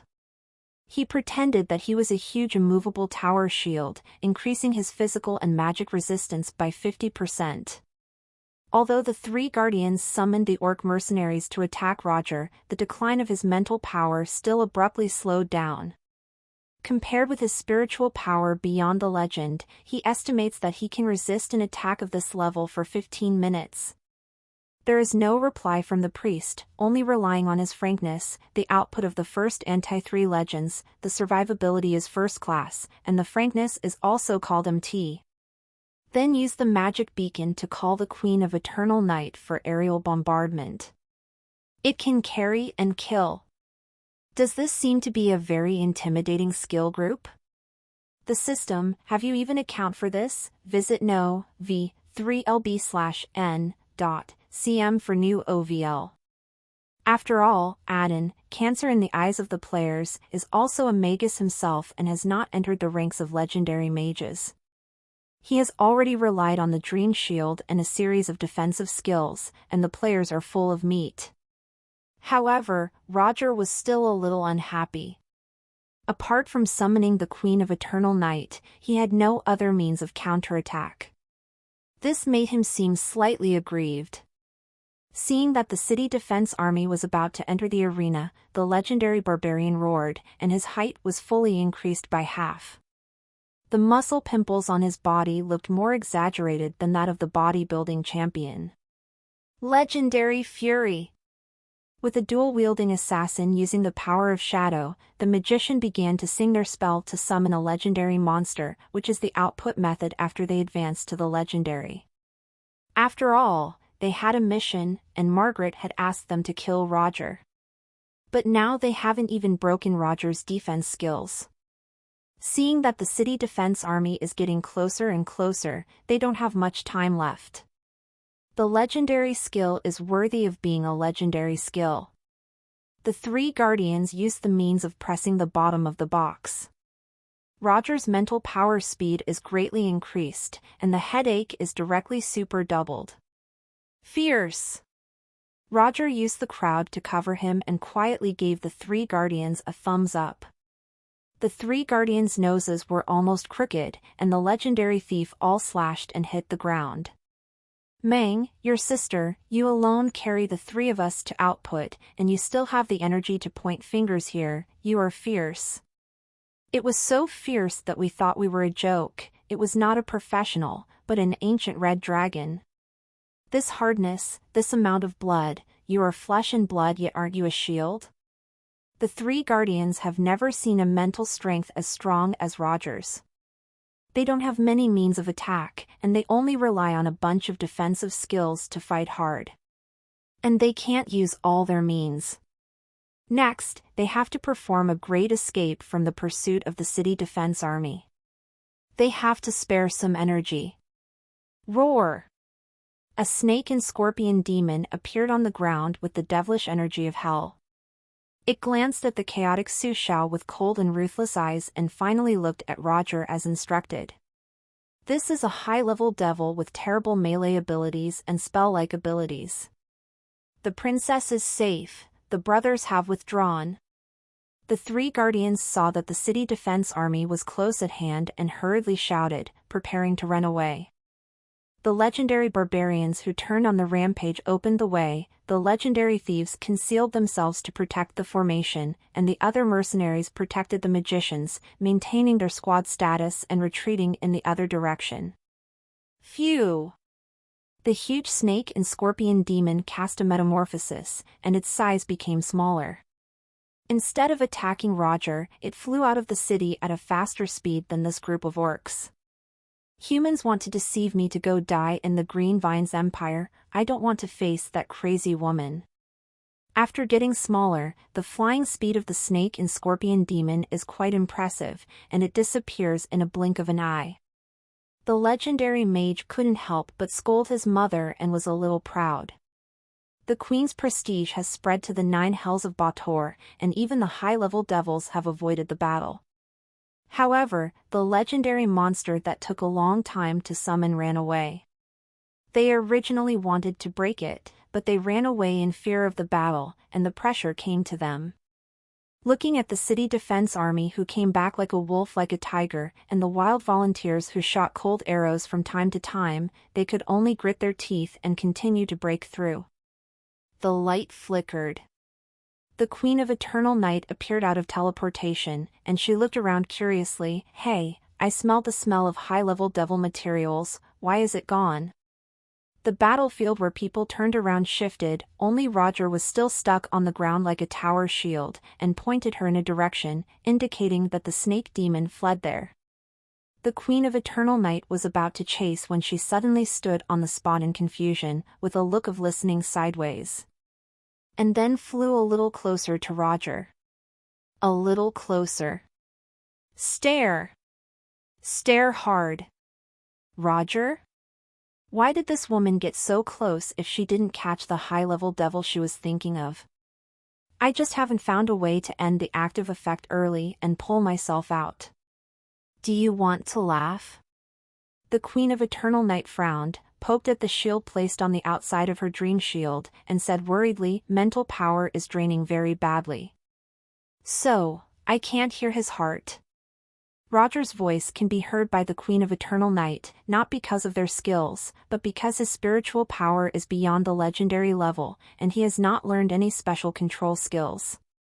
This led to transcending a certain threshold, resonating thoughts, and then being caught by the passive talent acquired by the Queen of Eternal Night bathing in the blood of the beholder. If it is a magician with normal legendary strength, even if he doesn't have the skills to control his mental power will not be maintained for 24 hours just by the consumption of daily magic.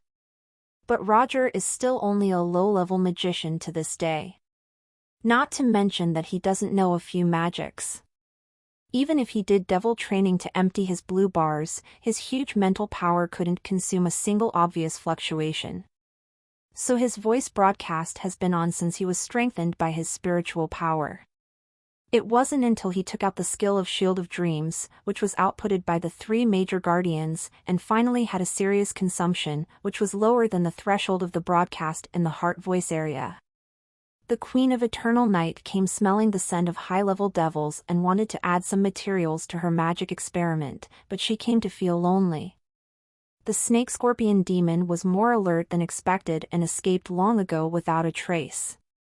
At this time, it was highly likely that he had already waited for the summoning spell to end and escaped back to the Hell of Bator. The Queen of Eternal Night is upset. This battlefield is too deserted, and there is no room for her. Not only was the city defense army chasing after the 4 guardians and disappearing, but even the high-definition and lossless complaints that accompanied Roger were nowhere to be heard. She thought it was because she was too far away from Roger, so she flew forward and couldn't hear. Another piece flew, but I still couldn't hear.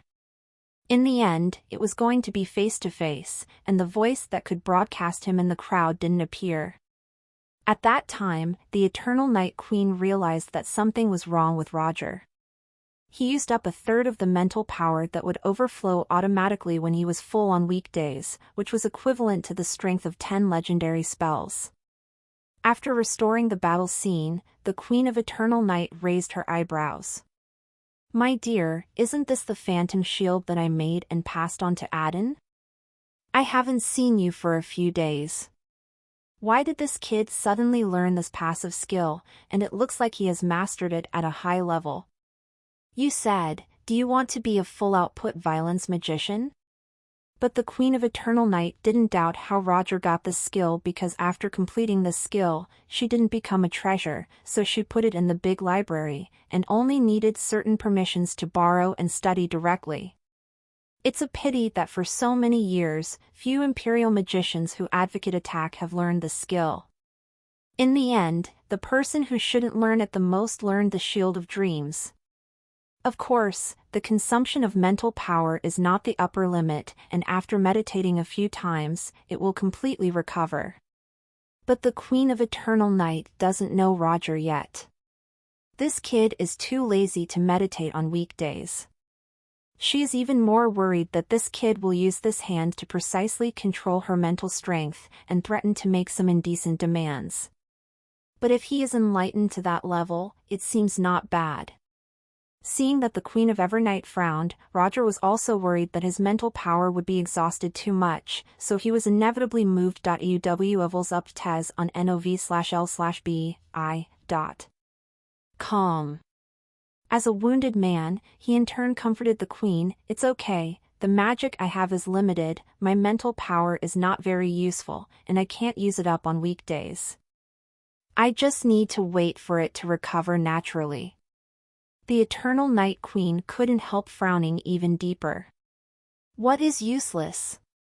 What does it mean to wait for it to reply naturally? If you don't broadcast your thoughts, do you know how much less homework I have to copy? To recover slowly and naturally, how much precious development time of the Empire will be wasted? Little guy, you can't be so slack. The Queen of Eternal Night ordered very emotionally, you first remove the active effect of the Dream Shield and come out and talk. Although the active effect is maintained, neither being attacked nor depleted, my mental power will not recover naturally, okay? Roger gave an embarrassed yet polite smile. If I take the initiative to remove this effect, I will plant my radish here to protect the radish. I am also very disappointed. Since imagining that he is a tower shield, he has lost the ability to move. The enemy is not powerful enough to break the shield. Only now did he realize that there is no way to cancel the active effect of this skill. Now he can only pray that this active effect has a duration and will end on its own. The Queen of Eternal Night read the helplessness on Roger's face, and immediately remembered. When you created this skill yourself, it seemed like you didn't consider how to cancel the active effect. After all, Adin is only a magus, and his mental power is limited. Being forced out of the active effect of Dream Shield means that you are already in a very passive situation. Usually, he resists until his mental power is exhausted, and the active effect will end naturally. Where does he need to think about how to cancel it? As a result, she encountered the special case of Roger, who had the extremely high mental strength and good defensive equipment. After a battle, only 1/3 of the mental power was lost, and its active effect was embarrassingly still here. Smelly man, it's troublesome. The Queen of Eternal Night recalled the principle of the Dream Shield and finally found a way to remove it. It is not difficult. The essence of this skill is to use the plasticity of mental power to imagine yourself as a shield that is hard in all directions, and then use mental power to absorb damage. The active effect is to imagine yourself as a stronger tower shield, giving up mobility in exchange for higher resistance. If you want to change back, it is not complicated in theory. The Queen of Eternal Night inspired Roger, you start imagining now that you are a person. Roger? I am a person? What does it mean to imagine that I am a person? He thought hard and thought, imagining that he had arms and legs, that he was a complete person. I'm sorry, I really can't do it, it's uninspired to do it like this. This is the same as having insomnia and someone telling you to relax and feel sleepy so you can fall asleep. It is guaranteed you would want to kill that person for messing with you. Insomnia is usually not enough sleep, the brain explodes but can't fall asleep. Hey! If you're full of energy, why not just get up and continue playing games? Roger's current predicament is also similar. He did it by imagining himself as a shield, but thinking of himself as the human that he was simply too difficult for a strong man. Roger blushed and surrendered, Your Majesty, this is not good. You're stupid. The Queen of Eternal Night looked disgusted. Don't think that you are yourself, think that you are Dio. Roger was shocked, how could this woman be smart? He closed his eyes and gradually found the feeling. Finally, he ended his status as a tower shield and could move. Thank you for your guidance, Your Majesty. If I fail again, I may have to ask you to help me break the shield violently. Roger moved his arms and legs, feeling that it was better to be a human being. The Queen of Eternal Night snorted, If I broke the shield, wouldn't it take you longer to recover? No, I still have to persuade him to take the initiative to meditate. Previously, the magician camp has stated that my answering results are not ideal, and I have to copy the homework to be safe. She thought about it for a while and seemed to be casually admonishing, now that the Empire is troubled, Roger Iching should return to full mental strength as soon as possible for his safety. Survival Index. Roger nodded, Indeed, I also think this skill is good. Even the mental power left now is enough to support His Majesty's arrival. Eternal Night Queen? Am I your nanny or bodyguard? She said dissatisfiedly. Roger, as a courtier, you don't want to protect the queen, you always expect the queen to save you. Don't you think there's something wrong with this? Roger asked doubtfully. Then, Your Majesty, do you have a duty where you need my protection? The Eternal Night Queen suddenly fell silent. I was wrong, and I shouldn't have been so strong from the beginning. If I wasn't so strong, Roger wouldn't just want to lie down. If he doesn't lie down, he will actively meditate to protect himself, and I won't be reduced to a sad state where I can't hear my heart. There are thousands of mistakes, is it all my fault? She resisted the urge of a meteor waterfall to smash Roger into particles, and she changed the topic. I don't need protection, but the Empire still needs your service. In the next few days, those nobles will jump out without sitting still. It's time for the Dark Knight Guard to show his strength. I hope you will lead the team in person. Everything is in His Majesty's plan. I believe that sparrows and nightingales are enough to suppress all the scenes. I don't need to make trouble for this matter, right? But this kind of battle for nothing is an excellent opportunity to accumulate military merit. The Queen of Eternal Night said earnestly, Little Roger, if one day I'm gone and you want to lead this empire forward, you must start accumulating prestige from now on to suppress the powerhouses of the empire. Facing the serious expression of the Queen of Evernight, Roger's heart trembled inexplicably, and he said quickly, Your Majesty is so strong, at a young age, sitting on the throne for 300 to 500 years is so easy, why do you suddenly say such things? The Queen of Eternal Night looked him in the eye. I'm afraid you have guessed, not to mention that the gods don't give me a chance, even if I improve my strength along the way, it is not without a price. Roger had guessed before, but he couldn't help but be very shocked when he heard that the Queen of Eternal Night had improved her strength and had to pay the price with her lifespan. For the continuation of the empire, she paid too much. It is not an exaggeration to say that she has given up everything. He lowered his head subconsciously, not wanting the sadness in his eyes to be seen by the Eternal Night Empress, and said tactfully, With Your Majesty's strength and the Empire's national strength, there is always a way to prolong your life. There is a way, but right now I don't have the time and energy for such a thing, and the stronger the strength, the more resistance to those methods. The Queen of Eternal Night smiled casually, So, I always have to make some arrangements for the future. For example, you need to bear more pressure and grow up as soon as possible. After me, someone should be able to support this empire. The Queen of Eternal Night wanted to play him and make him sympathize with her. But as he talked, he thought that the empire would most likely be crushed to death by the gods. Even if it survived until it took off, he might not be able to see it, and suddenly felt a kind of sadness flooding up like a tide. It turns out that I am also afraid of death. There are great horrors between life and death, and for some things, human beings will refuse to think about them from the heart. But no matter how unwilling to admit it, the subconscious also understands what the truth is. At first, the Queen of Eternal Night just said half-truths, wanting to create a little pressure on Roger, but as she spoke, it suddenly became clear that she had already made arrangements in her subconscious, and she was instantly distracted. If it was her in the past, full of self-blame and sin, she would be buried with the Empire without any regrets, putting her life and death aside.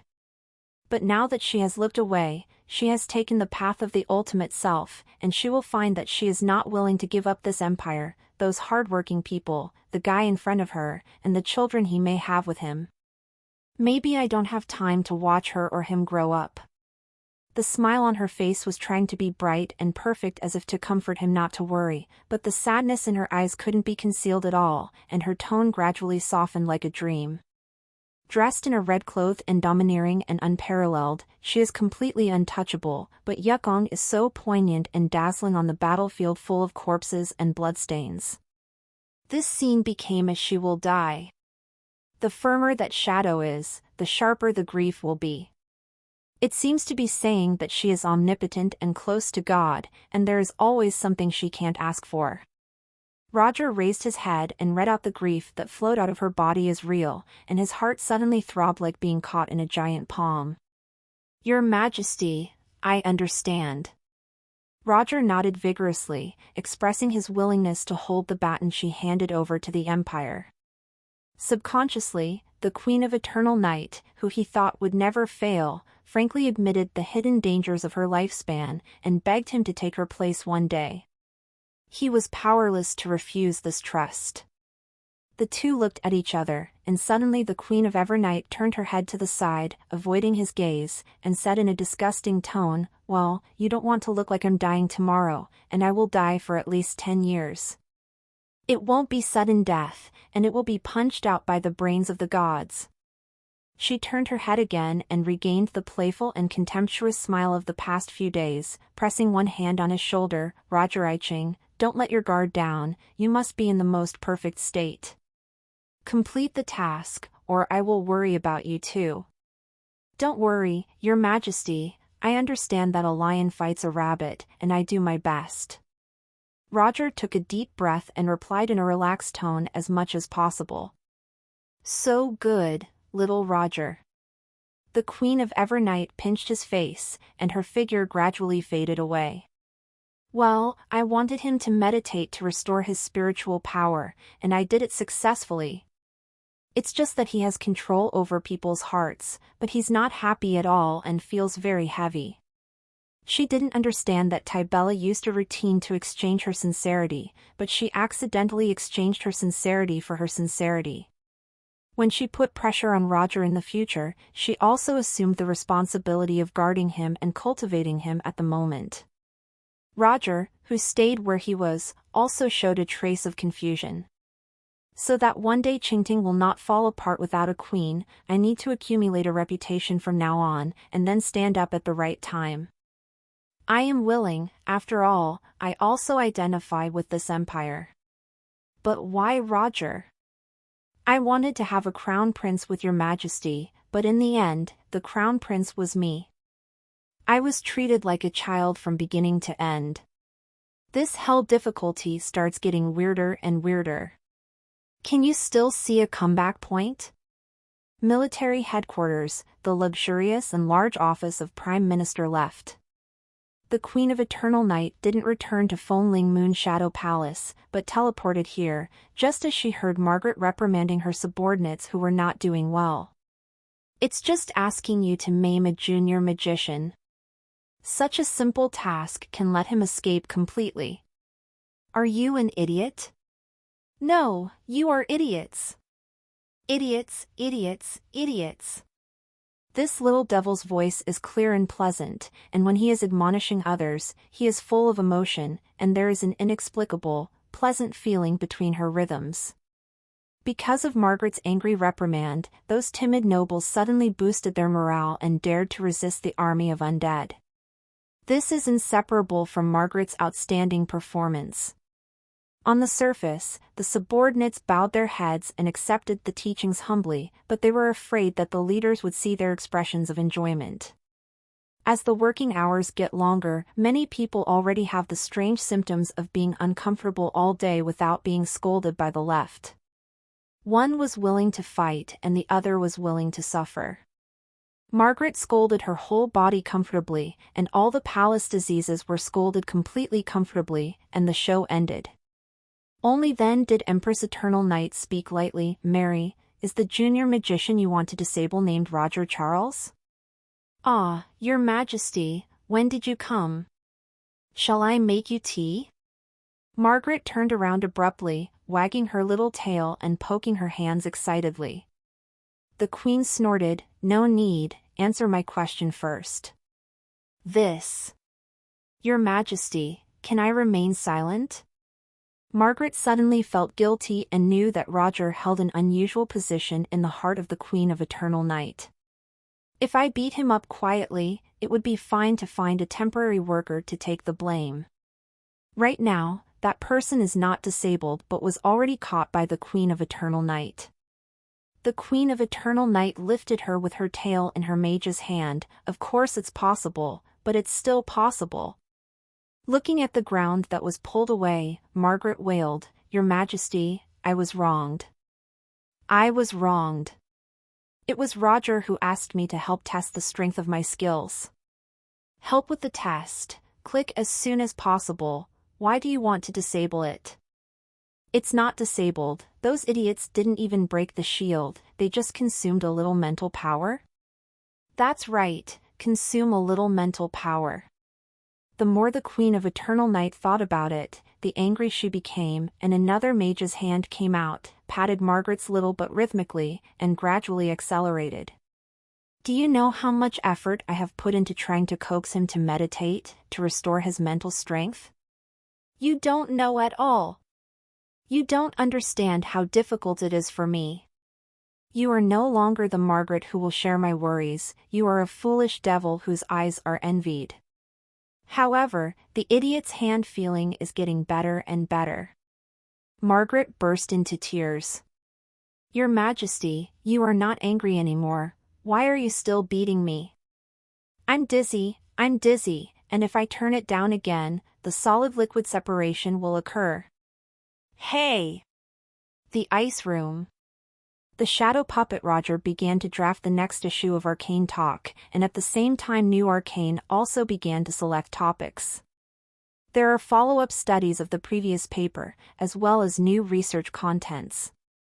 At this moment when magic and technology are just beginning to collide, it couldn't be easier to find out what makes magicians interested and quarrel. Even though the tape recorder invented by Dean Hall cannot be made public for the time being, I believe that the Secret Law Association will soon be able to follow this line of thinking and find an invention that has nothing to do with espionage work, to prove the possibility that ordinary people can use tools to perform magic. Both magic and technology should be tools for human beings to solve problems. There is no superiority or inferiority, and there is no superiority or inferiority. Just use whichever is more convenient and cost-effective.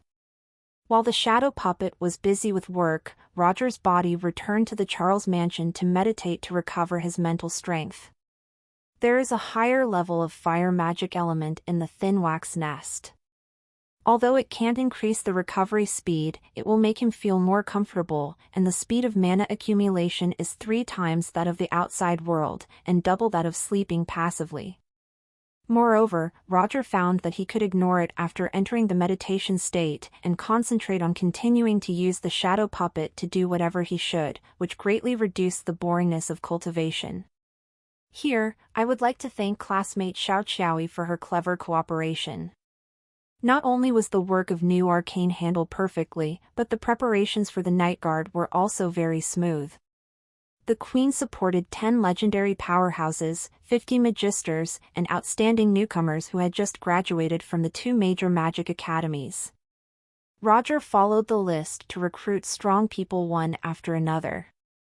A small part of them could not be found yet, and some of them hadn't grown up yet, but they could also join the Night Guard for training. The basic source of troops is the elite recruited from the main battle corps. It is estimated that within 3 days, the number of 1,000 people in the 1st Battalion of the Night Guard can be filled. This is the mobilization ability of the Ivy Empire in its early days. The strong came out in large numbers, and the newcomers were also very good. The most important thing was that everyone dared to fight after successive victories. The young people were passionate and willing to serve the wise and mighty Queen. So in contrast, the Queen of Eternal Night always felt that Roger was really difficult to control, and he had too many ideas of his own. Fortunately, as the two of them got in touch more and more, Roger's consciousness became higher and higher, his recognition of the Empire deepened, and he gradually became more active. Sometimes, Roger can't tell why he has developed feelings for this land for a long time, but because the sunk cost invested is increasing, he is not willing to let it be destroyed by the 7 gods like this and wants to do his part power to help it go further. But after all, this country is getting better and better, right?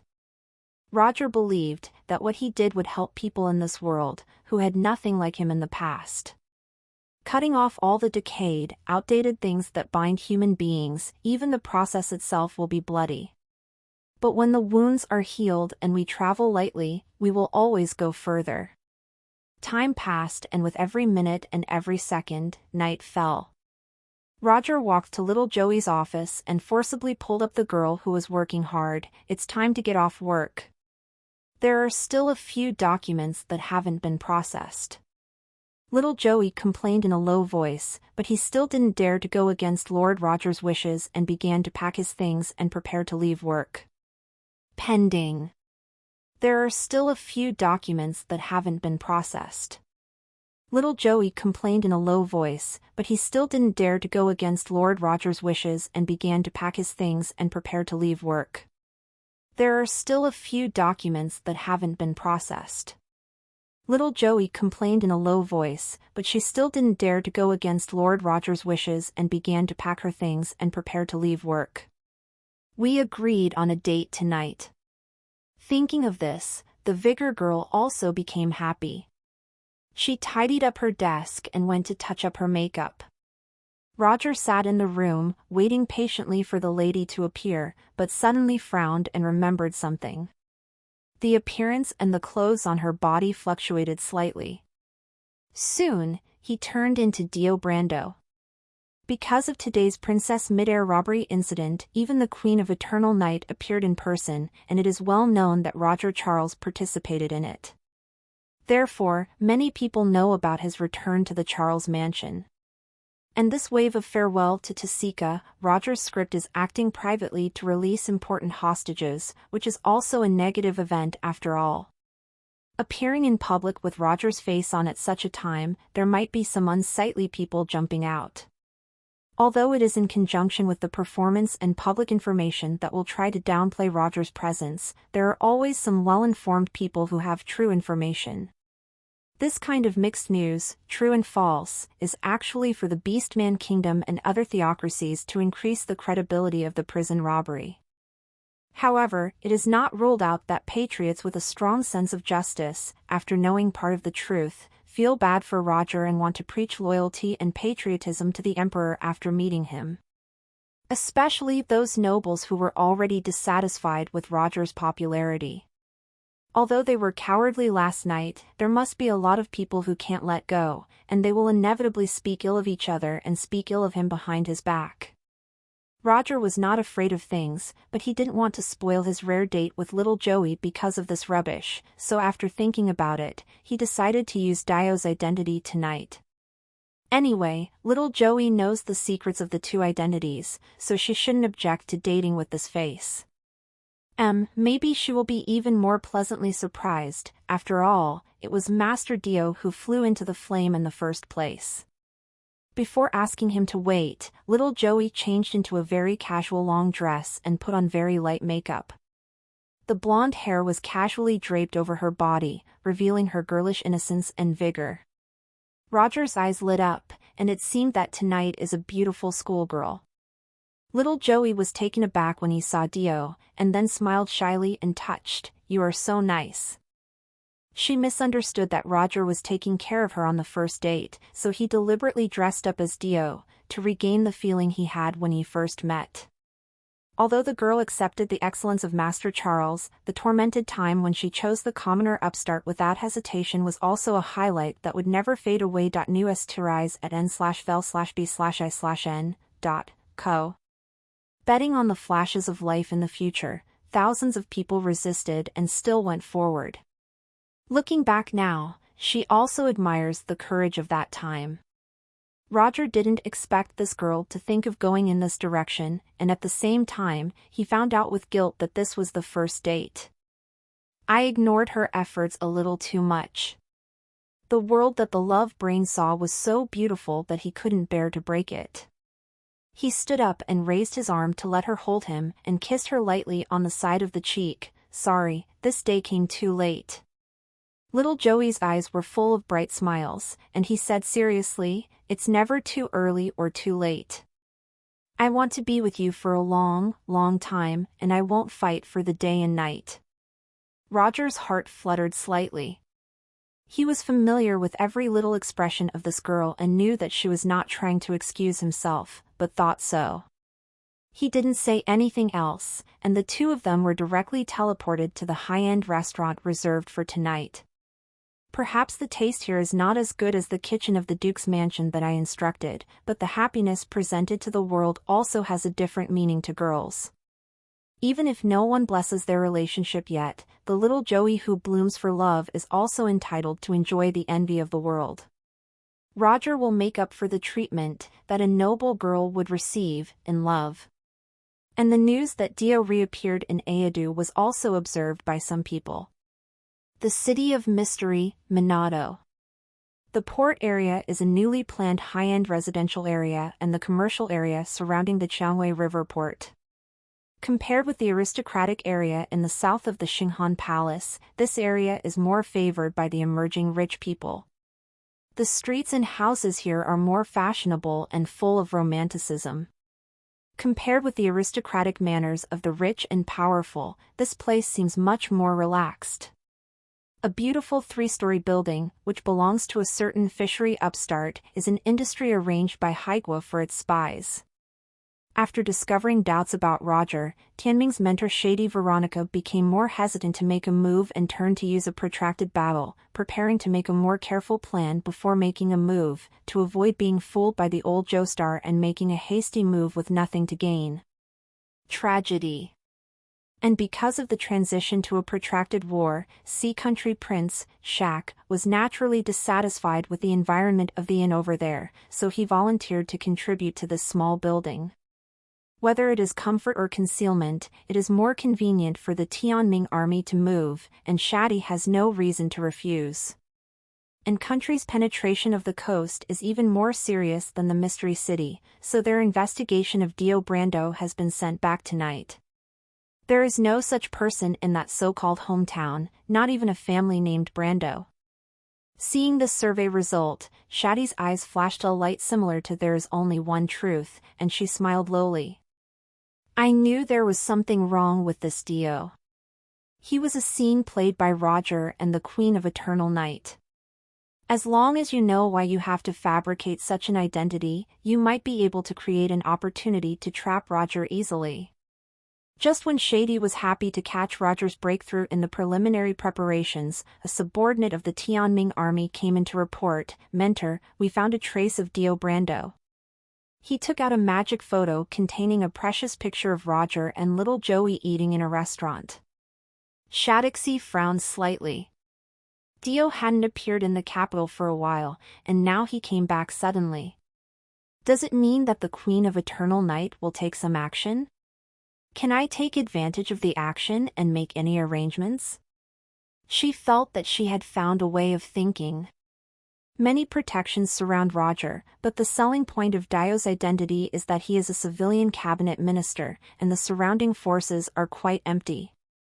In particular, his residence is still in a commercial area with relatively weak defense forces, and there is no defense force set up. Maybe he can be used as a target. She confirmed that Roger and Dio are the same people, and her thinking has broadened a lot, and she has a few ideas about how to grasp the opportunity. Dozens of new ideas for ships. Shadi lightly tapped the table with her finger, but just out of usual caution, she casually confirmed, "By the way, what is Roger doing now?" According to her deduction, since Dio appeared, Roger must be nowhere to be found now. Unexpectedly, his subordinates gave a very firm answer: Roger is meditating at the Charles mansion.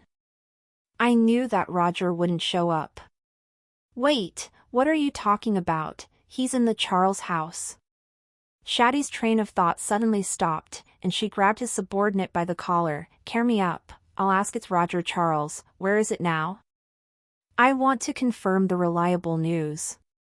The subordinate said with difficulty, "Return to the teacher, our people are very sure that Roger Charles has not left since he returned home, and has been meditating all the time.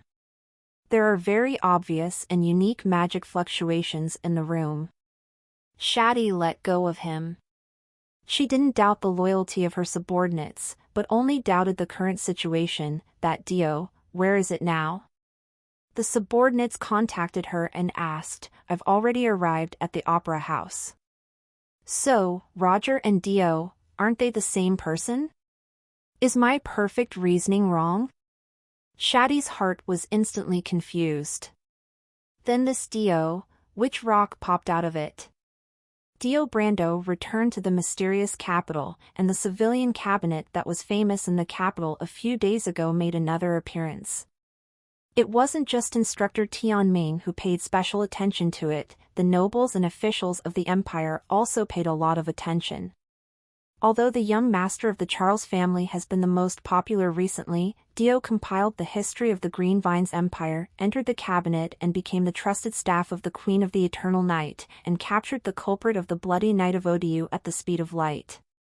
A series of big moves are enough, making everyone impressed with him.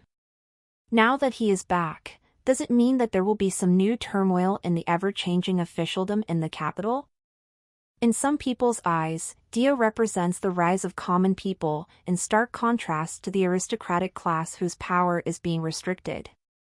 Whether the two forces will clash, whether Dio will come up with new tactics, or just keep a low profile as a minister of history has become something that many people look forward to. However, the nobles in the game don't have such a calm attitude to watch the show. In the south of the Green Vines Empire, the Principality of Fergus. This was originally one of the 17 kingdoms. It bordered the Elf Empire and the Warcraft Mountains. Caravans and adventurers were active. Therefore, business was very prosperous, and an extremely rampant slave trade was born. The current Grand Duke Fergus, that is the elderly nobleman who had some wonderful scenes with his daughter-in-law, returned from the City of Mystery with a gloomy face all day long, feeling that his dignity had been greatly trampled upon. In his castle, messengers from different forces came in and out like ants, and they didn't know what they were plotting. And in the past few days, the imperial aristocrats felt a major earthquake. People were in a panic, and they couldn't sleep or eat. Although the queen didn't take any follow-up actions, after that night's meeting, most of the nobles remembered Her Majesty's decisive killings in the past, and the number of her subordinates was overwhelming. It's just that now she has become even more unpredictable, always smiling. When everyone returned to their territory, they couldn't figure out what the queen's attitude was. The more this happened, the more worried he became, fearing that the meteor shower would fall on his manor in the next second. There is also the newly established Dark Knight Guard, which supervises nobles in name and has been making big moves these days. One after another, strong men joined in high profile, wantonly selecting elite backbones in the army, making the nobles who once shouted to expel Roger tremble. It seems that this Roger Charles is the darling of the Queen of Eternal Night. With such great support, she secretly doesn't know how many powerful people will appear in the Night Guard. This power is not something that any nobleman can contend with by relying solely on his private army, even if it is in a territory that he has managed for 100 years. There are 3 fires for the new official, and Roger has received the strong support of the Queen of Eternal Night. I am afraid that this fire will burn those nobles who want to offend him. No one could have expected that the aristocrats who have been arrogant for tens of thousands of years, obviously relying on the most powerful Green Vines empire in the world, should have lived a carefree life, but they were suddenly found by the Eternal Night Queen. The most uncomfortable thing is that this father seems to have been made by them. The triumphant celebration that passed after drinking, dancing, and dancing was fooled by others, and somehow felt that it became a turning point of their fate. Who should I ask for the reason? The key nobles can't stand the investigation. Among the great nobles of this era, there were not many with a clear conscience. Under such pressure, many nobles, led by the Duke of South Carleton, chose to flee secretly. With family and wealth, run away. Before the Queen of Eternal Night cuts the nobles into the skewers, to preserve the last dignity and property, let's change to another place and become handsome rich men. Of course, some are as Grand Duke Fergus, who is reluctant to give up everything he has now. Property can be taken away, but the land cannot be taken away, so you can be free and unafraid in your territory. In a secret conference room in the castle, more than a dozen ornately dressed nobles finally made a difficult decision after 2 days of discussion. A mere green vine is unworthy of allegiance. Grand Duke Fergus joined forces with many nobles in the south, and on behalf of the nobles who were present and those who were not present, announced the formation of the Alliance of Free Principalities, and since then the Green Vines Empire has been ruled independently.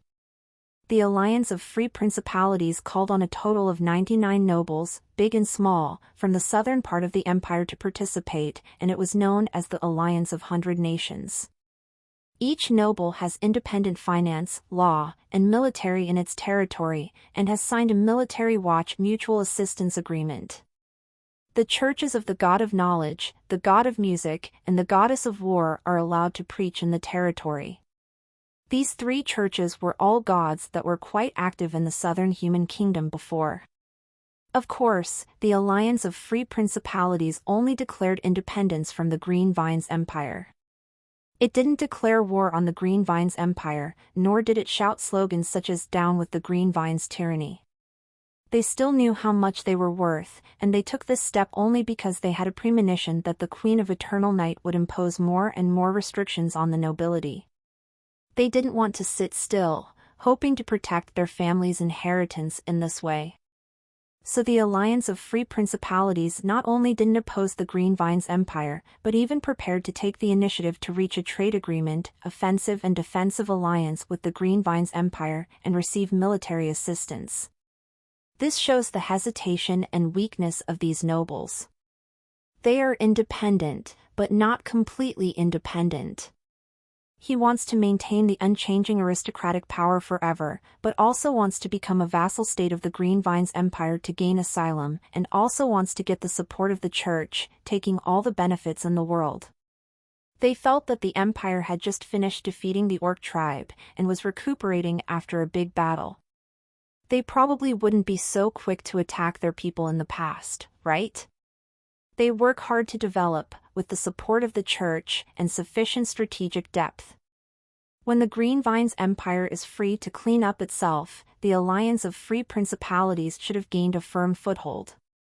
The church and the surrounding church states also intend to support the Principality Alliance in the south and cause trouble for the Green Vines Empire. And when there is a conflict between the Green Vines Empire and the theocracy, their attitudes will be more ambiguous, and they may be able to have both sides. After some analysis, Grand Duke Fergus and the others, coupled with the deception of the church, gritted their teeth and stomped their feet. They announced the news of the establishment of the Free Principalities Alliance. The alliance set up an aristocratic council, with Grand Duke Fergus as the first speaker, leading a bunch of little brothers to oppose the extreme policies of the Green Vines Empire. And less than 10 minutes after the Alliance of Free Principalities announced its establishment, the imperial envoys arrived at Fergus Castle, bringing with them the edict written by the Queen of Eternal Night. Anyone who intends to split the empire will be killed without mercy.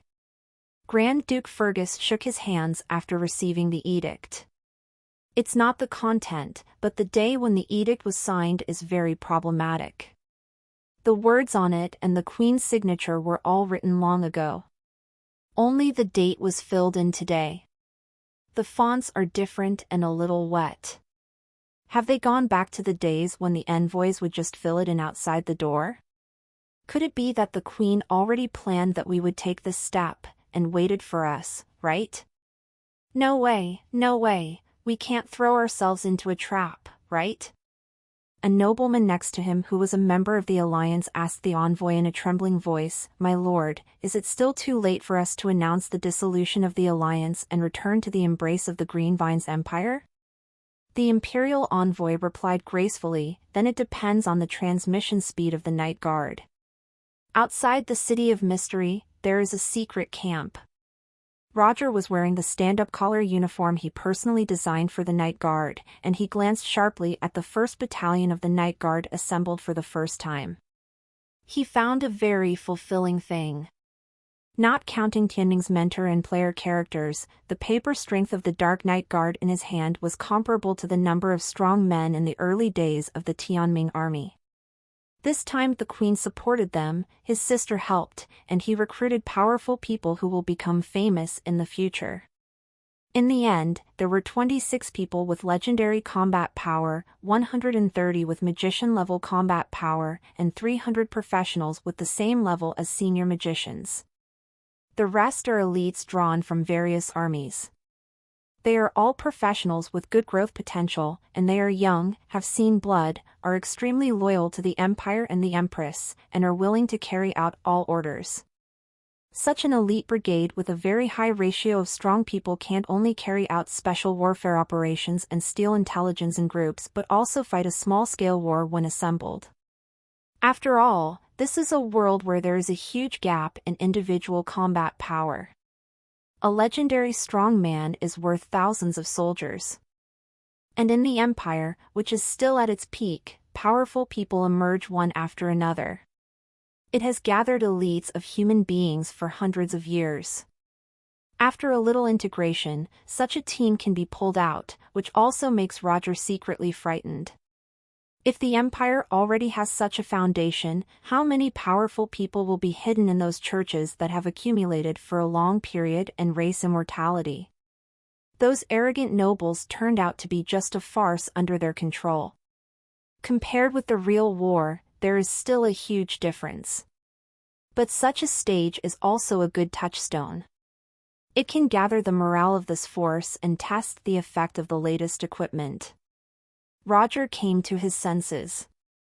On the other side of his mighty combat power, these subordinates still had some distrust towards him, a strong parallel importer. But he holds the Eternal Night Order in his hand, so he can use the appeal of the Empress Eternal Night to make the entire Dark Knight Guard completely obey his orders. At the same time, the strong men cultivated by the Imperial military system are also obedient. But to hold this power in his hands, Roger needs a lot of time and some thought. He spoke lightly, and his voice spread to everyone's ears. I believe everyone already knows what happened in the south. The so-called alliance of free principalities has essentially betrayed and split the Empire. This is massive damage to the reputation of the Empire. We must deal with the enemy as quickly as possible. The enemy is not strong, or rather weak compared to our strength. This is a battle that must be won, and you can win it without me. However, the meaning of my existence is to lead you to win beautifully, win neatly, and win shockingly. Then, keep winning, be remembered by the people of the Empire, and become an eternal nightmare for the unfaithful. Excitement appeared on the faces of many people. Make meritorious deeds, be loyal to the country, and become famous all over the world. Which good man can refuse? But many older and strong men will not be fooled casually by their officials, and they still have the intention of taking one step at a time. How far can this young, good-for-nothing young master in front of you, who is said to only have the strength of a junior magician, lead them? Without solid and independent military exploits, Roger Charles was still a brat in the eyes of the proudest imperial people. Roger stood on the high platform, and he could see 1,000 faces with different expressions, showing a contemptuous smiles.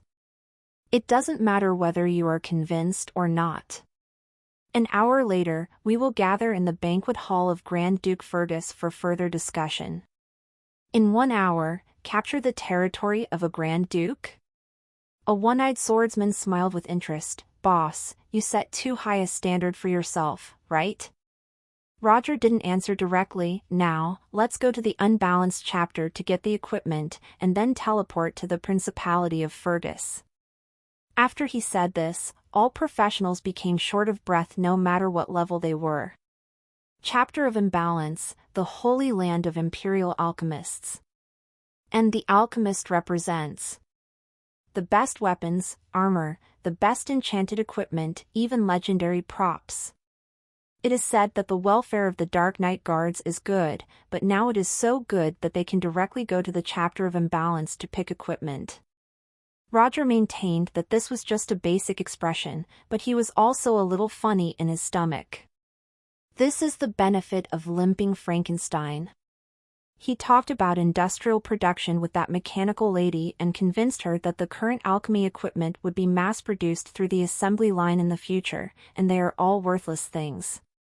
Frankenstein looked worried at the good equipment he had hoarded. So they agreed to give the Night Guard more assistance than the standard provided by the Queen of Eternal Night. Anyway, after being taken away, it will be created 100 times, 1,000 times in the future, right? And the benefits that came with joining were left by Roger until before the war and became a prop to boost morale. So far, it looks good. Next, I will use victory as a footnote for my rhetoric. The light of the teleportation array flickered, and Roger led 1,000 Night Guards, appearing on a mountain 30 kilometers away from Fergus Castle. CHCK for US to rise on no/v/l/bin.c0m. The majestic castle in the distance has already lit up with the light of the defensive magic circle. They got definite news that a dozen or so nobles were guarding the castle with their guards and private troops. The nobles are not stupid either. Knowing that the Night Guards are strong, they will never let them go. No single family can resist them. But if they gather together, they have the power to fight. The South has always been affluent, and naturally, there are many strong people to support. This integration is the number of legendary strong people, and Roger doesn't have an advantage here. Moreover, the opponent is backed by a castle that is easy to defend and difficult to attack, and the magic circle that Grand Duke Fergus has operated for hundreds of years is a tough nut to crack. The one-eyed swordsman observed the enemy's strength, and said with a smile, "Boss, is it still an hour? You can keep track of the time." Roger took out an hourglass, and the fine sand flowed slowly. A few Night Guards opened a large cage, and a large group of birds fluttered their wings and flew towards Fergus Castle.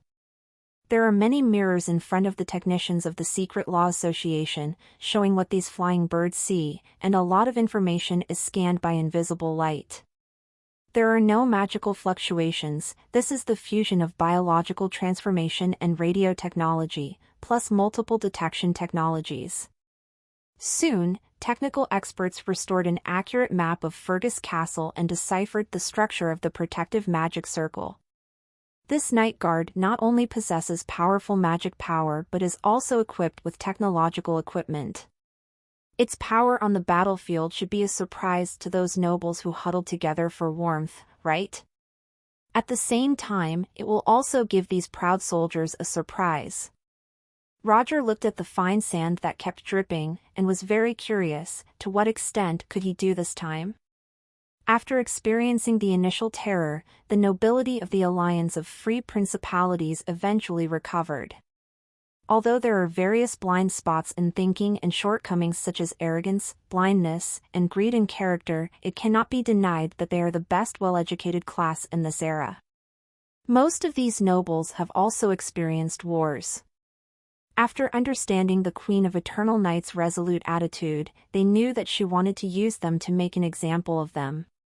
They were also ready for battle and had an insight into the situation. No trace of large-scale legion mobilization was seen in the surrounding area.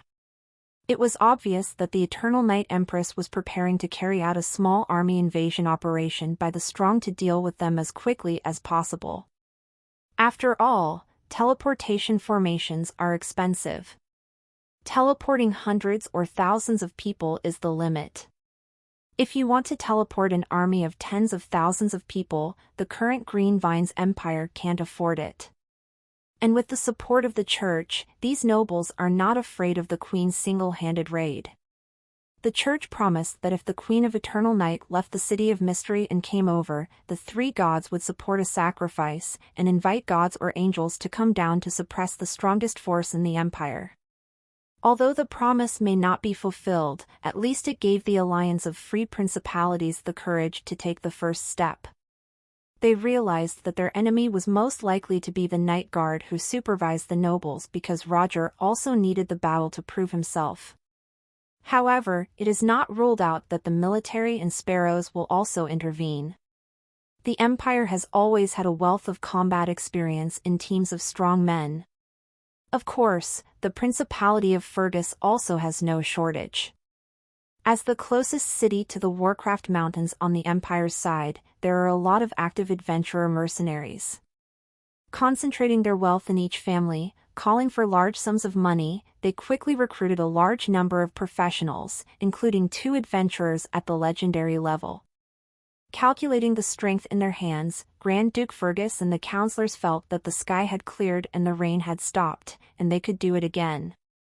As long as we resist this wave and apply for more assistance from the church, even Queen Eternal Night can't do anything to us. That's right. No matter how crazy that woman is, she's just bullying her. She's an ant facing gods. Praise the gods, they gave us freedom and defended the sacred rights of the nobles. The atmosphere among the nobles gradually became more relaxed. The magic circle fully activated and the strong men constantly patrolling the castle gave them the confidence to persevere. Soon after, someone started to suggest, Grand Duke, let everyone taste your treasured slaves together? The giant slave opened everyone's eyes.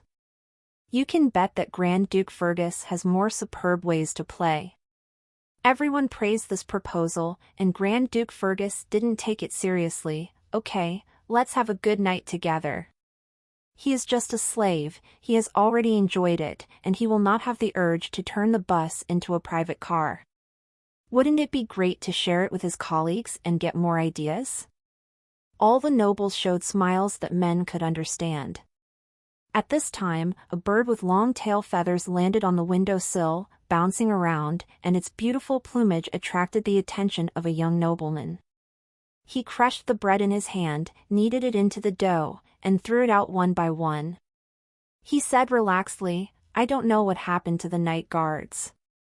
I'm looking forward to the expression of that kid from the Charles family when he found himself kicking the bucket. The nobles laughed, especially the eyes of Grand Duke Fergus.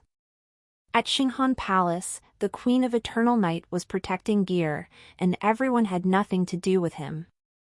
But now that he is on his territory, it's not necessarily that he wants to deal with that kid, at least let him make a big fuss and return in vain, but it shouldn't be too simple. With this incomparably strong castle and the magic circle that cost countless amounts of money, I simply don't know how I could lose. From the mountain peak of Fergus Castle, the Night Guards have already checked out the structure and defense layout of Fergus Castle and deduced the key nodes of the magic circle. This kind of intelligence that cannot be obtained from the outside world under normal circumstances is now clearly presented in front of the offensive, reducing the difficulty of the subsequent offensive to an extremely low level. The most important contributors are the scout birds developed by the Secret Law Association. Magic and technology collided and a miraculous chemical reaction was born. The Druid class possesses the magic to control animals and share their perception, but their animal companions have obvious magic fluctuations, which are used for reconnaissance on the battlefield. This, however, will arouse the vigilance of enemy professionals, and they cannot approach at all. But these spells are not complicated. The secret method will crack its principle, and the bird's vision will be transmitted by radio, and then implanted with scientific detection methods such as infrared rays, sound waves, and electromagnetic radiation. Ordinary birds without any magical fluctuations on the surface can be the eyes of the night guard. However, a keen magician and a tight magic circle would not respond to these ordinary animals. They allowed the scout birds to freely enter and exit the airspace of the castle and retrieve a lot of information. Not only are the enemy magicians completely ignorant of the method, but even the night guards who operate the scouting birds also don't know that these birds are transformed through technological means, and think they are just alchemy products with particularly strong anti-magic detection methods. The application of science and technology intelligence is currently only known to Empress Eternal Night, Roger, Frankenstein, and R&D personnel who will not have contact with the outside world in the short term. Even Dean Hall, at the suggestion of the Queen of Eternal Night, took the initiative to delete the relevant memories. His credit for inventing the tape recorder must wait until later before it can be made public. The old man is stubborn. He is loyal to the Empire, and he doesn't care about his reputation at this age. I heard that hitting one's invention can bring endless benefits to the Empire. The Queen of Eternal Night also cared about his condition personally, and the old man also successfully got out of the blow she brought to herself. In fact, at the age when he has achieved fame and retired from the world, he is still fighting on the front line. The mentality of being needed is his last need. He carried the banner of the old sect. In addition to his long-standing cognition, his subconscious mind may not have deliberately played against the tune and had the mentality of gaining more eyes from his most beloved disciples. This is the same as children crying to get their parents' attention. Dean Hall has no children, and the most incredible pride in his life is that he has cultivated the disciple of the Queen of Eternal Night. The Queen of Eternal Night talked with him in person this time, and she was not stingy about his invention. She still needed his cooperation. In short, there are some secret methods. The longer they are hidden, the greater the advantage the Empire will be able to gain on possible frontline battlefields. This attack on Fergus Castle was just a small test. The effect brought by this method is enough to amaze the Night Guard. Even the legendary powerhouses would never have imagined that the methods of the secret society had become so powerful that the enemy's impenetrable castle seemed completely transparent to them. With such a level of intelligence support, Fergus Castle only looks indestructible. It is no different from opening the gate and waiting for them to occupy it. Every legendary powerhouse has reached an intense level in his profession and has extremely rich combat experience. From cracking the magic circle to digging the defense line of the castle, he has countless strategies in his mind. Within an hour, it's possible. The one-eyed swordsman looked at Roger again. His gaze was different, and he rubbed his newly obtained pair of half-fingered gloves. The Space Glove 8 Arms has 1 cubic meter of storage space, similar to the lowest-level dimensional bag. However, glove-type space items have a unique advantage compared to items such as space rings, bracelets, or dimensional bags. The items they take out are directly in your hands, and you can also put in the things from your hands. In other words, with this pair of 8-armed gloves, the one-eyed swordsman can seamlessly switch weapons during battle. Combined with his weakness insight ability, he can infinitely magnify the enemy's weaknesses, choose the most suitable weapon, and deal the most damage. At the same time, it is extremely confusing. Because he is a sword master, he gave up on defense and went for a warrior profession with an enhanced attack power limit. Entering the equipment warehouse in the chapter of imbalance, he didn't choose a powerful weapon, but he fell in love with Baram at a glance. Thinking that this was the last piece of the puzzle to perfect his professional system. With this piece of equipment, even if Roger didn't fulfill his promise, he still felt that he was a leader worth following. Because he is rich and well-connected, he can get equipment that cannot be obtained elsewhere. And the effect brought by the scout bird at this moment, although this is not the strength that Roger showed himself, it also shows that his connections can directly mobilize such new equipment. Maybe it also represents the favor of the Queen of Eternal Night? Anyway, in the Dark Night Guard, the future is boundless. Many people have similar ideas to him. With new departments, new equipment, and the first battle, everyone's eyes are shining with fierce fighting spirit. It's time to show high-end operations. Roger sensed the commotion behind him, but he said without looking back, "Everyone, don't worry, let our birds fly for a while." He snapped his fingers and said to the technician, "Break the space blockade." Following their operation, a bird landed somewhere in the castle without arousing the guards' alert and suddenly developed vomiting symptoms. It seemed to be in great pain, and almost vomited out its stomach, but a ball of earthworms landed on the ground. The body fluids of these earthworms are highly corrosive. They drilled into the hard rock and began to move towards a key node of the castle's protective magic circle. 1 minute later, the teleportation prohibition function of the Fergus Castle magic circle temporarily failed.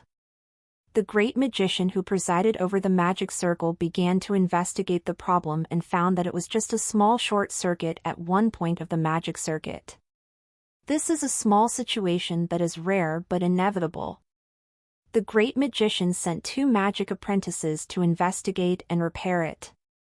The captain of the defense also knew that the problem with the magic circle would be fixed soon, so he didn't take it seriously after learning about it.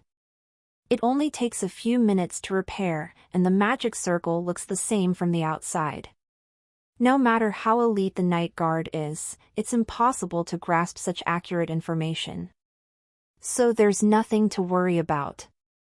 After all, if one wanted to crack a magic circle normally, one needs to use magic as an attack method or counter it ingeniously.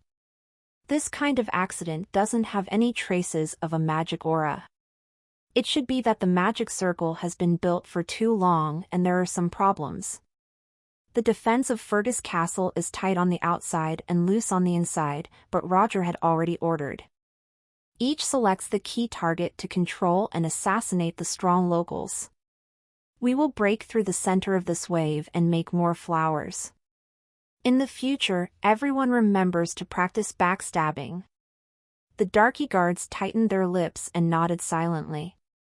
At this time, the method displayed by the Secret Law Society is no longer to amaze them but to frighten them. Grand Duke Fergus doesn't know how much money has been invested in the magic circle. If it fails, will he fail? The precise coordinates of each point of the castle, it's all right, everyone directly teleports to the enemy to play assassination. However, these operations were completed without alerting the enemy at all. Can you believe it? With such a method, everyone can only be thankful that they are Green Vine's people. Otherwise, I'm afraid that someone will cut off his head while he's sleeping soundly, and he won't even know it. But for them to complete the mission, such technical support is convenient enough, and victory is within easy reach. Originally, he thought it was going to be a battle of the guts, but Master Roger was alone, directly cheated to open the whole map, secretly changed the attack power of the enemy's defense tower to 0, and gave them mythical equipment along the way. With such poor equipment, isn't it a good time for a wave of ruthless and crazy tower jumps? Who can refuse de Schuenfeng's abuse of vegetables? The light transmitted on the field flickered, and the powerful man in Roger disappeared in place and entered Fergus Castle by taking advantage of the small gap where the magic circle failed. The remaining night guards, led by little Joey, waited for a signal from inside, and then entered the surface building of the Alliance of Free Principalities from the front. Inside Fergus Castle. After a lengthy meeting to discuss alliance matters and to arrange its defense, the nobles had already become tired. The workload in the past few days has surpassed the last 2 months. It's time to take a good rest and wait for the news of victory. The nobles have returned to their rooms and stood resting. They believe that they have arranged enough strong men. Grand Duke Fergus felt that taking this step would be an absolutely good thing in the long run. Compared to bowing down to that rampant woman, he will be the chairman of the Independent Alliance in the future, his status will rise a lot, and he will not have a father. Humming a song and returning to his room, he thought about what entertainment program he would arrange for tonight. He was exposed by that little half-blood demon at the triumphant celebration, and he had no interest for several days. Today, he finally decided to leave the Green Vine's empire. He felt that all the energy he had lost had returned. After closing the door, Grand Duke Fergus suddenly felt a chill in his waist, and a dagger sank directly into his waist. CHCK for US to rise on no/v/l/bin.c0m. Grand Duke, are you in a good mood? A frivolous voice that Grand Duke Fergus would never forget in his dreams sounded. Roger Charles, why are you in my room? How did you break through my iron wall? Grand Duke Fergus turned his head with difficulty, saw Roger's side face with a relaxed smile, and his whole body became cold quickly. Even this strong parallel importer has entered the room. Has the elite force of the Night Guards completely infiltrated the castle? Bronze walls and iron walls? Roger whistled and pulled out his dagger abruptly. Grand Duke, times have changed. The dagger was pulled out, and blood splashed all over Roger's body. Grand Duke Fergus collapsed onto the ground shaking due to blood loss, his face still full of disbelief. Roger's face didn't change at all. To welcome the future without the Queen, he has already realized that his hands are stained with blood. Human beings are too forgetful. Without blood, they cannot suppress the greed of certain demons. He calmly tore open a magic scroll, retaining the vitality of Grand Duke Fergus. He wanted this old man to experience the bitterness of betraying the Empire to the fullest and saw that no matter how much he planned, it was just a farce before absolute strength. Roger wiped the dagger clean with Grand Duke Fergus's clothes, sheathed it, and shoved his foot to open the door. "Master Commander, the castle has been cleared." All the strong men of the Night Guard were waiting for Roger and saluted him respectfully. An easy victory, but they are more heartwarming than the rest of their lives after 100 battles. Roger didn't answer right away. He walked out of the corridor and went to the balcony to look north.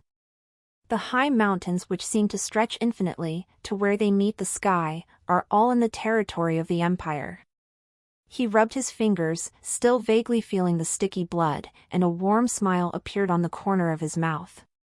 Even if you fall into the night, even if you do whatever you can. This is also the Empire I want to protect. Raise the flag, Roger ordered. Amidst the sound of the horn, the defense troops on the outer perimeter saw Joey leading the main force of the Night Guard to watch the wind and descend, and the flowery national flag of the Green Vines Empire fluttered in the wind on the top of the castle. The Alliance of Free Principalities? It was a joke that lasted no more than 2 hours. In the hourglass on the top of the mountain, most of the sand still hasn't flowed down. With Grand Duke Fergus and all the nobles in the castle under the control of the Night Guard, the remaining fighters and guards no longer had any reason to continue fighting. This kind of scene where all the main generals have fallen into the enemy's hands before the war started is too weird, and there is absolutely no point in any stubborn resistance. From the perspective of the powerhouses and retainers of the Alliance of Free Principalities, the opening crystal exploded directly before he had done anything. It was so uncomfortable that I even suspected that someone on the other side was cheating. Those who had no time to run surrendered after a slight resistance. Those were hired by money, they just scattered like birds and beasts, and they didn't need the Night Guards to fight them, and they all ran away without a trace. So little Joey led the Night Guards and entered through the main entrance, preparing to take over the Fergus castle. Some of Fergus' retainers intended to kidnap this weak-looking female general, but they were trapped by her charming voice and a scuffle broke out among their people, so they were directly taken down by the Night Guard. Now that little Joey's strength has touched the edge of legend, and he has mastered the singing and dancing skills of the Orc war priests, his fighting methods are no longer that of a pure magician. With the legendary powerhouse in the Night Guard coming out from within, there was no suspense in the battle. A war that the outside world hadn't had time to pay attention to, just ended super fast without any waves. It's not that the Alliance of Free Principalities is too careless, but Roger's methods are unimaginable. For the nobles of the old era who didn't know what technological means were, the scientific and technological exploration of the Secret Law Society had already formed a dimensionality reduction blow and achieved a crushing victory, which was completely within Roger's expectations. Roger sent the news back to the imperial capital in the name of the Night Guard, and spread the word to the surrounding area, shocking the whole world. Although this battle was short, the Alliance of Free Principalities suffered heavy losses. The speaker, Grand Duke Fergus, was arrested, all members of the House of Representatives fell under the control of the Night Guard, and the upper echelons of the Alliance of Free Principalities were directly taken away by a wave. This is already the most powerful group among the nobles in the south. They can't resist the Dark Night Guard for an hour even if they hold a group for warmth. How can the rest of the nobles have the confidence to continue to maintain the so-called freedom? So the Alliance of Free Principalities announced its establishment for 2 hours, and it collapsed without attack. The remaining nobles either secretly asked how to surrender or secretly contacted the escape service. I don't even understand how the enemy won. How can I fight this battle? The nobles were puzzled and shocked, and Roger Charles, the famous good-for-nothing younger brother of the capital, also couldn't understand. Could it be that he has his current status not because of his good looks, but because of his real skills? The news about his lack of strength at the triumphant celebration was a lie, a trap to lure them out. This kid is super powerful and proficient in commanding battles. He was nicknamed the Little King, right? So who the hell is so insidious, spreading rumors that Roger can't do it? This guy looks like a temporary god now. Cornelia, who was far away in the Campasac desert, sneezed all afternoon, suspecting that many people were scolding her. As the news continued to spread, not only the nobles in the south panicked but also the nobles in other parts of the empire who were still watching the situation were also deeply shocked by the strength displayed by the Night Guard. Although in the beginning, most people were not optimistic about Grand Duke Fergus and the others. Everyone thought that as long as the Queen of Eternal Night made a move, they would have no chance. What they gambled was that the Queen of Eternal Night didn't have. Cough, the Queen didn't have time to shoot. After all, the Church of the Seven Gods checks and balances each other outside, and the Queen of Eternal Night needs to sit in the City of Mystery, and they still have room to struggle to survive. Then the nobles learned the terrible news: the Queen of Eternal Night hadn't made a move yet. Roger led the newly formed Night Guard, which had only been established a few days ago, and almost killed Grand Duke Fergus. This battle process was too straightforward and horrifying, directly beyond the nobles' normal understanding of the battle. There is only one explanation for this speed, and that is the power of the Night Guard, which formed a crushing advantage over Grand Duke Fergus. If he didn't know that Grand Duke Fergus didn't have that kind of brain, he would have suspected that he was cooperating with the Queen of Eternal Night to act to scare himself. But now with this failed demonstration, the nobles have found that there are fewer and fewer options for not losing their heads. They finally vaguely realized that the imperial power had unknowingly formed an absolute crush in terms of strength against the infeft nobles. The world's pattern that had not changed for tens of thousands of years had quietly shaken its foundations. When they were drunk and dreaming of death, the Queen of Eternal Night worked hard, and it was time to make a lot of money. I don't know if the foreign war is an amateur, but judging by the state, the civil war must be an expert. The nobles suffered a lot and sent countless manpower to inquire about the details of the Battle of Fergus Castle. The alliance of free principalities is pitiful. When it was established, everyone had no time to notice. When it failed, it became a hot spot that everyone in the world is studying and paying attention to. And the more they inquired, analyzed, and researched, the more frightened the nobles became. This Dark Night Guard has something, and the methods are extremely weird. The defensive strength of Fergus Castle is also well known. Grand Duke Fergus often boasted that he invested a lot of money in the protective magic circle, and this is the result. That's it? Is it different from paper paste? You didn't even have space teleportation. Where did all the money go? Poor old man, you must have met a liar, right? Not long after the battle started, the Night Guard seemed to have grasped the detailed coordinate system of Fergus Castle and directly and accurately teleported to carry out fixed-point sniping. At the same time, the defenses inside the castle were extremely lax, and there was no reaction at all when someone touched it. It's not that one high level was removed, but the entire high level was taken over in one go. Everyone felt that if they were on the scene, they would be able to. How about a few more minutes? The nobles announced that they would unilaterally expel Grand Fergus from the noble class. This old guy is too stupid. He lowered their average IQ and cheated more than a dozen teammates. But it didn't take long for the analysis of these nobles to be slapped in the face. The latest news shows that the protective magic circle of Fergus Castle is equipped with the most popular and common means of blocking space teleportation in the Empire, and the standards are quite high. It just so happened that before the Night Guard teleported, something happened to his magic circle. During the few minutes of vacancy, no one took it seriously. As a result, the Dark Knight Guards seized the opportunity and sealed the victory in one wave. At this time, if you go backward, who would believe that this is a coincidence? It must be a special method concocted by Roger. Having come to such a conclusion, Grand Duke by Fergus was congenitally mentally retarded and the nobles could not accept it, and his vest felt cold. This Roger, is he so fierce and terrifying? Is it positively proving that cracking the protective magic circle has turned all the legendary powerhouses into the air again?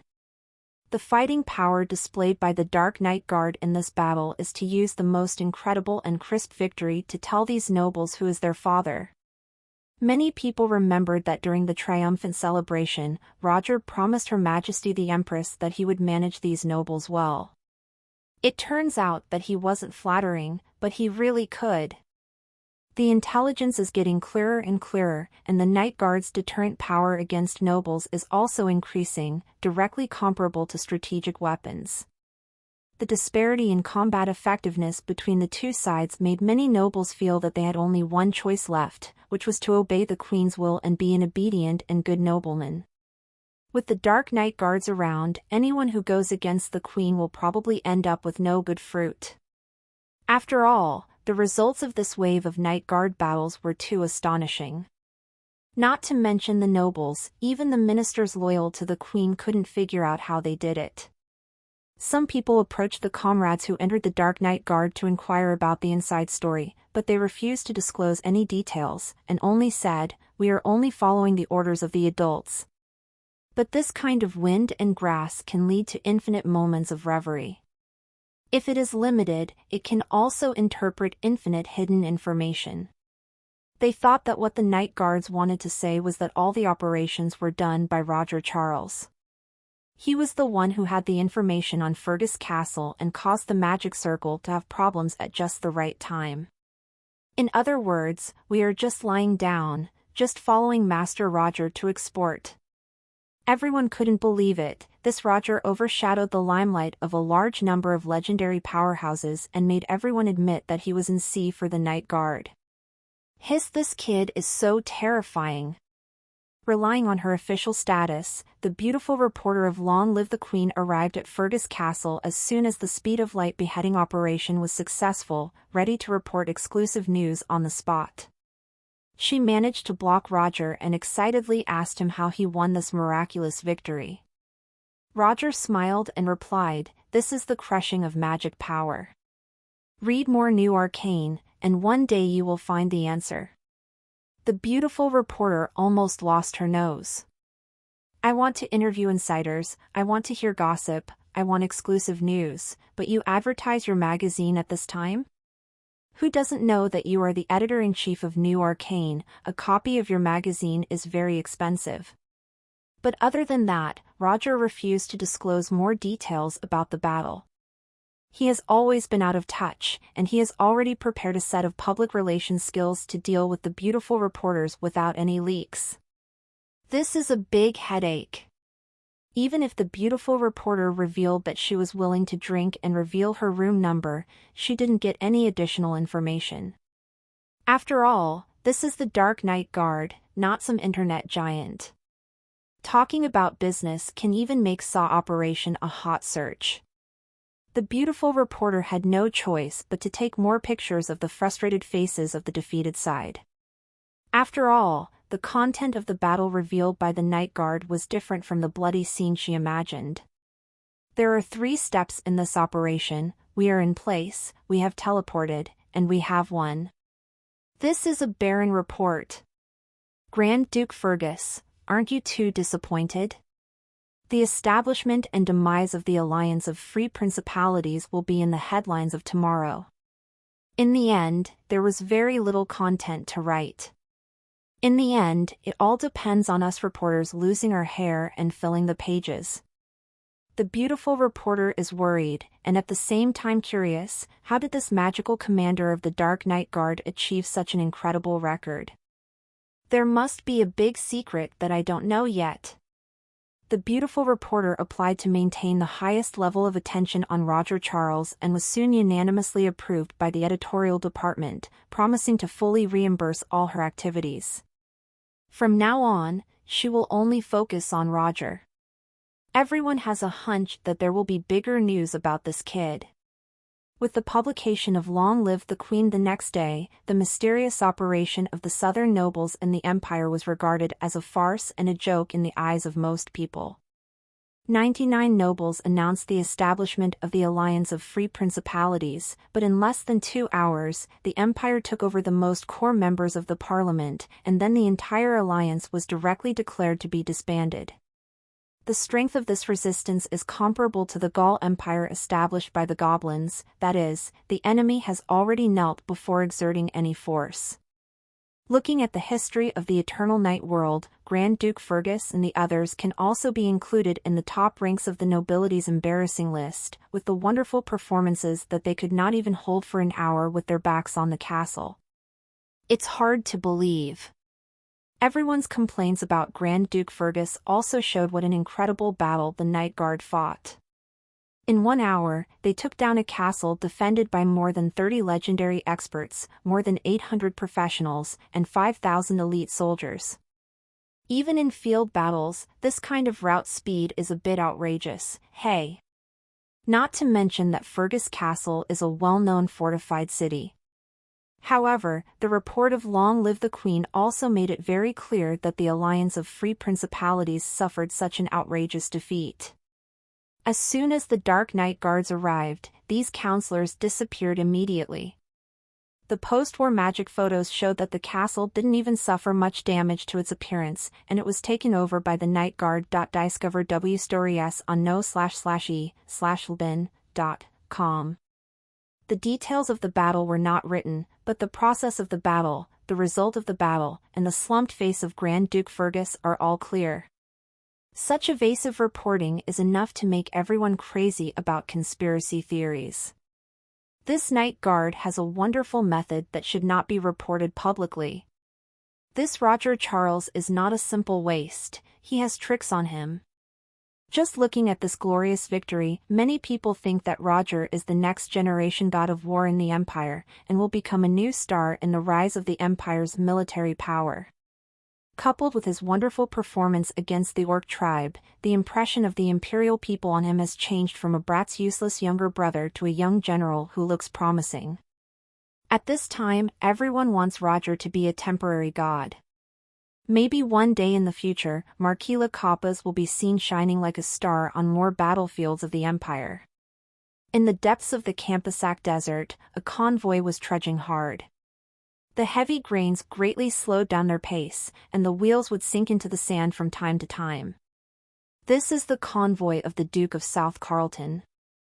Although it is difficult, he can't give up the food in his hands, and he desperately needs big buyers to eat the goods in his hands. Because he doesn't have much cash left. After the triumphant celebration, he was the first to escape, and he was looking for professionals. The route he arranged went very smoothly in the early stage. He sneaked out of the mysterious city, and his servants also successfully gathered together their wealth and hoarded food. Now, just wait for a dark and stormy night and secretly cross the border. He, the Duke of South Carleton, can leave this changed empire and become a free and easy rich man. The day of the operation soon came, and they sneaked past the patrol of the border guards. Seeing that victory was in sight, they unexpectedly encountered a group of bandits. The other party came and went like the wind, and there was even a legendary magician who stared at the Duke of South Carleton at the beginning, then broke through the defense line of the guards, and snatched away the last property of the South Carleton family, 2 carts of alchemy equipment, jewelry, and artwork.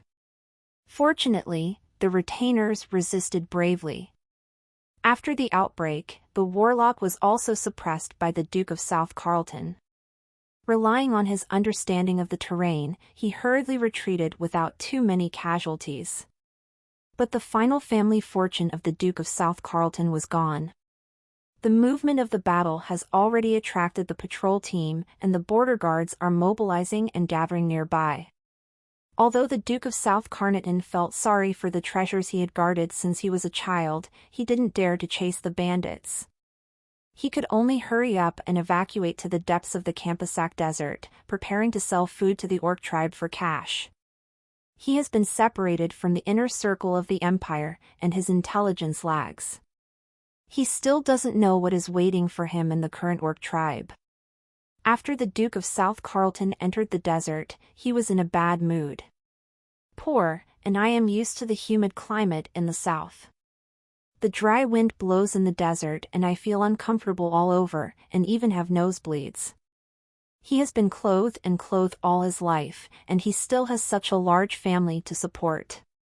He eats and drinks every day, and his expenses are like flowing water. Although the territory is not small and the income is not small, the untouchables have been squeezed, and they still can't satisfy the family's rising expenses. With such pressure, coupled with his greed, the Duke of South Carleton risked everything, thinking of making a wave of national calamity by hoarding grain. As a result, because of Mokila's sudden birth, the price of food in the empire plummeted after being raised, and his chances of making a fortune were slim. By helping the Tianming army with missions, the Duke of South Carleton gained a fortune, which he used to maintain and increase his position at the bottom of the valley, and then joined forces with the nobles to put pressure on Queen Yongya to ban Mokila, a harmful thing. It's a pity that the alliance of the nobles failed. Instead, everyone was forcibly suppressed by Empress Yongya, and there was an extra night guard on top of their heads. Facing such a tough Queen Eternal Night, the nobles began to show their magical powers, fleeing, becoming independent, surrendering, and watching. The only impossible thing is to unite and toughen up the Queen. The collective pleading at the triumphant celebration was their brightest moment, a swan song performed by thinking that the law doesn't punish the public. Then they died. The Duke of South Carleton fled in time, and everything went well in the early stage until he encountered a bandit, and the wealth he had accumulated over the past century was completely emptied, and now he only had carloads of food left in his hands. The good news is that you can't die from starvation, and the bad news is that you can't die from starvation. However, food in this era is also a hard currency. There is no problem that the same rice can be eaten by the imperial people, but the orcs will not eat it. After successfully leaving the country and arriving in a beautiful country without Mokila, the Duke of South Carleton believed that he still had a chance to turn around by selling food. If the old social circle of the Duke of South Carleton is still there, and if he chats with other escaped nobles, he may find that they are not the only ones who have encountered gangsters. If they can realize this, they will know that there is something wrong with the professional who helped them arrange the route. Some people are eating up their last value bit by bit in batches, and they must not be allowed to leave comfortably. It's a pity that the catastrophe is imminent. The nobles have already flown separately, and have no time to communicate with each other. They can only ask for blessings, and attribute the encounters on the border to bad luck. In the future, there will be no chance to have a ball to reminisce about the old days, and then I realize that this is a farewell ceremony prepared by Margaret for them. From a certain point of view, even if they live, they will not be able to take revenge on Margaret. Not knowing why they were robbed will help the nobles have peace of mind. If there is a loss, there must be a gain, although not everyone needs this kind of gain. Following the Duke of South Carleton's march to the depths of the desert, he found that after the defeat, the orcs were indeed short of food and clothing. There are still countless opportunities to sell food that cannot be sold at a high price in the Empire, on the side of the orcs. The Duke of South Carleton looked at the rising grain prices, his heart fluttered, and he inevitably began to hesitate to sell them again. He wants to sell more slowly, wait for the price to rise, strive to make enough money, and then take the whole family to the Elf Empire for retirement, enjoying the taste of an elf girl as an extra. Just as the days were getting better and better, the Duke of South Carleton heard that Grand Duke Fergus had established the Alliance of Free Principalities. Then, within 2 hours of announcing its establishment, it was cleaned out by the night guard. This stupid old pervert thinks he can beat the queen? The Duke of South Carlton smiled mockingly, thanking himself for running fast. Although saving Empress Yongye's life is bragging, he has indeed fought with Empress Yongye and knows the fighting power of that woman very well. The strength gap between the two sides cannot be compared to these domestic nobles, who only held together for warmth. So it was both wise and lucky for me to choose to flee secretly. Although the environment is a bit difficult, at least the whole family's life can be saved, and they can also make a lot of money by the way. As the saying goes, having fun while suffering, he has had a miserable life recently, but knowing that others have had a worse life than himself, he has gained considerable psychological comfort. Not long after the news of the defeat of the southern nobles came, the Duke of South Carlton heard another piece of good news from the orcs. A new Beastman King tent is rising. The powerful new king is preparing to unite more orc tribes to establish a country of orcs against the tyranny of Ivy. The Orc King called on the orcs who were constantly fighting to put down their blood feud and unite. Under the protection of the goddess of war, they ushered in precious freedom and strength for the orcs. Judging from these reactions, it is obvious that the orcs will make big moves. The Duke of South Carlton suddenly became active. The big move this year is to fight, and if you want to fight, you need food and grass. Now the orc tribe is impoverished. This orc king is ambitious enough, and there is a high probability that he will sell the food and grass in his hands at a premium as a trump card to command those poor tribes.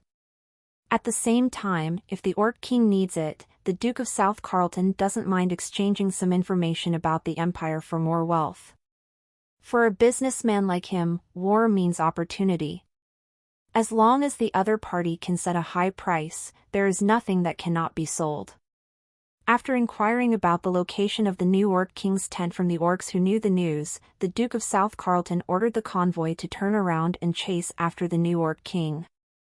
He is quite proud at the moment, feeling that his ability to manage the territory may be mediocre, but his level of business, speculation, and grasping opportunities is top-notch in the world.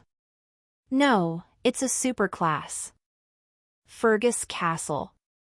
Roger was sitting in the luxuriously decorated meeting room of Grand Duke Fergus, his body nestled into a comfortable leather sofa, and he was meeting several distinguished guests. Empress Yongye and her 2 prime ministers.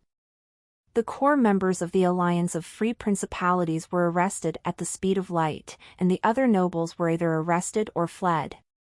The empire won a complete victory.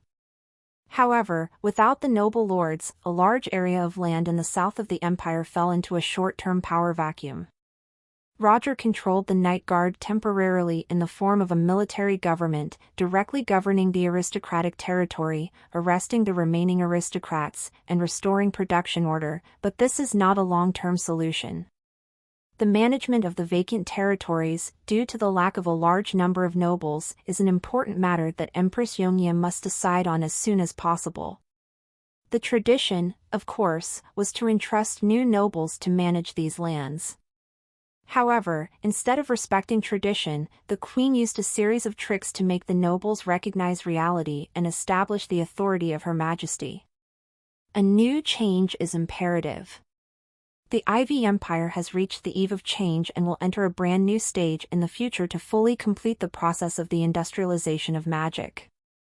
The Industrial Revolution is also a revolution. Its essence was unlike the smooth-sailing nature of regular technological progress and the establishment of factories.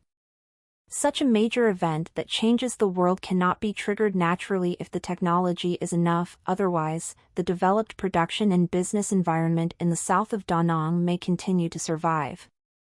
The revolution of the industry requires a suitable system, a suitable social atmosphere, sufficient wealth accumulation, and a bit of luck to complete the transformation from an agricultural country to an industrial country. And the process is not beautiful and romantic, but the most barbaric side of civilization. capitalism continuously conquered colonies and established bloody regimes, carrying out slavery, creating large numbers of child laborers, and sacrificing several generations before it broke the traditional living and farming model of the past 1,000 years and finally completed the global industrialization system. Productivity increased by hundreds, or even thousands, of times. Before the end of the revolution, no matter which continent it was, more than 95% of the population was scattered across the countryside. The concentration of people required by a labor force needed to drive industrial production led to the birth of more modern metropolises. The empire wanted to complete within 10 years what took hundreds of years to complete on Earth, so there must be no hesitation in making every choice and seizing every opportunity. Empress Eternal Night doesn't need to understand Roger's many considerations. She just dislikes the current noble enfeoffment system from the bottom of her heart. It was hard for her to get rid of a group of nobles, exile a group, and gather a group. She can't lift them again and make herself unhappy. After Roger's impassioned speech, Empress Eternal Night first determined the general policy for the future path of the empire. The era when I will directly manage the entire empire must come. Margaret didn't care. It could even be said that she was very happy. She supported all the Queen's decisions. She is an orphan, and she was awarded a title because of her achievements. She doesn't have much sense of identity with the aristocratic system in her heart, and she doesn't think that her title is a natural honor, an excellent bloodline, etc. The most she could do was to compare her titles with others, and then she found out that Roger was also a marquis, Angelina was a duke, and everyone in the Charles family had a higher title than her, which was disgusting and dazzling. Angelina remained silent with worry on her face. She understood the reasons Roger stated, and also felt His Majesty's determination, but after all, she had to think a little more, worrying about the chain reaction of such strides forward. Can the empire withstand such turmoil? Can the subsequent transfer of power be successfully undertaken? In the view of the right Prime Minister, this is a brand new system unprecedented in history and without any reference, and every step is a trial on the edge of a cliff. If one is not careful, he may fall into the abyss and be lost forever. If it was the past, she would suggest that His Majesty take a more gentle policy, boiling frogs in warm water to weaken the power of the nobles step by step, instead of directly directing the imperial power to the state. I'm afraid that even the people at the bottom will not be able to quickly accept such a change. They will have doubts about the sudden disappearance of aristocratic rule and find it difficult to adapt. But at this moment, the one discussing this issue is Her Majesty whom she is loyal to, and the younger brother she brought up with her own hands. No matter how much Angelina doubts him, she couldn't tear down her younger brother. On the contrary, in the process of implementation, it is necessary to eliminate the influence as much as possible for the proposer of my brother.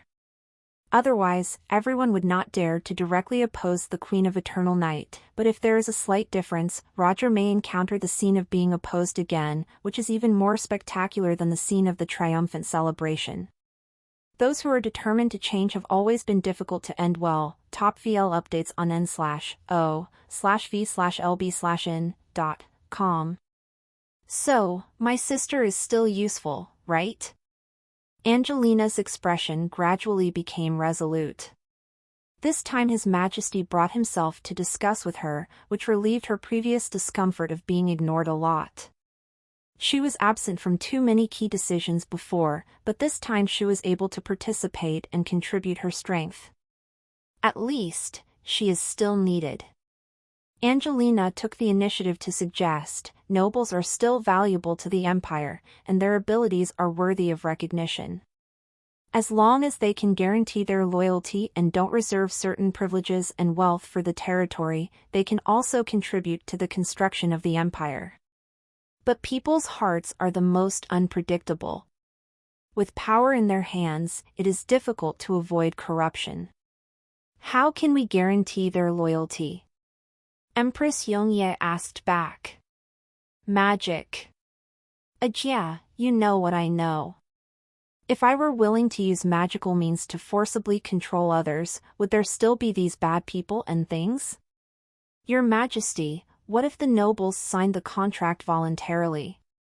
Angelina showed a confident smile. Politics is the exchange of interests, depriving them of territorial rights, but giving them personal glory, power, and longevity. Such compromises and concessions, it's so hard for them to take it, it's human nature. Margaret objected, we have an absolute advantage, why should we compromise with those pigs? Angelina just smiled faintly, because the current territory of the empire is too large. If you, Mrs. Margaret, can handle all the affairs of nearly 100 provinces by yourself, then you don't need these nobles.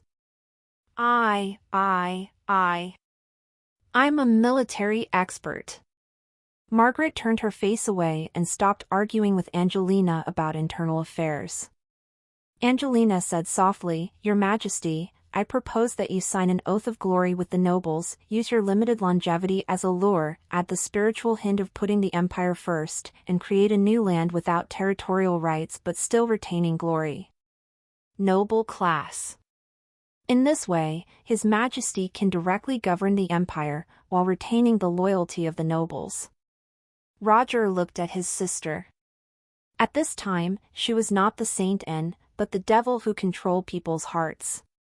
Immortality is impossible to achieve, but with the power of a magician, there are many ways to prolong life. It doesn't have much effect on a strong person like the Queen, but for ordinary people and low-level professionals, such means are rare and precious. If, as Angelina said, a magical ritual to prolong life is constructed, the price is to regard the empire as the most sacred and important thing in their hearts. I believe that the nobles will be willing to accept it after hesitation. After all, they have been driven to a dead end, and suddenly there is such a choice that they can retain their glory, power, and wealth for a limited time and live for a long time. This is a decent temptation. And after such a glory oath, the empire gained territorial control and a group of absolutely loyal administrative officials. When they have dedicated themselves to their posts for some time and won the love of the people, the false glory may also become real. Maybe in a few years, the people of the empire will completely change their view of the nobles, thinking that they are public servants of the people and deserve the word noble as a matter of course. This is indeed a highly feasible solution that can achieve a win-win situation. At the same time, it is also an upright conspiracy. Only after the careful thinking of those nobles can they come up with such a strategy. Empress Yongye pondered for a while, then looked at Luo Jia. What do you think, Ai Qing? What the right minister said is a clever plan that I can never think of myself. Then it will be dealt with like this. The secret law will cooperate with the right minister to complete the details of the Oath of Glory, allowing the existence of a new noble class. With Roger's affirmation, Empress Eternal Night decided to copy Angelina's homework this time. I am a good queen who is wise, martial, and kind. Well truckers, that's all for this part. See you all in the next video.